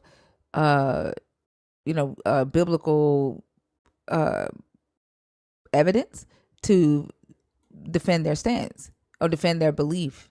They don't know how to do it. Be offended, but defend, right, for your faith. They don't know how to do that. That's why they Like come when up here and you're behave the way that they behave. Yeah, they would. Most of these Christians would lose every game, like because they have no offense since they don't know the Bible. They can't wield the text. They have no defense because they don't even know the actual entailments of their belief system and where their beliefs came from. They don't even know where this God came from. They've just accepted it. And you're right, like they've been left defenseless in the face of truth, and that's an uncomfortable place to be. That's a Yeah, fucking word, Fink. especially What? like when I be asking them questions about, okay, so tell me more about that. What does that look like? Right? Let's paint a picture from what you just said. And when I bring it into reality and use their imagination to paint that picture, they fucking hate my ass for that shit. Like Yep. they be ready. They wish they was Satan at that time to drag my ass to hell. Tonight there was a guy on stage. Like every time Logic met his ass, I said, "That motherfucker knocking at the door when you about to punch him in the motherfucking face and fight him and tell him to get back." Cause like every time Logic hit that ass, he was fighting back. And the funny thing is, he kept opening the fucking door. Yeah. Like you reject logic so hard, you keep opening the door just to punch it in the face. Imagine that. Fuck. But I think that to me that is an indicator that they know there's something wrong with their belief system. They know that there are Hmm. holes there. It would be like if I'm walking across my backyard, I'm gonna walk with like I'm not gonna have to walk carefully. I know there are no landmines there. I know there are no potholes there. But when religious people walk across these yards in conversations, especially like they're so tentative to answer questions that we ask because I think the fact of the matter is that they're trying to get a couple of steps ahead to make sure that they don't answer themselves into a corner. But then my question would be, why would you need to do that if what you're saying is true? I don't need to map out our conversation on my side of it because I'm malleable. I want to go where the truth leads, but I'm not willing to put down logic and reason and to get there. But I think they know that they have to tread carefully or tread lightly because of the unfalsifiable and sometimes straight up dead ass wrong conclusions that they've reached because of this religion, and they don't want that pointed out. So I mean, I don't know if there's any believers in here, but pay attention to that pattern. Like when you're observing a conversation, usually the person that has something, a conclusion to protect, is careful about where the conversation goes. You don't have to do that if you're willing to follow where the data leads. What that guy say also tonight? He wouldn't even answer the damn question. What he say? I'm trying to figure out where you taking this. Answer Yes. my question. I'm trying to figure out where you are. I said, you sound like the child that was in the backseat talking about, are we there yet? Are we there Mm-hmm. yet? I was like, So God damn, scary. you, yeah, like they are worried about, like when we ask them logical questions, they can see logic creeping up. And they're like, oh, hold on, Mm-hmm. where's she going with this before I answer? Like, is she finna try Yeah. to, like, yeah. I think it was particularly funny because normally they just do the dance. Like they'll never admit that that's what they're doing. They'll just do the dance with you, and you got to sit there and try to wrangle him back in. But he was flat out just like, "Nah, man, I don't want to go down that road." Like, Look, I don't know. I'm gonna read y'all her thing verbatim. Ma'am, I will break this down for you. It's very apparent. No, okay, so the video that she commented on was me saying, how can good come from bad and truth from a lie, okay? Ma'am, I will break this down for you. It's very apparent you haven't been called, meaning you can't believe because you are blind. For the word of God says, no man can come to the Father except by me. That's Jesus Christ. The unfortunate fact that not everyone will be saved and you aren't the one. Maybe I should break it down to you Old Testament style. You are of the father, the devil, so move on or not. That was how she came in my chat, okay? I said, okay. I don't want to, hold on. I said, Oh gosh, she don't request it. I said, yeah, I just said, okay. I said, how about I go live in 30 minutes? Why don't you come and break it down to me, Old Testament style? Is it a date? She said, it's really no need. I was trying to understand your train of thought. Where, motherfucker? Where were you trying to understand? You see the gaslighting kicking in? I was trying to understand your train of thought. No need to discuss anything. I am just agreeing with you. With you don't believe. Just let it go. And I'm going to sleep now. Why don't you get some rest and go on? That's that. It's like what? I was Like, did trying to you provoke forget you to all tell the me shit you something. said? Huh? I was trying to provoke you to tell me something. Like you did not ask a single fucking question. Like the gaslighting is crazy.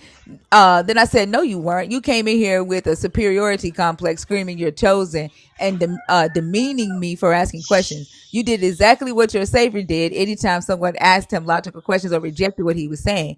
Gaslight and put down. But if you're a keyboard warrior, just say that. She said, huh, are you serious? I agreed with you not to believe. I didn't say anything. And she said, I didn't say anything you listed, but thank you because I didn't say I was superior to anyone.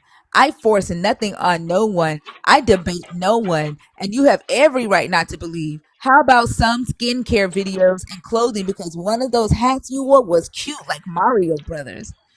I said, girl, no, you didn't. And compliment my skin doesn't deter me from the fact that you came in my comments puffing your chosen chest and when invited to say it to me on live, you refused. Once again, why?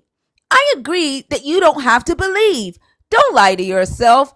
It's like I can't explain anything to you because your mind is set. And until you are broken, it's set.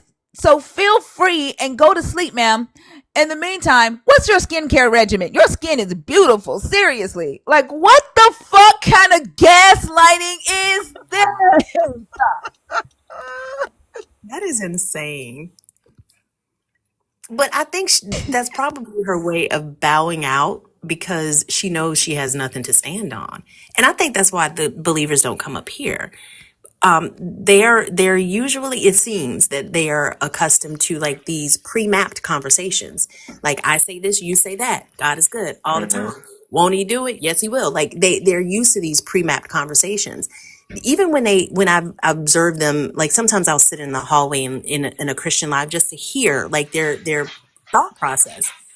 And there is no like original thoughts. It's definitely pre-mapped, but it's you can't have those types of conversations if you're willing to follow where logic leads you.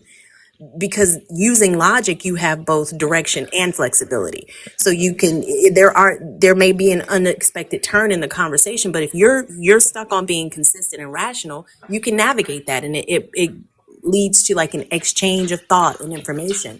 But I don't think that most believers are willing to or interested in that type of dialogue. I think that's why they focus so much on debating and not discussing. Like Yep. with debate, you can use a script, right? You can use a set of rules and structure and just like have information that answers one specific question and you can control where the information goes, right? In a controlled debate. When it's a discussion, that discussion has legs and it's going to walk and it has the opportunity of, getting into deeper concepts, but they don't have the critical, the cognitive abilities to do that. Is it cognitive abilities or intellectual? I don't know if it's a little bit of both, I but they think it's don't both. like. Yeah, they don't have the skills to do that, and that's why. Like they rather debate than discuss.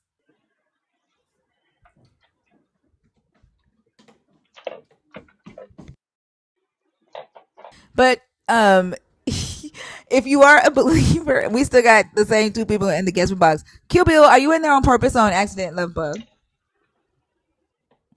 But if you are 25 and up, if you are a believer, if you are deconstructing or an atheist, the guest box is open. Nan? Hello, Nan? Okay. Nan in Silicon Valley. I've been up here for what, 2 hours, and I just realized you changed the background. That's what Maddie said. Maddie was like, I just saw the same picture. She's like, I didn't even realize that we talk about Adam and Eve. I'm not gonna lie, I didn't notice it until I started having the conversation with that one guy. Or right before then. I was just like, oh damn, it is like two of them now. Oh, we had a genocide apologist on stage tonight. That was the most frustrating shit. Yeah, Who? A genocide apologist. Hmm. They're the worst. absolutely. But you should have seen the way he was skirting away from, after saying that Israel has a right to defend themselves from Hamas. When I said, did the Canaanites have a right to defend themselves from the Israelites? He would not say yes. Wow. Yeah, he would not. Hey, Kill Bill, what's up? Hey, good morning, Madam Thinker. Good morning, panel. Good morning, chat family. How is everyone? Good Good. man, How are one. you? So I'll make this quick, but when you were talking about the whole mental psychosis, it made me, I knew you're going to get tired of hearing my Hebrew Israelite stories. But when Brother Oso told the story about his mom, it made me think about an experience that I had / something that I saw that took place in the cult. Also, my sincerest condolences to you, Brother Oso. I'm sorry you had to experience that. Appreciate it, man. But so I had a close friend in the cult that I bonded with. We were like got super tight. Bonded with his wife, his kids, to the point where his kids called me Uncle Billy. So he came in about, I want to say maybe roughly a year before I did. And fast forward a few years, his wife got like really, really sick. It got like super bad. So when he went to, I guess, obviously he went to go get her treated. And the doctor that was treating her told her that, I cannot remember the name of the illness or the disorder that she had, but it had something to do with her blood. Like her blood had gone like really bad. And the doctor informed her that she would require, in order for her to, I guess, survive or make it through this, that she would need a blood transfusion. Now, in the cult, we had what you would call a council. So the council would be I guess you could say, the body of leadership that the members of the congregation would come to get advice, more particularly scriptural advice or godly advice, so to speak, whenever they were dealing with, various situations in their lives. So me being a quote unquote senior teacher there, I was privy to sit in on some of those councils. You had like the regular members or the staff that was, doing stuff in the church. Then you had like the teachers, which I was a part of. And then you had the elders, who were called like the apostles, chief high priests, bishops, etc. I got to sit in on some of those councils. So when he was told that his wife was required to have the blood transfusion, he told the doctor, well, I need to consult with my spiritual advisor, which is weird thinking about it now, but of course he was in the cult mindset, so be it. So he requested the council, and he came to the council and explained to the council while we were in there the specifics of what was going on with his wife, her illness. I can't remember if they gave him a specific time frame at the time, but letting the council know what was going on. And the council told, and this was the Black Hebrew Israelite cult now, the council told him no. Unfortunately, she passed away, I want to say roughly 2 weeks after that. And the justification that the council gave him for denying the blood transfusion, it was a scripture in Leviticus. I want to say, I'd have to go back and look, maybe 16 or 17 or something like that, in one of those chapters, where it refers to life being in the blood.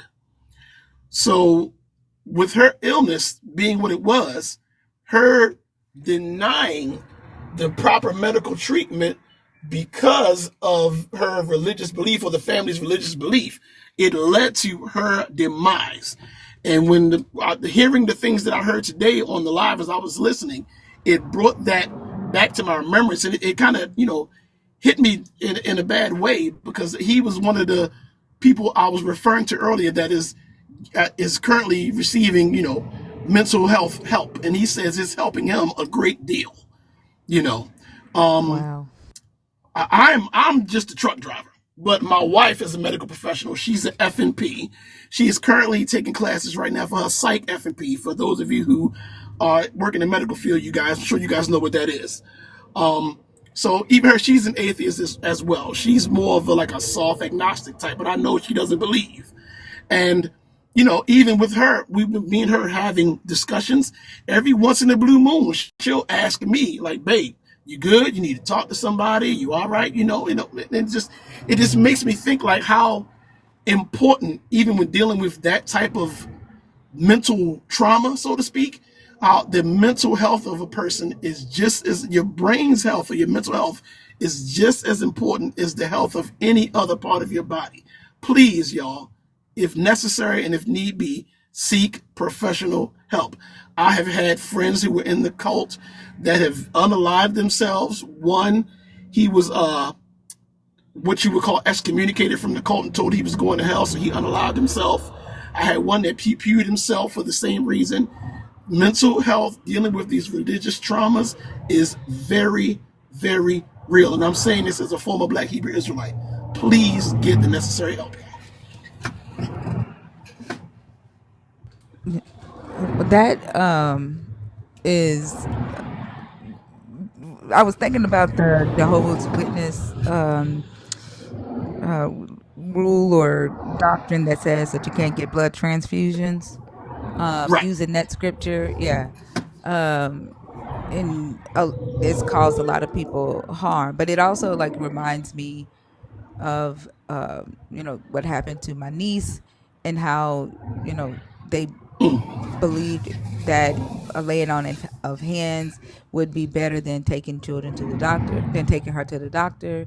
Like a lot of these beliefs and this religious psychosis has caused people actual harm and caused them to lose their life. It's hypocritical then for these religious leaders to teach their parishioners that they, in order for them to have faith in their God and to be seen as good stewards of their faith or good soldiers, that they have to forego these things. And then when it's time for the religious leaders to show that they can forego it, they don't. They end up going to the doctor, they end up getting the blood transfusion. And that, like, it's even more hypocritical for them to do that. Like, it makes me upset. Like, it pisses me off to see them exploiting vulnerable people who are really looking for something, right? Looking for the thing to have hope in, uh that can help them with the things that are bigger than what humans can fix on their own, and they exploit that just for the sake of money, for the sake of power or status, or to make them feel good about themselves because they haven't accomplished anything in life. And then they go get the help that they need while they see people that they are causing people to lose family members, and they don't think twice about it. Like, they don't think. When the preacher that did that to my niece, he didn't stop being a pastor. You would think that would make somebody stop being a pastor, right? Like, or be like, man, no, I exercise that level of faith and it caused that much harm. No, but it didn't. It's sad, and that's what they fed her. The whole on a spoon, the whole, God got you. Just pray about it. We're going to pray on you. We're going to put the healing hands on you. You're in the quote unquote truth. You're serving the right way, so God ain't going to let you down. And they fed her that on the spoon, and it was basically all for nothing. So it's quite sad, But I am glad that he is getting the proper help he needs, especially with him going through that. All just, it was his wife. He went through it in 3D, so to speak. So I'm glad to see him getting help. But you can't get that back. You know what I mean? So Yeah. Wow. it's sad. And then when you were telling his story about his wife, like, I was over here thinking about people who do have to face that death is right there, right? and then for him to go to his camp and be like, "Hey, I need a what did you call it? The council. Yeah. The council." And it was that for them to go to the hospital. Is that what he was Well, asking no, for them to? he went afterward. I guess he went to go seek treatment, and the doctor told him that she's going to need this transfusion. He said that his response to them was, "Well, before I do that, I need to consult with my Oh, spiritual okay. advisor." He in turn brought it to the council, and the council denied him. So Okay, they didn't do it. I thought the council was a meeting that he was asking for them to do, but I get it now that you're saying that he went to the council. The council talked amongst themselves and then came back and told him no. Like they didn't even go to the hospital to see her. Not at all. Nope. To my knowledge, they didn't. Oh, So, wow, wow, and like asking people permission for life, permission to live, or permission to save your life, and they won't even come visit you in the hospital. Ain't no fucking way. Ain't no the way. more I look back on it, that is just wild to me. And people don't call that religious psychosis. Like they don't, that the fact that you will go to another human and say, "Hey, I need permission to save my wife's life." Look, I tell you, I have no problem, no shame saying my wife is my best friend. I'd be damned if I let somebody tell me whether or not my brother, you lost your mind. Ain't no way. I can't do it. I mean, I'm laughing to keep from get upset because the more I think about it, I was close to them, but just thinking about the relationship that me and my wife have, ain't no way in hell at all. Couldn't do it. Couldn't do it. Because like even like where in the text, I understand in Leviticus like the you don't eat or drink anything that has the life force in it, like the blood. Like it literally talks about eating or drinking it. Where in the text does it say that you have to go to another man or another woman to tell you what to do with your spouse or your kids? Like you have to get permission first before you can make Well, they're decisions for your own family.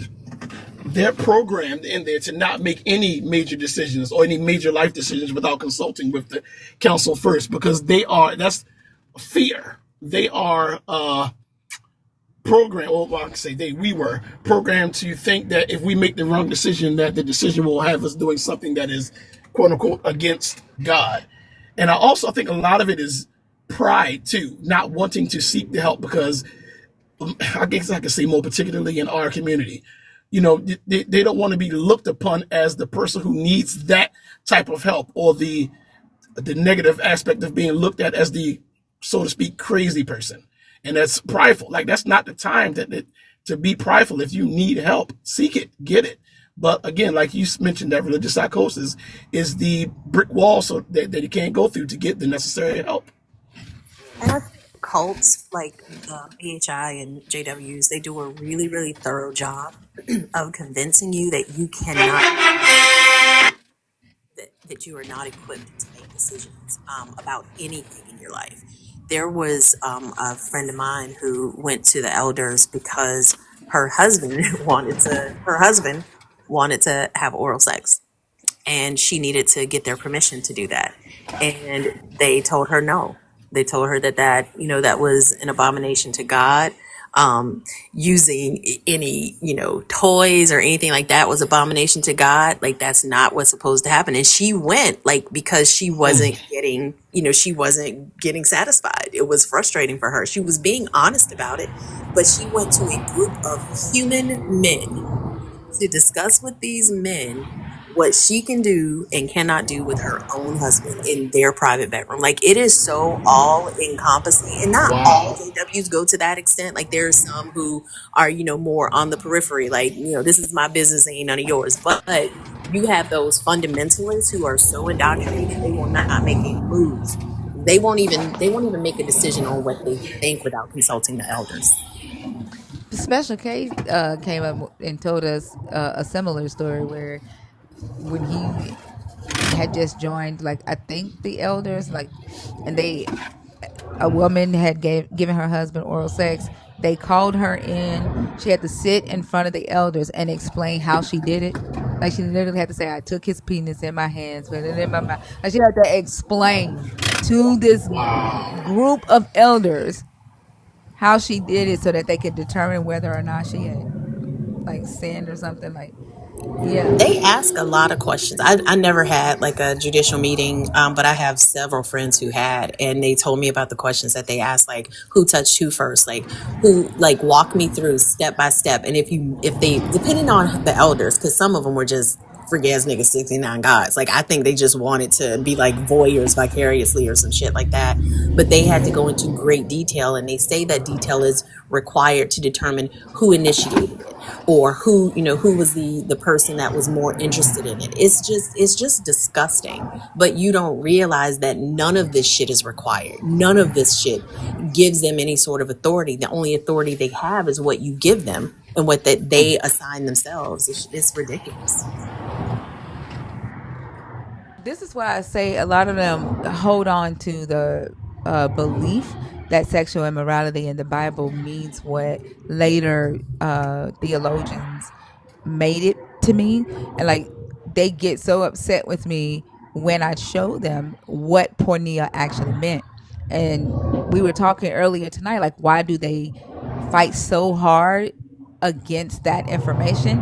And I think it's for stuff like this. Like, they want to be able to hang on to the indoctrination that they have indoctrinated people with. That gives them the power to sit and listen to these stories about other people's sex life, doing stakeouts. Like, what do we call it when the guy, when they were sitting outside of a man's house to see if he was committing adultery?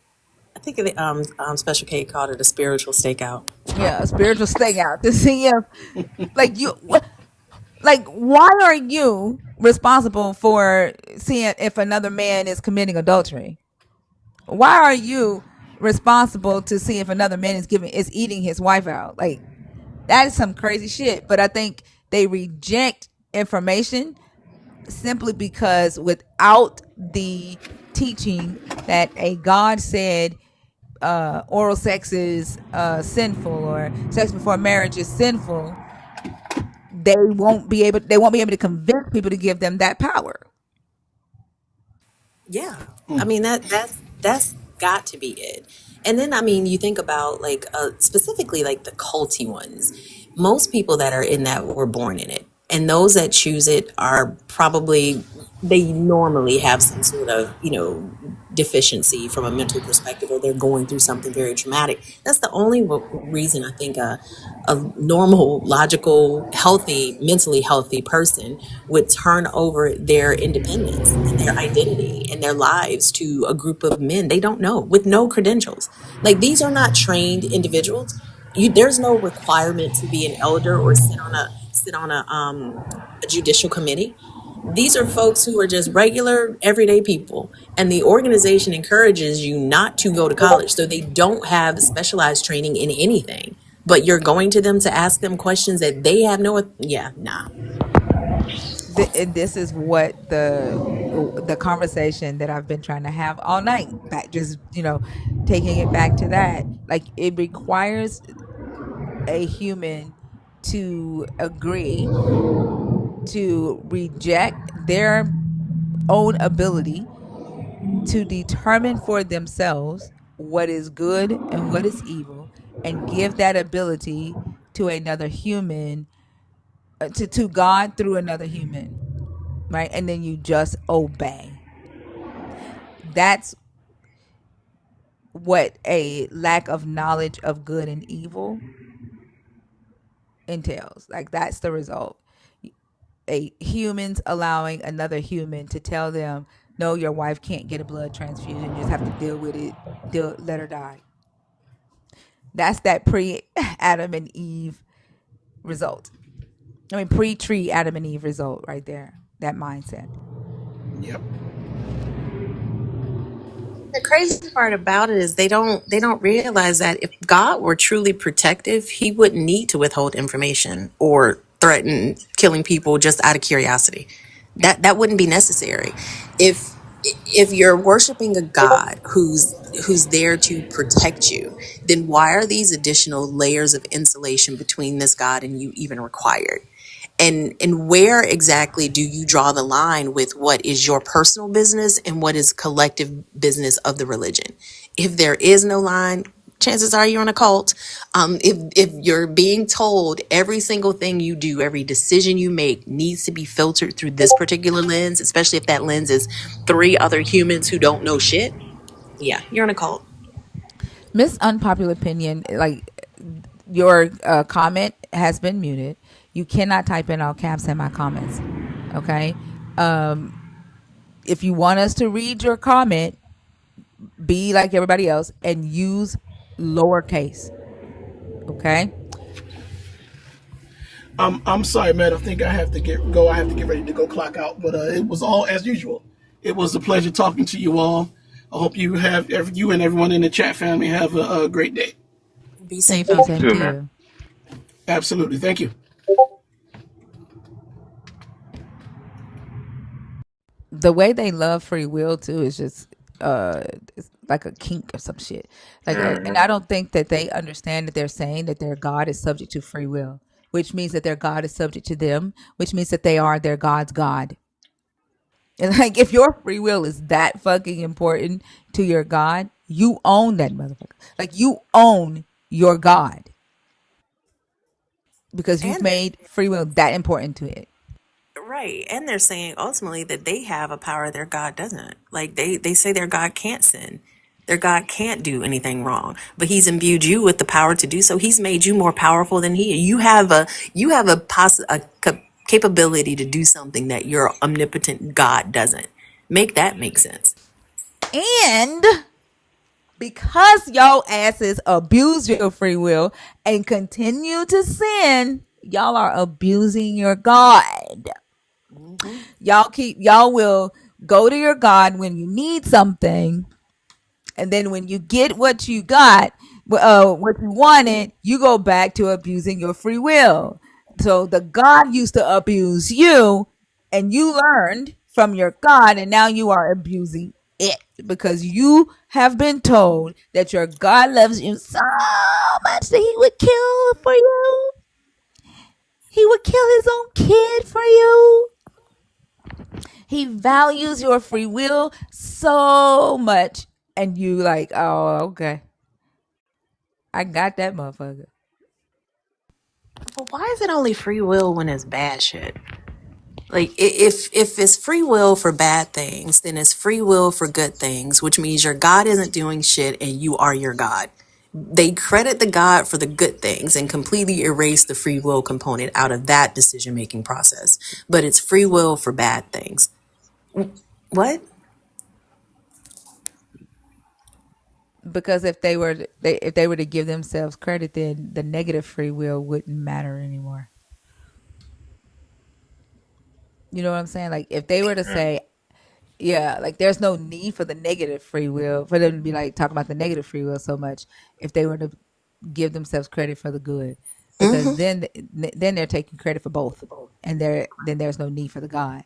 Yeah, they completely filled in that gap.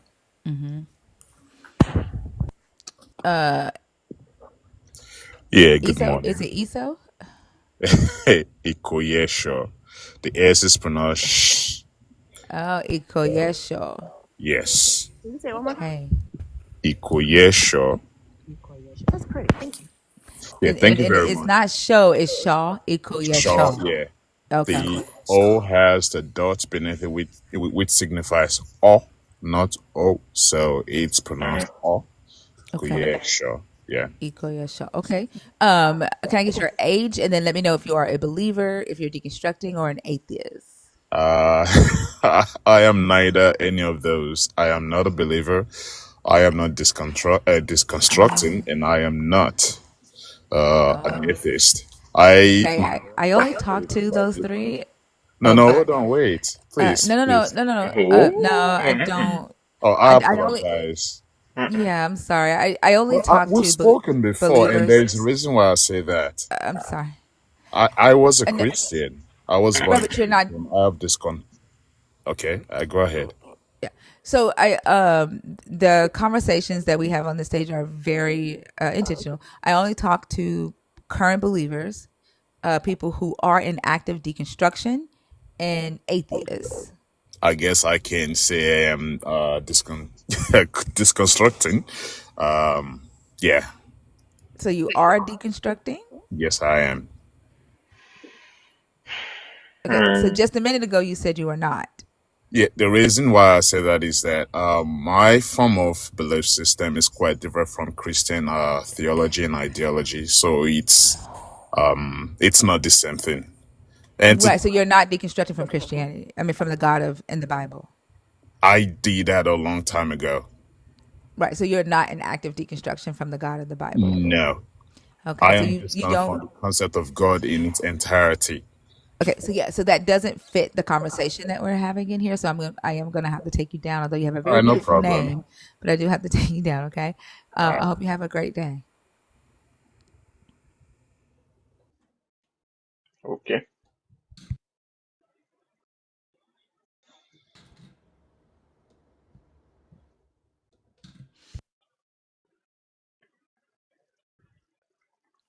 Miss Unpopular Opinion.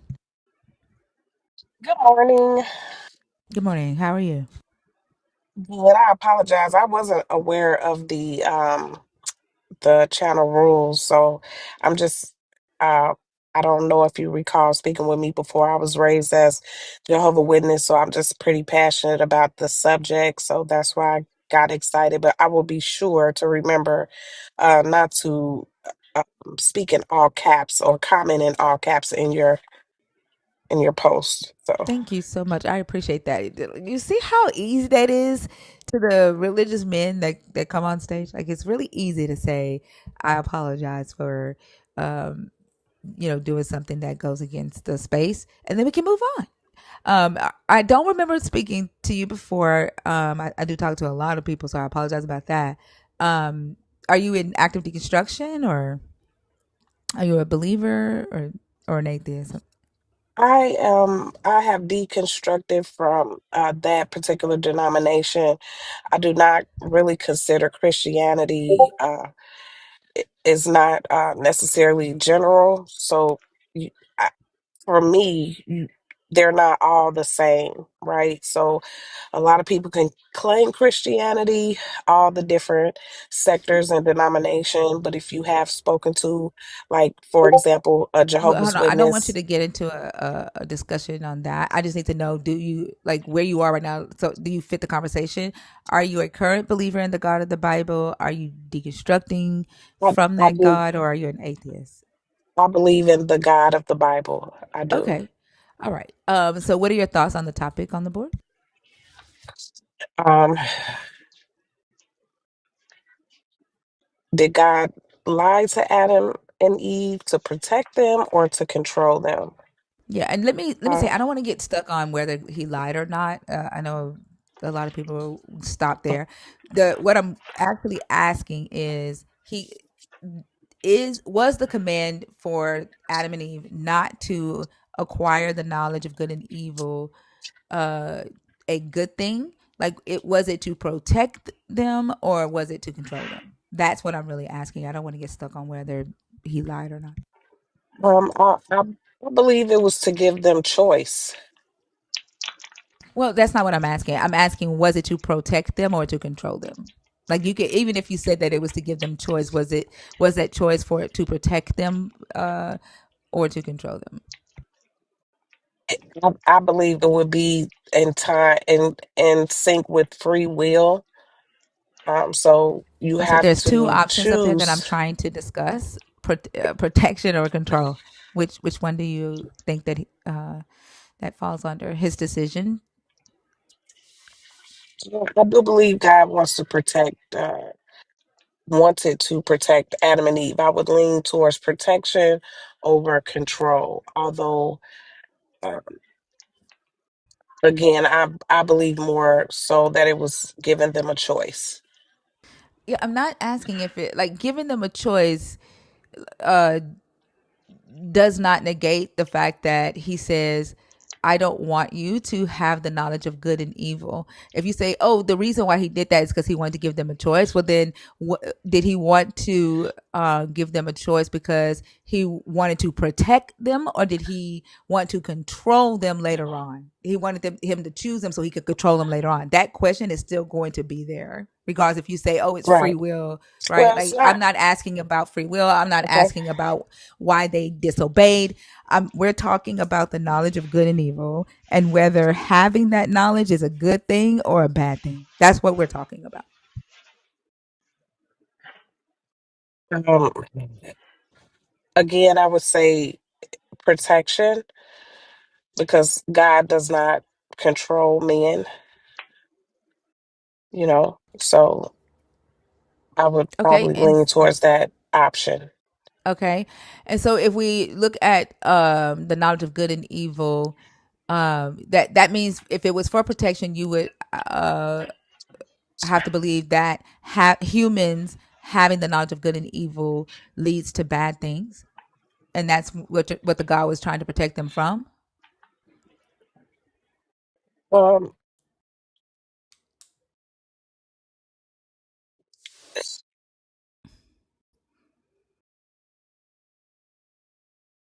I can't hear you. I don't know if the sound went out no, or. I'm thinking. Oh, okay. uh, so the knowledge of good and evil, based on that choice that they made, basically would put them in a position where they were exposed to evil when they weren't previously by their own choice. So it actually, in my opinion, would being that they were created to have dominion on the earth, that negated that. So that did expose them to evil, which is not something that God intended for them to have or know, you know.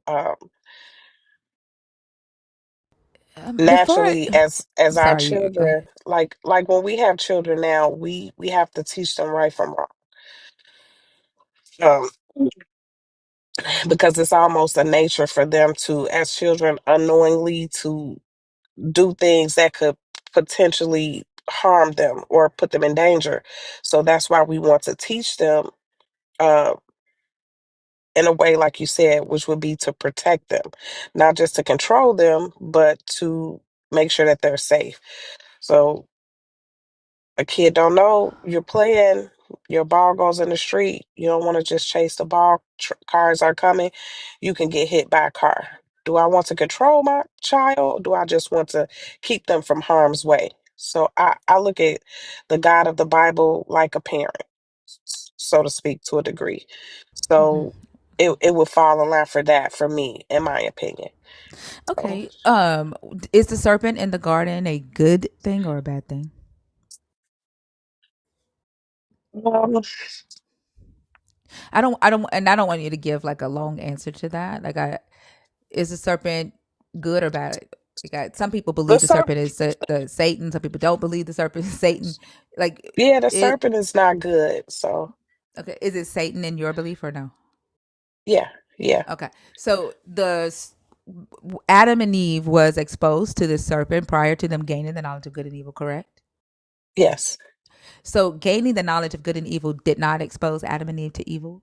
The evil was already there in the garden with them. The choice was already there. No, we're not talking So about choice. I'm not talking about choice. You said that gaining the knowledge of good and evil exposed Adam and Eve to evil, except the evil was already there. Eve had a conversation with evil prior to eating from the tree, right? The evil convinced her to eat from the tree prior to gaining the knowledge of good and evil. So it it the this story alone um goes against what you're saying as far as having the knowledge of good and evil exposes you to it. Like if we well, go it if we use wasn't an analogy it of a child, if we use the analogy of a child can lack the knowledge of evil, but be exposed to it, be around it. Like they could have some horrible parents who beat the shit out of them, right? Right. And they not know that it's evil. I mean, that still falls in line with choice, and that I'm not initial talking about response was choice. We're not talking well, about it choice, and was I wish y'all. rejected. Hey! Right now, you are choosing to actively um, disrespect my stage when I'm being respectful to you. Okay. I'm not talking about choice. And I don't want you to say that again. I know that y'all like demonizing yourselves with this free will thing, but I'm not interested in your free will. I'm not against that. If you want to say that they had free will, okay, great. That's not the topic. The topic is the knowledge of good and evil a good thing or a bad thing? That's the topic. And so when you say that they were exposed to evil because they gained the knowledge of good and evil, that's not uh, true for the story. In the story, according to Christian doctrine, the evil was already in the garden and they were already exposed to it. Okay. Okay. And So so this okay. if all right. So if we take the analogy of being a parent, right? And a child can have a evil parent and not understand that the actions of that parent is evil. And that child with that lack of knowledge is exposed to evil, right? So I think that we can agree that knowledge of something does not protect you from experiencing that thing. Okay. So with the serpent being in the garden, uh, whether exposed, if that's the correct or incorrect, which is more like me trying to accommodate the way that you want the questions answered versus my authentic belief and I response. hate. And I'm so gonna stop that's you right there. Give me just a because I don't like well, to be that's the accused. No, no, you're already doing it. I'm not. I want to talk about what I want to talk about. I've been up all night, 6 hours. No, actually, 9 hours. Right. I sit up for 9 hours to talk about what I want to talk about. And I want to have conversations about the knowledge of good and evil and whether it was a good thing or a bad thing for humans to have it. That's what I want to talk about. I don't want to talk about your free will. I don't want to talk about you needing to blame yourself or humans for the stuff that they do. That's not the topic. But if you need to talk about free will, I get it. We can end the conversation here. The topic is the knowledge of good and evil and the effect that knowledge, the lack of, or the uh shit. I can't even think of the fucking word. I don't lost my fucking knowledge right now. Um, The the consequences. ownership of, huh? The I thought what? you were talking about the consequences. Like no, they don't have it and they do have it. The lack of and Hmm. or the ability. Shit. Uh, to recognize good or evil. What does that look like in either circumstance? Is it a good thing or a bad thing? That's what I want to discuss. Are you able to have that conversation with me, or do you need to talk about free will and choice? no, I'm respecting your space. This is your space. I came into it. I am trying. I still have my own mind, right? So at the same time, again, I'm not trying to steer off topic, but I'm not giving free choice on how I answer the question. I Yeah, you're still not. believe that You don't. I'm directly responding, answering specifically what you're asking. You're not, because I And wouldn't I reiterate if you still were. have thoughts that I can't express because you're I'm being Right. interrupted. Right. And you can do that. I'm not saying you Mhm. can't. Because you And keep I will accusing me try. of stuff. You keep accusing me of stuff that I have not done. And again, I'm not like you wanting to have free choice to talk about whatever you want to talk about and take the conversation everywhere. Like you just don't have that. This ain't the garden. I'm not Yahweh. I'm not trying to test you, right? There I have Okay. a goal. And that is to talk about that. So it's either yes or no. You can talk about that the topic, and you can stay, or if you need to leave, so you can go talk about uh, a choice. You can do that too. No, I understand, but evil, being exposed to evil and doing evil are two different things. Satan wasn't always Satan. Satan became Satan based on his choices. Oh So, God, you love in the the, word choice. even being in the Garden Hold of on, hold on, even being in the hold on, garden, because you're doing the thing. You're doing the thing. I'm not talking to you about your choice or Satan's choice. I don't care about choice. Okay. And I like the way you tried to like sneak that in there. You didn't say that having the knowledge of good and evil is what made them do evil. That's not what you said, okay? You said having the knowledge of good and evil exposes you to evil, right? And that's what I'm addressing. They were exposed to evil by Satan being in that garden, right? Like, don't change what you said. That's what we're addressing.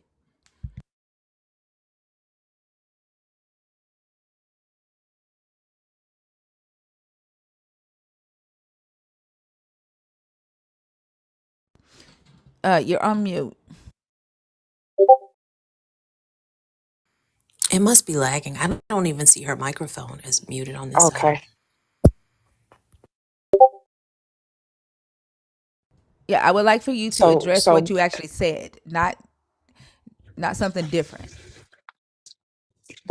that's more so what you said, and out being given an either or Okay. question. Okay. I would say that, but my response would be to that Okay. is I don't like this they title. they could have rejected evil. They could have not. They could have believed God, and whether evil was present or not, it would have had no effect on them had they listened to God or believed God. But they believed um, the opposer, the opposite. So that would be my response to that.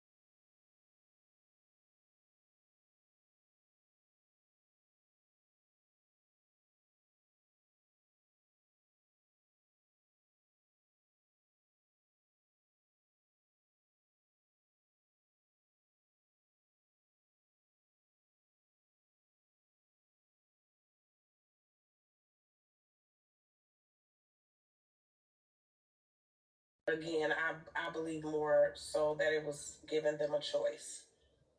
Yeah, I'm not asking if it like giving them a choice uh does not negate the fact that he says, I don't want you to have the knowledge of good and evil. If you say, oh, the reason why he did that is because he wanted to give them a choice, well, then did he want to give them a choice because he wanted to protect them, or did he want to control them later on? He wanted him to choose them so he could control them later on. That question is still going to be there. Because if you say, oh, it's free will, right? Like, I'm not asking about free will. I'm not asking about why they disobeyed. We're talking about the knowledge of good and evil and whether having that knowledge is a good thing or a bad thing. That's what we're talking Um, again, I would say protection because God does not control men, so I would about. Okay. probably lean towards that option. Okay. And so if we look at the knowledge of good and evil, that means if it was for protection, you would have to believe that humans having the knowledge of good and evil leads to bad things, and that's what the God was trying to protect them from. Um,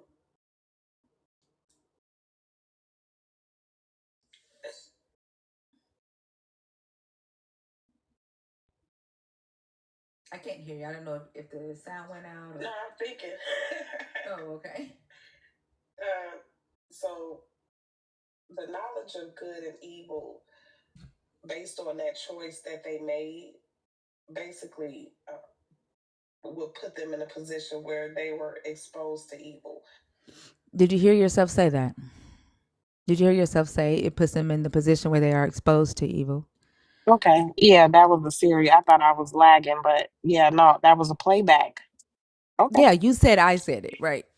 But Well, that's I what you mean, it's an said. And either so or question. it's not Yeah. a either or question. You said I said that the knowledge of good and evil exposes them to evil. That's actually what you said. And so my response to what you said was the serpent in the garden is Satan. They were already exposed to evil prior to eating from the tree. Can we address that? Okay. Yes. Yes. Okay. I agree.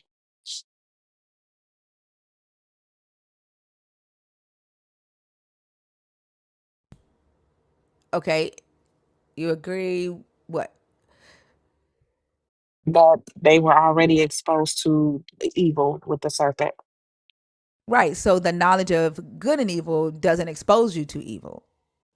Right. Remember, we are here to talk about whether humans having the knowledge of good and evil is a good thing or a bad thing.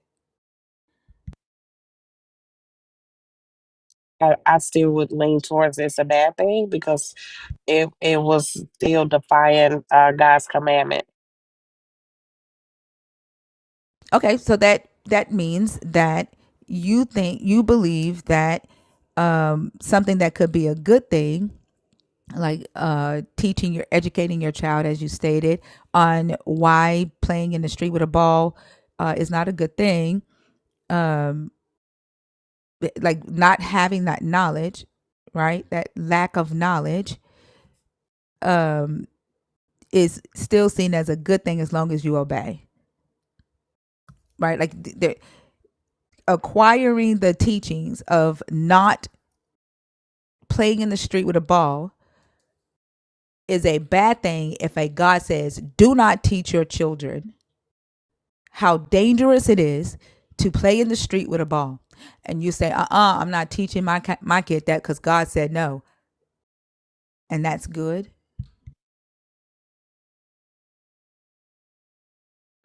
I mean, well, God says to raise your children up, so I don't. I'm That giving is you an a. analogy. No. Listen, I'm giving you an analogy. You said it's still a good thing. It's still a bad thing for humans to have the knowledge of good and evil because God said don't get it because God said no.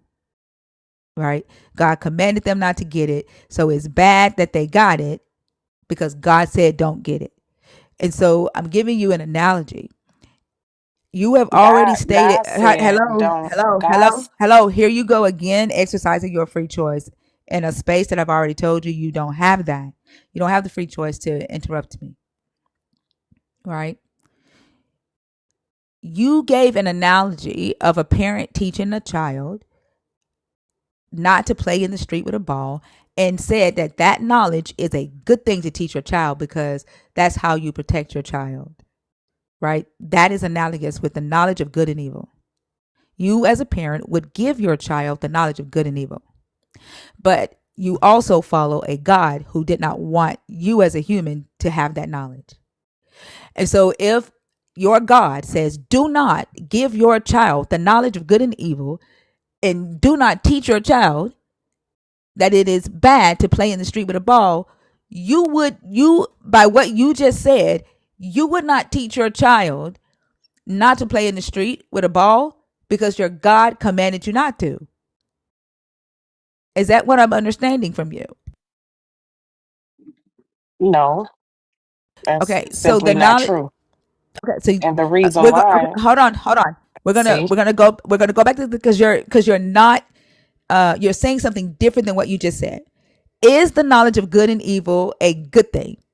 I'm not saying anything because you keep interrupting. You I can won't play it allow back. me. I can play it back what you said. I can play it back. We can do playbacks all day.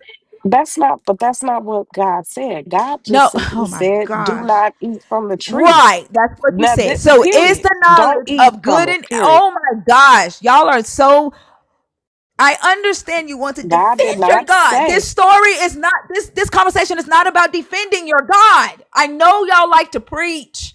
but that's just not Jeez. true. He did not say. Oh my God. I never said your God said it. You Shit. say you're saying that you're I know you debating the said it. result. You said your God said don't get the knowledge. Do I need to play that I back? didn't say that. Oh He my said, fucking "Don't God. eat Here we from go the tree." again. Here we go again. Here we fucking go again. Like y'all talk and don't remember what y'all say. It's hard having a conversation with y'all because I got to constantly stop and say, well, do you remember you said this? Do you remember when you said that? Like, that's ridiculous. You're saying something. This is ridiculous.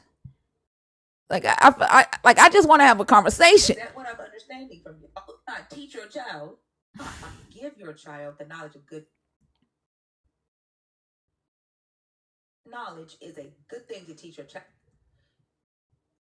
You gave an analogy, right? I've already told you don't have that. Hello, here you go. You have already stated. Hello. I'm giving you an analogy. You have already stated. Hello. Here you go again, exercising your free choice in a space that I've already told you don't have that. You don't have the free choice to interrupt me, right? You gave an analogy of a parent teaching a child not to play in the street with a ball and said that knowledge is a good thing to teach your child because play an analogy, a space that I've already giving you an I don't get it. Still a bad thing. I'm giving you an analogy. No. I mean, well, God says to raise your children.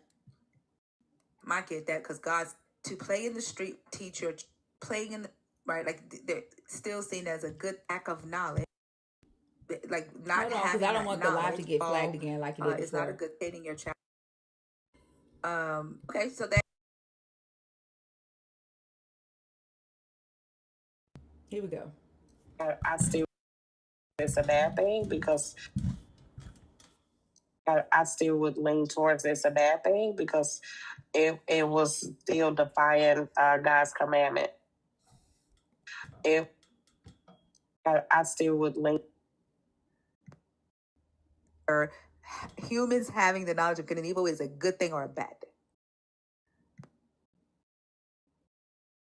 I still would lean towards it's a bad thing because it was still defying God's commandment. All right, for the second time, do you remember saying what you said?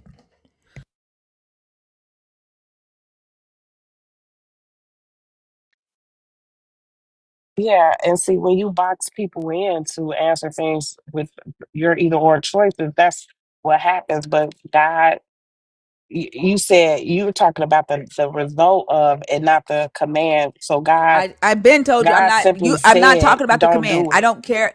Right. And now we're trying to what we are discussing. And if you are not able to have this type of conversation because you are boxed in your mind, right? To just talk about how wrong humans are, like then this conversation isn't for you, okay? What I am wanting to talk about is whether it is a good thing for humans to have the knowledge of good and evil or whether it is a bad thing. That is what we are talking about, not the command, not them disobeying your God, not free choice, not free will. I Okay, understand what y'all are used to talking about, but this is a different type of conversation. Okay? Goodness. I don't know how else to say that. This is a different type of conversation. This is a conversation that requires critical thought. Are you able to do that? Are you able to participate in that? Or do you, like, I don't know. This is going to be my third time asking you this. Well, I believe that I can, but if again,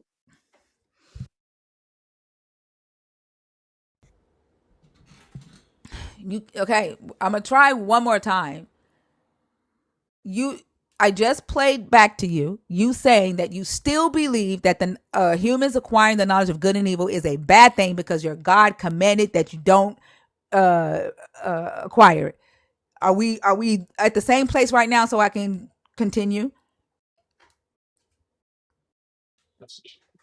I mean that would be if the serpent was truthful and what his explanation was, but the only What is proof she of that answering right now, y'all? gaining of knowledge What is she is answering right death. now? What is she So answering right basically, now? God said, if you eat from the tree, you will die. The serpent What said, is you will she not. answering right now? What is she And answering right now? Is she answering what the lie? Like if the God lied or if the serpent told the truth? Like she's literally having a because conversation that you're I'm not still having with her. validating. I'm not having this type of conversation with Hello? her. Oh, Like she's I'll talking wait. to herself right now. Like she's having a whole ass conversation about whether the serpent lied and God told the truth. Like I'm not talking about that. I don't what is happening? Because I literally said we are at the spot where I just replayed you saying that you still believe that humans having the knowledge of good and evil is a bad thing because your God commanded them not to have it. And then you start talking about where the serpent didn't tell the truth, the serpent told the truth, and it depends on whether you believe what the serpent did. What the fuck? What? Because there's no proof whether they gained that knowledge or not. You're just saying that based on what the serpent The fucking proposed. your God The only confirmed thing it that in happened Genesis was that 3 they were 2. ejected Your from the God Garden of confirmed Eden. it in Genesis 3 2. Your God said the humans have become like one of us, knowing good and evil. The text Oh, says yeah. their Yeah. eyes You're were okay. opened. Right. Okay. And we ain't even talking about whether they actually gained it. We're talking about whether it's a good thing for humans to have it. But you will not allow yourself to come into the real world and have a conversation about But real shit. I did answer it though. I mean, No, you I did it. still said it would not be good. I answered that. Do you realize that when you said that and I tried to take the conversation forward from that point, you said, I didn't say that. You don't realize that? That's why I had to play it back on YouTube?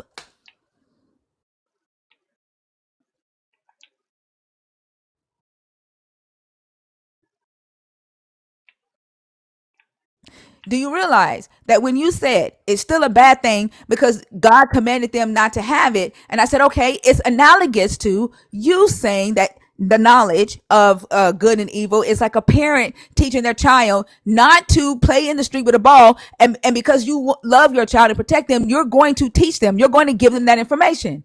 Right? So you would do something different other than what the God did.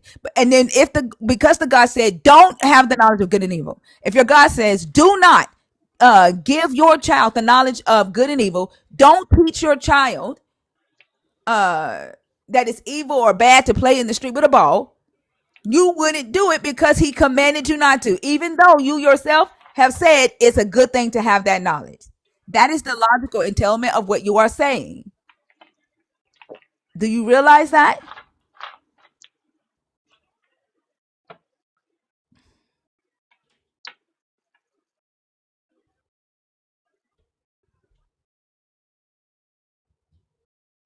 Are you there? Yeah, I'm here. And it just feels like a lecture. It doesn't feel like a conversation between two adults. Okay, You have a know, good you day. want to box me in All with right, have your a good day. Oh answers. my goodness, Okay, have a bro. good day. Have a good And thank day. you, thinker. Have a I good see day. where your name is unpopular. You should just change your name to unpopular. Have a good day. It is unpopular. No, just unpopular, not unpopular opinion. Have a good Okay. day. Have a good one. Bye.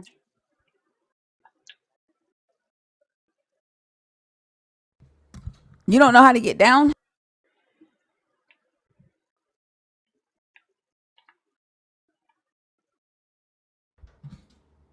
I swear these people are the most abusive motherfuckers. And I was in a domestic abuse marriage. Like this type of abuse is fucking ridiculous. Day after day after day. Like their gaslighting fucking tactics is it's too fucking much. Yeah. It's too much.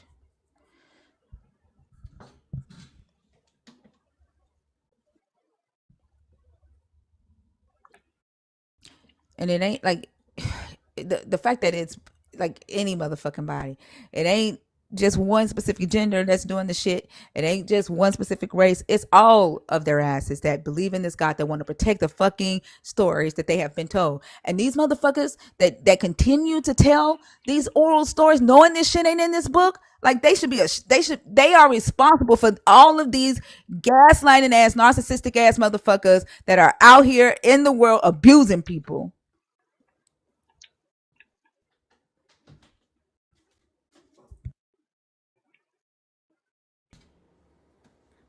Miami, are you in the box on purpose or on accident?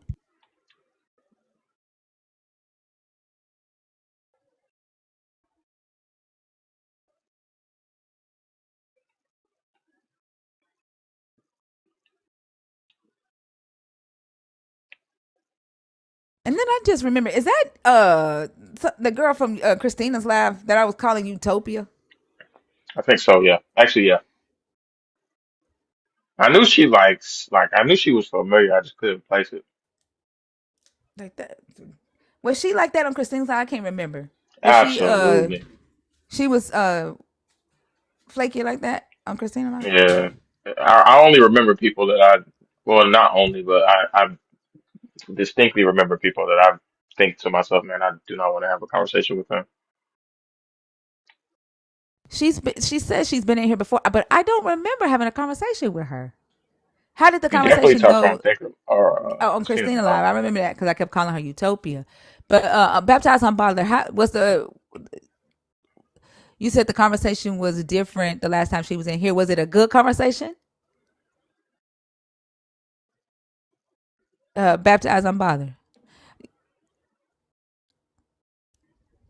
It was a good conversation. What the? Is it the fact of putting logic right up in their face early on in the conversation that's causing the conversation to go awry?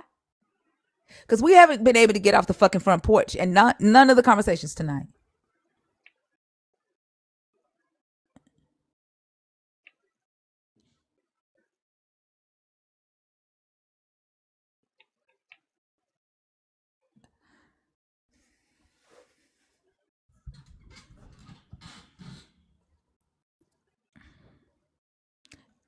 Yeah, I think they are too afraid to be honest. Like I don't think that we can. I think because like this feels like a good ass uh safeguard for the Mm. belief, because if we can't get them to the idea of contemplating whether a God uh keeping the knowledge of good and evil from humanity is a good thing or a bad thing, because the demonization of themselves is the fucking safeguard. Like it's like Oh they yeah. can't go in the door. You know what I'm saying? It's like, you know Hmm. where it says he put a cherub in front of the tree of life to block it. In front of the guard, yeah. Yeah, I feel like, I mean, in front of the guard, I feel like that's there, right? Like Yeah. the block is them, the free will and choice. Like they And can't, cherubim. yeah, because we can't get out of that. We can't get past that. Like we can't even get to the whether we can't discuss Ale. I haven't been able to bring in the Babylonian one to compare. Right. I haven't been able to bring in the Tower of Babel to talk about how the God blocked humans from rising there. Like we have not been able to go into a deeper conversation all fucking night because they get stuck there. I don't know. Maybe feet. Can do it. Let's see. Me and also done tried. I don't know. Fee, are you there? Fee, please, Phoebe. This I'm how you Oh, know the okay. devil, real. look. I'm every single time somebody comes in my goddamn office, it's when somebody's up here, and I really want to listen to the conversation. I am so sorry. Oh, I missed all of that. oh, it's okay. I was trying to see if you have if you could take this one, but you're busy right now. No. I'm good now. That I'll tell you what happened Okay, later. But no, I'm good now. okay. I'm gonna give you a rundown really quickly. Okay. So we had another one of those can't get out the garden, not uh can't get past the lie or the commandment or the demonization of the human and free will, Hmm. to even talk about whether the knowledge of good and evil is good or bad for humans to have. Hmm. I think the person that was, the person I kept calling Utopia. Yeah, that's why I sent something in Discord. I think I remember her. I think she Yeah. dropped the last time because I said something very direct about Jehovah's Witnesses, and she kind of lost it a little bit. So Oh, is she I a didn't. J Dub? She She used to was. be. She used to be. But I think Oh, the last time she was up here, she was, and now she said, if this is say, I could be have her mixed up with someone else, but her speaking cadence and her username was familiar to me. that's right. That's the one that she was saying on Christina's live that her friends. That's the one that I call in a lie on Christina's live about the J Dub. Uh, still being friends with her and family with her, even though Right. she. Yeah. Okay. Um, now I understand. Okay. Um, she said that the knowledge of good and evil was a bad thing for the humans to have because the God commanded them not to have it. Twice I walked her up to the door of logic, and twice she shifted, and then the conversation did not end well. We had to end there because she kept wanting to talk about free will, free choice, and that's just not it. Or talk about whether the lie, Satan lied, or whatever. That's not the conversation. The conversation is, and I probably need to reword that. Is it a good thing that God withheld the knowledge of good and evil, or commanded the humans not to get the knowledge of good and evil? Like, did he do it to protect them or to control them? And I have failed at getting them off the front porch all night. Also tried. So we're gonna see if you can do some theology and try to get us to a deeper conversation. We'll see. Let's see if you can have some integrity for us, Fee. Come on now. I mean, also you may be asking too much. You might want to check with McCoy on that. Who we got? Who's on the stage? Rock. Oh, I'm sorry. Rocks Deluxe. Rocks Deluxe. Rock, did you come up on purpose or on accident? We hear you. Accident? Just Oh, speak. okay. No worries. I'll take you down. Have a good day. Well, I guess we don't have anybody. If you are a believer in the God of the Bible, if you're a deconstructing or an atheist, the guest box is open. Well, here's I am looking for a believer. Are you a believer? She wins. I think I talked to you yesterday. I can't remember if you are a believer or not. Oh gosh, yes. Jeez. Good luck, Fee. I can't believe you forgot. Yeah, Hey, she yeah, wins. I'm a How are you? believer, and we have spoken before. Yeah, I remember you from yesterday. What are your thoughts on the topic? Um, I think it was control. And to your question, if it was a good thing, I think it wasn't. But I'm kind of in between because giving people knowledge, yes, it gives them choice, but depending on where they are in terms of their level of maturity, I wouldn't give car keys to a child. I would wait for them to be either spiritually mature, be informed, build confidence to know what they're doing. So it depends on the intention. The intention may have been protection. It may have been control. It depends. So I think because of what we're talking about, that being the knowledge of good and evil, I'm curious to know how that could ever be protection as opposed to control. how would you distinguish that? Because true protection empowers others with accurate information. Control usually withholds that information. So if we were talking about the knowledge of how to wire a house, maybe without some foundational education on electricity and wiring, you might not want to give someone access to doing that without the knowledge of how to do it. But what we're talking about is the knowledge to determine what is right and what is wrong. I'm not sure how that's considered anything other than foundational. So if you don't start with that as the foundation, what are you even building on? I'm not sure how that could be anything but control. I agree, but at the same time, I think I'm seeing it from the angle of, how do I put this? To give knowledge is to empower, is to allow you to make smart decisions, be informed. You need to know what's going on. But I think the knowledge of evil, it might be to protect you from harming yourself, but at the same time, you need to be aware that the world is not a nice place. So I think I can see it from a parental perspective. I wouldn't teach my son how to hold a gun, for example. But at one stage, when I see he's mature in order to know how to protect himself, then I'm going to put that information on him. So I think it's the knowledge of good is necessary. The knowledge of evil, you need to lead with caution. You need to deliver it in a way that will enable them to protect themselves rather than position themselves to do more harm unto themselves. So I think it needs to be approached with a level of trust. The story doesn't allow for that to be explored. Even especially with Eve, I don't think Eve even gets to have a full-on encounter with God the way Adam does. He knows how he was created. Eve is Adam wakes up from a dream and he finds her. So I feel like even her desire for knowledge is more to chase identity, to understand herself, and the instruction ain't coming from God. And the part what Hold on a yeah. second, Shewin, because you're going a lot of different places, and I want to kind of tackle this one by one, because I find it interesting that you say that the story doesn't say something, but then you're adding a narrative about Eve's motivations. So if the story doesn't say the things that you outlined, then I don't think it's fair for you to add the motivations or intentions for Eve or why she did what she did. But I also don't want to skirt past the fact that this tree was not the tree of the knowledge of evil. This was the tree of the knowledge of good and evil.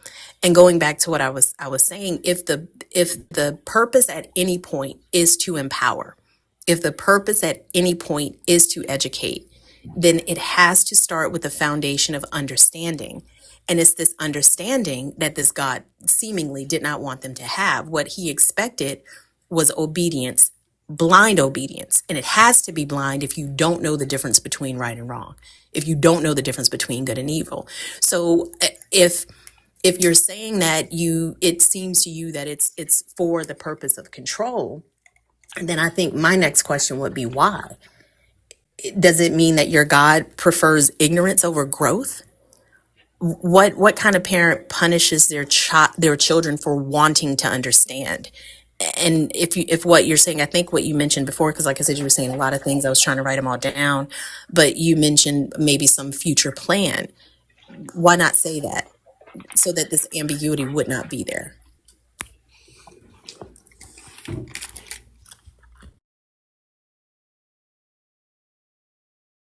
I want to correct that I am adding my own assumptions to the narrative because it's not written there that this was Eve's intention or what her thoughts were. It's just there's so many gaps. Even I'm trying to come to understand why. But obedience, when governed from a creation that designed you, or when you're trying to encourage a mindset of agreeable, to have an agreeable way forward, you would need obedience. So the instruction has to be to follow the guide. And if the instruction is don't touch, and you don't know why, then yes, you would have to you would have to follow the instruction. But to your question of why would God want to control and why would he punish us for knowing? I don't know. I can assume that us having control might mean that he or God doesn't believe we can trust ourselves. He doesn't trust that we are capable of managing the changes that come with us knowing. And I would never believe that God wouldn't want what's good for me. It would be about wanting something at the right time. So, for example, if I don't know why I keep using the parent analogy, only because the storyline outlines that Adam and Eve are still, in early growth. They don't know, even though they are, because that's what made me come up when you made that point earlier with the lady, that they were already, evil was already around them because Satan was already there. But they not knowing about it meant they had no fear and they didn't know what to be afraid of. But that doesn't make it a good thing. But equally so, now that they know to be afraid, did that make them better people? Did it mean that they made more mistakes? Or, and I think it's about maturity. So now you'll know how to execute better. You'll know how to, you won't, what you don't know won't be used against you. So go on, sorry. How could that be about maturity? Maybe we're defining maturity differently. Because maturity happens when exposure to information and different scenarios occur, right? Like you don't see people maturing in a vacuum, because what are they maturing from? Like the maturation is a result of knowledge learned and information gained. And if what you're saying to me is that God set up this scenario and ill-equipped the people that he created to be able to make an informed decision, then the only logical conclusion that I can reach is that he wanted to control them. He preferred blind obedience. And I get that you may say that it's for the purpose of protection again, but protection from what? What are you protecting me from if the very thing that's causing me danger you also put around me? It's the scenario that's or the whole setting to me, when I look at it, screams nothing but control. But I think that's not the case to you, because you come with the presupposition that the God you serve would never do anything to harm you. I don't take that position. I look at the story for what it is, and I weigh in all the variables. And when you do the math, I can't see it leading to anything except control. You're right. And your questions are very valid. And I think the changes that happen, the changes that happen once you come into awareness is you're not going to see things the same. So us knowing the truth now means we won't be as obedient. We'll probably ask more questions. We'll probably doubt more. And it would go against the intention for why God created the earth, the universe. Like and yes, it's control. It may be control for protection purposes. It may be control so that things happen in a way that it was designed. So it's like, it's like telling young girls about, not engaging in sex. That knowledge should be delayed until when they are ready, and the purpose for which I gave it to them won't be used against them. They won't come up against, they would be informed at the right time. So even, I don't know why I use that example, but again, it's something that, we're designed with, what we're supposed to know, but you're not meant to go into the world of a naive mind. So let's say a parent who wants to protect their child, who wants to make sure that they don't abuse the gift that they've given, that they have, they do it the right way, would tell them, will hand them the keys and permission to use it at the right time. But control, I think, there's no way of falling in line of any form of rulership if there isn't control and obedience. There's no way of a religion or any organization structuring itself if those things aren't there. Not to say that, your curiosity isn't a part of it, because that's how we were designed, right? and So what's the point of imbuing us with curiosity and then punishing us for using it? I just don't see how. I just damn, don't good see. question. Shit, she's good. But like, I just don't see how you guys seem like you present obedience as though it's morally praiseworthy, but it's based on incomplete or misleading information. So you're praising me for being obedient to something, and there's so many variables missing from that. Is that praiseworthy, or is that like brainwashing? Like I don't see the difference. Oof, it's it's hard to say brainwashing because it's a way of life I've grown accustomed to, and also it's not even for the like a moral. There's no graduation in this learning process, especially when from young I've been raised in the church. So even like the guidelines and me feeling like I'm living a structured life according to certain values is the reward for me, because it's not about and I think what your question's triggering me is oh god, sorry, I'm stuck on what to say.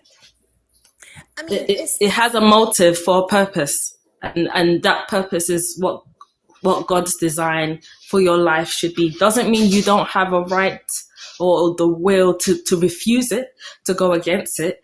But even with you exercising that will, there's a consequence to it. So you're choosing the outcome with every decision. so I can choose. I don't know that I agree with that, because you're saying that God presented these two options, and I can ask questions about those options, but I can't ask questions about the God and what his motivations were for making those options. And I get how, eventually it's going to lead back to choice. Think, I don't know if you clock that or not. Like, eventually it's going to lead back to that, because I think that's a way to escape the accountability of the God itself. It leaves God like spotless, because it puts all the responsibility on the humans. But I do think that if God is truth, and his first interaction in the Bible involves withholding truth from his creation, I think it sets a precedence where obedience matters more than understanding. And I think compliance is more important than cognition and an informed decision. And that's dangerous. We see repeatedly throughout history how dangerous that is. And I understand that a lot of people have insulated themselves with this belief system to protect themselves from the harsh realities of life. But when you look at this story and you look at the actions of the God, you're ultimately saying, oh, you know what, I believe that he has my best intentions at heart. So anything that looks like control has to be love. Anything that looks like blind obedience has to be protection. And I simply don't see it that way. What I find and I'll use the word triggering, because trigger means you're forcing me to think, which is not that I don't think, but what's triggering is you're forcing me to question the action of God, when really, when I was raised, it was always focused on the action of Adam and Eve. And to just take a step back and question God is forcing me to question everything. And questioning, I think, is part of the journey for me, because we're not supposed to know everything, but we build the knowledge as we go on. I would only conclude, and this is what I want to kind of leave it off on, the intention would be protection, because and oh god, I don't know how I'm going to phrase this. Well, I mean, however you phrase it, you're going to have to justify having access to God's intentions. Like, you don't even have access to my intentions. I can tell you what they are, but right? So you, no matter what you say, it's still going to get back to, how do you know that's true? I mean, it would be like a parent, like, think of with the whole idea of trying to divert this conversation to free will, which most Christians do. I think it allows you to shift the attention away from God's role in creating, structuring, and controlling the circumstances of humans. He did all of that. He created it. He created every single dynamic of what happened in that garden. And by saying, and it was their choice, it was free will, it just deflects accountability from of the deity and trying to say, oh, he did this for moral order.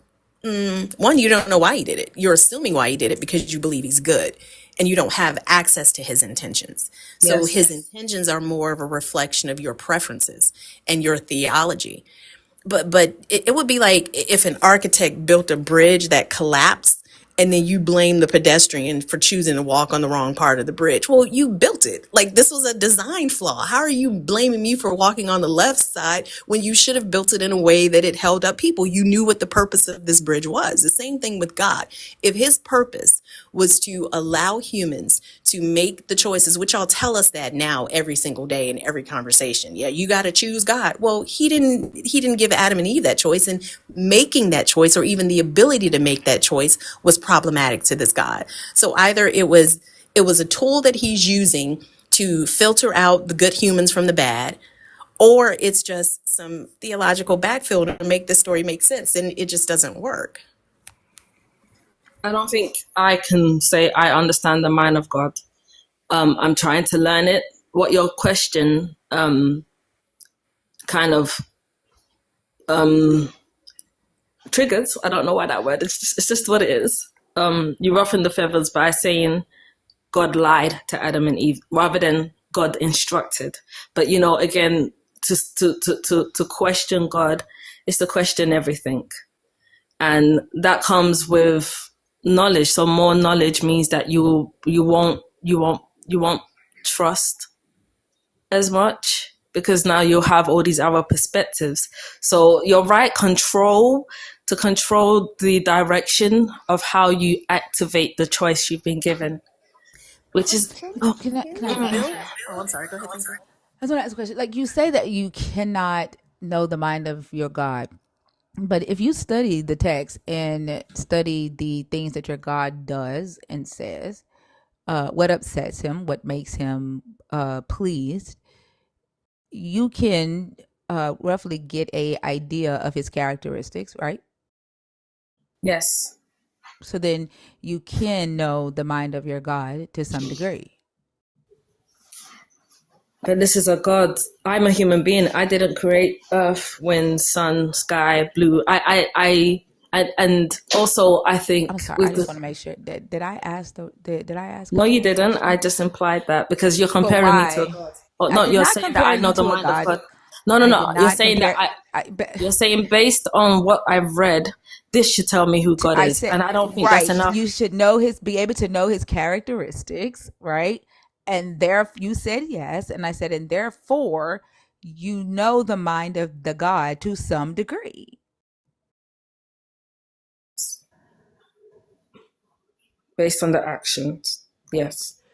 right? Based on what you've studied and read, right? Like, I know that your God, as Fee has pointed out, prioritizes obedience over moral behavior, right? His priorities, what he prioritizes. When you say So, moral behavior, isn't the intention to make us better people? well, like the fact that you are saying that his intention is to make you better people would be an example that you actually do believe that you know the mind of your God to some degree. So what just happened a few minutes ago was unnecessary. But no, not necessarily, right? You would have to be able to point in the text and look at scriptures in the text that say this scripture right here proves that the reason why God withheld the knowledge of good and evil from the humans is to make us better humans. And this scripture right here proves it. The same way I asked if you could look at, if you could study the scriptures to know the mind of your God or to understand his character, right? Like, we know that he says obedience is better than sacrifice. That's in the scripture. So he Yes. prioritizes obedience over sacrifice, right? We know that he has allowed David to get special consideration when it comes to the law, right? David committed premeditated murder, but what he prioritized, right, in that moment was not morality. He didn't stone David for committing murder. He punished David by taking David's baby, by making David baby sick because he needed David to be king. So his priorities was his plan, his will, not morality. When Abraham, His choice. I'm sorry, this is what happens. Like when Fee was talking, you didn't do that. For some reason, when I talk, I don't know, the Holy Ghost says, interrupt that bitch. For some odd reason, to every last one of y'all. To every last one of y'all. What he say? He said, interrupt that Crazy part about it is I was over here. I was wondering. I was gonna ask her why she didn't. She didn't interrupt me once, like not one time. But as soon as you started talking, it did. She did. That's interesting.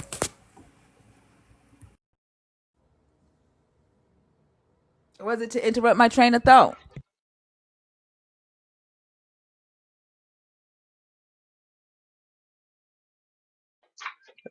Fee, I know we referenced McCoy, but I bet you never thought you'd be talking to him.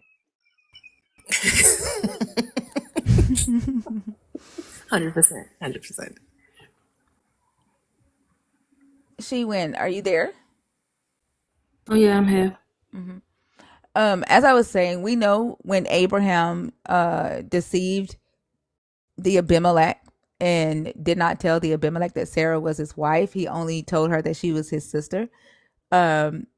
Your God prioritized Abraham and Sarah, and he was going to kill the Abimelech, even though the Abimelech was innocent and acted in integrity. He didn't prioritize morality there, right? So he does not prioritize the humans doing moral things.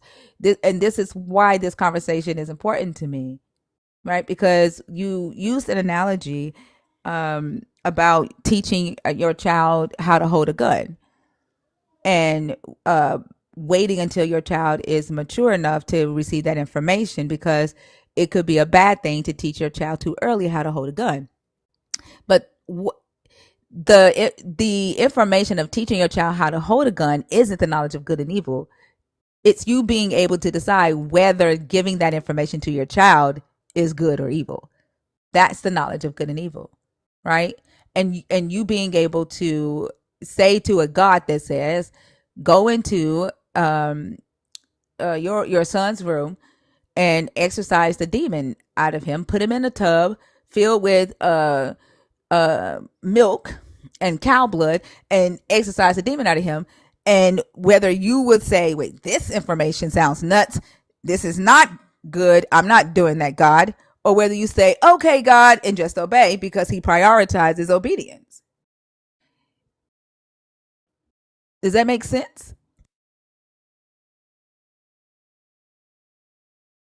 I think you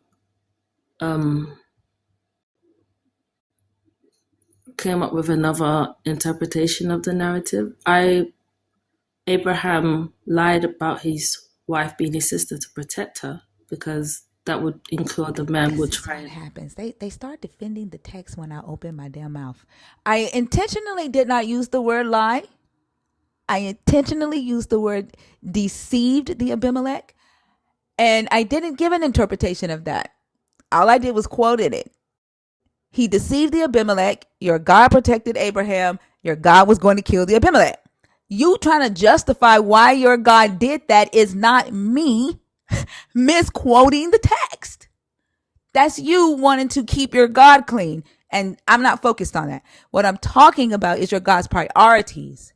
Even you needing to justify why your God protected Abraham confirms that his priorities was Abraham and not the innocent person who acted in integrity.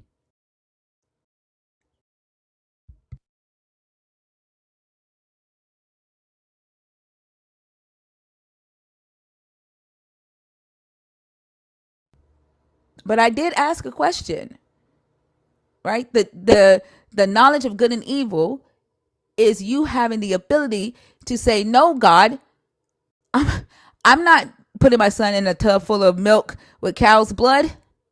That's bad information. Or whether you're just going to say, okay, God, obey. I'm going to obey because you said to be obedient. Like, Do you understand what I mean when I say the knowledge of good and evil, and whether it's a good thing to not have it, for humans to not have it versus humans having that capability? I agree. Given that knowledge means that we can now decide to disagree or to go or refuse.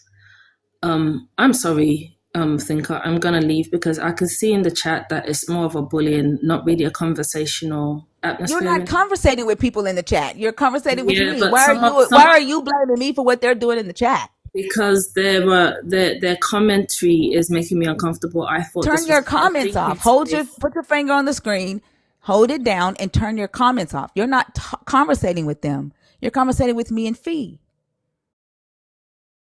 Clear your screen so you don't see their comments.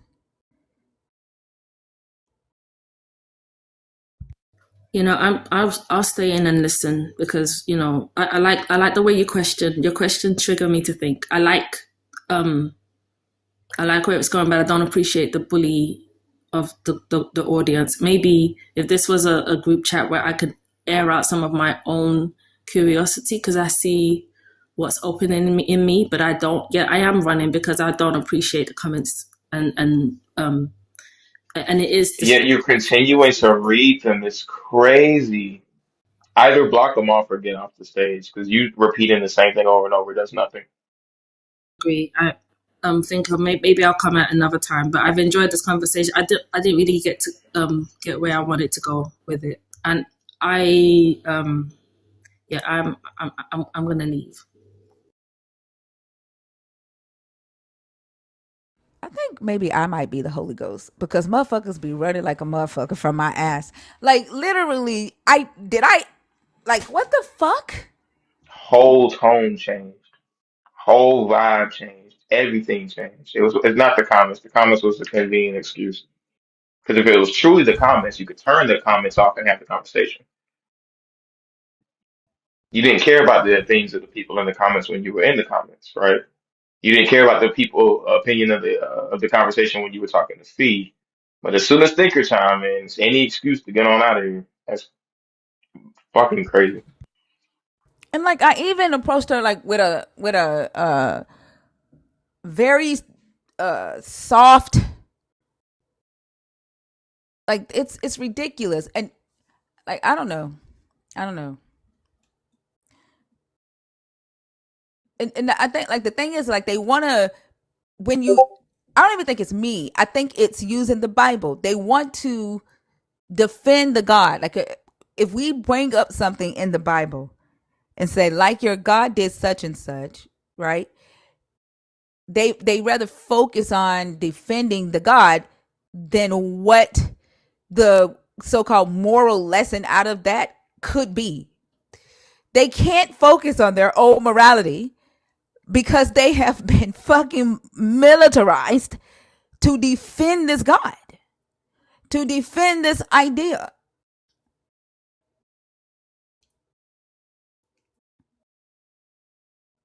Like the moment we drag you to that place,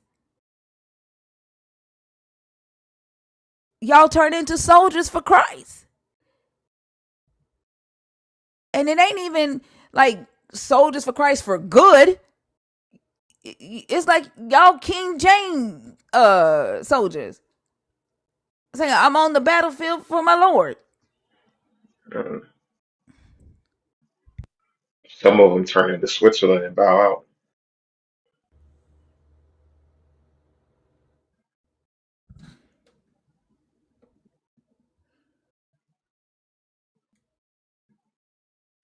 She was doing good. She was doing good.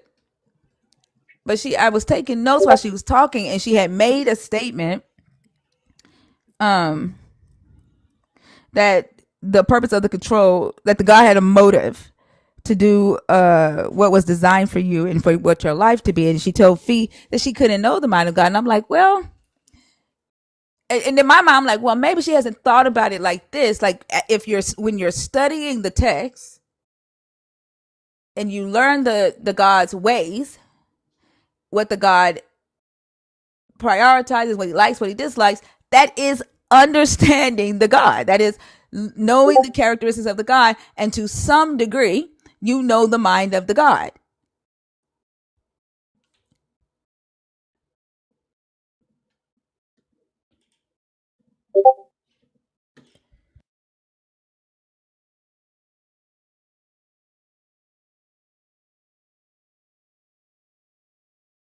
And I think that might have offended her because she's been taught no man can know the mind of God. Or what's the scripture? His ways are His higher than ways are ours. higher. Yeah, Yeah. his thoughts are not our thoughts. So me saying, well, you actually can know his mind to some degree if you just study and uh, you know, learn how he reacts to certain things, learn what he commands, what he dislikes, what he likes, what pleases him, what displeases him. You can know the mind of God to some degree. And I think because that's where the contention came in. And that automatically went against what she was taught about whether she can know the mind of the God, I think. Mhm. Hey y'all. Oh, Brat Knox. I was trying Sorry. to hit hey Rhea. Brat Knox, I was trying to hit accept and I accidentally hit decline. If you are still here, please send your request again. Dory, are you in the box on purpose or on accident? Critical, are you in the box on purpose or on accident? Evan, are you in the box on purpose or on accident? I think all of the people in the box are nerds right now.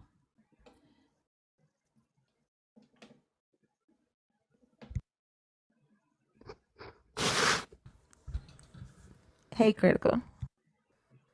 Hey, hi everyone. Good morning, man. Yeah, I'm just cashing in my dragon status. I haven't used it in a while before it gets too rusty. I just wanted to just point out the last guest used the word triggered several times, and that was a sign that she was going to be crashing out, but she was struggling so hard. Well, she did very well not to go into full blown crash out, but I think she got too uncomfortable and she just used the chat to put that excuse in to get out. That's what I wanted to point it out. Yeah, I agree. Like even when I gave her a solution, right, to bypass what she was saying was making her uncomfortable, is to turn the chat off, she still was like, "Nope, that's not enough." Yeah, that's what the text does to you when they pull up the text and it hits you so hard in there that you just can't hold hold it up. So that's just what I wanted to point it out. I agree with you. I appreciate you for coming up. All right, thank you so much. You're Hello, welcome. Sophie. Wait, she went to the Yeah, comments after she got off stage? She was in the yeah, comments? Yes. she's still there crying out there. You What? see? Like it's clearly not the chat because you have no problem with the chat when you're in the chat. Yeah, It was the that's why I came back. conversation itself. And she went straight to the chats. Wow. All right, let me down. I got you. All of y'all starting to sound like Theo. Have a good one. Thank you. Have a You're good welcome. one. You could tell she was using it like as an excuse because she's like, I really had something that I wanted to say. I didn't get to say, like, I'm like, bitch, you're talking right now. Like, you're literally talking right now. You literally are having a conversation with somebody on the stage right now. There's no one preventing you from saying what you need to say. Not one person. You have decided that the chat affected you enough. Like, all right. Oh, now she's in the chat ready to tussle with you from the chat while you're on stage because you don't use caps in my comments. She win because you said bitch. You called her a Oh, because bitch. I said, girl, I mean, I could have said girl. I wasn't trying to dis. That's whatever. Shut up. But that's you could have responded to Rhea had you stayed on stage. Mm, I'd rather be in the midst of the thing that makes me uncomfortable, allegedly. Weird. Hey, Evan, how are you? Hey, thank you. How you doing? I'm Hi, Fee. good. Hi, Ria. Hi, Oso. It's nice to see you guys. Nice to see you too. Morning. I was wondering if I could just real quick, with a little bit of nerd sway, just ask you about a verse that keeps coming up to me because, first of all, I really, really love these topics that you have right now, and like going so much deeper into the mythology and comparing it with the other, pretty much concurrent or a little bit predating and after. I really love it. So, and the research you've done, and I can see how you've put every single part into the right boxes to compare, and you've gotten it so worked out. And I've been learning a lot. So, thank you, Thinker, Thank you. I and all of appreciate you. that. I mean, the time and your brains working to do this, and it's like I love learning more about it. So, definitely, really, really appreciate it. You're Um, welcome. I appreciate yeah. that. Thank you. But one thing that just like drives me wild when, um, when believers, it's just the KJV thing. And I was wondering if you do me a quick favor. I don't want to take up too much of your time. Could you pull up a verse in the King James for me on the screen? Yeah. What is it? Ezekiel 13:20.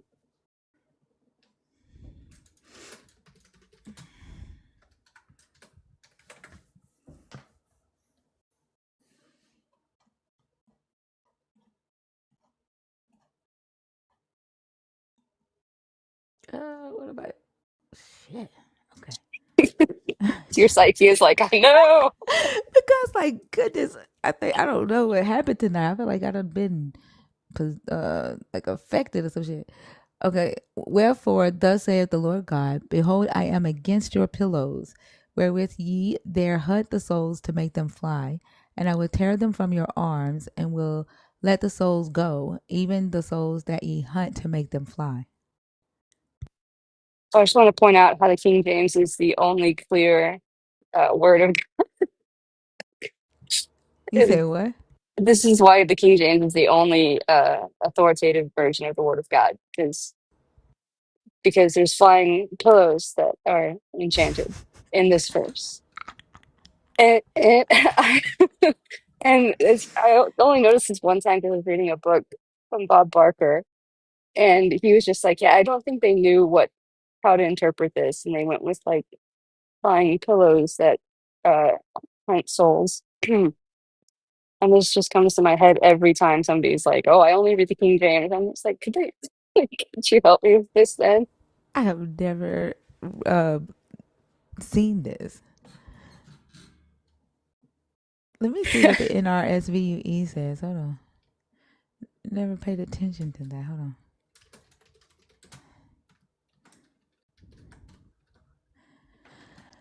Therefore, thus says the Lord against your bands with which you hunt lives. I will tear them from your arms and let the lives go free, the lives that you hunt down like birds. I mean, that sounds logical. Right, where did the pillows go? Right? Wow. Interesting. Anyways, that's my favorite King James verse. I'm not sure when. I think the New King James says like charms, and in the context, I think it's about like some kind of witchcraft or something. As we all know, you shall not suffer a witch to live, um, which is part of the 11 commandments that were the first set of 10, I think. But that's all. I just want to stop by and appreciate you guys, and then just share my favorite King James verse with you that I would love for a King James inspired version only person to explain to me the um, inspiration from. But that's all. I won't take any more of your time, but I'm really enjoying you and this topic. So thank you again. Thank you. And thank you. I actually had a couple days off work, and being in these lives and the atheist community, and how much right now you guys are standing up for the trans community and all my LGBTQIA folks, and you guys are such great allies, and it makes me feel really good. So thank you to everybody here and all my family in the chat for standing up for, you know, our little rainbow rights. I appreciate it. You don't have to say thank you, but we love you. Love you guys too. All right. Have a good day. You too. Love me down. I got you, Theo. Theo, Have a number good one, three. Evan. All right. All right. That's a good one. Hector, it's Ezekiel 13:20. Um, I know also in Mac, y'all like to like ask, Mhm. does the Bible say that, is it do cows chew curd? Is that what it is? Y'all can tell Uh, me getting sleepy. What is it's it? like rock Badgers rabbits do and rock badger. badgers. Yeah, rock badgers do rock Yeah. badgers chew curd. Like this is another one that y'all can do. Pillows fly, and then take them straight Yeah. to the King James. Like you can't go to anything Yeah. else but the King James.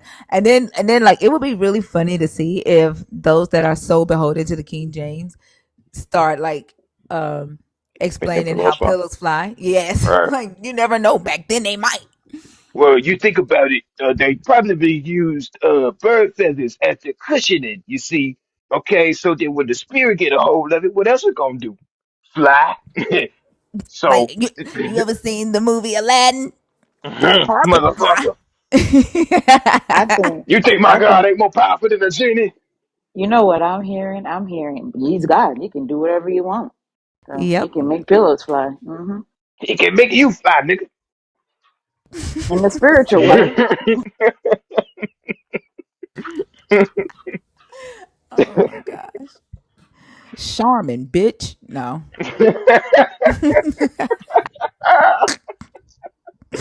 Oh my god. And then in the next sentence, magic is not real. Kill all witches. Uh Dory loves dogs. Are you in the box on purpose? V, are you in the box on purpose? We have about an hour 45. We have about 40, no, 43 minutes, 53 minutes. Yeah. Yeah, Yeah, 52, 53 minutes. 52. 53 minutes left in the show. If you are a believer in the God of the Bible, deconstructing or an atheist, the guest box is open. What did Dory say? Did Dory say they are there on purpose, on accident? Did you Um, find Nemo? Fine. Who is Nemo? Oh, Uh, this Dory friend, son. oh, okay. Is this Dory loves dogs? Are they a Hmm. nerd? That picture looks so familiar. Are they a nerd or are they? They're not a nerd. Huh? They're not a They're nerd, no. not. Mm-mm. Have we talked to them before though? They are followers, but they're not a nerd. I don't think she means to be up here. Dory. Sorry, Dora. Dory. I thought that was her. I was about to say, what? Yeah, she doesn't mean to be on I stage. just want to know how you went from Dory to Dora. I Cause don't Dora, how did he go to? I, Uh, oh, never mind. yeah. I was gonna let it slide, Rhea. That's cold. Rhea said, yeah. I told y'all, sleeping in a motherfucker. I'm Welcome sleepy back as to hell. me. Okay, we're back. We're back. Oh my goodness. Oh, so I feel like you've been letting too much slide. I'm back. You're right. You're right. You're Yeah, right. we're back to it. Also been letting people preach on stage. That's What? because they keep complaining about how I don't let niggas talk. And then when I let niggas talk, they be like, oh, you still don't let niggas talk. Like, all right, bro. My Did you hands are see clean. my? I'll be letting y'all talk. Did you see my message in the comments that when that guy was on stage? Yeah. Did you see it? Yeah. But what guy? What did you please tell me? I said also let him preach because he missed McCoy. Yeah, I saw that. Oh my God, I saw that video of McCoy talking about replace fee. I'm like, what the fuck? What is going on? Yeah, it's been crazy. Oh my goodness. Oh shit. I'm trying to remember the person, who was it that you were like, also save us, and you kept saying it over and over. Oh man, I that was was just fascinated horrible. about how crazy they go. He said something about it was something that he said it also just grabbed onto that motherfucker and just kept on. What did he say? I'm trying to remember because it was so funny. Cat blood. Golly. Yeah. Yeah. Yes. Not They McCoy said doesn't them believe in motherfuckers was free drinking will. cat blood. Also, save us. Now continue to talk about the demons and stuff. Man, everybody was in the chat, even on YouTube, saying, "Oh, so why? Oh, so why?" That shit was funny to me.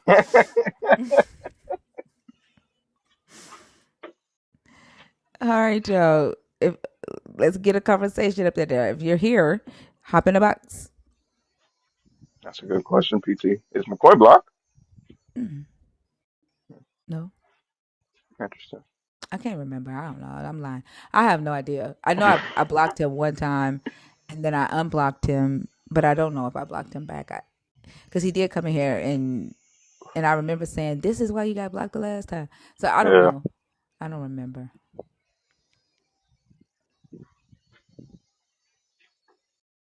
I noticed that he talked or he discusses things differently based on where he's at. It's not a whole lot of a difference, but it's enough to tell there's Like when he something first there started, cognitive going. yeah, when he first started coming around, he was, pretty cool, Mm-hmm. and then he started getting beside himself. Mm-hmm. Never mind. I don't talk to you. You're just illogical. You know, Oh yeah. like that. This is These are the people that would benefit from getting into the DSM, to be honest. Him, Kimberly, a just couple other folks. Yeah. uh, asking. Does anybody have proof of atheism?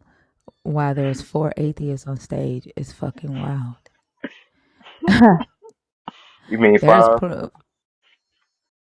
Oh, because Joshua Bowen is in the box. Mm-hmm.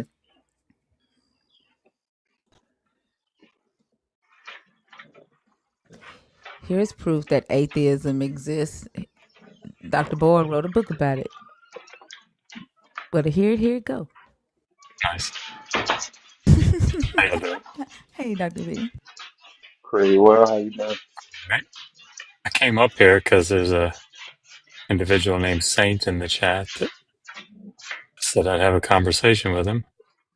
See if he comes up here now. Let's see if he'll do it. Let's see. Somebody's in the box.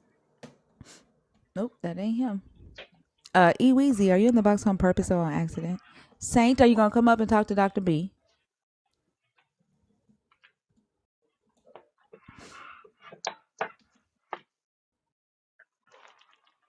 He said pass. He's scared. Damn. Straight like that. That's Yep. a shame. Is that the little Saint? The little guy that used to come on the lives. Rhea, you remember that Saint guy that used to come on when we were young? When we were Oh, I younger. don't think that's him. You don't Oh, put okay. sentences together like that. Oh, okay. Um, hey Easy, how are you? I am hanging in there. I am currently being bombarded with Jesus. And it's rough, y'all. I've never been in this position to where I've had to like go through things and then have everybody, because I used to believe. And so to speak to the prompt, is Jesus the problem or the solution for humanity? Of course, he's the problem because everybody thinks he's a solution.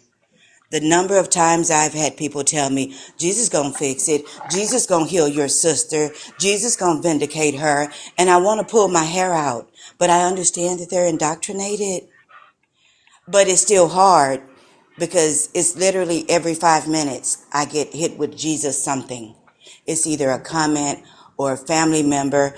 And I don't want to be that person. So when I went home this weekend, we always say grace, or we always do some type of prayer before, whenever we have a get together. And so they were like, let's go pray over the food. And I'm sitting there with my leg tapping like, okay, this ain't about you. Just go stand in there. Just go stand. And so I did, but it's really taxing. It is for so many people to think is going to magically do something when you're sitting here watching my sister decline and watching her get worse. And my other sister just died a couple of years ago, and we prayed all through that. And, she still died. And so it's like, yeah, where was Jesus? Y'all keep saying this, but he never shows up. Wake up, people. But then you can't really say it because you don't want to be that person. Right, and or you can't say it because they turn it around on you and say you're just upset, you're just hurt, right? Like Yeah, it's you're not emotional supposed to manipulation. yeah, you're not supposed to logically track that what the thing that you prayed for and had faith in did not happen. Like you're wrong Yeah, for it's actually seeing that. And so me and my sister actually had a conversation because one of the things that my daughter voiced a problem with was my deconstruction. Even though we haven't actually had a conversation about it, because when I called her to talk about it, she didn't answer and then she never responded. So we haven't had that conversation, but my sister was like, yeah, I have a problem with that too. I don't understand. He allowed you to wake up this morning. I said, no, he didn't. If he allowed me to wake up this morning, then he allowed all of the bad people, all of the abusers too. But then, no, it's free will. Then I didn't have free will. When he allowed me to wake up this morning, it was him. It wasn't my own doing. Wait, so he believes that the God wakes you up, but then bad people are waking up by free will. Right. No, she's saying he wakes them up too, but then he gives us all free will. He allows everybody Oh, to wake up. And I'm like, but that just doesn't track for me. I have an issue with the morality there, saying that it's such a good thing that he allows us to wake up, but then he's also allowing the people that he knows is going to do really bad things to wake up as well, when he could just let them be asleep. And you're okay yeah. with that because free will. So I gave her a lot of challenges during the conversation. And I will say that a lot of it, you could tell my sister doesn't know what's in that Bible. She goes to church and she believes whatever the pastor or the preacher gets up and says, that's it, that's all. If she reads anything, she's reading to reaffirm what's already been told to her. They're not going to the bad parts. When I told her about all of the evil that this God has done in this Bible, she didn't know the half of it. And her face was like, but I will give her credit because she didn't just say, well, that's God. She kind of did, but not in that way. I can tell that at least I planted the seed, and whether those seeds grow or not, she didn't give me the pushback that most people get. And I've had the luxury of deconstructing away from my family. I live in Cali and my people are, back home. And so this has been the first time that I've been home after kind of being vocal about my deconstruction. And so I feel for people who are still living with parents who are extremely religious, who don't have a choice, like, it's either get out of their house and be homeless. I feel for those people who are in those situations because, man, that's rough. Yeah, when you were talking about the free will thing, it made me think about the question that I asked another believer when they was on stage. Why would the God put the power to take another human's life in the hands of another human when they give that excuse of everybody has free will and that's why God wakes everybody up? Like you're essentially saying that he wakes up the evil person because he wants to be clean, right? And not be responsible for taking the life. He wakes up the evil person and then tells the human to get his hands dirty and go take the life. And you call that good. Right. He's complicit in the harm. That's how I Yeah. see it. Or he like it's like I see it as like a mobster, like in the mob, he doesn't want to be seen committing the crime, committing the murder. So he has hitmen, right? Like, Yeah, he has the middleman. yeah. Like he keeps his hands clean, and the humans are doing his dirty work for him. While he is all power, he has all the power to just not wake up those that are doing evil, that are harming other humans or doing bad on the earth. He don't have to wake them up if he's responsible for waking everybody up. But he literally wakes them up and then tells his hitman to go and kill him, so his hands will stay clean, so he'll still look like a good god. Exactly. But I posed her, a lot of questions to her, and she was receptive to some, but it really all boils back to, but it's God. It's God. And then when I ask her, where is God showing up for all of our people? We've had so many losses in the last several years. My brother was 30 days after her. My father was 8 months after that. Where was God? And we are a praying family.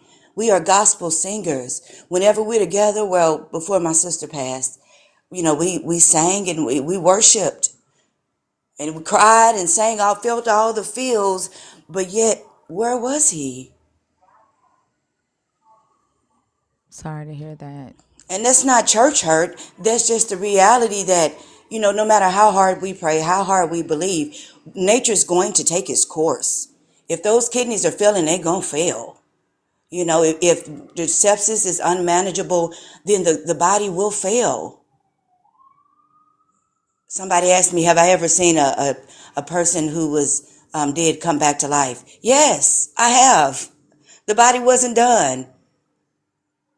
Yes, I've seen it. That's not an indication of God, because then you got to ask yourself, what about the 25,000 people that starve to death every day? Why can't he just give them food? If he can bring one person back to life, why can't he do anything for the starving people, the 300 million homeless, the 1.5 billion who have inadequate housing? You can't do nothing, no manna for them?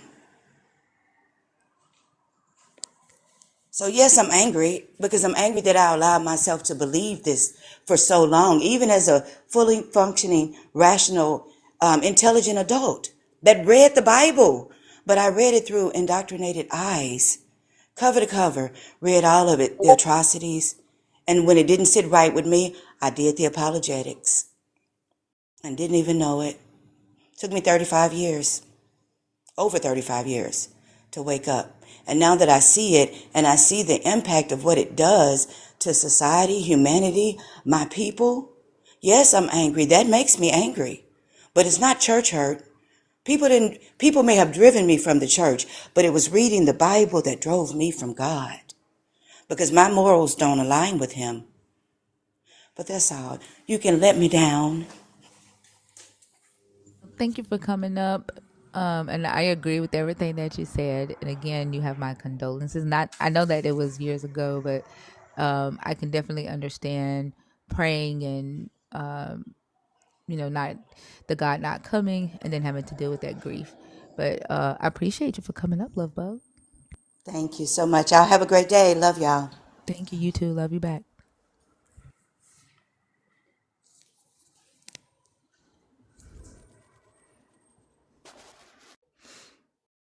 I think somebody should do a topic.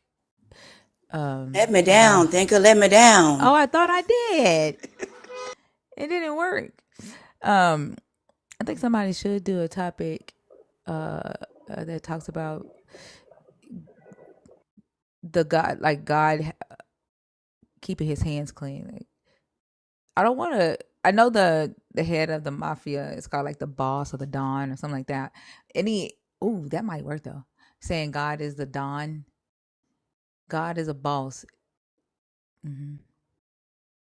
Yeah, they gonna come in there and be like, Hallelujah, and they were like, yeah, he's a boss, man. He wake people up. He wake evil people up and then send his people. Yeah, no. That's what a real boss would do. So don't put horrible boss there. Like God is a boss. Just put it there.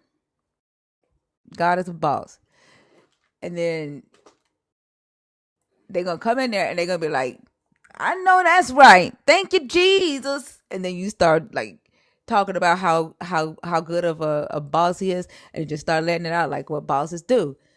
They, you know, They hand out hits. They pass out. They sell the stuff that keep people, stuck on the dopamine.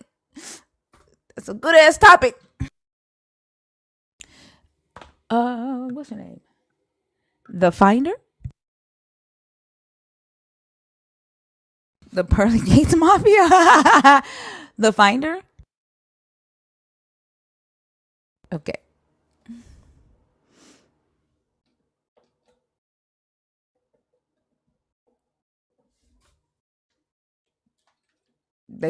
they gonna go in their Discord and be like, "Hey, they trying to rage bait y'all with saying God is a boss. Don't fall for it."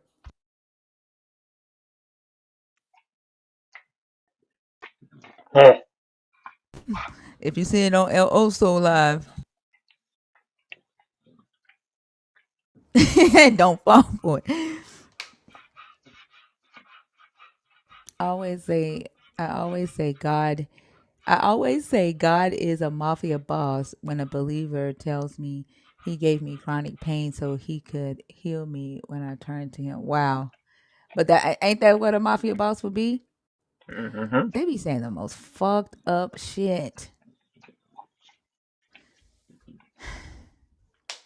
Dr. B, did you invite Joshua? I mean, did you invite Saint up? Oh, I did. Yeah. Sorry, I was actually typing something else. To them. Yeah, she's going for her D-Min. So I said she should come up and discuss the Hebrew with us of Genesis 2, but it doesn't seem like she's taken any, so just not sure how far along in the program she is. But Oh, she said she that's fine. don't share. She don't make content for non-believers, and she don't share her information with the non-believers. That's a shame. Yeah, There's somebody but else she down will. there named JC. JC knows JC. They didn't want to come up either. I Jesus wonder if they're Christ. scared. It's interesting that she'll say, "I don't do this for non-believers. I don't do that for non-believers." But I guarantee you, in her dissertation, you said she's getting her PhD right now, or No, no, sorry, studying for her Master of Divinity, her her master. DMin. Yeah. So Mm. when she does her thesis, she will say, "Jesus said to love your enemies. Jesus said to go out and make disciples of all men." Mm. She's gonna quote all that. Jesus says, "Pray for those who despitefully use you." She gonna quote all of that while hypocritically saying, "I don't do that. I don't fuck with non-believers." So if you want to read something comical, you should read the introduction to my master's thesis. One of the introductory paragraphs has an assumption section. It says, it is assumed for this thesis that Moses wrote the Pentateuch in its entirety." You oh really? That's It was good. awesome. It was awesome.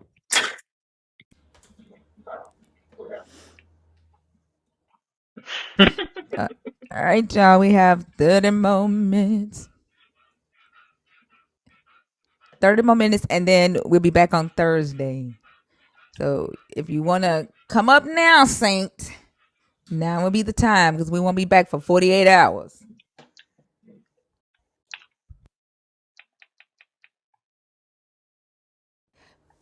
Not quite 48, but almost. It is.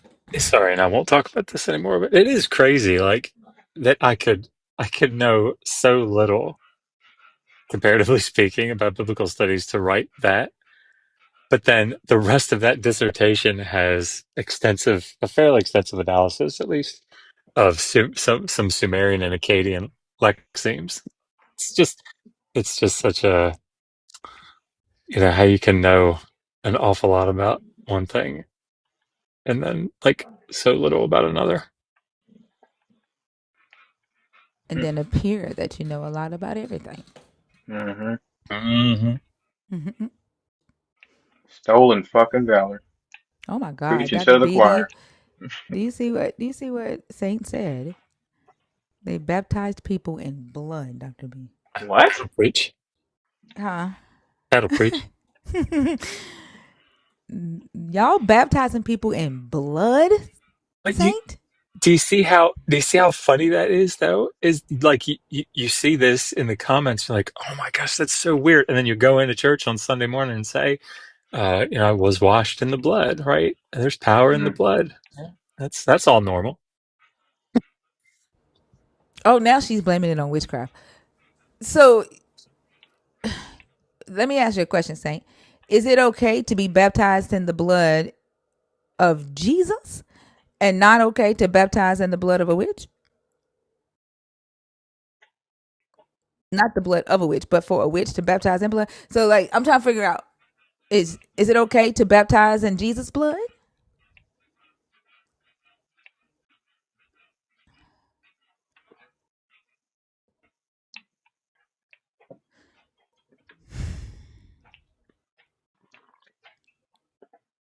Jesus' blood, good, witch blood, bad.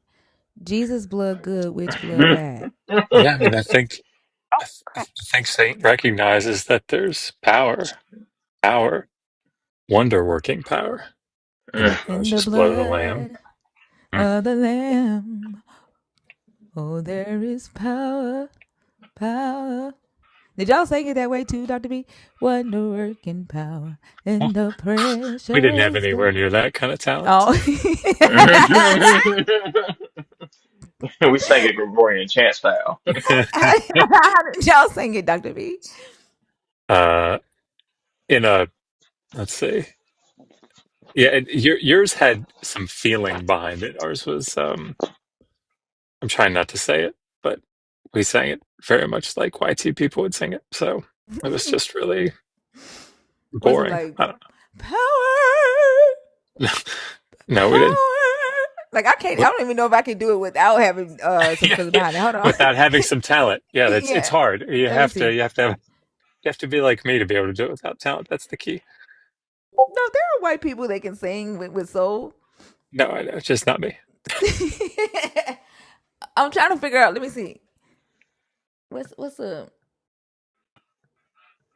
I can't even think of a melody. It'd be like, there is power, wonder working power in the blood of the Lamb. Kind of like a You bluegrass can kind sing, Dr. B. Mm. You can Look, sing. look, Dr. B, you it's know what you one sound thing. like. It's one thing to let people come up here and make fun of me, but you can't go making fun of me. What? It's You can sing. uh, because they're silly. But you can hear it's very uh I don't know. Boring is the only word I could think of, but just very it is the epitome of what it would sound like if you're singing something not thinking about the lyrics whatsoever. That's how every hymn was sung. Every song was sung. But you know what you of. reminded me of when you sung? Hmm. I don't even understand how the fuck my plug talk. Pick him up in a space coupe. I don't let my plug walk. Skirt, pull up in a space. New freak had to cut my other little bitch off. 50K, you could come and book a cracker for a plug walk. Big ol' Bentley, it's a spaceship. Call me on my phone, I don't say shit. I make money when I talk. I'm a boss, take a loss. That's what you remind me of when you said power. I can't do it, but Power. What just happened? that you don't know plug walk. You've never heard plug walk? It sounded like, an old Mickey Mouse, intro to like the 1950s No, Mickey Mouse. no. These are two young dudes that take rap songs and they turn them into like old barbershop quartets. Man, Oh, plug okay. walk is plug walk is that one. My kids get really tired. I'll walk around and they'll say, how do I do it? I'll say, if you're having girl problems, I feel bad for you, son. And they're like, Dad, please be Yeah, you quiet. sound like you can sing, Dr. B. Yeah, and Yeah, I'm man. I'm fooling y'all. Whatever, dude. Where did Rogue Mom go? Scared her off of my singing. I swear I love plug walk. Oh oh. It is really good.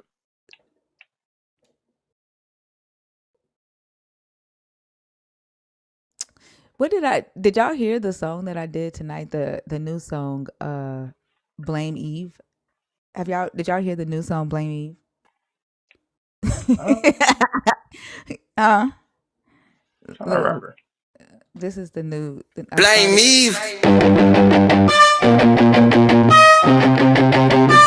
Blame Eve. Tap that screen, don't blame Eve. God said they died, but they still breathe. Facts. And still twisting up the story with these, but the liar in the garden wasn't Eve. Blame me. They say the woman fell, brought in a man, but read the text close. That ain't the plan. God said the day you eat, you gon' die. But Adam still lived. Tell me who told the lie. Eve saw the fruit, said it looking real good. Took a bite, gave Adam. He ate like he should. If she's the villain, then why he ain't say no? Men been scared of women since the garden, no. Garden, no. Tap that screen, don't blame me. God said they died, but they still breathe. Facts. Men still twisting up the story with these, but the liar in the garden wasn't Eve. Blame me. Now every sermon got even the dirt. Call her weak, call her curse, make the woman the hurt. But the snake just offered knowledge, open up her mind. While Yahweh play games, keeping humans blind. So keep tapping, keep sharing, flood this live with truth. We gon' clap back hard, yeah the nerds got proof. Eve ain't false, she rose, that's the part they don't teach. Wisdom in her hands was the fruit she reached. Tap that screen, don't blame me. God said they died, but they still breathe. Facts, men still twisting up the story with these, but the liar in the garden wasn't Eve. Blame me. Blame me.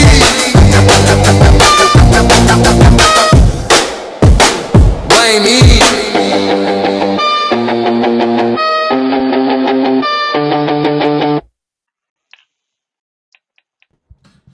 I like. Yeah, especially the part. But the liar in the garden wasn't Eve.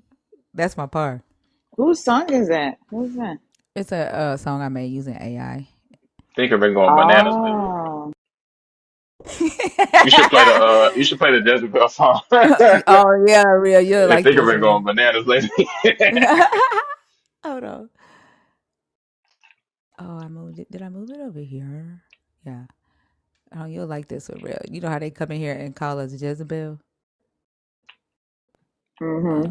Hold on. Let's see. Here we go. Tap that screen for Jezebel. Tap, tap. Think alive and breaking spells. Let's go. They cry in caves like Elijah did. Ooh. But my chat's the cave where the truth gon' live. Tap, tap, tap, tap, tap, tap, tap, tap, tap, that's true. Tap, tap, tap, tap, tap, tap, tap, that's true. Tap, that's true. Tap, that's true. Tap that screen for Jezebel. Think alive and breaking spells. Let's go. They cry in caves like Elijah did. But my chat's the cave where the truth gon' live. They scream you a demon when I drop facts. But demons meant wisdom way before that. Men rewrote the stories just to make you scared. Now every bold woman's evil if she don't play fair. In my comments they run trying to save my soul. Quoting scriptures out of context, same old scroll. But we laughing in the chat, yeah we know the deal. It's just patriarchy shook when the queen's too real. Tap that screen for Jezebel. Think alive and breaking spells. Let's go. They cry in caves like Elijah did. But my chest the cave where the truth gon' live. Tap that's true. Tap that's true. Tap that's true. Tap that's I'm the new Jezebel, not their cartoon witch. They flip my name cause my power made men twitch. If the prophets gotta hide cause a woman got voice, that ain't my curse, baby, that's their choice. So keep tapping, keep sharing, flood the vibe with flames. Every demon comment just proves my name. I ain't running from the lies, I flip the spell. Think it's live and she the new Jezebel. Tap that screen for Jezebel. Tap, tap, tap. Think alive and breaking spells. Share it out. They cry in caves like Elijah did. But my chest the cave where the truth gon' live.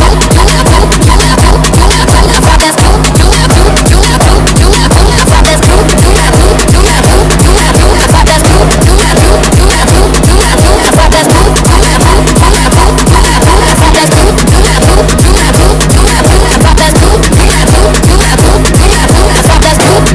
that's Bills Jr., how are you? I like Thank you, that. happy and free. Huh? I like that. Thank you. It usually runs believers off. I used it on John, the annoying ass little boy that be on everybody's live, getting on everybody's nerves. You know what I'm talking about? Uh-huh. Disciple John. Mm-hmm. He came up one night and called me a Jezebel, and I just hit play on the song, and it made him mad, like pissed him That off was something. trading with John, What did I call him? disciple John. Oh yeah, That's the trading white with girl. John. Yeah, You talking about cooking with both of their fire, asses right? are annoying as fuck. Yeah, yeah. Mm-hmm. Yeah. Bills Jr.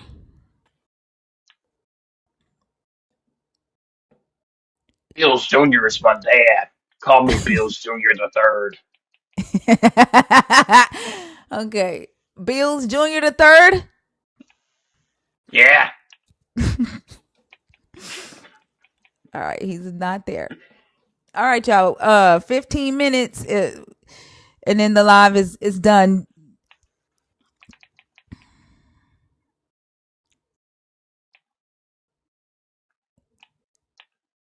Or we could Thinker do made that a now.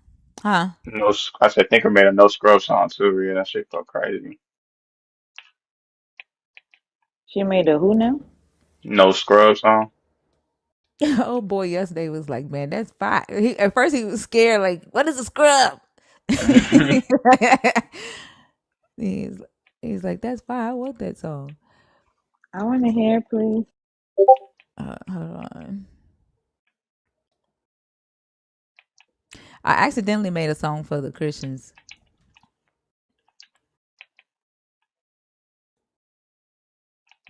Where is the scrub song?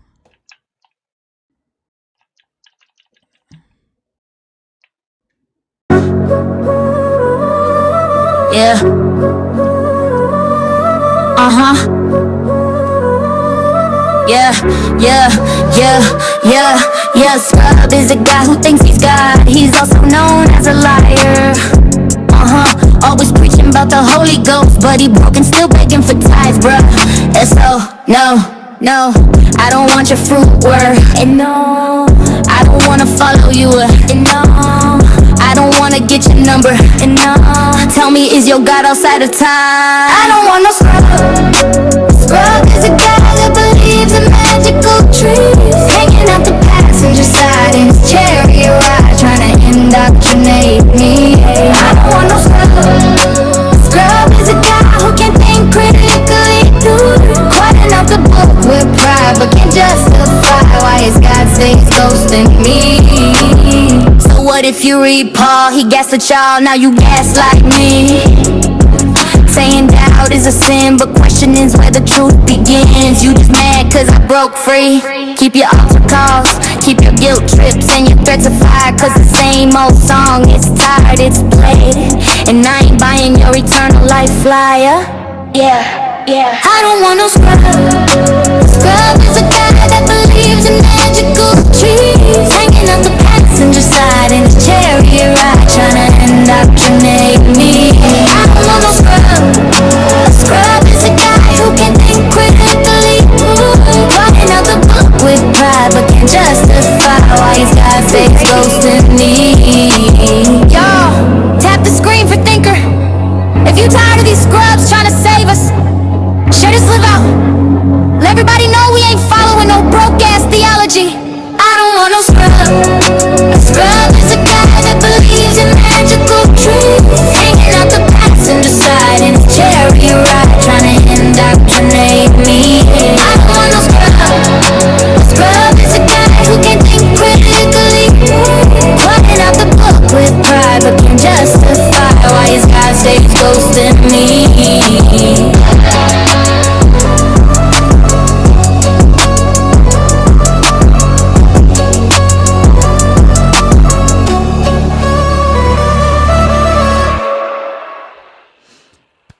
Sandra, give me just a second. Christ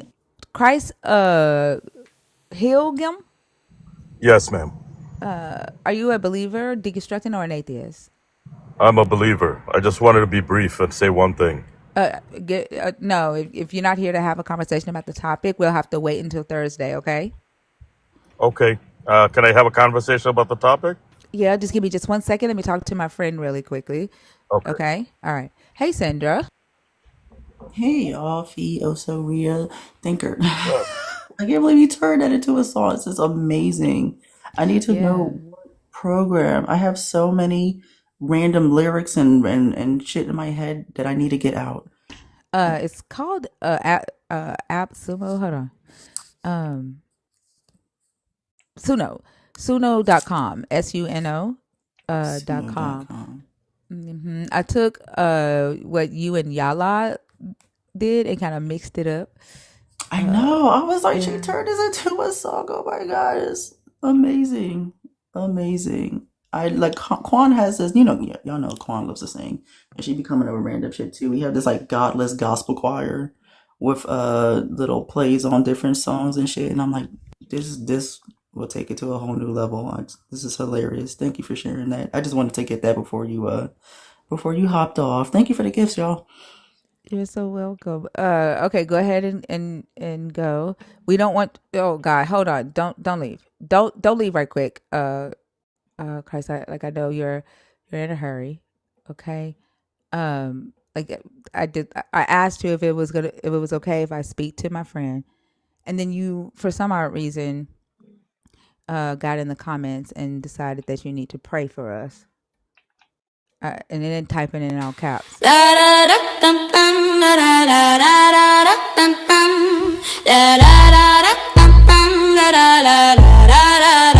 Keep your prayers.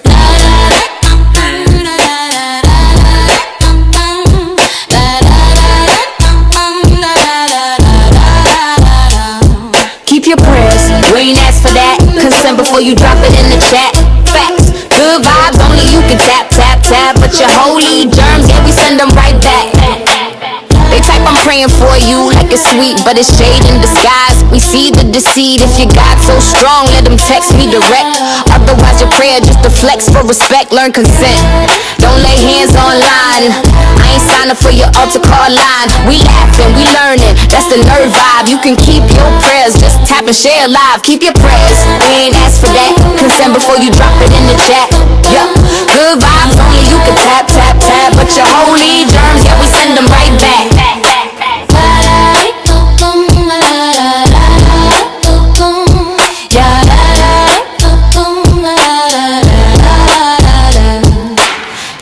The nerves, we running this space. No preacher boys needed, so stay in your place. You think prayers love, but it feel like control. Trying to brand my spirit while you scroll on your phone. So drop a like, drop a share, bring your crew in, but don't drop a praying if we ain't choosing. Respect the room, that's how grown folks act. Keep your prayers, we ain't asked for that. Keep your prayers, we ain't asked for that. Consent before you drop it in the chat. Facts, good vibes, only you can tap, tap, tap. But your holy germs, yeah, we send them right back.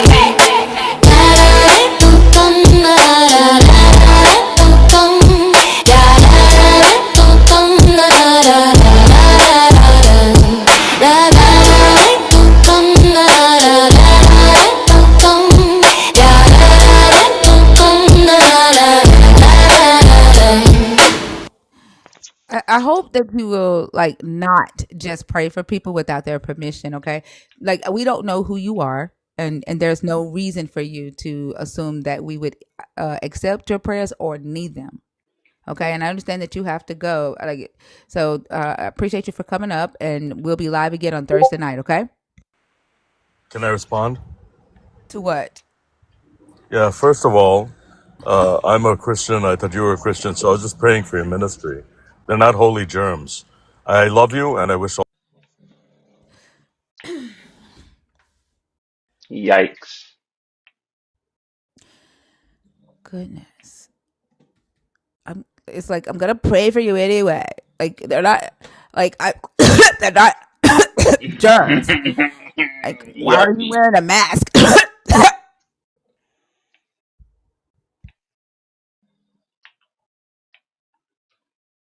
It's crazy. It's straight abusive.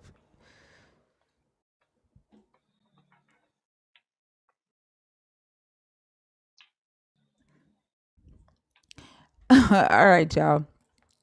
We're gonna go ahead and call it. I will see y'all Thursday night. I love y'all so much. I'll be in Christina's live in the chat for a little while. I will see y'all Thursday night. Thank you so much for the YouTube, for the likes, the shares, and the comments and the gifts, y'all. I hope y'all have a good rest of the next 2 days. Make sure that you get some rest. Those are the nerds. Don't forget to check on Kay. Make sure she taking the break that she needs to take and getting some rest. I will see y'all later. Bye, y'all. Bye. Love you guys. Bye. Love y'all.